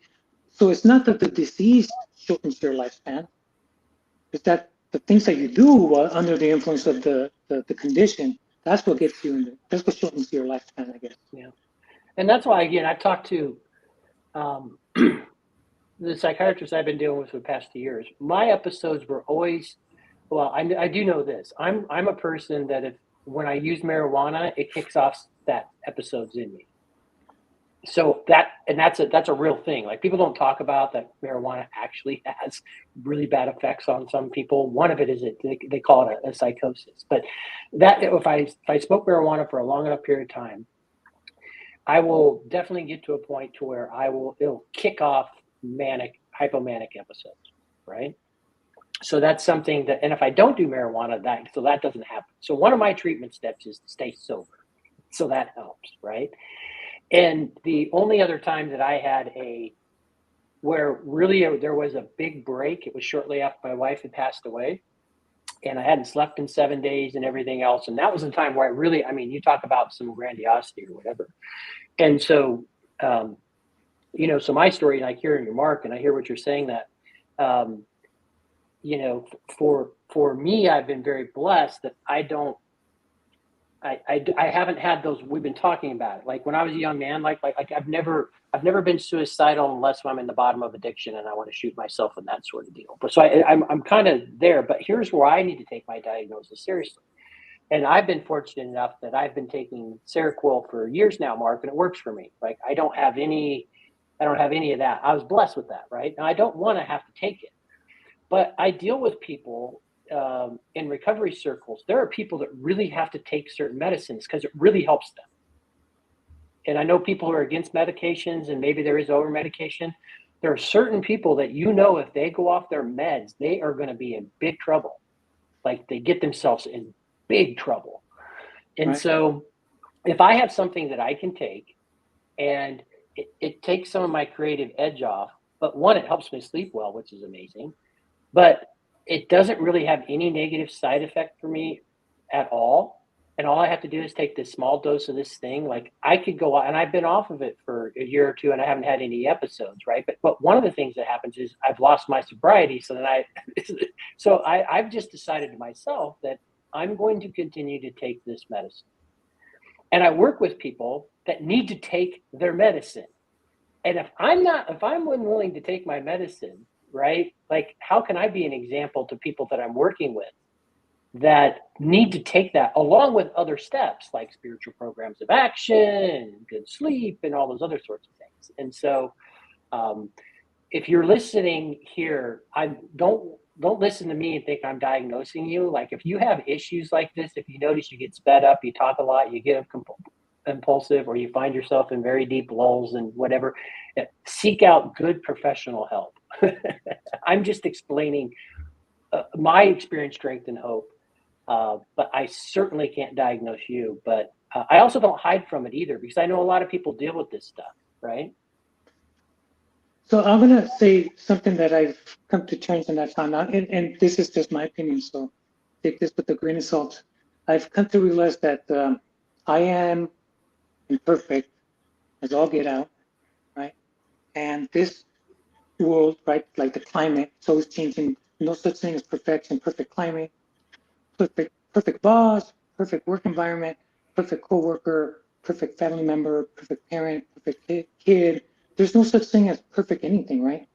And so I'm going to use that to bounce to what I want to say is nothing is perfect.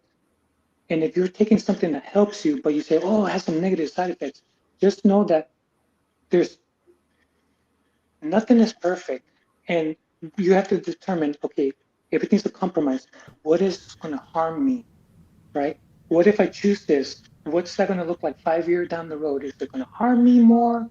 Not whether it's perfect, not whether zero side effects, right? That's perfection. There's no such thing as perfection, in my opinion. So do I have to do this and it will improve my life, even though there might be some uncomfortable side effects, where if I don't do this, I'm going to crash and burn and I'm going to destroy and I'm going to, drain my bank account and I'm going to do all this kind of crazy nonsense, right? It's like we tend to learn from experience sometimes where you've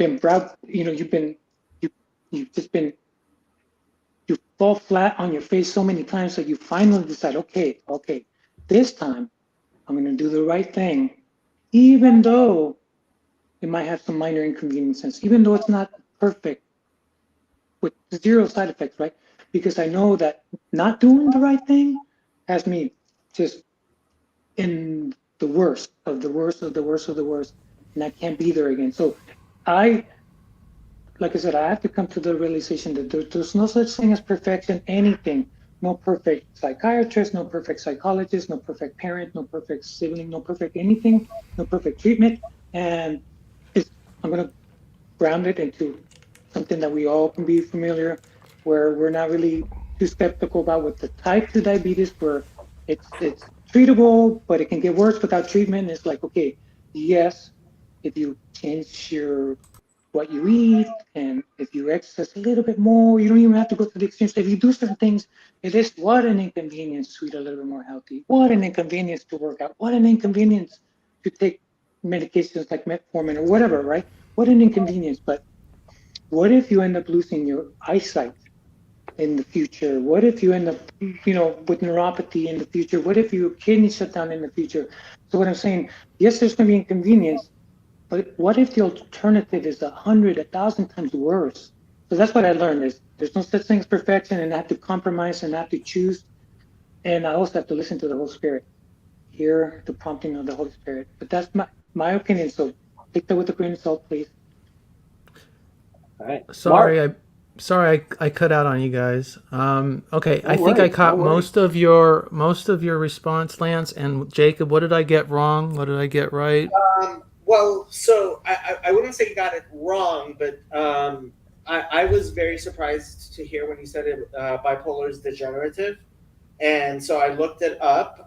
There is recent study and evidence pointing that it could be degenerative. But it's you seem to have overstated the evidence there of how degenerative. Fair enough. Yeah, or progressive.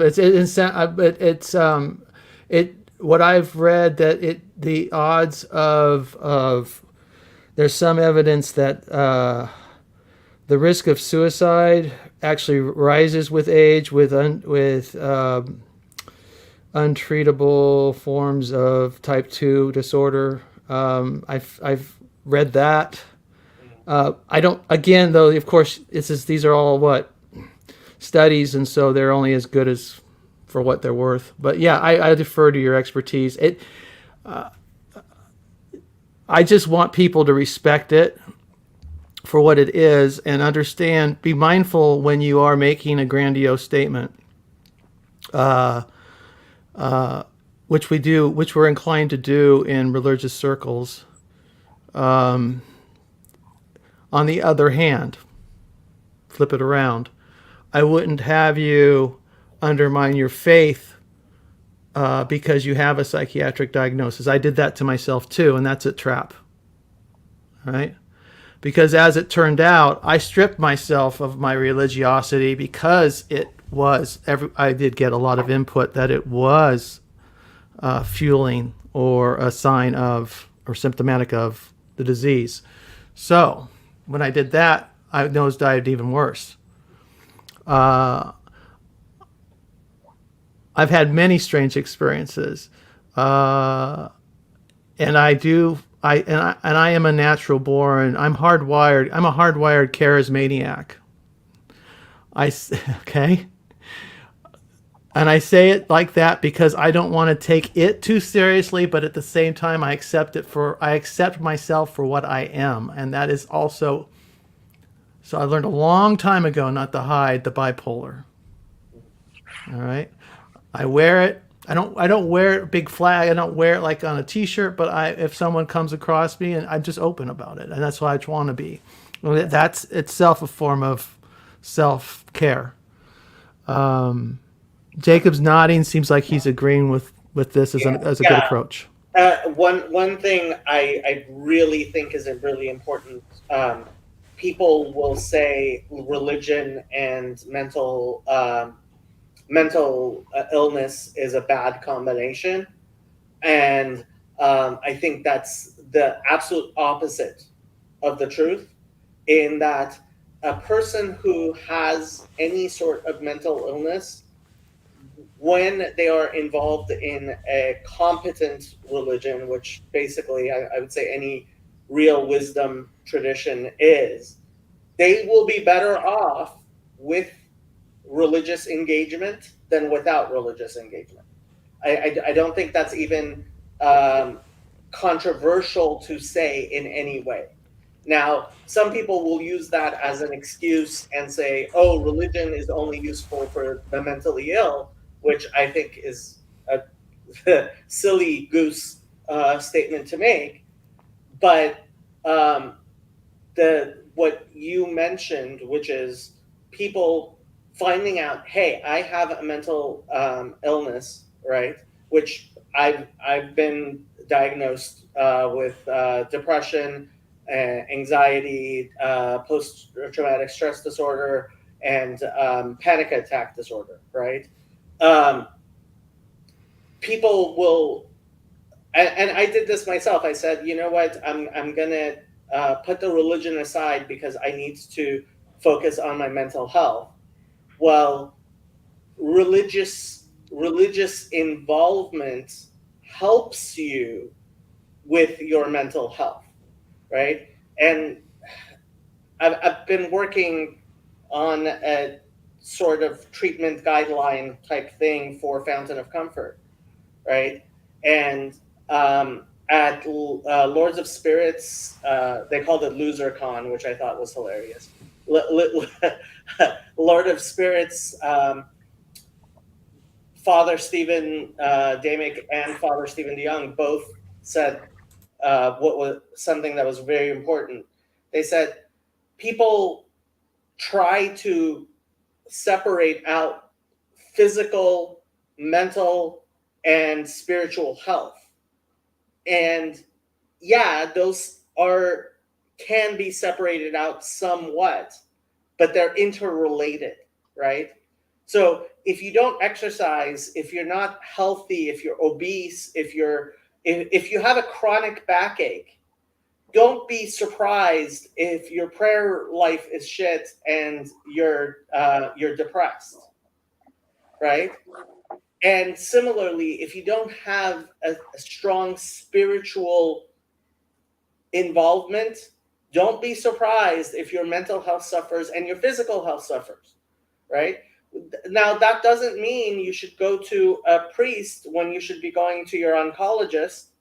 That doesn't mean you should be going to a priest when you should be going to your psychologist, right? And vice versa. Yeah, know the difference. Yeah. They're interrelated, right? But the example I gave before Alex and Mark joined was scrupulosity, right? So scrupulosity is a manifestation of OCD. It's OCD. It's a mental health disorder that looks like it's religious, but it's OCD. And you ask, and the way you know it's OCD, it's scrupulosity. It's not, you're not treating someone's religiosity. Is you ask their pastor, and their pastor will tell you, no, this person like the classic example. Martin Luther was going to his father confessor for hours and hours and hours, and his father confessor was telling him, "Stop confessing." This is your Martin Luther was bipolar. Martin Luther was bipolar. There was no when I heard the Rest is History podcast, I was like, oh yeah, the swings he had. And Mark, I want to say, and I appreciate you sharing this. Like, one of the things I do is I tell on myself, so to speak, because people watch it. I have found God has used these things when I say these things. Invariably, people will come to me, and I say it in every sphere that I'm at. Like, I'm not afraid to say that. Like, my employer is going to fire me because I find out I'm in recovery, or I say that I have bipolar or whatever. Well, I shouldn't work there, right? But I do it mainly because being there. But this is like my story, and I would say, Jacob, what I have found, what has worked for me, and we all need to figure out. But what I found is, like, I have a 3-legged stool that I have to have in my life, and if I do this, things go well for me. And that includes for me being involved in a 12-step program, and being involved in working that program.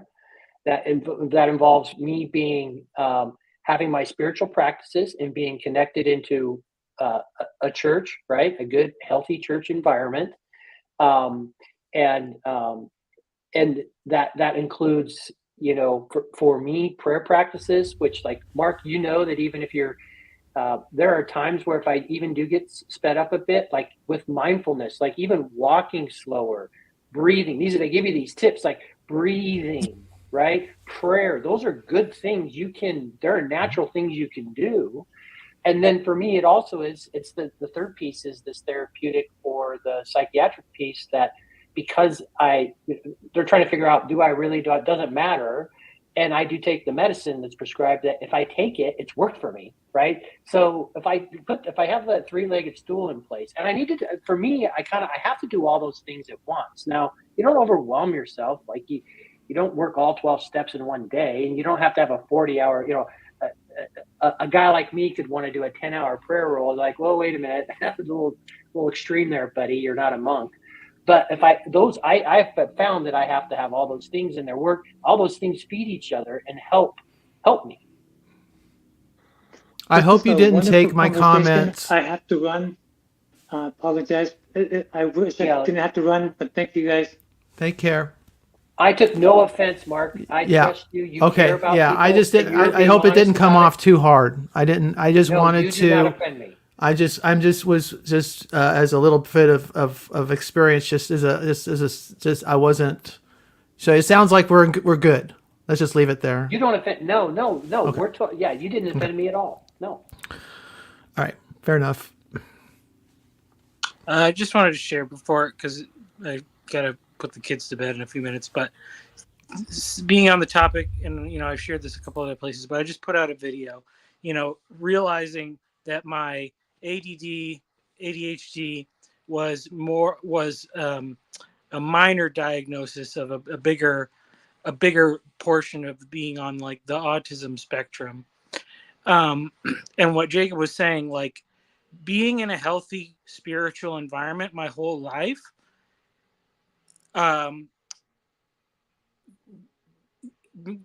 it protected me from a lot of problems or whatever. Like I see the whole thing as a providential thing. If I had a diagnosis when I was a kid, I probably would have used it as a crutch. I would have used it as an excuse not to grow. But like that environment was on the whole so healthy that it didn't really become an issue to be different in the way that I was. People were compassionate, kind, understanding towards me. Now that I'm at the point where I have more pressure and responsibility in my life, it's kind of like a blessing to realize, like, oh, I can't just cope with this stuff. Now I know there's a reason why. So that's a very liberating thing to be in. But I mean, I would say overall, like the greatest cause of cognitive dissonance worldwide is just this total secularist materialist belief, because it's that's some it may be causing more of these things. It's also causing so many more of these things to be diagnosed, because like with Temple Grandin says with the autism thing, it's like for centuries the autistic people just found their way into the jobs that they were well suited for, the quiet lives where they didn't have to be promoting themselves and being outgoing all the time, and they were valuable members of the community. But that lifestyle and the society doesn't funnel people to the places they need to go so well anymore, and so that's why I have a lot of this crisis. So anyway, if you want to see, I put a video on my channel where I kind of shared my story, and I wrote a letter that I had shared with my family and everything about my whole experience of figuring this stuff out, so people can check it out. Michael, what's going on with Tecton School? I'm doing stuff. I'm going to have high school kids riding along with me at work during the summer. I'm also like almost done with like a book, basically.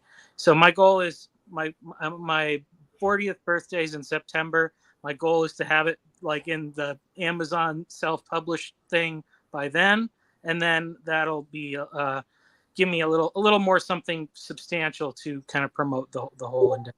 So that's my goal. So John, who is probably coming over to my place on Sunday, is actually in construction, and he's perfect for your Tecton School. Yeah, just leaving work right now. So I don't know what that is, but I'd like to find out more about it.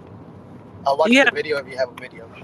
Well, I have a whole channel for that. Yeah. But basically, just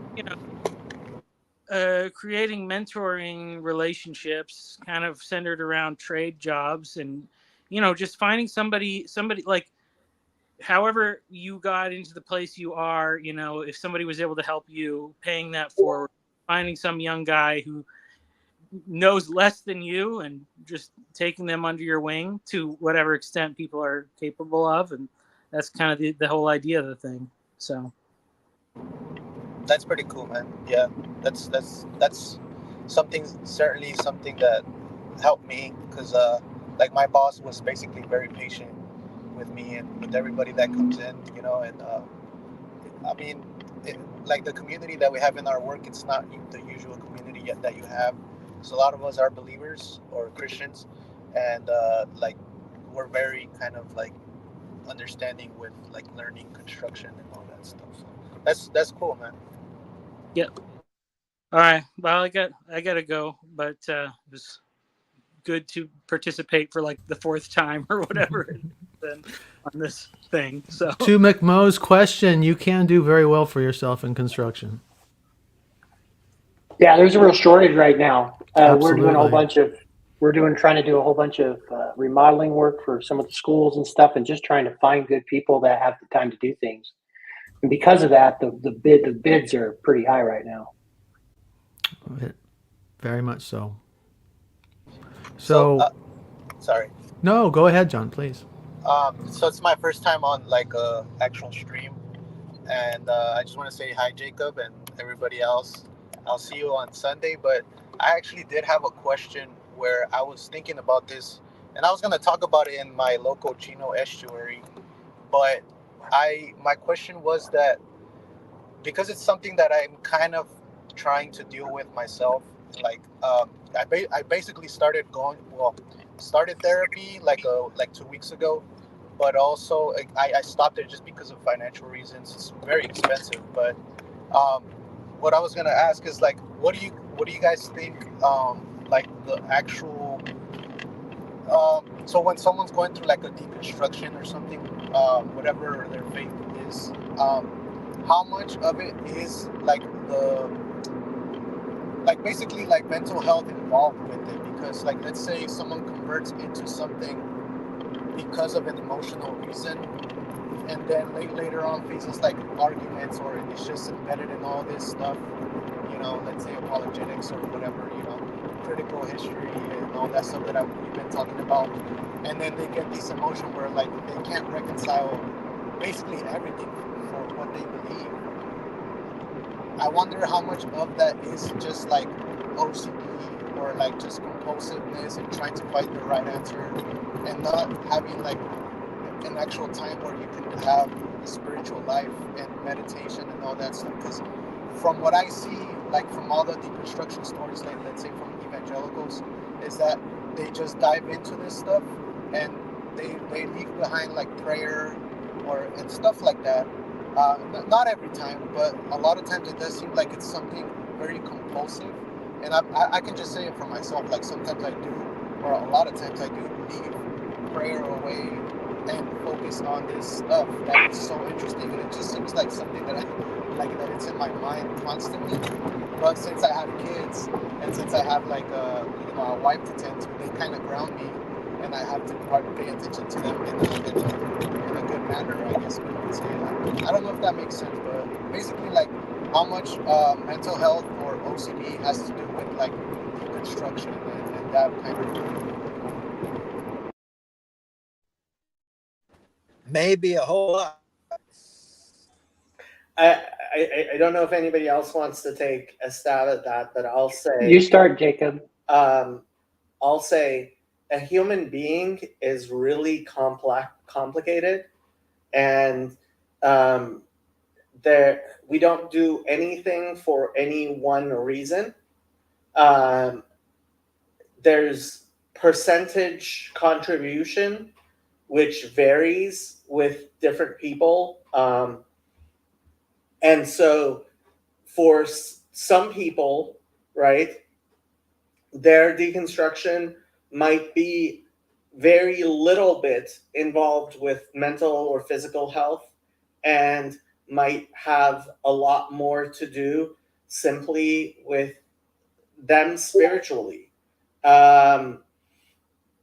When it comes down to it, I don't think there's anybody who converts from one religion to another or makes any huge change in their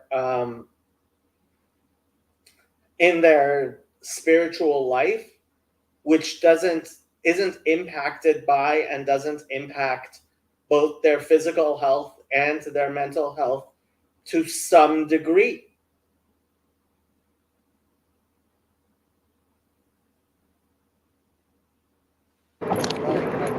Mark. Deconstruction often results in alienation from community, family, so that's probably a factor too. Wouldn't you say, Jacob, in unwinding one's mental health? Well, I mean, so let's take, for example, somebody who belongs to the well, let's talk about Andrew Clavin, right? Famous person, right? So he was a raised Jewish, not very religiously Jewish, and he was suicidal, very depressed, and he found his faith in Christianity, right? Now,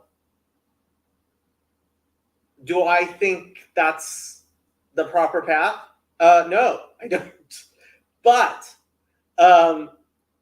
for him, that's where God helped him find his spiritual path, which he has been very successful in, and God bless him, and that's great.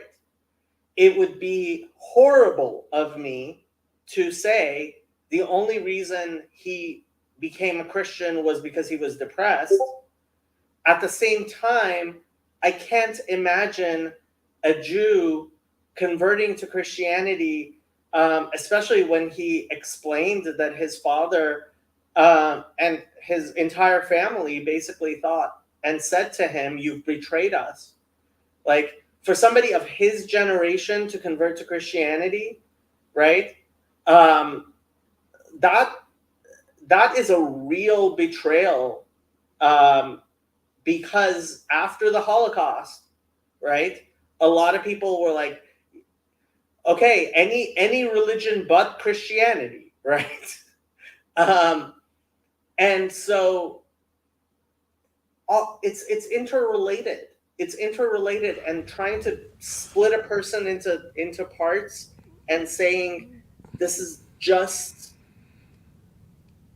mental health or just spiritual and it has nothing to do with their family.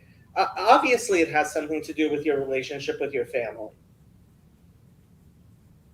Yeah, it has to.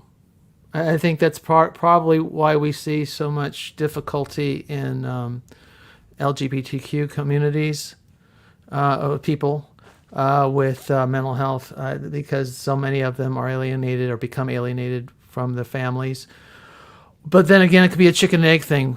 Maybe they're driven into that because, or that they're driven into more extreme expressions because of poor family environments too. There's lots of extreme behavior, right? That alienates us from the relationships that should strengthen our mental health. But it undermines it. So what I mean is that we do lots of things to ourselves that are self-destructive, and it's almost like, I don't know. Does anybody have a good example of a really healthy adolescent experience where they came out smelling of roses? I mean, I saw one on TV. Did anybody? I mean, who doesn't enter in and exit adolescence unscarred. Right. It's tough. So it's almost like we're we're born to die. Yeah. The question I had for you, Jacob, too, was: have you seen? It's a very old video now, but it was Robert Sapolsky's class on religion, and I can't remember if it's his neurology or it's a psychology class, but he did one session on religion, and he made quite a big deal about. He's one of those who seems to come down on the line of it's mental health illness. It's monomania is what he called it, I think. Yeah. This was a prominent idea that was popular in academia. I don't think any serious person really seriously entertains that anymore.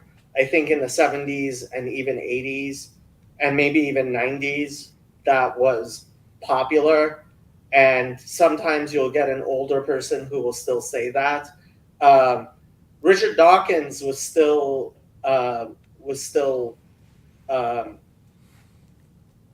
defending that idea for a while, but really, I mean, I would say the Chicago debate between Eric Weinstein and Richard Dawkins, not Eric Weinstein, Brett Weinstein and Richard Dawkins, was a much more important turning point in intellectual history than most people realize, which was when Brett Weinstein asked him, is religion part of the extended phenotype of humanity? So extended phenotype, birds it's part of their genetic makeup for birds to make nests. Right. Okay. Yeah. Right? Yeah. It's part of the genetic makeup of human beings to build temples. We just do. And anybody who denies that, it's almost they're being anti-scientific. We don't have any cities that any human society has ever built which were not centered around a temple. Right. The question then is define temple. That's an idea that's evolved over time. It's because in the modern age, what's the whole line about our temple? I think was it Joseph Campbell used to talk about the tallest, the change, the evolution of what was the most important part of any given town or city, and it went from cathedral to skyscraper, and he had some kind of idea of evolution of that. We've now the most important thing is what commerce, but now if everybody's right or if Paul's right about the end of modernity or the recession of modernity, what's going to replace commerce as the modern temple? Are we or is the temple an idea? Are we talking about, is it philosophy, religious philosophy? Would that be our new temple? I think it's a football stadium or it's a Louis Vuitton store. I actually think museums or even universities may have to some extent been that, but when it really gets down to it, look, ultimately I'm Jewish and I believe in the coming of the Messiah and I believe in the coming of the Messianic era, and I believe we are at a curious moment, right? And I think we are getting there. And so if you ask me to put on my prognosticator's hat, right?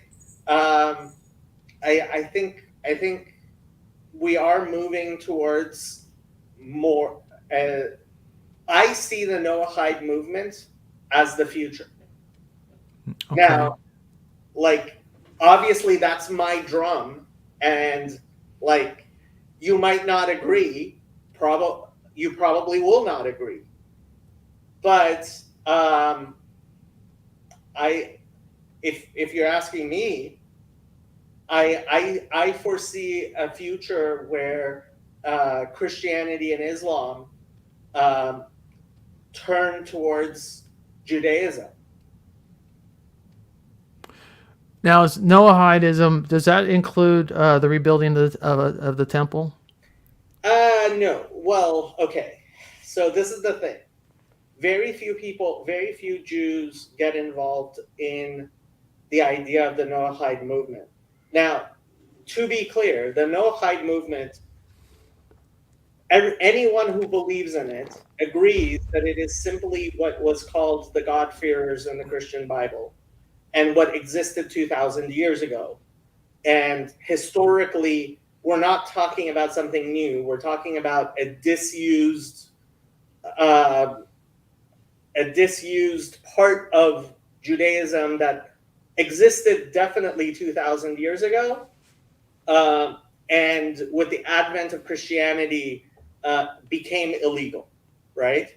So you can call it God-fearers, right? And those God-fearers were going to synagogues 2,000 years ago with, and they were taking their sacrifices to the temple 2,000 years ago. Today, the only Jews who actually get involved with the Noahide movement at all tends to be people who are very messianic. And some of those people, especially the Zionist variety of the messianists, are very into this idea of building the third temple physically themselves. I consider that to be heresy.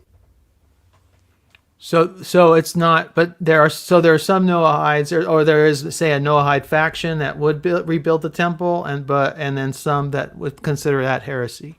Is that what you're saying? Yeah.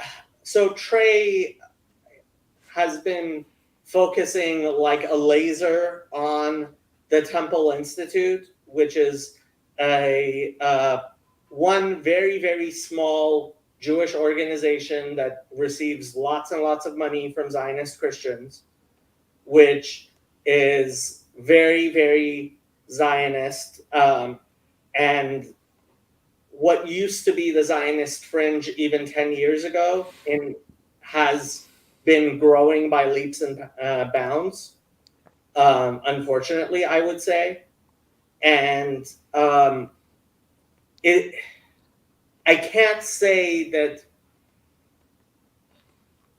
It's very hard to know what exactly most Noahides believe and how large the Noahide movement is, but there's definitely a very strong religious Zionist component to it. And they tend to be more Zionist than religious Jews tends to be. Are you acquainted with? He had quite a YouTube presence a couple years ago, and then he's kind of stopped. I think maybe to write books, or hopefully not for bad health. But his name is David Solomon out of Australia. Really effective teacher. If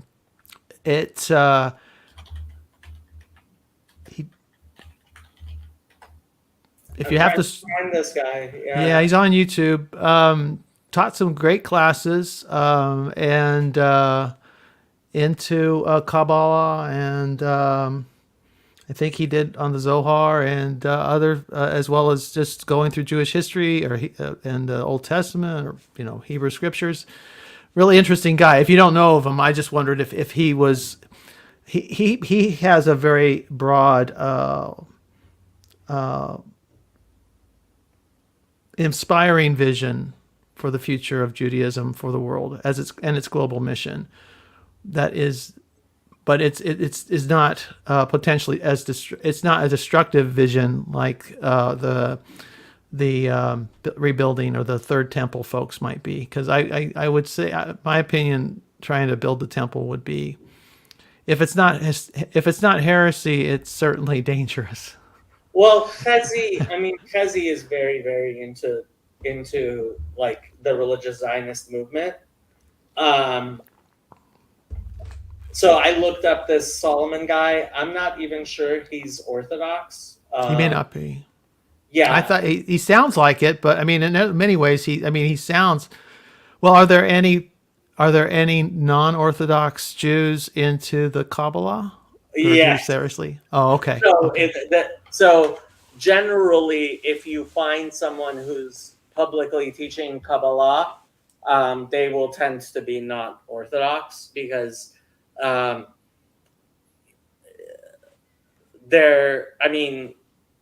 even the stuff that I talk about, I am kind of fringe in talking very Kabbalistically about certain things.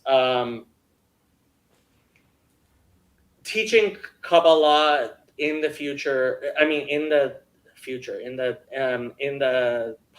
public eye is generally not done by Orthodox Jews at all. Gotcha.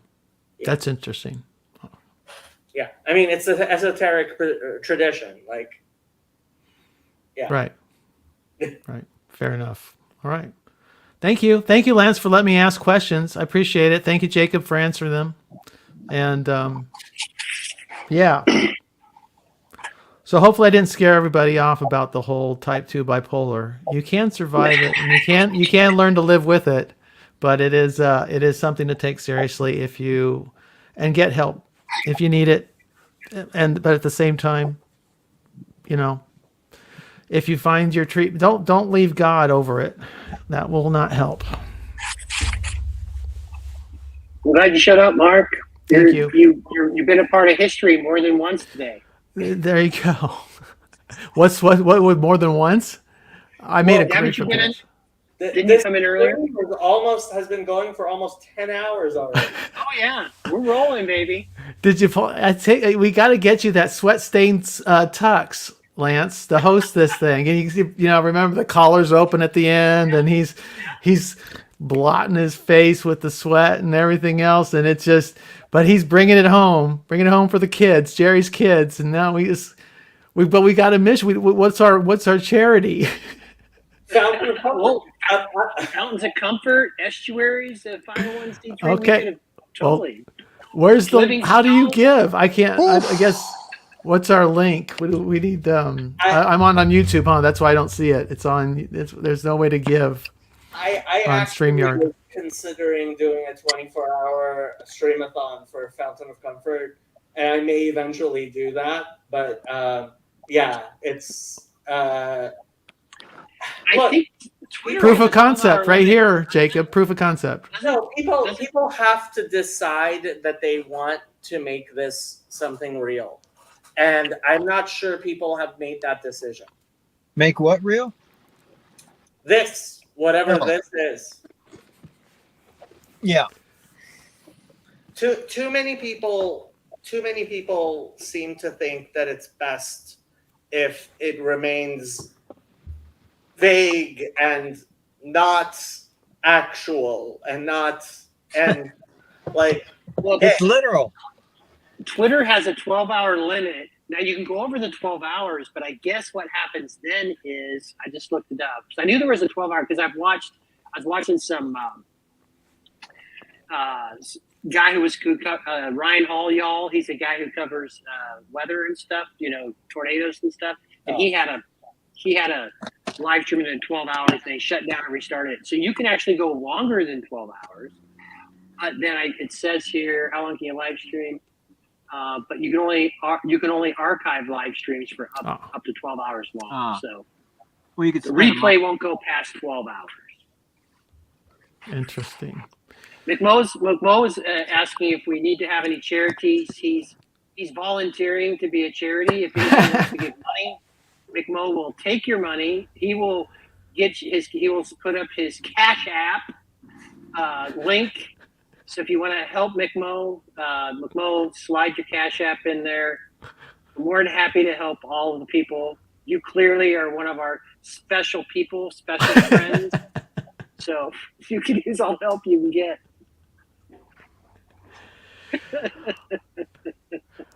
Awesome. Well, okay, guys, have a good. Well, you know what? I'm not going to say goodbye because I'll leave and come back in 90 minutes and find it still going. So maybe I'll be back, God willing. Nice talking to you all again. Well, so Steve came in. He came in with a bang as a fairly new person. He's gone out, carried the chat, went and golfed, and now he's back. Are you on a 90 breaking after 9, or are you done with your round? No, it's raining cats and dogs, and so it got canceled. So now I'm doing laundry. But yeah, the topic about is how much is deconstruction fueled or shaped by OCD or some other kind of thing like that, and so I've been exploring what neurodiversity is, and before that, in the past, I was very interested in personality types, and I don't mean personality traits, I mean personality types.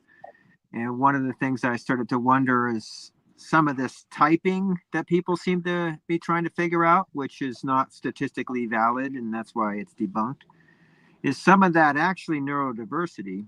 So in other words, OCD, ADD, autism. And I wonder, so for example, in Jacob's example of the Jew who's totally disappointing his family by questioning his faith, it would be at least a type of person who would be very comfortable surrendering familial connections in order to validate what's factual or true. They'll totally surrender, they'll ditch their wife in order to say, no, but this is a fact. And then there's also not just in a personality type model. Maybe it's also we were talking about schizophrenia or maybe autistic or something, to be less concerned about what everyone else would be valuing and thinking is most important. They'll just dump that to the side for this other value where people could understand it.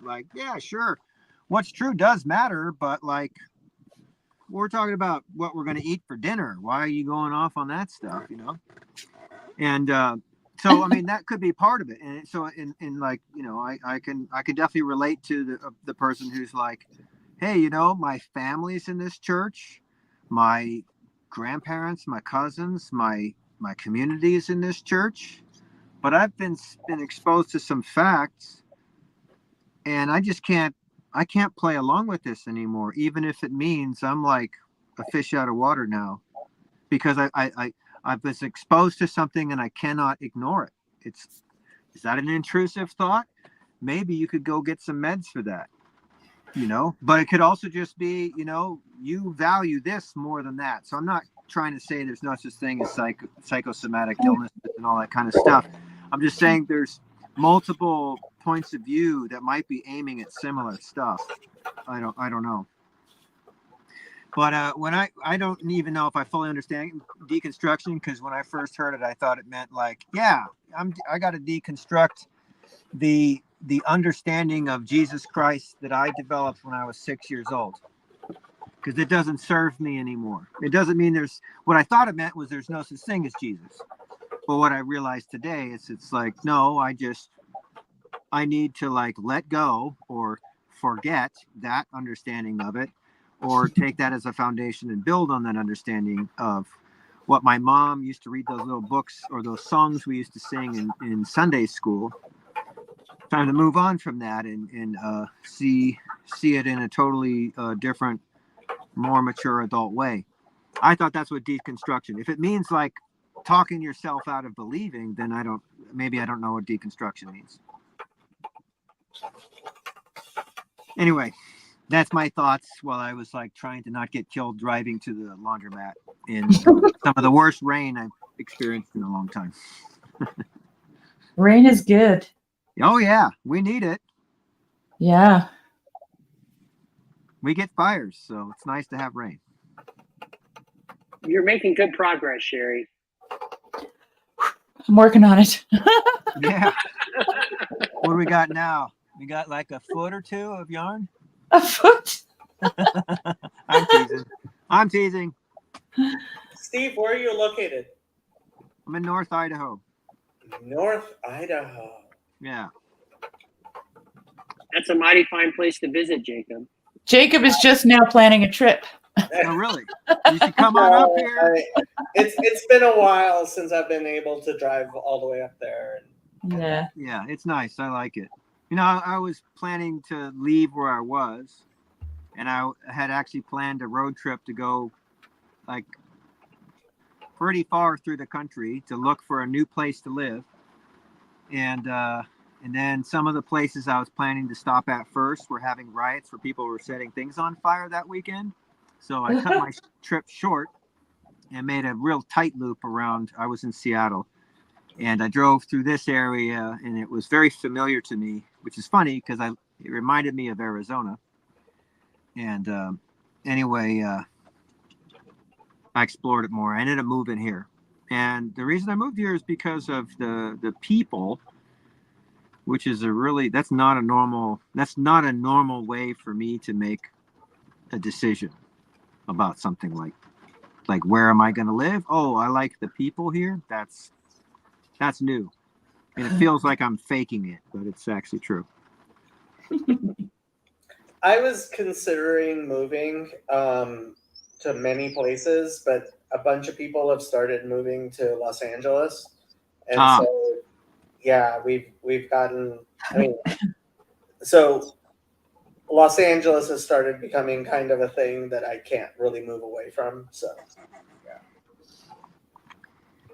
Yeah, I'm pretty isolated, so I'm gonna fly to go see family, and I don't know how often that's gonna happen. I have a father who's like potentially he might last like another 40 fucking years in the state he's in, but he also might just die soon, and this might be my last chance. And that's just it's a little weird to be this far away and isolated. It's not the first time, but I care about different things than I used to, and so it does feel weird to be up here. But on the other hand, I'm also feeling like if they can no longer continue to be where they are, I have a place for them to come. I don't know how important that is, but yeah, it's it seems like it's the right place, and who knows if I'll get sent somewhere else. Are you guys finished talking about bipolar disorder and all that stuff? Because I wanted to relate an experience in my life.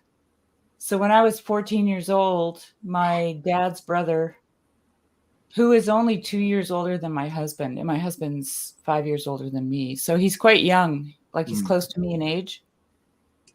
My dad's youngest brother. Yeah. And his wife went into a manic state, but she had never shown any signs of bipolar disorder. At that time, they called it manic depression. Right.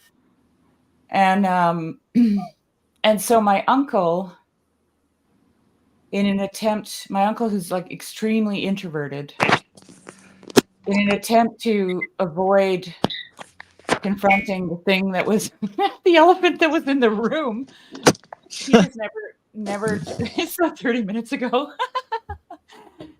he just never told anybody. So here's my poor aunt, and she's got 2 little children. So she has I think when her daughter was born, within 8 months, she was pregnant for their son. So she had these 2, and so Eric was just a baby, and Melissa was 2 or something like that.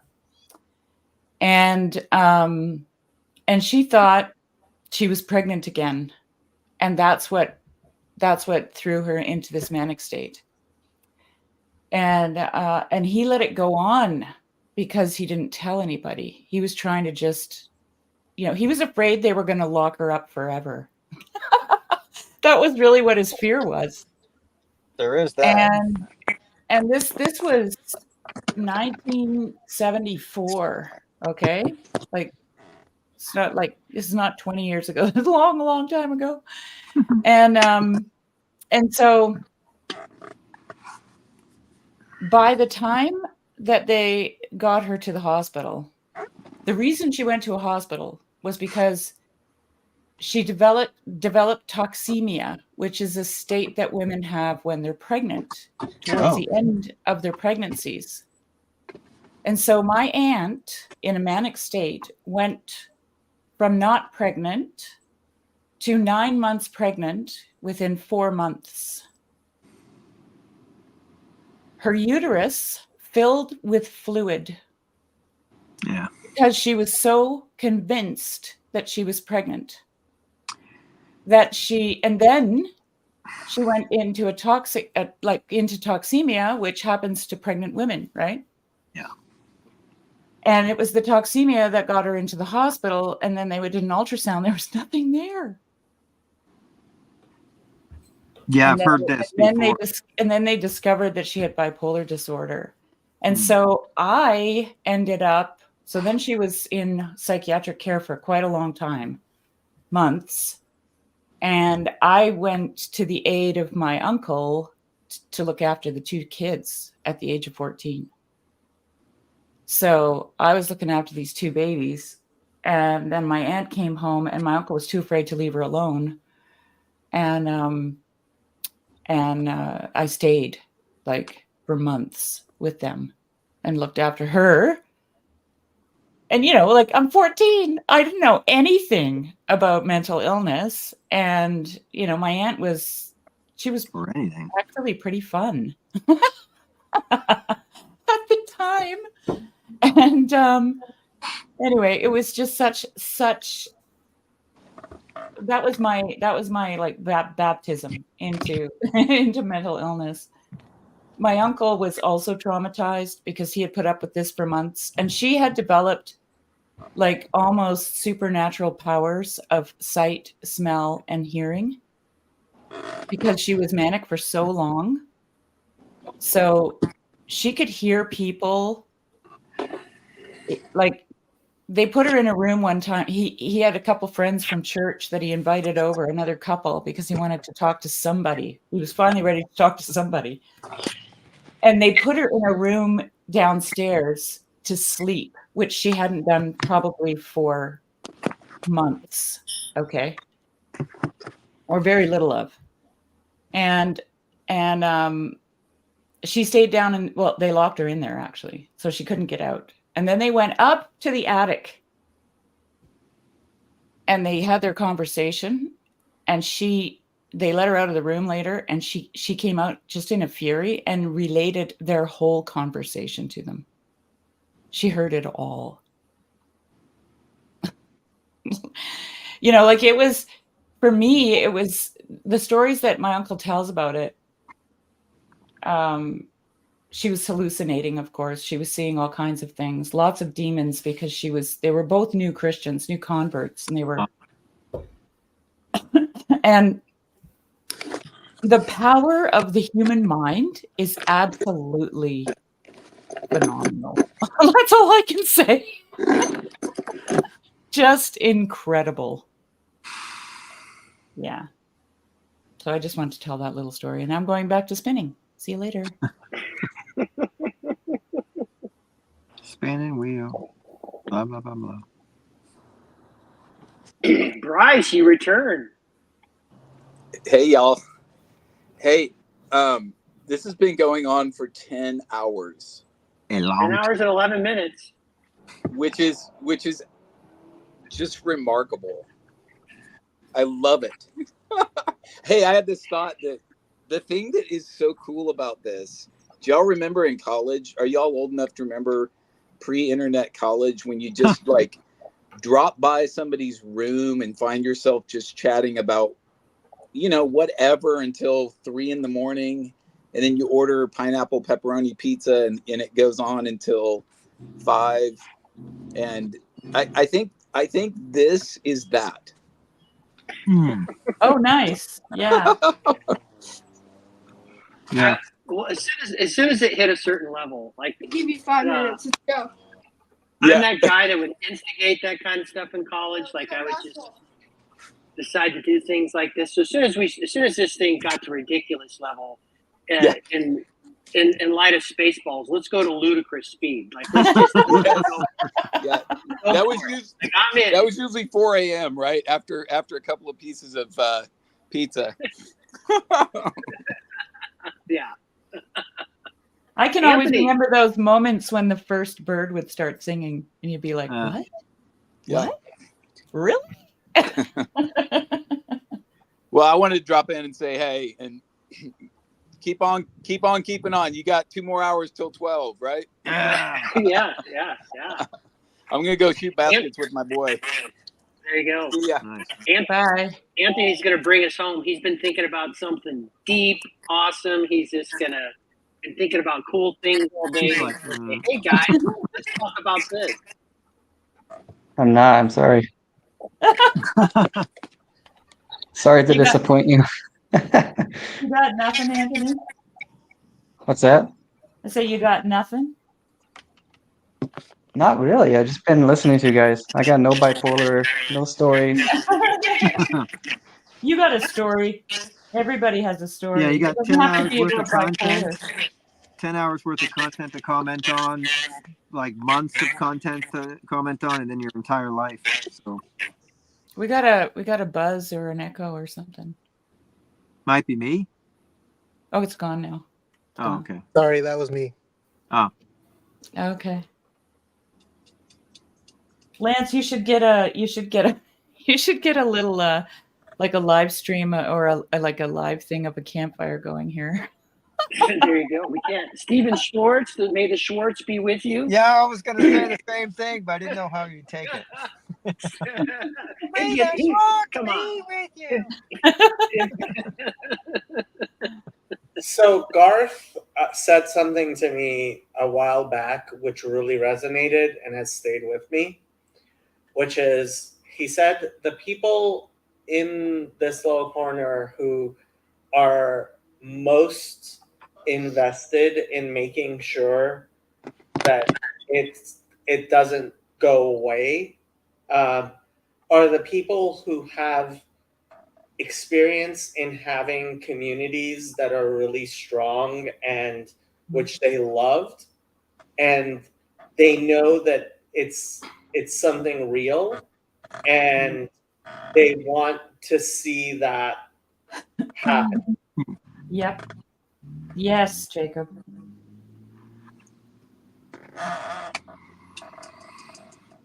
Yeah.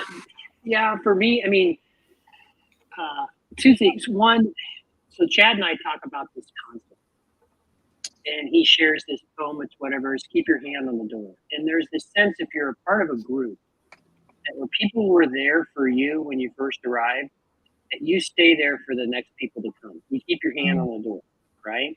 And so, for me, one, you all have, I've had access to all this stuff, but for me personally, I have taken things from this, and it's transformed my spiritual life, like in practical, like literally practical ways.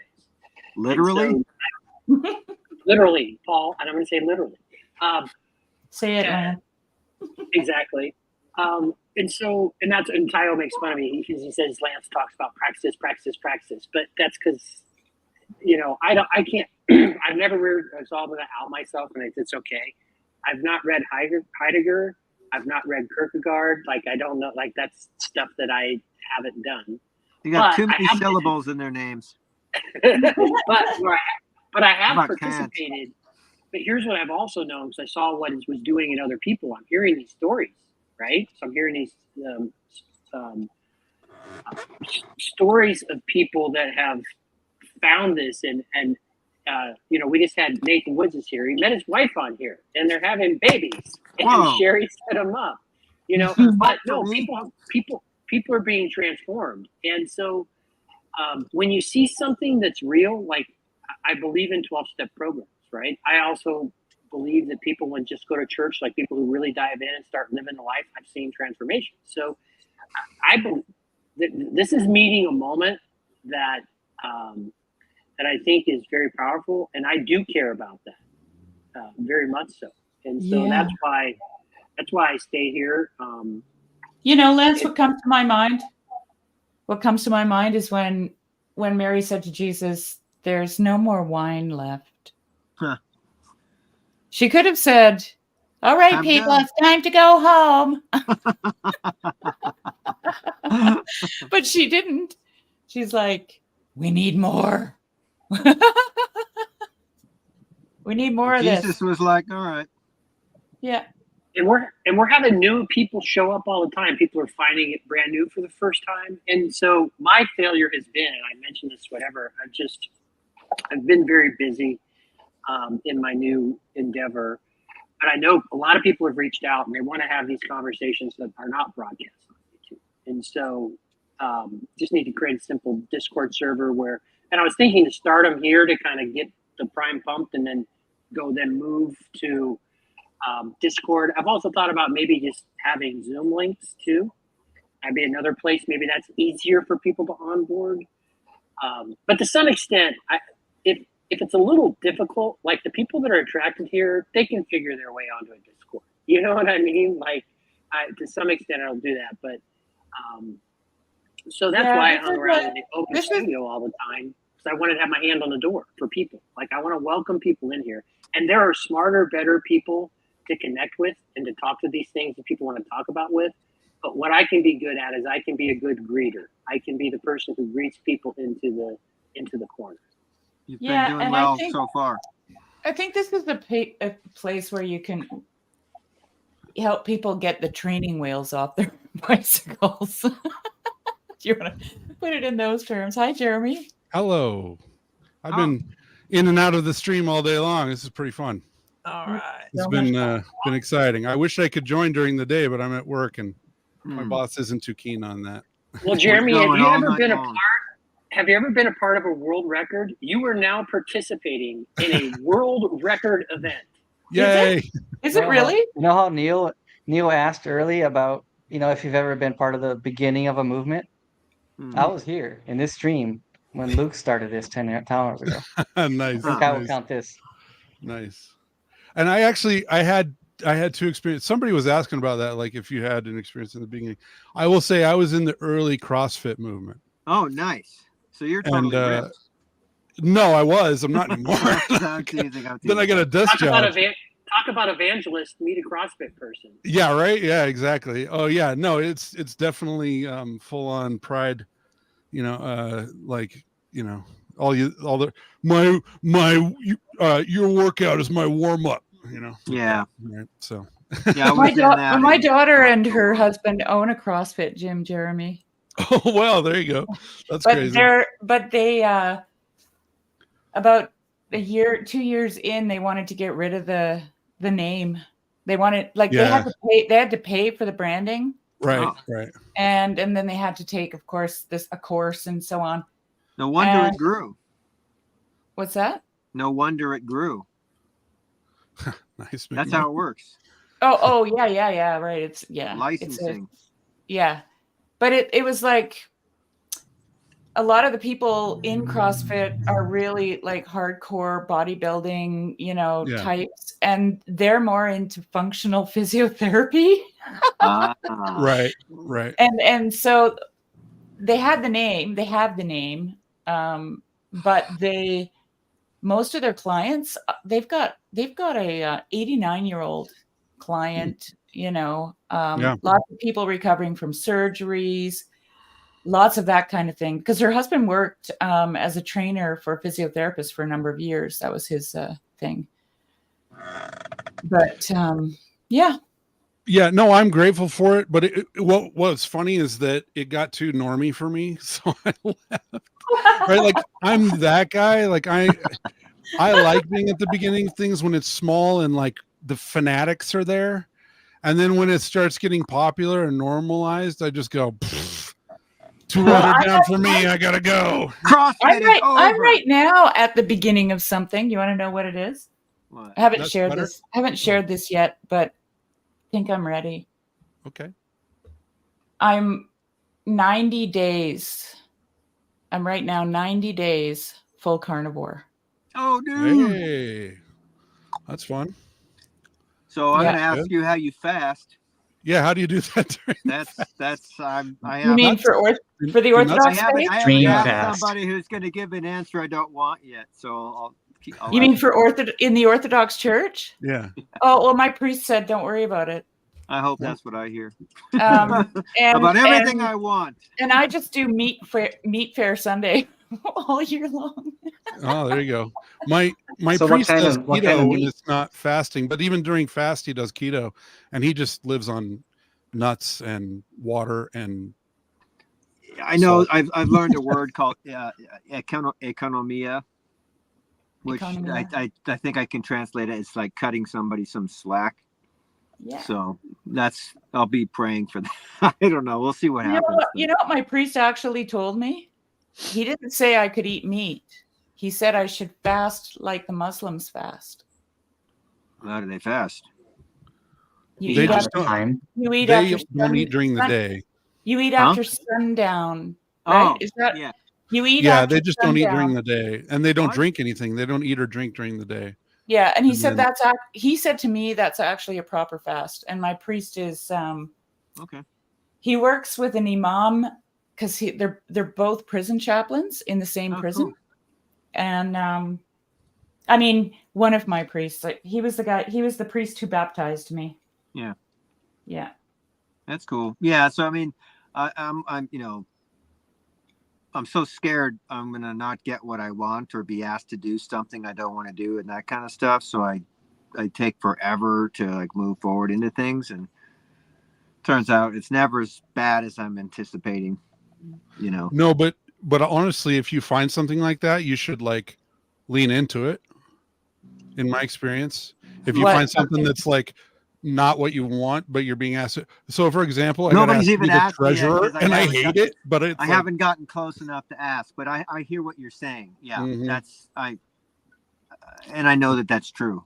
Which But is also honestly, I like the way I feel about it is I'm actually fasting all the time.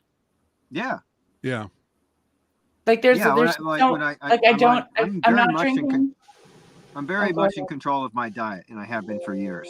Yeah, You know? and I'm not drinking alcohol. I'm not eating sugar. I'm not eating carbs. I'm not, Yeah. Like I'm in a perpetual state of, and physiologically I am too. My Yeah. body in ketosis is it's a tricking your body into thinking it's fasting, right? Yeah. I mean, Totally maybe check I with- have an eating disorder, but I'm in Totally control check of with my- your priest. But my priest, like, it's dependent on the people, or whatever. And like, you hear all sorts of stories. For some, like, for example, if you're diabetic, like, first off, that's your struggle. And so for example, eating healthy and staying on task, that's your fast, right? So whatever That makes sense. whatever that is, and then you can always also just do the sundown to sun up fast too. You can just go in 24 And hours. and it's what I've been learning is like I can trust the discernment of somebody else. So I have trouble like surrendering my will over to another person's will, which is another story. But to look at it as like, well, so there's this ladder, and discernment's. I haven't read this stuff describing this thing I'm talking about yet, but I've heard about it. But there's like this ladder of stages you can go through in your spiritual development. Discernment's higher up there, and maybe people who have gone that direction before me, maybe I'm okay listening to what they have to say, and they're not going to tell me like, hey Steve, you shouldn't wear those kinds of pants anymore. It's not like they're going to disrupt everything in my life, but and it also what I've also learned too is like what I'm looking at personally. What I'm looking at is not a legalistic situation where it's like, hey, buddy, you need to like fit in this round hole. Mm-hmm. or we're going to be shaping you into something round to fit in there. That looks like it doesn't even, nothing close like that happens at all. So Steve, I came across an analogy, like it just clicked for me one day, because I kind of have the anti-authority thing too, right? and one day it clicked for me where it was like, so I grew up freshwater fishing, and it's like cold water fishing, like for trout, and so I know how to catch a trout, and you can put me on any stream or any river or any lake, and if there's trout there, I can find them and usually catch them, especially if it's in the morning, right? So, but what I realize is that if I go, like, actually joining a tradition, it's kind of like me getting on a saltwater fishing boat. It's like, yeah, I know how to fish, but it's going to help me a little bit. There's some crossover, but not much. Basically, it's like it would be like getting on a saltwater fishing boat and then being like, hey, how come you guys are using squid? We should be using worms. If you're going to catch fish, you got to catch worms, right? So it's not like the guy on the boat is my boss. It's not, he's not telling me what to do. He just knows how to catch fish. He just knows better. Yeah, he knows how to catch fish. And so I'm on his boat. So maybe I should, be a little respectful and listen to at least what he has to say, because he probably has a better idea of how to catch saltwater fish than I do. So hopefully he's not like the guy that owned the boat in Jaws. What was that guy's name? Well, he did catch the fish. We need a bigger boat. Fair. Yeah, he did catch the. He did with catch his the legs. shark. He got him on a shark. So, but no, it's the idea of, like, rather than seeing him as an authority figure, I see him as a guide, right? Yeah. And that's kind of what helped me get into the right mindset. Yeah.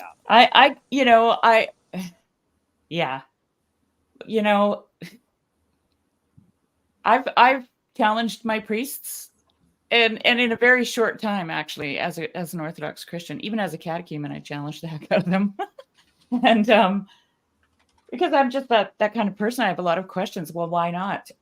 That's always my question. And I was always met with, like, the utmost graciousness. Like, there was, I never felt like, I don't know, like, I was worried that I wouldn't be a good Orthodox Christian if I couldn't go to church and get the Eucharist every Sunday. Mm-hmm. And that was, so one of the things that would have hindered me from becoming an Orthodox Christian was that, right? If I can't do what's required of me, then maybe I shouldn't do this. And Father Richard said to me, Sherry, if you can get it once a year, you're good. And I know he was thinking of Saint Mary of Egypt, because he kept asking me if I wanted her as my patron saint. Well, I've been reading a book on confession written in the late 1800s or the early 1900s by somebody, an Orthodox priest. And a few times he talks about, like, you're going to, like, end up getting a train and then a horse ride into town. And there'll be maybe 500 people you got to hear a confession for. And then give them the Eucharist, and then you're going to leave. And, you got to, like, work around those kinds of schedules. And it's like, because, people used to walk with a letter in their hand to try to give to somebody in another country, let alone another city. Mm. And it's like, oh yeah, we need more priests. Like a month ago, there was like, oh, the Orthodox thing is going to disappear because there's just not enough priests. It's not going to scale, or this or that. And I'm like, Christianity scaled, and they were getting chopped up and thrown in front of lions, so it was illegal, let alone, like, well, we don't have any problems as far as I'm concerned. We only have problems if we have to comply with what we imagine are the rules. But yes, it sounds like there's no rules. It's like, do you That's understand right. Jesus? Do you understand the Trinity? Are you going to try that? Is that what you're trying to do? It's going to work out,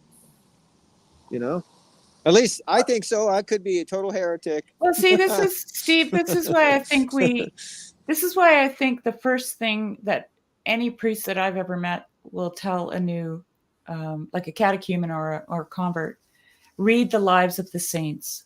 That's the first thing, because they kind of break all the rules, right? Like, they really aren't. Yeah. Like, I was speaking of that, I was telling a story from the lives of the saints to my family, and my stepdaughter is very pious Roman Catholic, but they don't really have a steady practice of reading the lives of the saints. It's just not kind of what they do. So I was sharing with them a story from the lives of the saints where there was a saint who was the abbot of a monastery, and it was the middle of the night, and there's a knock at the gate, and they let this guy in, and he's obviously been breathing hard and panicking and sweating. And so they bring him in, and they wake up the abbot, and he said, I need to confess a murder. And then he began to describe the murder and the person that he murdered, and it was the abbot's brother.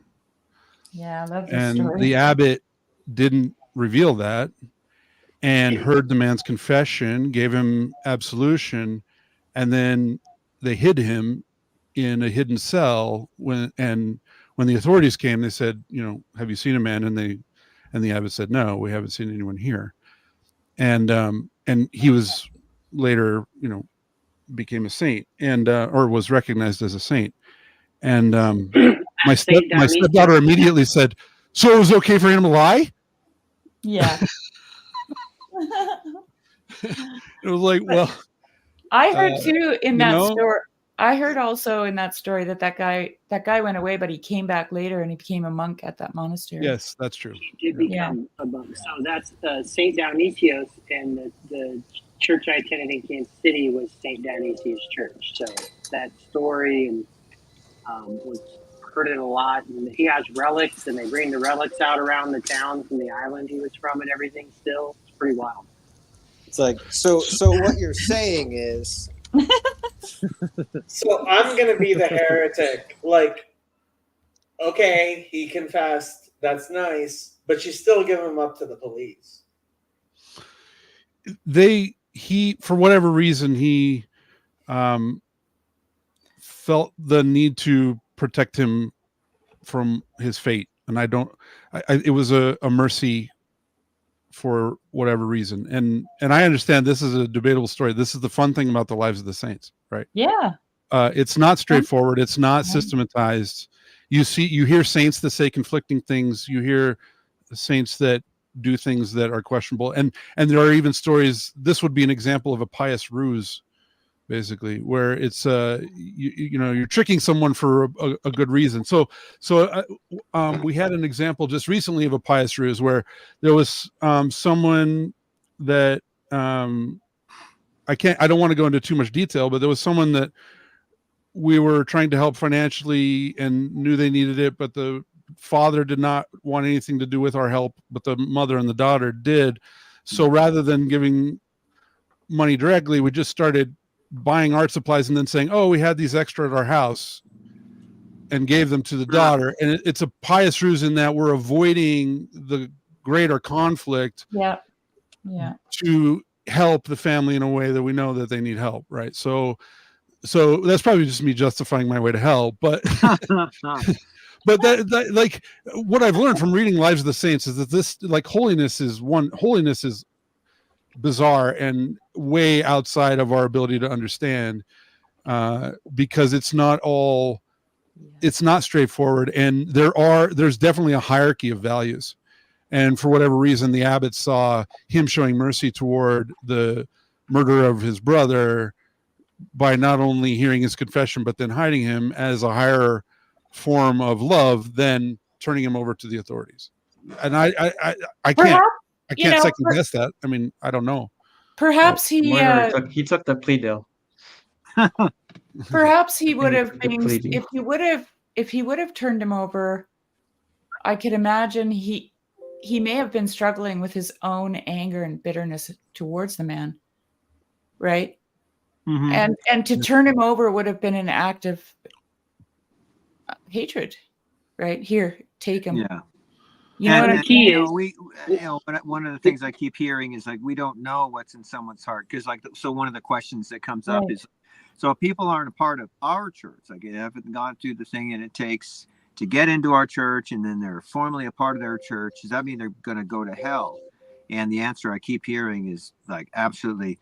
We do not know that. We cannot say that. We don't know how God works. We don't know how, like that that pygmy guy who's never heard about Jesus at all, is he going to go to hell? It's like, well, we don't know how the Holy Spirit works, blah, blah, blah, blah. So we've got no comment on it. And then just, like, should you have turned in the guy, the murderer, or not? And it's like, well, who wrote your gospel, St. Paul or Bill Wilson? Because I know one of them would say, no, you got to go face the judge. That's part of Isn't it? That's Isn't the it way. a thing though? But not everybody Isn't says it a? Sorry, Stephen. Isn't it a thing where monasteries are something like a city of refuge? They're a sanctuary. Yeah. From the Yeah. law, isn't that something like that? True. That's true. Yeah. Well, and I think everything is particular to the unique human being in that particular moment, right? And so, again, I went to St. Dionysius in that sense. We spent a lot of time talking with it. Actually, the bishop came on the saint's day because it was one of his favorite saints, blah, blah, blah, blah. So, one of the things they focus on is the fact is, one, obviously love your enemies, forgiveness right away, right? Secondly, as you talk about it, is he called the man into repentance. Okay. He said, you need to repent of this. Okay. Called him into repentance, whatever. Basically, they came looking. He said he went that away and then let the guy on his way. And the man came back and became a monastic in that order and so on and so forth. And so, it's kind of a full circle thing. So I guarantee there probably have been times, Jacob, where I guarantee there's been monks who have turned guys into the authorities. Yeah, and that for was sure. what they needed to do, right? So, yeah. I just wanted to say thank you guys for letting me talk for a little bit for the time that I did, but it was good being part of history. And we'll see you Sunday, Jacob. And Sarah says hi. That's my wife. To everybody, but yeah, we'll see you guys. You have my address. Bye, for Sunday, John. right? I'll text you, Jacob. I have your number. Okay. Cool. Thank you. All right. Bye. Bye. Chad was asking where the music is. One thing I did promise, this would have been like probably 8 hours ago. If people haven't noticed, I've been playing some of Jess's Bible Wave music, kind of Job videos, tagged it on the end or whatever. He had a new one that dropped yesterday. So at the end of this very special TLC world record live stream, we will have a Grail Country premiere of his latest music video. The Job video? He has his newest music video dropped yesterday, where he reads Job 3-11, has some video there, and he composed all the music behind it. Yeah. He It also was has like 8 hours ago when you brought that up. That was about the time I jumped in. Yeah.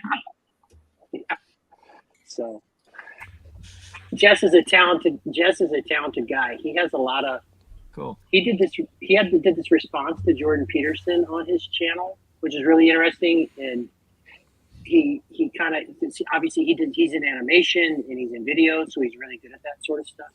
So he kind of did this cool little produced version of that. I mean, he obviously has 3 boys, teens to tweens, very busy. He has his own business that he owns, but when he does those sorts of things, so he has a lot of cool ideas. That he has some things on the pipeline. So I think Jess is going places. Yeah. Jeremy, did I meet you at LoserCon?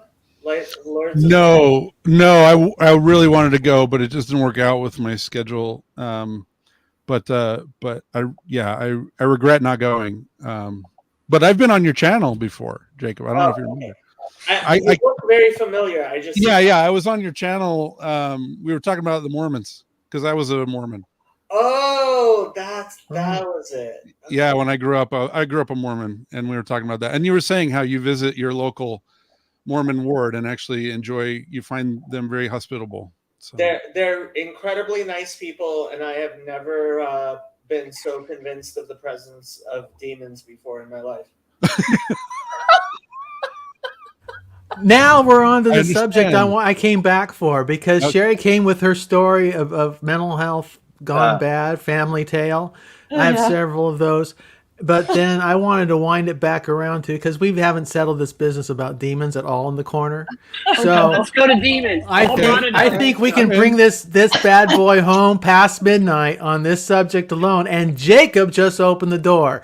Okay. I'll mute myself and go. I'm in. Okay, I'll tell you.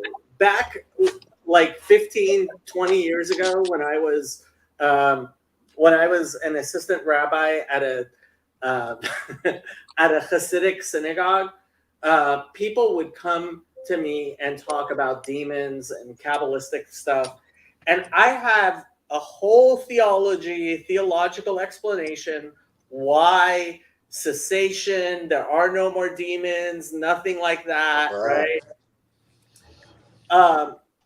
When I was driving back from Chicago, it was like 2 years ago now. I was driving back from Chicago. I had one of my very few callings. I've only had a few callings in my life. I had a calling to like check out what's going on with the Mormons. I now totally I have never been so convinced of the active participation of demons in this world as I am now. Wow. Like full on demons. But why though? Can we give me some specifics? So I try to explain it. The only way I can explain what's going on in the LDS is supernatural, because I could describe some of the things that they do. For example, baptism for the dead, right? Oh, right. 23andMe. I could describe baptism for the dead in ways that it is the most frightening. Like I talked to Yosef about this stuff, right? As I could describe the exact same thing that they're doing as the most, for lack of a better word, satanic evil ritual you could possibly do, or as one of the most holy things you could possibly do. And I have no clue how the LDS could have ended up with the types of rituals that they have without some sort of supernatural intervention. Oh, interesting. Can I tag on to that? Or do you have more to say, Jacob? I'm sorry. What I was going to say is, as I've become trained spiritually in the Orthodox tradition, I'm sorry, everybody who hates mentioning Orthodox, but I'm going to do it anyway. But as I've learned, because Orthodoxy has a lot more to say about the spiritual warfare and a lot more experiences. And when you read Lives of the Saints, it's all over the place, right? Like that's what they're always talking about. And I never heard that before. And what I was going to say is that after you see the patterns of how the demons imitate, they're all over the place in the life of Joseph Smith. And I'll just give a couple of examples. Okay. So when he was praying, or when he had the first vision he had was an angel, or no, he said it was God and Jesus Christ. But the pattern of how that theophany, how he reports the theophany, does not match any theophany in the New Testament or in the Old Testament for that matter. So he says he was paralyzed out of fear, and he couldn't speak, and then all of a sudden a light showed up and two beings descended and one spoke to him, and anyway. So the timing's all up, because when you read about theophany in the scriptures, when an angel shows up, that's when they're terrified, right? They're terrified when the angel shows up. Joseph Smith never reports being terrified when an angel shows up. There's problem number one. Problem number two, after his first vision, he then starts praying, and he was asking for more visitations and was begging for those visitations, and was saying, I've repented and I'm holy, please send more visitations. So magic he gets his wish and more visitations start happening. And the one example was Moroni is the one that shows up. Moroni is there to tell him where the gold plates are. And he specifically mentions that Moroni's robe is open, which is a really weird thing to mention. There's this being of light in your room at night when you're, 16 years old, and he's got an open robe. And the other thing that was a real tell to me is at the end of Joseph Smith's life. So first I'll share with you the story of a saint who at the end of his life, he was on his deathbed. He's in a monastery surrounded by monks, and he starts communicating. He's like, no, please, not yet, not yet. And they're like, Father, why aren't you leaving? Why aren't you going? We all know you want to go home. And he said, I fear that I have not yet even begun to repent. Mm. Now, contrast that with Joseph Smith, who the night before his so-called martyrdom, where he was actually shooting back at the people who were trying to come into the room, which I don't know if that qualifies as martyrdom, but that's a separate thing. Anyway, where he's the night before, he told the people in the room with him that his conscience was void of offense with God and men. He said, I'm as calm as a summer's morning with a conscience void of offense with God and men, right? So that in itself, when you are saying that you're righteous, then we're right back in the book of Job. That's what Job was condemned for, right? Job was condemned for saying, I'm a righteous man. And Christ showed up, or Jehovah or God or whatever, I'm sorry, whoever showed up in Job, in your tradition, condemned him for that, right? And showed him the truth. And Job repented. We didn't get any of that in Joseph Smith's life. So here's my personal take on Joseph Smith. I believe that Joseph Smith experienced all the things he said he did. I believe that he had two people who showed up and who said they were God and Jesus Christ. I believe that Angel Moroni showed up.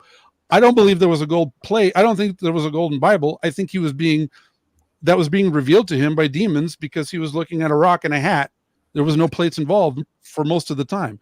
He's looking at a rock and words are appearing in the rock. And it was a magic rock that he had before he had his first visitation. So my personal take is that he was later introduced to Freemasonry and integrated that into their ritual system.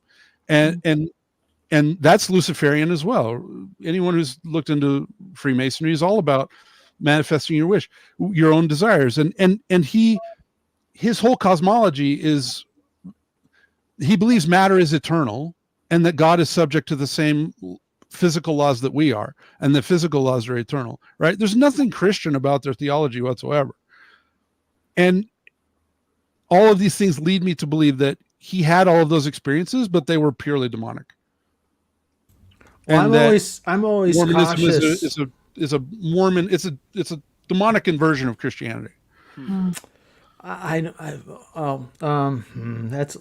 a lot there, but I'm very concerned about cognitive bias, and we've been, Christians in particular, have been culturally mainstream Christians of one sort or another, which let's say Nicene Christians, since that would be Orthodox, Catholic, most Protestants have always been heavily biased against Mormonism. Well, let me just say this. I like to take some of these ideologies to their ultimate end and see where that, because Jesus says you'll know them by their fruits, right? Yeah. And I have two neighbors here who are Mormon, two separate families, and they came from the Mormon community called Bountiful in Canada. One of them is the daughter of Blackmore. I can't remember his first name, but he's in jail with his counterpart from the United States, and I can't remember his name either, for trafficking child brides back and forth. It's a fundamentalist sect. Yeah, it's a fundamentalist sect. They're both polygamous Mormon communities. And Leon and Mac, they have 10 children. Mac had other wives, but when they left the community, the two of them left together, and he didn't take his other wives. And their oldest son ended up committing suicide because he got shunned from the community at puberty because He's competition, right, for the rest of the patriarchy. And as a woman, I have a serious issue with the the way that women are treated in all fundamentalist sects, actually, and Mormonism happens to be one of them. So for me, when I look at my neighbors and some of the suffering that they've gone through, and the other neighbor is Mac's brother, and he left with Mac and took his 10 children and one of his wives, whom he loved, and you know, they don't return. They can't return there. They can no more be a part of that community. And so, you know, everyone wants to talk about reform, and everyone wants to talk about, yeah, but we're not the same, and all that. But it's an ideology. It's a manifestation to me of an ideology that's taken to its what do you call that, Jeremy? Logical conclusion. Logical conclusion. Thank you. That's exactly right. Yeah. Well, certainly the fundamentalist groups are, but I've met some remarkably, like Jacob said, some remarkably kind Mormons. Yeah, I work with Mormons that are better Christians than most Christians I know. Yeah, don't get me wrong here. I'm not saying that. Okay, I'm saying like they know how to do community, or at least they did. They're not so as much as they used to, but they show up on moving day. They bring food to the potluck, right? They put the chairs away, right? I totally like they shovel all the walks are shoveled in every neighborhood where the Mormons live, right? Like they do that. I'm not taking that away from them. I'm saying most of those people are very earnest people who have been misled by predatory leadership. But and I that's think just my opinion and my experience. Take in Luke life, right? Luke Thompson's comment. Can you put that back up, Sherry or Lance? It's that's very insightful. We're all religions start out pretty extreme, including Christianity. I mean, the early Christians, even before Constantine, were already turning on each other. Well, okay. Viciously. So, I think this. I mean, this is. I just want to say one more thing. Mac and Leon and the other family, I can't remember their names offhand, but they're still Mormon. Yes, you see a lot of that. Yeah, they just went Mormon, more moderate, right? They're still Mormon, but they're not having a problem with their children marrying non-Mormon people. I don't know. Maybe I don't know what you would call them. Jeremy would know. Secular Mormons. Like they are culturally Mormon. Yeah, cultural. There are people who are cultural. A lot of people consider themselves culturally Mormon. They go to church. They don't really believe it, but they go because if they don't, then they can't really participate in their family or in their community. You know, so they'll I'm not just go sure kind if of they out go of to appearance. church anymore. They're really, really damaged. Yeah, like both families. One thing that kind of. No, I just want to say really quick is one thing that's I'm talking out of both sides of my mouth just because I'm straddling something here that I've not decided where to land. Sorry about that. I was at a mega thrift store recently, and in the book aisle, and there was a Book of Mormon. I picked it up. I hadn't picked up a Book of Mormon literally since I was in high school, out of curiosity and just to annoy my Christian school teachers. And it surprised me the heft of it, as a work of literature by a relatively unlettered boy. I was struck by just its substance, and I thumbed through a few of the pages, read some of the passages, went, maybe I should have shown this some more respect at the very least, because with an English literature background in my education, it just struck me as like, this is an interesting piece of work, and it may go to what it may support your contention, Jacob and Jeremy, that there's something else supernatural behind it. Because you don't typically see. I mean, what I have not seen a word count, but I'm guessing we're probably at what, 250,000 words? No, it's not that no. big. With Maybe there was commentary. some to of it is that you've got all the footnotes and stuff. Maybe in there. that's what it is. So, then. so it's like 220, 230, maybe 250 pages. Okay, without the so footnotes. without footnotes, and so you'd have to do a word count. But anyway, Book of it's still a Mormon- lot. The Book of Mormon contains approximately 268,000 words. I was wrong. Okay. So I was okay. I guessed it right. I was Good. wrong. Yeah, you were right. That's impressive. Isn't that remarkable? Very impressive, Mark. Well, As a boy, but think of a boy generating it. And how old was he when he started this thing? Wasn't he? He was somewhere in his teens, but I don't know his full history. Yeah, he was 17 or 18. Yeah. Okay. That's incredible. With a prairie kind of prairie school level of education. Yeah, but he correct? wasn't a 17, 18-year-old that we have today. Like, Yeah, come and on. have you heard of automatic writing? I mean, yeah, but is that really? Are you talking automatic writing from like the kind of occult style? You mean? yes, that's exactly what I'm talking So about. that's what you're thinking about. Yes. But where would he get where would he learn? Even that's supposed to be kind of a learned practice, is it not? Well, yeah, his family were deep in folk magic. Yeah. He was deeply involved in folk magic. And his family was. And his father was a Freemason. His family was very involved. So this is the thing. Like his dad or his brother also went to a boarding school that was the boarding school for some elite university, but it was the boarding school tied to it, and I don't remember. Please forgive me.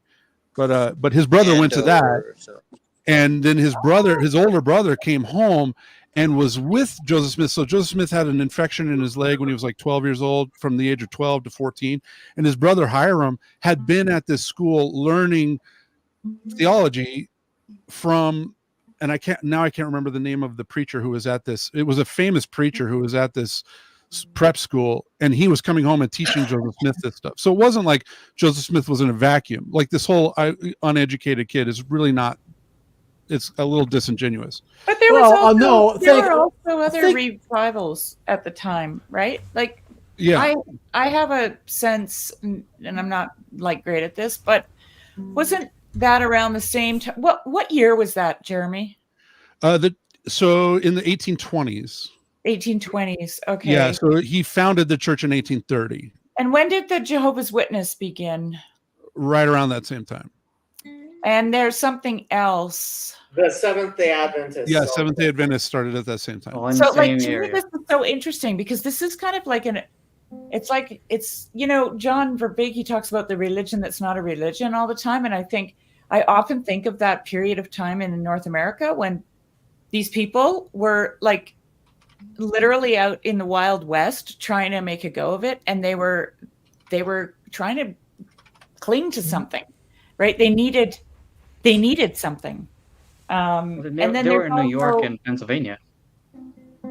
Yeah, but it was still pretty wild country outside. Down, he started in upper New York or out in the western New York, correct?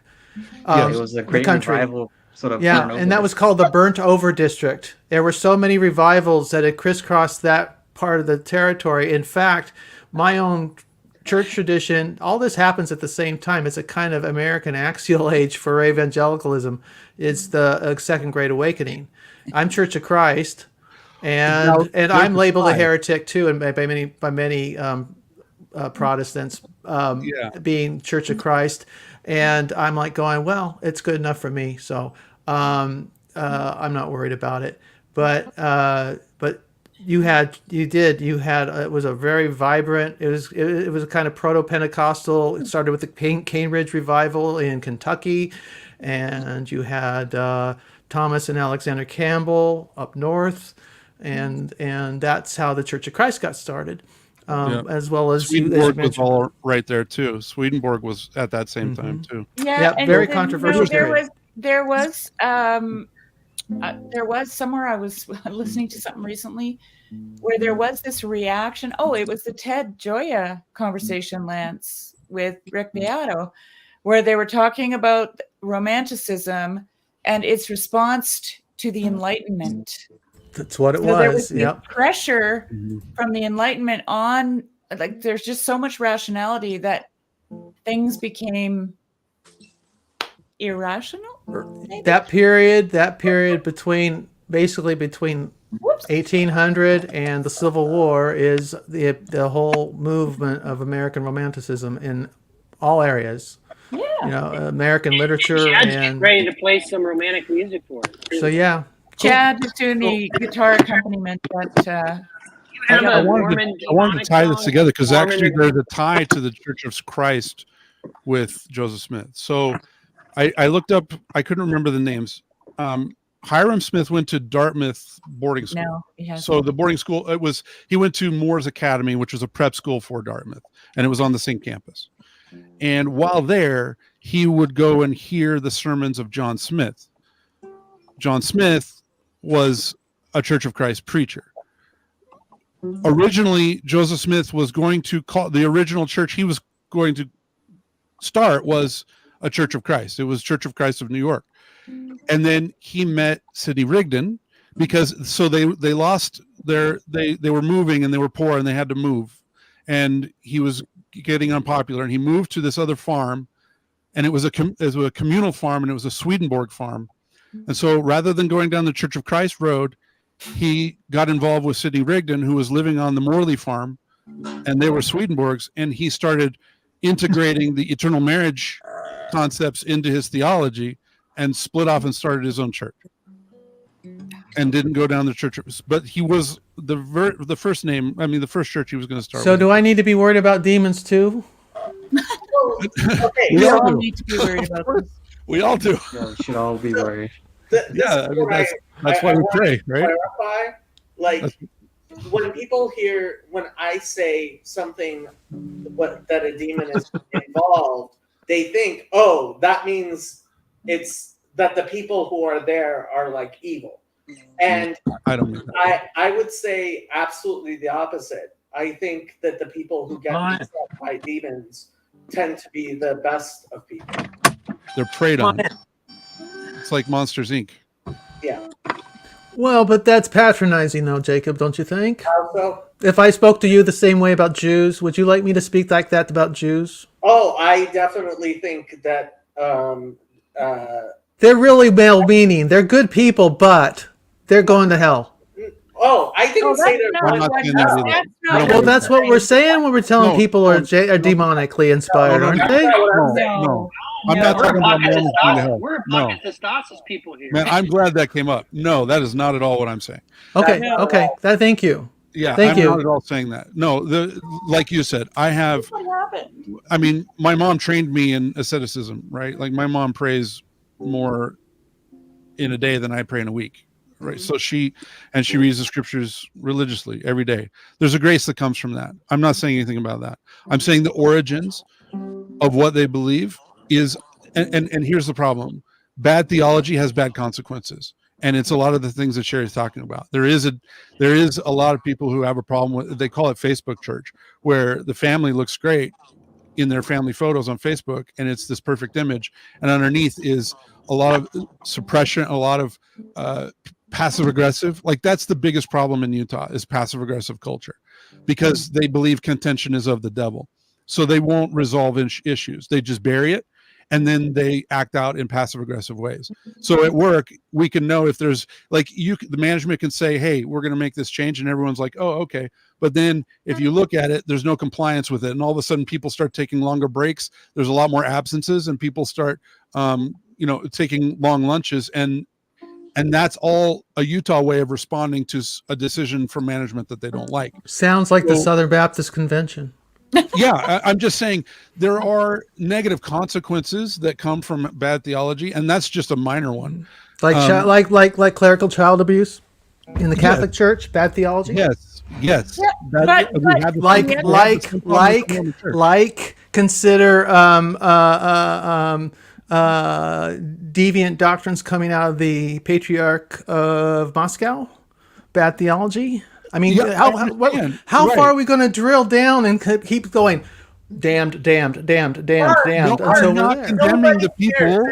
I'm not condemning my own mother. That's not the point. I'm not condemning my own the mother. only person here who talked about anybody being damned. I just don't know what you do when you say basically you're saying they need the either. Where do you? If a religious movement is demonically inspired, I don't know what you do with those people other than convert them out of it. I am not. So my religion is not a proselytizing religion. I try to help LDS members as best as I can. You can see the discussions I've been having on my channel with LDS members. I've had quite a few of them, and it's for me. The difference between a demon and an angel is negligible. Yeah, Explain. very Can nice. you elaborate Very that? nice, Jacob. I love it. I mean, left hand, right hand, it all comes from God, right? Okay. Demons are sent of God. He's bringing the book of Job back. I am bringing the book of Job. Yeah, exactly. I agree with you, and I think so. So I'm not casting off my family. I love my family, and I pray for them, and they pray for me. Thank God, right? We pray for each other. However, what happened to me was an extremely destructive spiritual cycle that came as a result of me trying to live that theology. Not everyone who tries to live that theology falls into that cycle. I take full responsibility for it. I'm naturally an anxious person, and so I would get into spiritual elation, and then I would make a teenager mistake, and then I would feel extreme shame, and then I would feel extreme fear and terror that I was going to be condemned, and then I would be in a religious meeting and I would feel this great pressure to confess, and I would set up a meeting with my bishop, and that would start the cycle of elation again. And I went through that terribly destructive cycle for the whole time I was Mormon, and finally I couldn't handle it anymore, and I left. Happens to a lot of Calvinists too. Yeah, that's just what happened to me. And so I can only speak to that, but what I do say is, like, I'm firmly in the camp of, I don't know divine justice.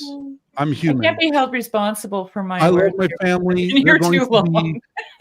God is going to handle them, and I believe that God is merciful above all else. Thank God, right? He's merciful above all else, and that everything is taken into account, and God is the perfect judge.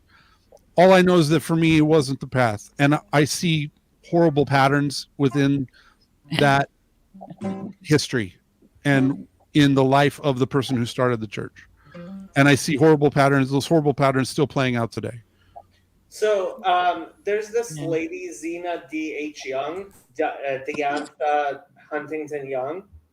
Her life is incredibly interesting. She was one of the early Mormons, and they have her diaries. And I have zero doubt that she is a far better person than I could ever hope to be. Yeah. At the same time, when I look at her life, I just cannot in any way imagine that somebody would look at that and not say that God allowed Satan's hand to strike her with all form of horrible thing.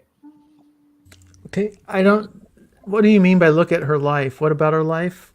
I'm trying to picture what you're talking about. She was a young woman, a very faithful young woman who was trying to be a good Christian. And Joseph Smith did things like send her husband on a mission, and eventually Brigham Young moved her into his house. She, like, read her biography. What happened in her life is the life of somebody I consider very saintly being mistreated by horrible people.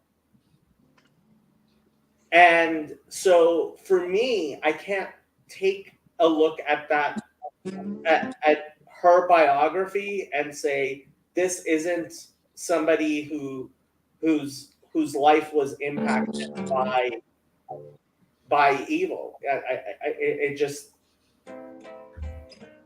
I look at her life Yeah. Well, I think about the former. I think he's former. God willing, he's former president of Liberty University, probably the largest Christian college in Christian university in the United States. Basically, putting his wife on loan to the pool boy for personal entertainment. Now, what do I do with those poor students? And they stick around. And from all I can tell is the university is still going strong. Well, the And thing is, Mark, like God, what we mean for evil, God means for good. You see, like, so this is why. I mean, I don't know. Maybe I'm being too. my point Maybe I'm being wasn't too to. idealistic. Yeah, I'm not trying to say there's an ideal. I'm trying to find out where is this golden church where I can go park my. I would love to find the church, or the religion I don't think that anybody's is. But see, I always go back to 1 Corinthians 10:12 whenever we have these kinds of discussions. So if you think you are standing, be careful that you don't fall. And the wording there, that's actually really inadequate translation. It's beware. Beware. Look out. It's a very serious warning from Paul. And I know Jacob loves Paul, but that was the whole point I was making about the life of Joseph Smith at the end of his life, where he said, "I have a conscience void of offense before man and God." Right? Like, who says that? Yeah.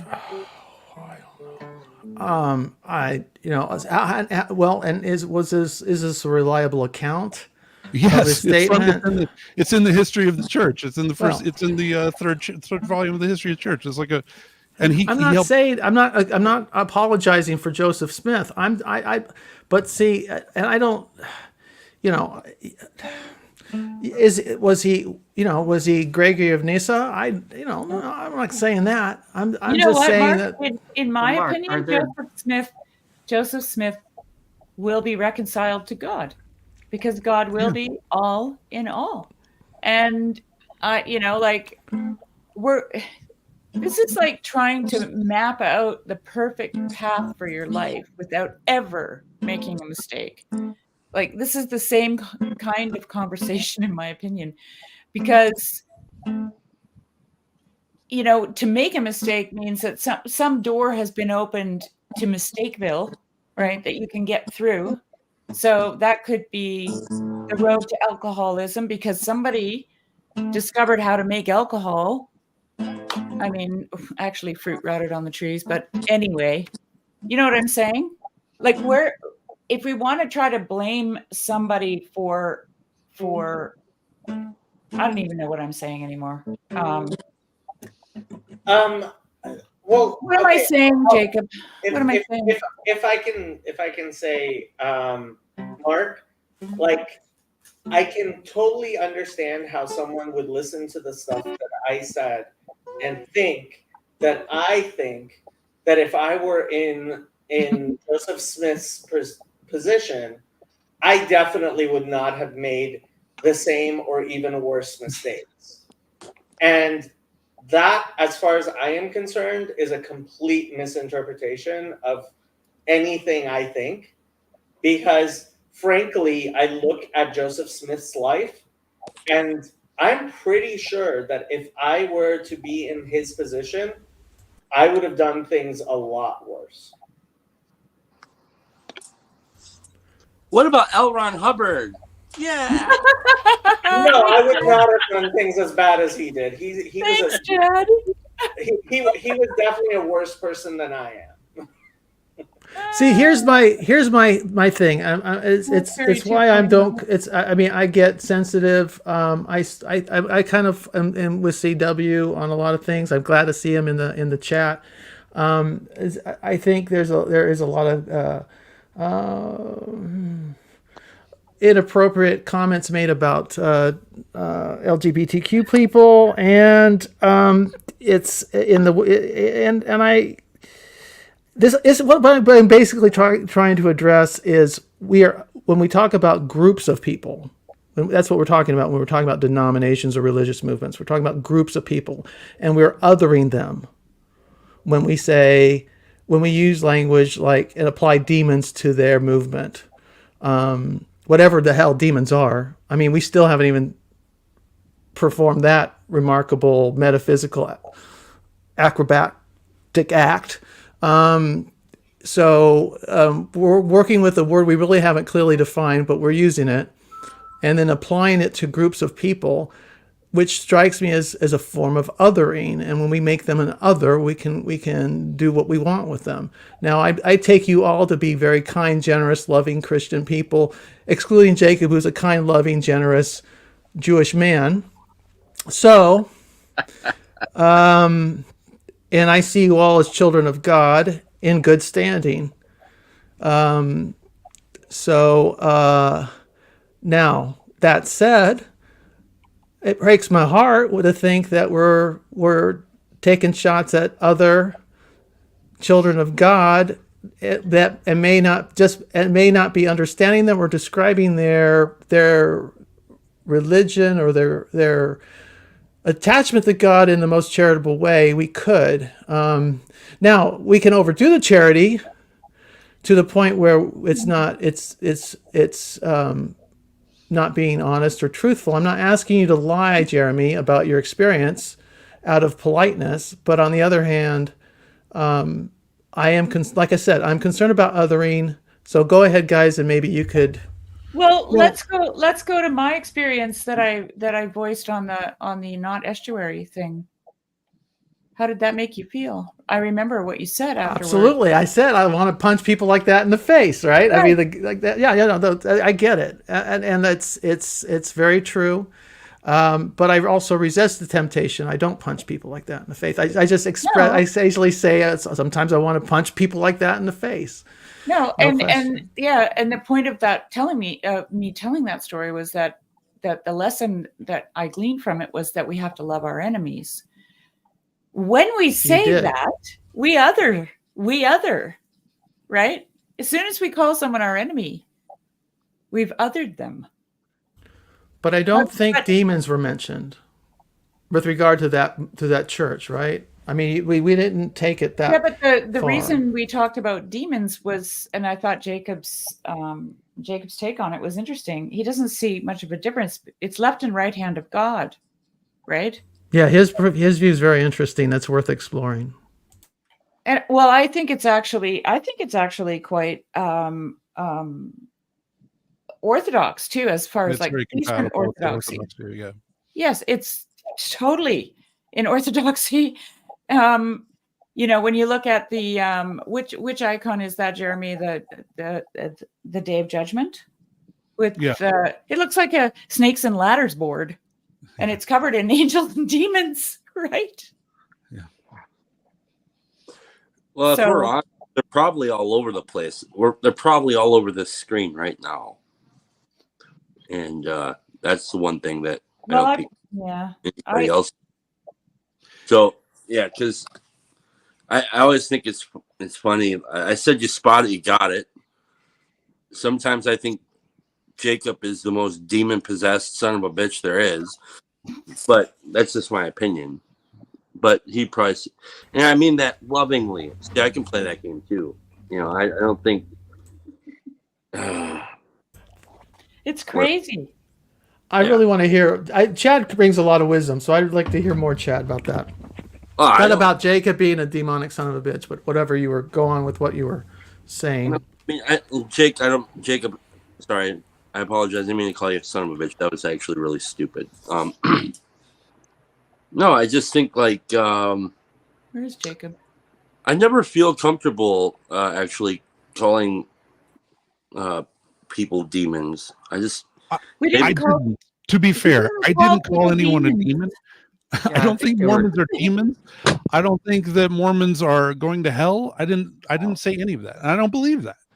I believe that God's a merciful judge, and He's going to judge everybody with as much mercy as possible beyond my comprehension. Yeah. I think that but there are distinctions, and I can look at origins of things, right? Like I believe the same thing about Hinduism. I believe Hinduism is inspired by demons, and it's demon worship. I believe yoga is demon worship. That's the way I see it. So now, am I othering? I think you're operating from an ignorant position of ignorance because you obviously don't know much about yoga or Hinduism. Since what they're really doing is I'm saying. No, I'm telling you outright. You really don't know what you're talking about. Because I've studied it in depth. Sorry. These are expressions. These are expressions of when you talk about Hinduism. They're actually generally. I mean, it's because India is a vast space and ancient culture. It runs very deep, and just as Judaism has a polytheistic origin story in Canaan, so does Hinduism. And Hinduism is actually a very complicated system where most mainstream, so to speak, Hindus of one sort or another see themselves as worshiping God, not gods. Well, I'm just wondering because the language demon originally, daemon just means God or spirit. So the language that Christianity uses, sorry, that's my cat wanting to be part of it. The language which the New Testament uses, if we use their language, we would say that Hindus worship demons. There's no way around it because the word for spirits and gods is a word that is what we translate to demons. Demons is a non-translated word. Then you can simply say the same thing about Christianity. Instead of created, are demons created? I guess that would be the difference. Yeah, I believe in a hierarchy, right? I don't believe that it's just God and people. I believe in a spiritual hierarchy. That's why when Paul's talking about it, he says they worship gods that are not gods. So it is exactly what we're saying. It's the divine names, right? There's a hierarchy of beings. Yeah, but Paul's addressing specifically Roman pagan culture of its time and place. Right. Which also, by the way, had a main god that was majorly not the one that most people worship, in the same way Hindus do. Does anybody kind of interested that it's the 11th hour and we're talking about demons? It's actually the 10th hour. Yeah, it's the 10th hour over here. It's when it's the 13th hour. No. The live stream is 11:24:12 right now.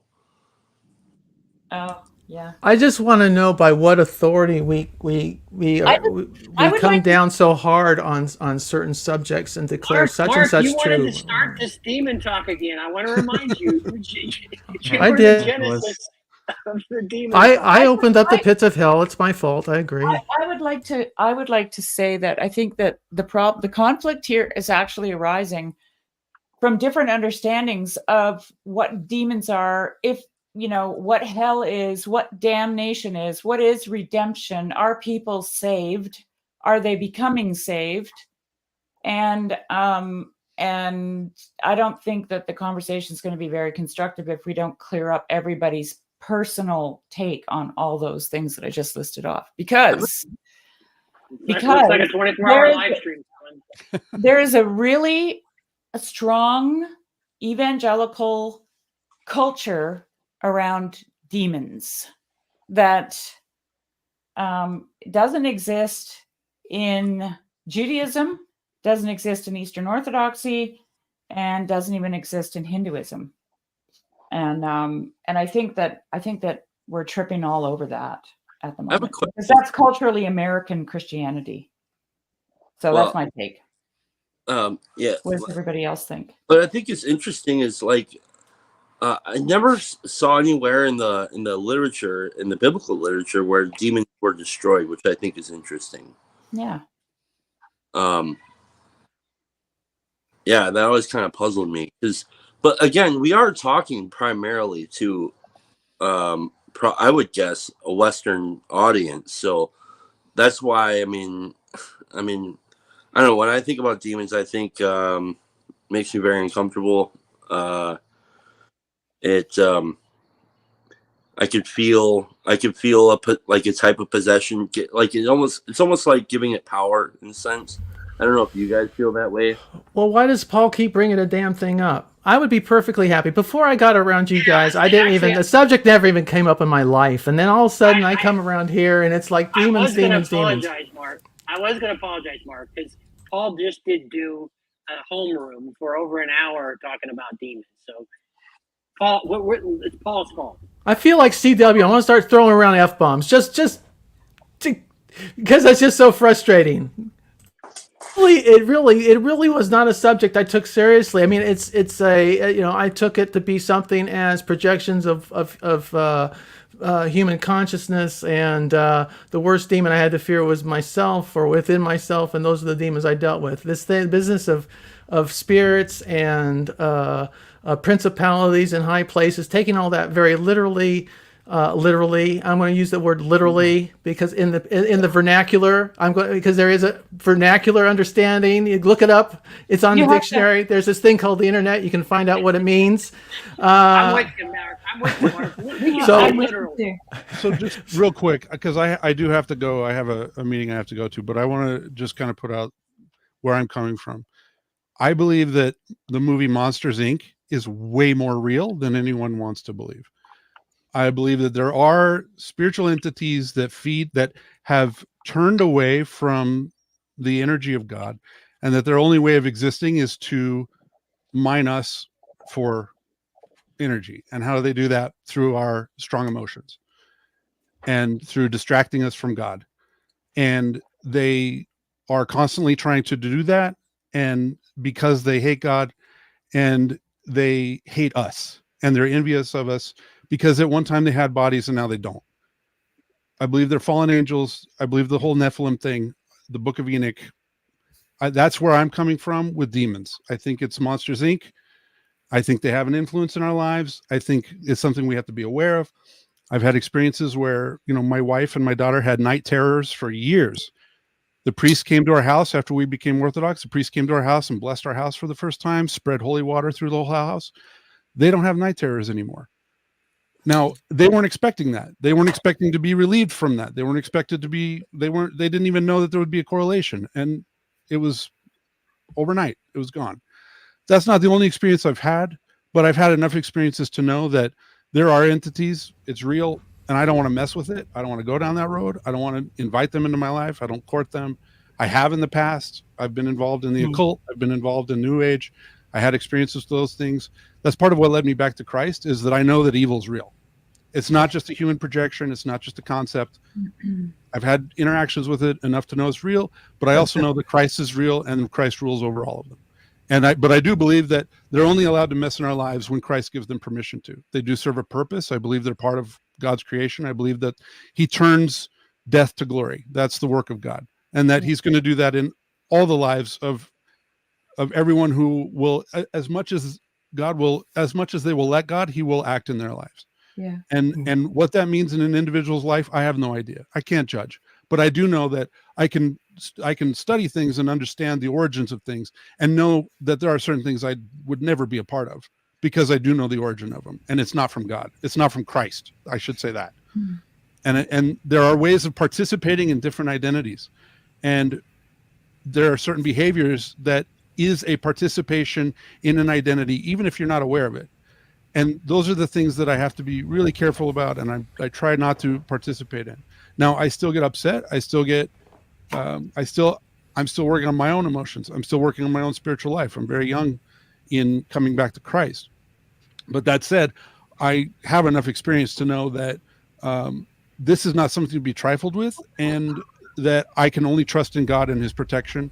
And I do all I can to stay in the cone of his spirit, so that I don't have to have these kinds of attacks, because I have in the past, and it's horrifying, and I don't want it to be in my life anymore. Yeah, I agree. I mean, I think what's interesting is I get the sense that they don't have to be huge upheaval experiences, because I mean, we just get us plugged into the things that we really desire, and they're all over the place, and voila. I mean, I'm looking at like I'm really, my mind has been really blown out. I bring this book back up, This They Flew. It talks about all these saints, these flying saints, and the levitation, and then the the body going in one place to another. Like when I'm reading this, I'm thinking, I'm taking this like this stuff actually happened. Like I'm not questioning it at all, which is very interesting. And so, like in a world like that, like why is it that we can't? Why is it that we're not accessing that kind of those kinds of experiences like they were then? And I think about like how asleep most of us probably are. You know, like I think we have faith, but like maybe there's a hierarchy of faith itself, and we're just not able to kind of break through because of whatever spiritual pressures are upon us that we don't even recognize. And so these are just things I think about, you know, especially after reading this book. It's kind of blowing my mind. Why are we so separated from a world in which where those kinds of miracles are happening, like almost on a regular. And there were many accounts of this stuff. Like I didn't think I was gonna buy. Like I didn't think I was gonna believe what this book was gonna tell me. And I'm like thinking, oh my goodness, dude. Wow. Yeah, that's cool. Can I say something? May I jump in? Yes, Ron. Well, just before you leave, Jeremy, absolutely. Before you leave, Jeremy, Yeah. man, you were an amazing addition tonight. You I brought started up, that's for sure. I didn't really mean to. You brought a lot of interesting stuff, and all of a sudden Mormonism brought up. People didn't know you came out of the Mormon life. It was awesome. So thanks for showing up, brother. I love having you Ron. with them. And Mark, thank you. Hey, Jeremy. I'm grateful for our conversation, and may God forgive us both. Hopefully we can talk again. I would like that. soon, Jeremy. May I would God like forgive to. us both. I do too. Thanks a lot. Have a good Thanks, night. Jeremy. Bye, Jeremy. Nick, get in here. I see you're in the chat. Nick, I would like to. I'd like to relate. I would like to relate some stories. I've had some really crazy encounters with the demonic in my life, and I don't like to talk about it very much because it's too fascinating, and I don't want people to be fascinated by it. But I'll just relate. So basically, what I learned was that God is dynamic and that he wants us to be dynamic like he is, which is creative and in motion. And what the demonic would like is that we become static, because when we're static, we're stagnant. We're festering, and we're doing nothing. And it's only in doing, like George MacDonald says, you must be and do. You must be who you are and do, right? Out of that. And so the opposite to that is nothing, is to do nothing. And the only way that the demonic can actually convince you to do nothing is to make you afraid, because that is the only thing that causes us to become paralyzed, right? So when fear paralyzes, it just freezes you into place. And then the other thing that I wanted to relate was what freed me from all of it in the twinkling of an eye was a dream that I got from God. And the dream was this: I was watching television, and there was a newscast that said that a black panther had escaped from a local zoo, and everyone had to lock their doors and windows. And it was at night. And my children were sleeping in separate bedrooms downstairs, and the windows were open. And this was in Switzerland. And so when you open the windows in Switzerland, you have these European, have you guys ever seen the European windows? They tip open, or you have to open them, and when you close them, you have to put the handle down. Otherwise, they're open. They can just be pushed open. So their windows were open like that. And I went down into their bedrooms and I closed their windows, but I never turned the handles down. Okay. So I did all that. And then I went back upstairs. And then 2 seconds later, I was like, what if the windows eked open again? I have to go back down. And I'd go back down and I'd push them closed, but not put the handles down. And I spent the entire night in my dream terrified that this panther would push their windows open. And when I woke up from that dream, I realized that I had not locked the windows. Okay? And because I hadn't locked the windows, I was living in a perpetual state of fear. And I was like obsessive compulsive disorder, where you do something and then you have to go check. And you do it again and you have to go check. And so and the reason that this came up was because someone asked me, have you ever asked for forgiveness for this in your life? Because it was so tormenting. And I said, are you kidding me? Do you think I like this? I was really angry about it. And then I had that dream, and it was a dream from God, and it was directly addressing my resentment towards this person who had asked me this question. And they were right. I had to repent of not locking my windows, of not locking my doors, right? And ask forgiveness for that. And so I did. And as soon as I did that, everything stopped. And there was a lot of stuff going on. And I'm not even going to get into it. But everything stopped. And I could never have engaged in this conversation before that because I would have been vibrating. I would have been vibrating with absolute fear because that's how much fear I was in beforehand. My stomach would literally, it was like The Exorcist. I was like looking at it going, what the heck's going on here? Because it would just vibrate in and out. There was so much fear about this topic. And now I can talk about it. I'm not afraid. I'm not afraid of the dark. I go outside in the dark. I come back in. I don't think about it. I don't see demons behind every bush. I don't fear for anything. It's gone. And it all went away when I said, please forgive me for not locking my windows. So I just wanted to say that. That's cool. I like that.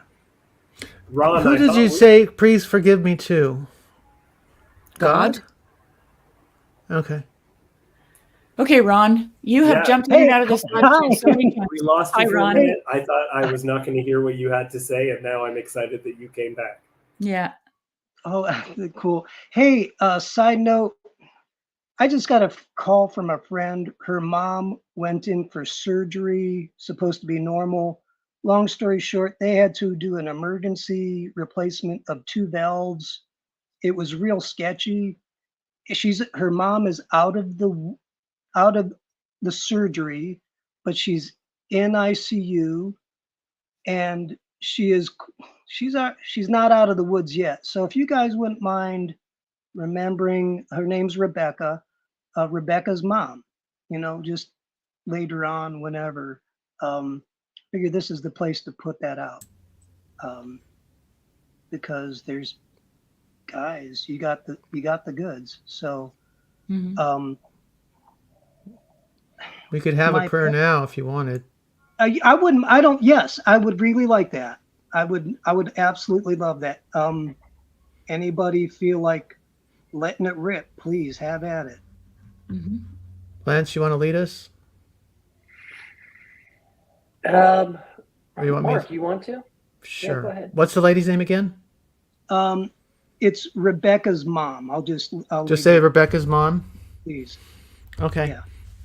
Heavenly Father, we seek your healing power over Rebecca's mom, and that you would bring her and her family comfort and restoration of good health and endurance through whatever medical procedures she must go through. We pray for steady hands, sharp minds for the doctors and nurses, good care, good rest, good sleep. Lord, minister to her body and her heart and her mind. Yeah. In the name of Jesus Christ, we pray. Amen. Yeah. Thank you. I appreciate that a lot. Of course. Yep. I have a question. Lord Jesus. Go ahead. Oh, sorry. Go ahead. No, go ahead. Go ahead. No. Mine is discussion based. Just something that was coming to mind. So, Lance, if you would still like to pray, please pray. No, I just said, Lord Jesus Christ, bless and have mercy on Rebecca. Thank you. Yeah, we're good. We're good. I appreciate it. I'm wondering, this is very very different than other chats I've been part of. And I don't know if I have the discernment to be able to decipher what is currently happening. Because there's every now and then moments, like there's historical instances where people start dancing and they don't stop dancing for like 12 hours. And we're unable to gather together in order to dance. And I'm just wondering, I don't know if this can be answered, if there's someone who has a better discernment than me. What is happening right now? I don't know if there's any way of being reflective on what it is, but what is currently happening? Is this something we will do more often, or right like, this second, what's happening right in this stream? Yeah, what are we participating in? What is occurring right now? What spirits are taking hold of us right now? Do you guys remember, like, just along your, to answer your question, do you remember the church that it was a college, maybe it was a college campus? That's exactly what I was thinking of. Okay, and it took over. It like lit up, and they like the students like they took possession of the chapel for weeks, wasn't it, or months? It was a long time, and to the Wesleyan Movement Church. Yep. Yeah. College. Yep. And that's what they were, just worshiping the Lord. Now we're kind of doing a little different thing, but it's just what came to my mind is what you were talking about, David. Yeah, well, and they come from a tradition that is open to that sort of thing, and we right here are all part of this tradition where we push how long of a conversation we can all have. So this might be exactly the kind of spirit we open ourselves up for. I don't know. I'm trying to be reflective, and I don't know what's currently happening. So I would say that I would agree. I don't know what gave Sherry the time, like to Luke, to start this. The fact that I had a little time today because we administrators have to keep this open. So there were, I'm open to the fact that could there have been something that brought all this together that opened up this channel for this length of time. The other thing is that also this is fun. And you know what I mean? Like, this is fun. Yeah. And we have fun. And I would say that there were, on the Bridges of Meaning, there were certain voice channels where there were people that continued this, like this was something that actually goes back to an experience there. But also, as I sat back and thought about this, you brought this up, David, like, and the fact that people are like, we're at 151 total viewers across the platforms, right? Which is very high for a Grail country sort of thing. And I don't know, and that's been, so people have been coming in and out or whatever. I'm open to this moment. God, spirits moving, prepared this moment, brought these people, gave people the kind of excitement to want to do this. And I don't know. From time to time, I'm terrified of it being enjoyable, though, because then it could just be our passions being possessed as opposed to something positive. maybe this just comes from my particular Catholic upbringing, where you could trust Don't things have too if much it was, fun. yeah, if it's painful. I used to say that to people. They were like, "Oh, didn't you have Veggie Tales?" I was like, "No, no, no. I grew up Catholic. We just had guilt." CW. Oh, I do think that this is one part of our of people that hasn't been able to be exercised in this way being exercised, and when that happens, it's like it can get crazy really quickly, really easily, and it happens all over the place. I mean, I look at like the new weight loss drugs on the market as like, I mean, it seems random, but like there's never been a way to take a pill and lose weight, and I think that 50% of the country could be on it soon. And anytime there's a new way to exercise part of what you want, or receive part of what you want, and there's a way to get from it, it's like you'll know them by their fruits. Like the only way to know is it's gonna come to fruition, and then you're gonna see things that you never thought you'd see before. So yeah, you're right to be. I think we're all right to be trepidatious, but it is. I mean, you'll know them by their fruits. Like this is how you know things as they come to fruition. They, that word when Christ says, "Be perfect as your Father in heaven is perfect," he uses the word telos, which means like completion or ending. I did push Jeremy pretty hard in a way that isn't typical for for TLC. Jacob and Jeremy. I was pretty aggressive with them, and much more so than I normally would be. But I did it specifically because this is a marathon, and I'm taking liberties that I normally wouldn't take. I dip in and dip out as fast as I can because I want to make room for others. But since we're here for God knows how long, I thought I'd let loose, and I let loose on a subject that's really been bothering me for months. Because we do talk, we have loose lips with regard to this demon stuff, and I do not, and the whole Hermes thing. I told Paul in the comments multiple times that it makes my skin crawl, but I'm also open to I'm more inclined to think it's a projection of Vervaeke's his own mental peculiarities that produce this stuff. I'm not. I would always prefer because I do have a history of type 2 bipolar, because I am a survivor. I've been at this for a long time. Mental health is surviving, being me, and being 60 is a remarkable fact. I shouldn't be around, but I'm here.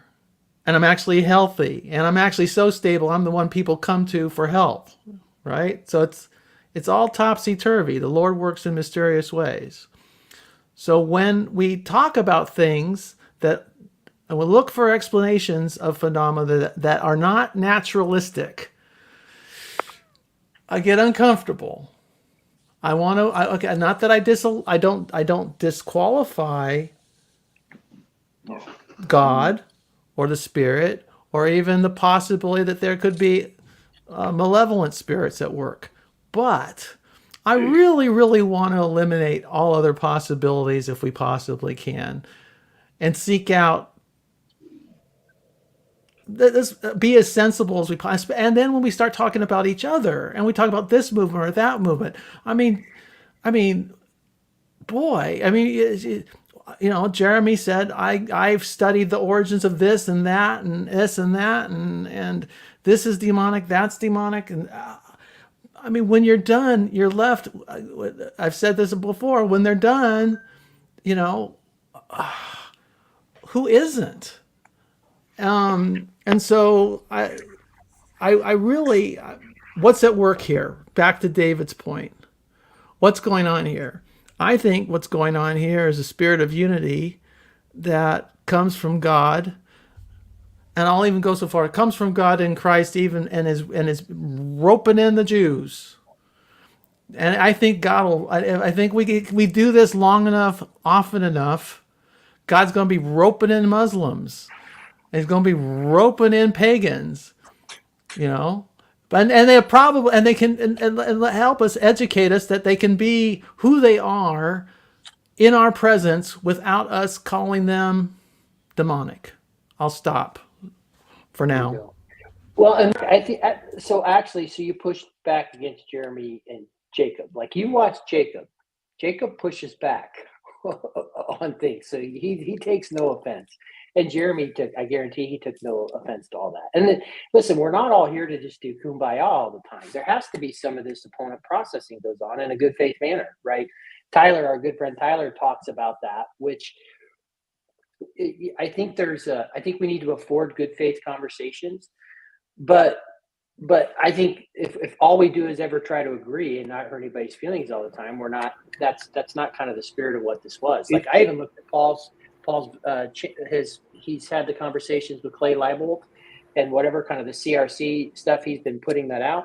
Like he actually pushed back a little bit because what he was trying to show a little bit about what he sees the progressives not seeing in the CRC. Like he's trying to hold this thing up to kind of show it. And so, these are people he really respects.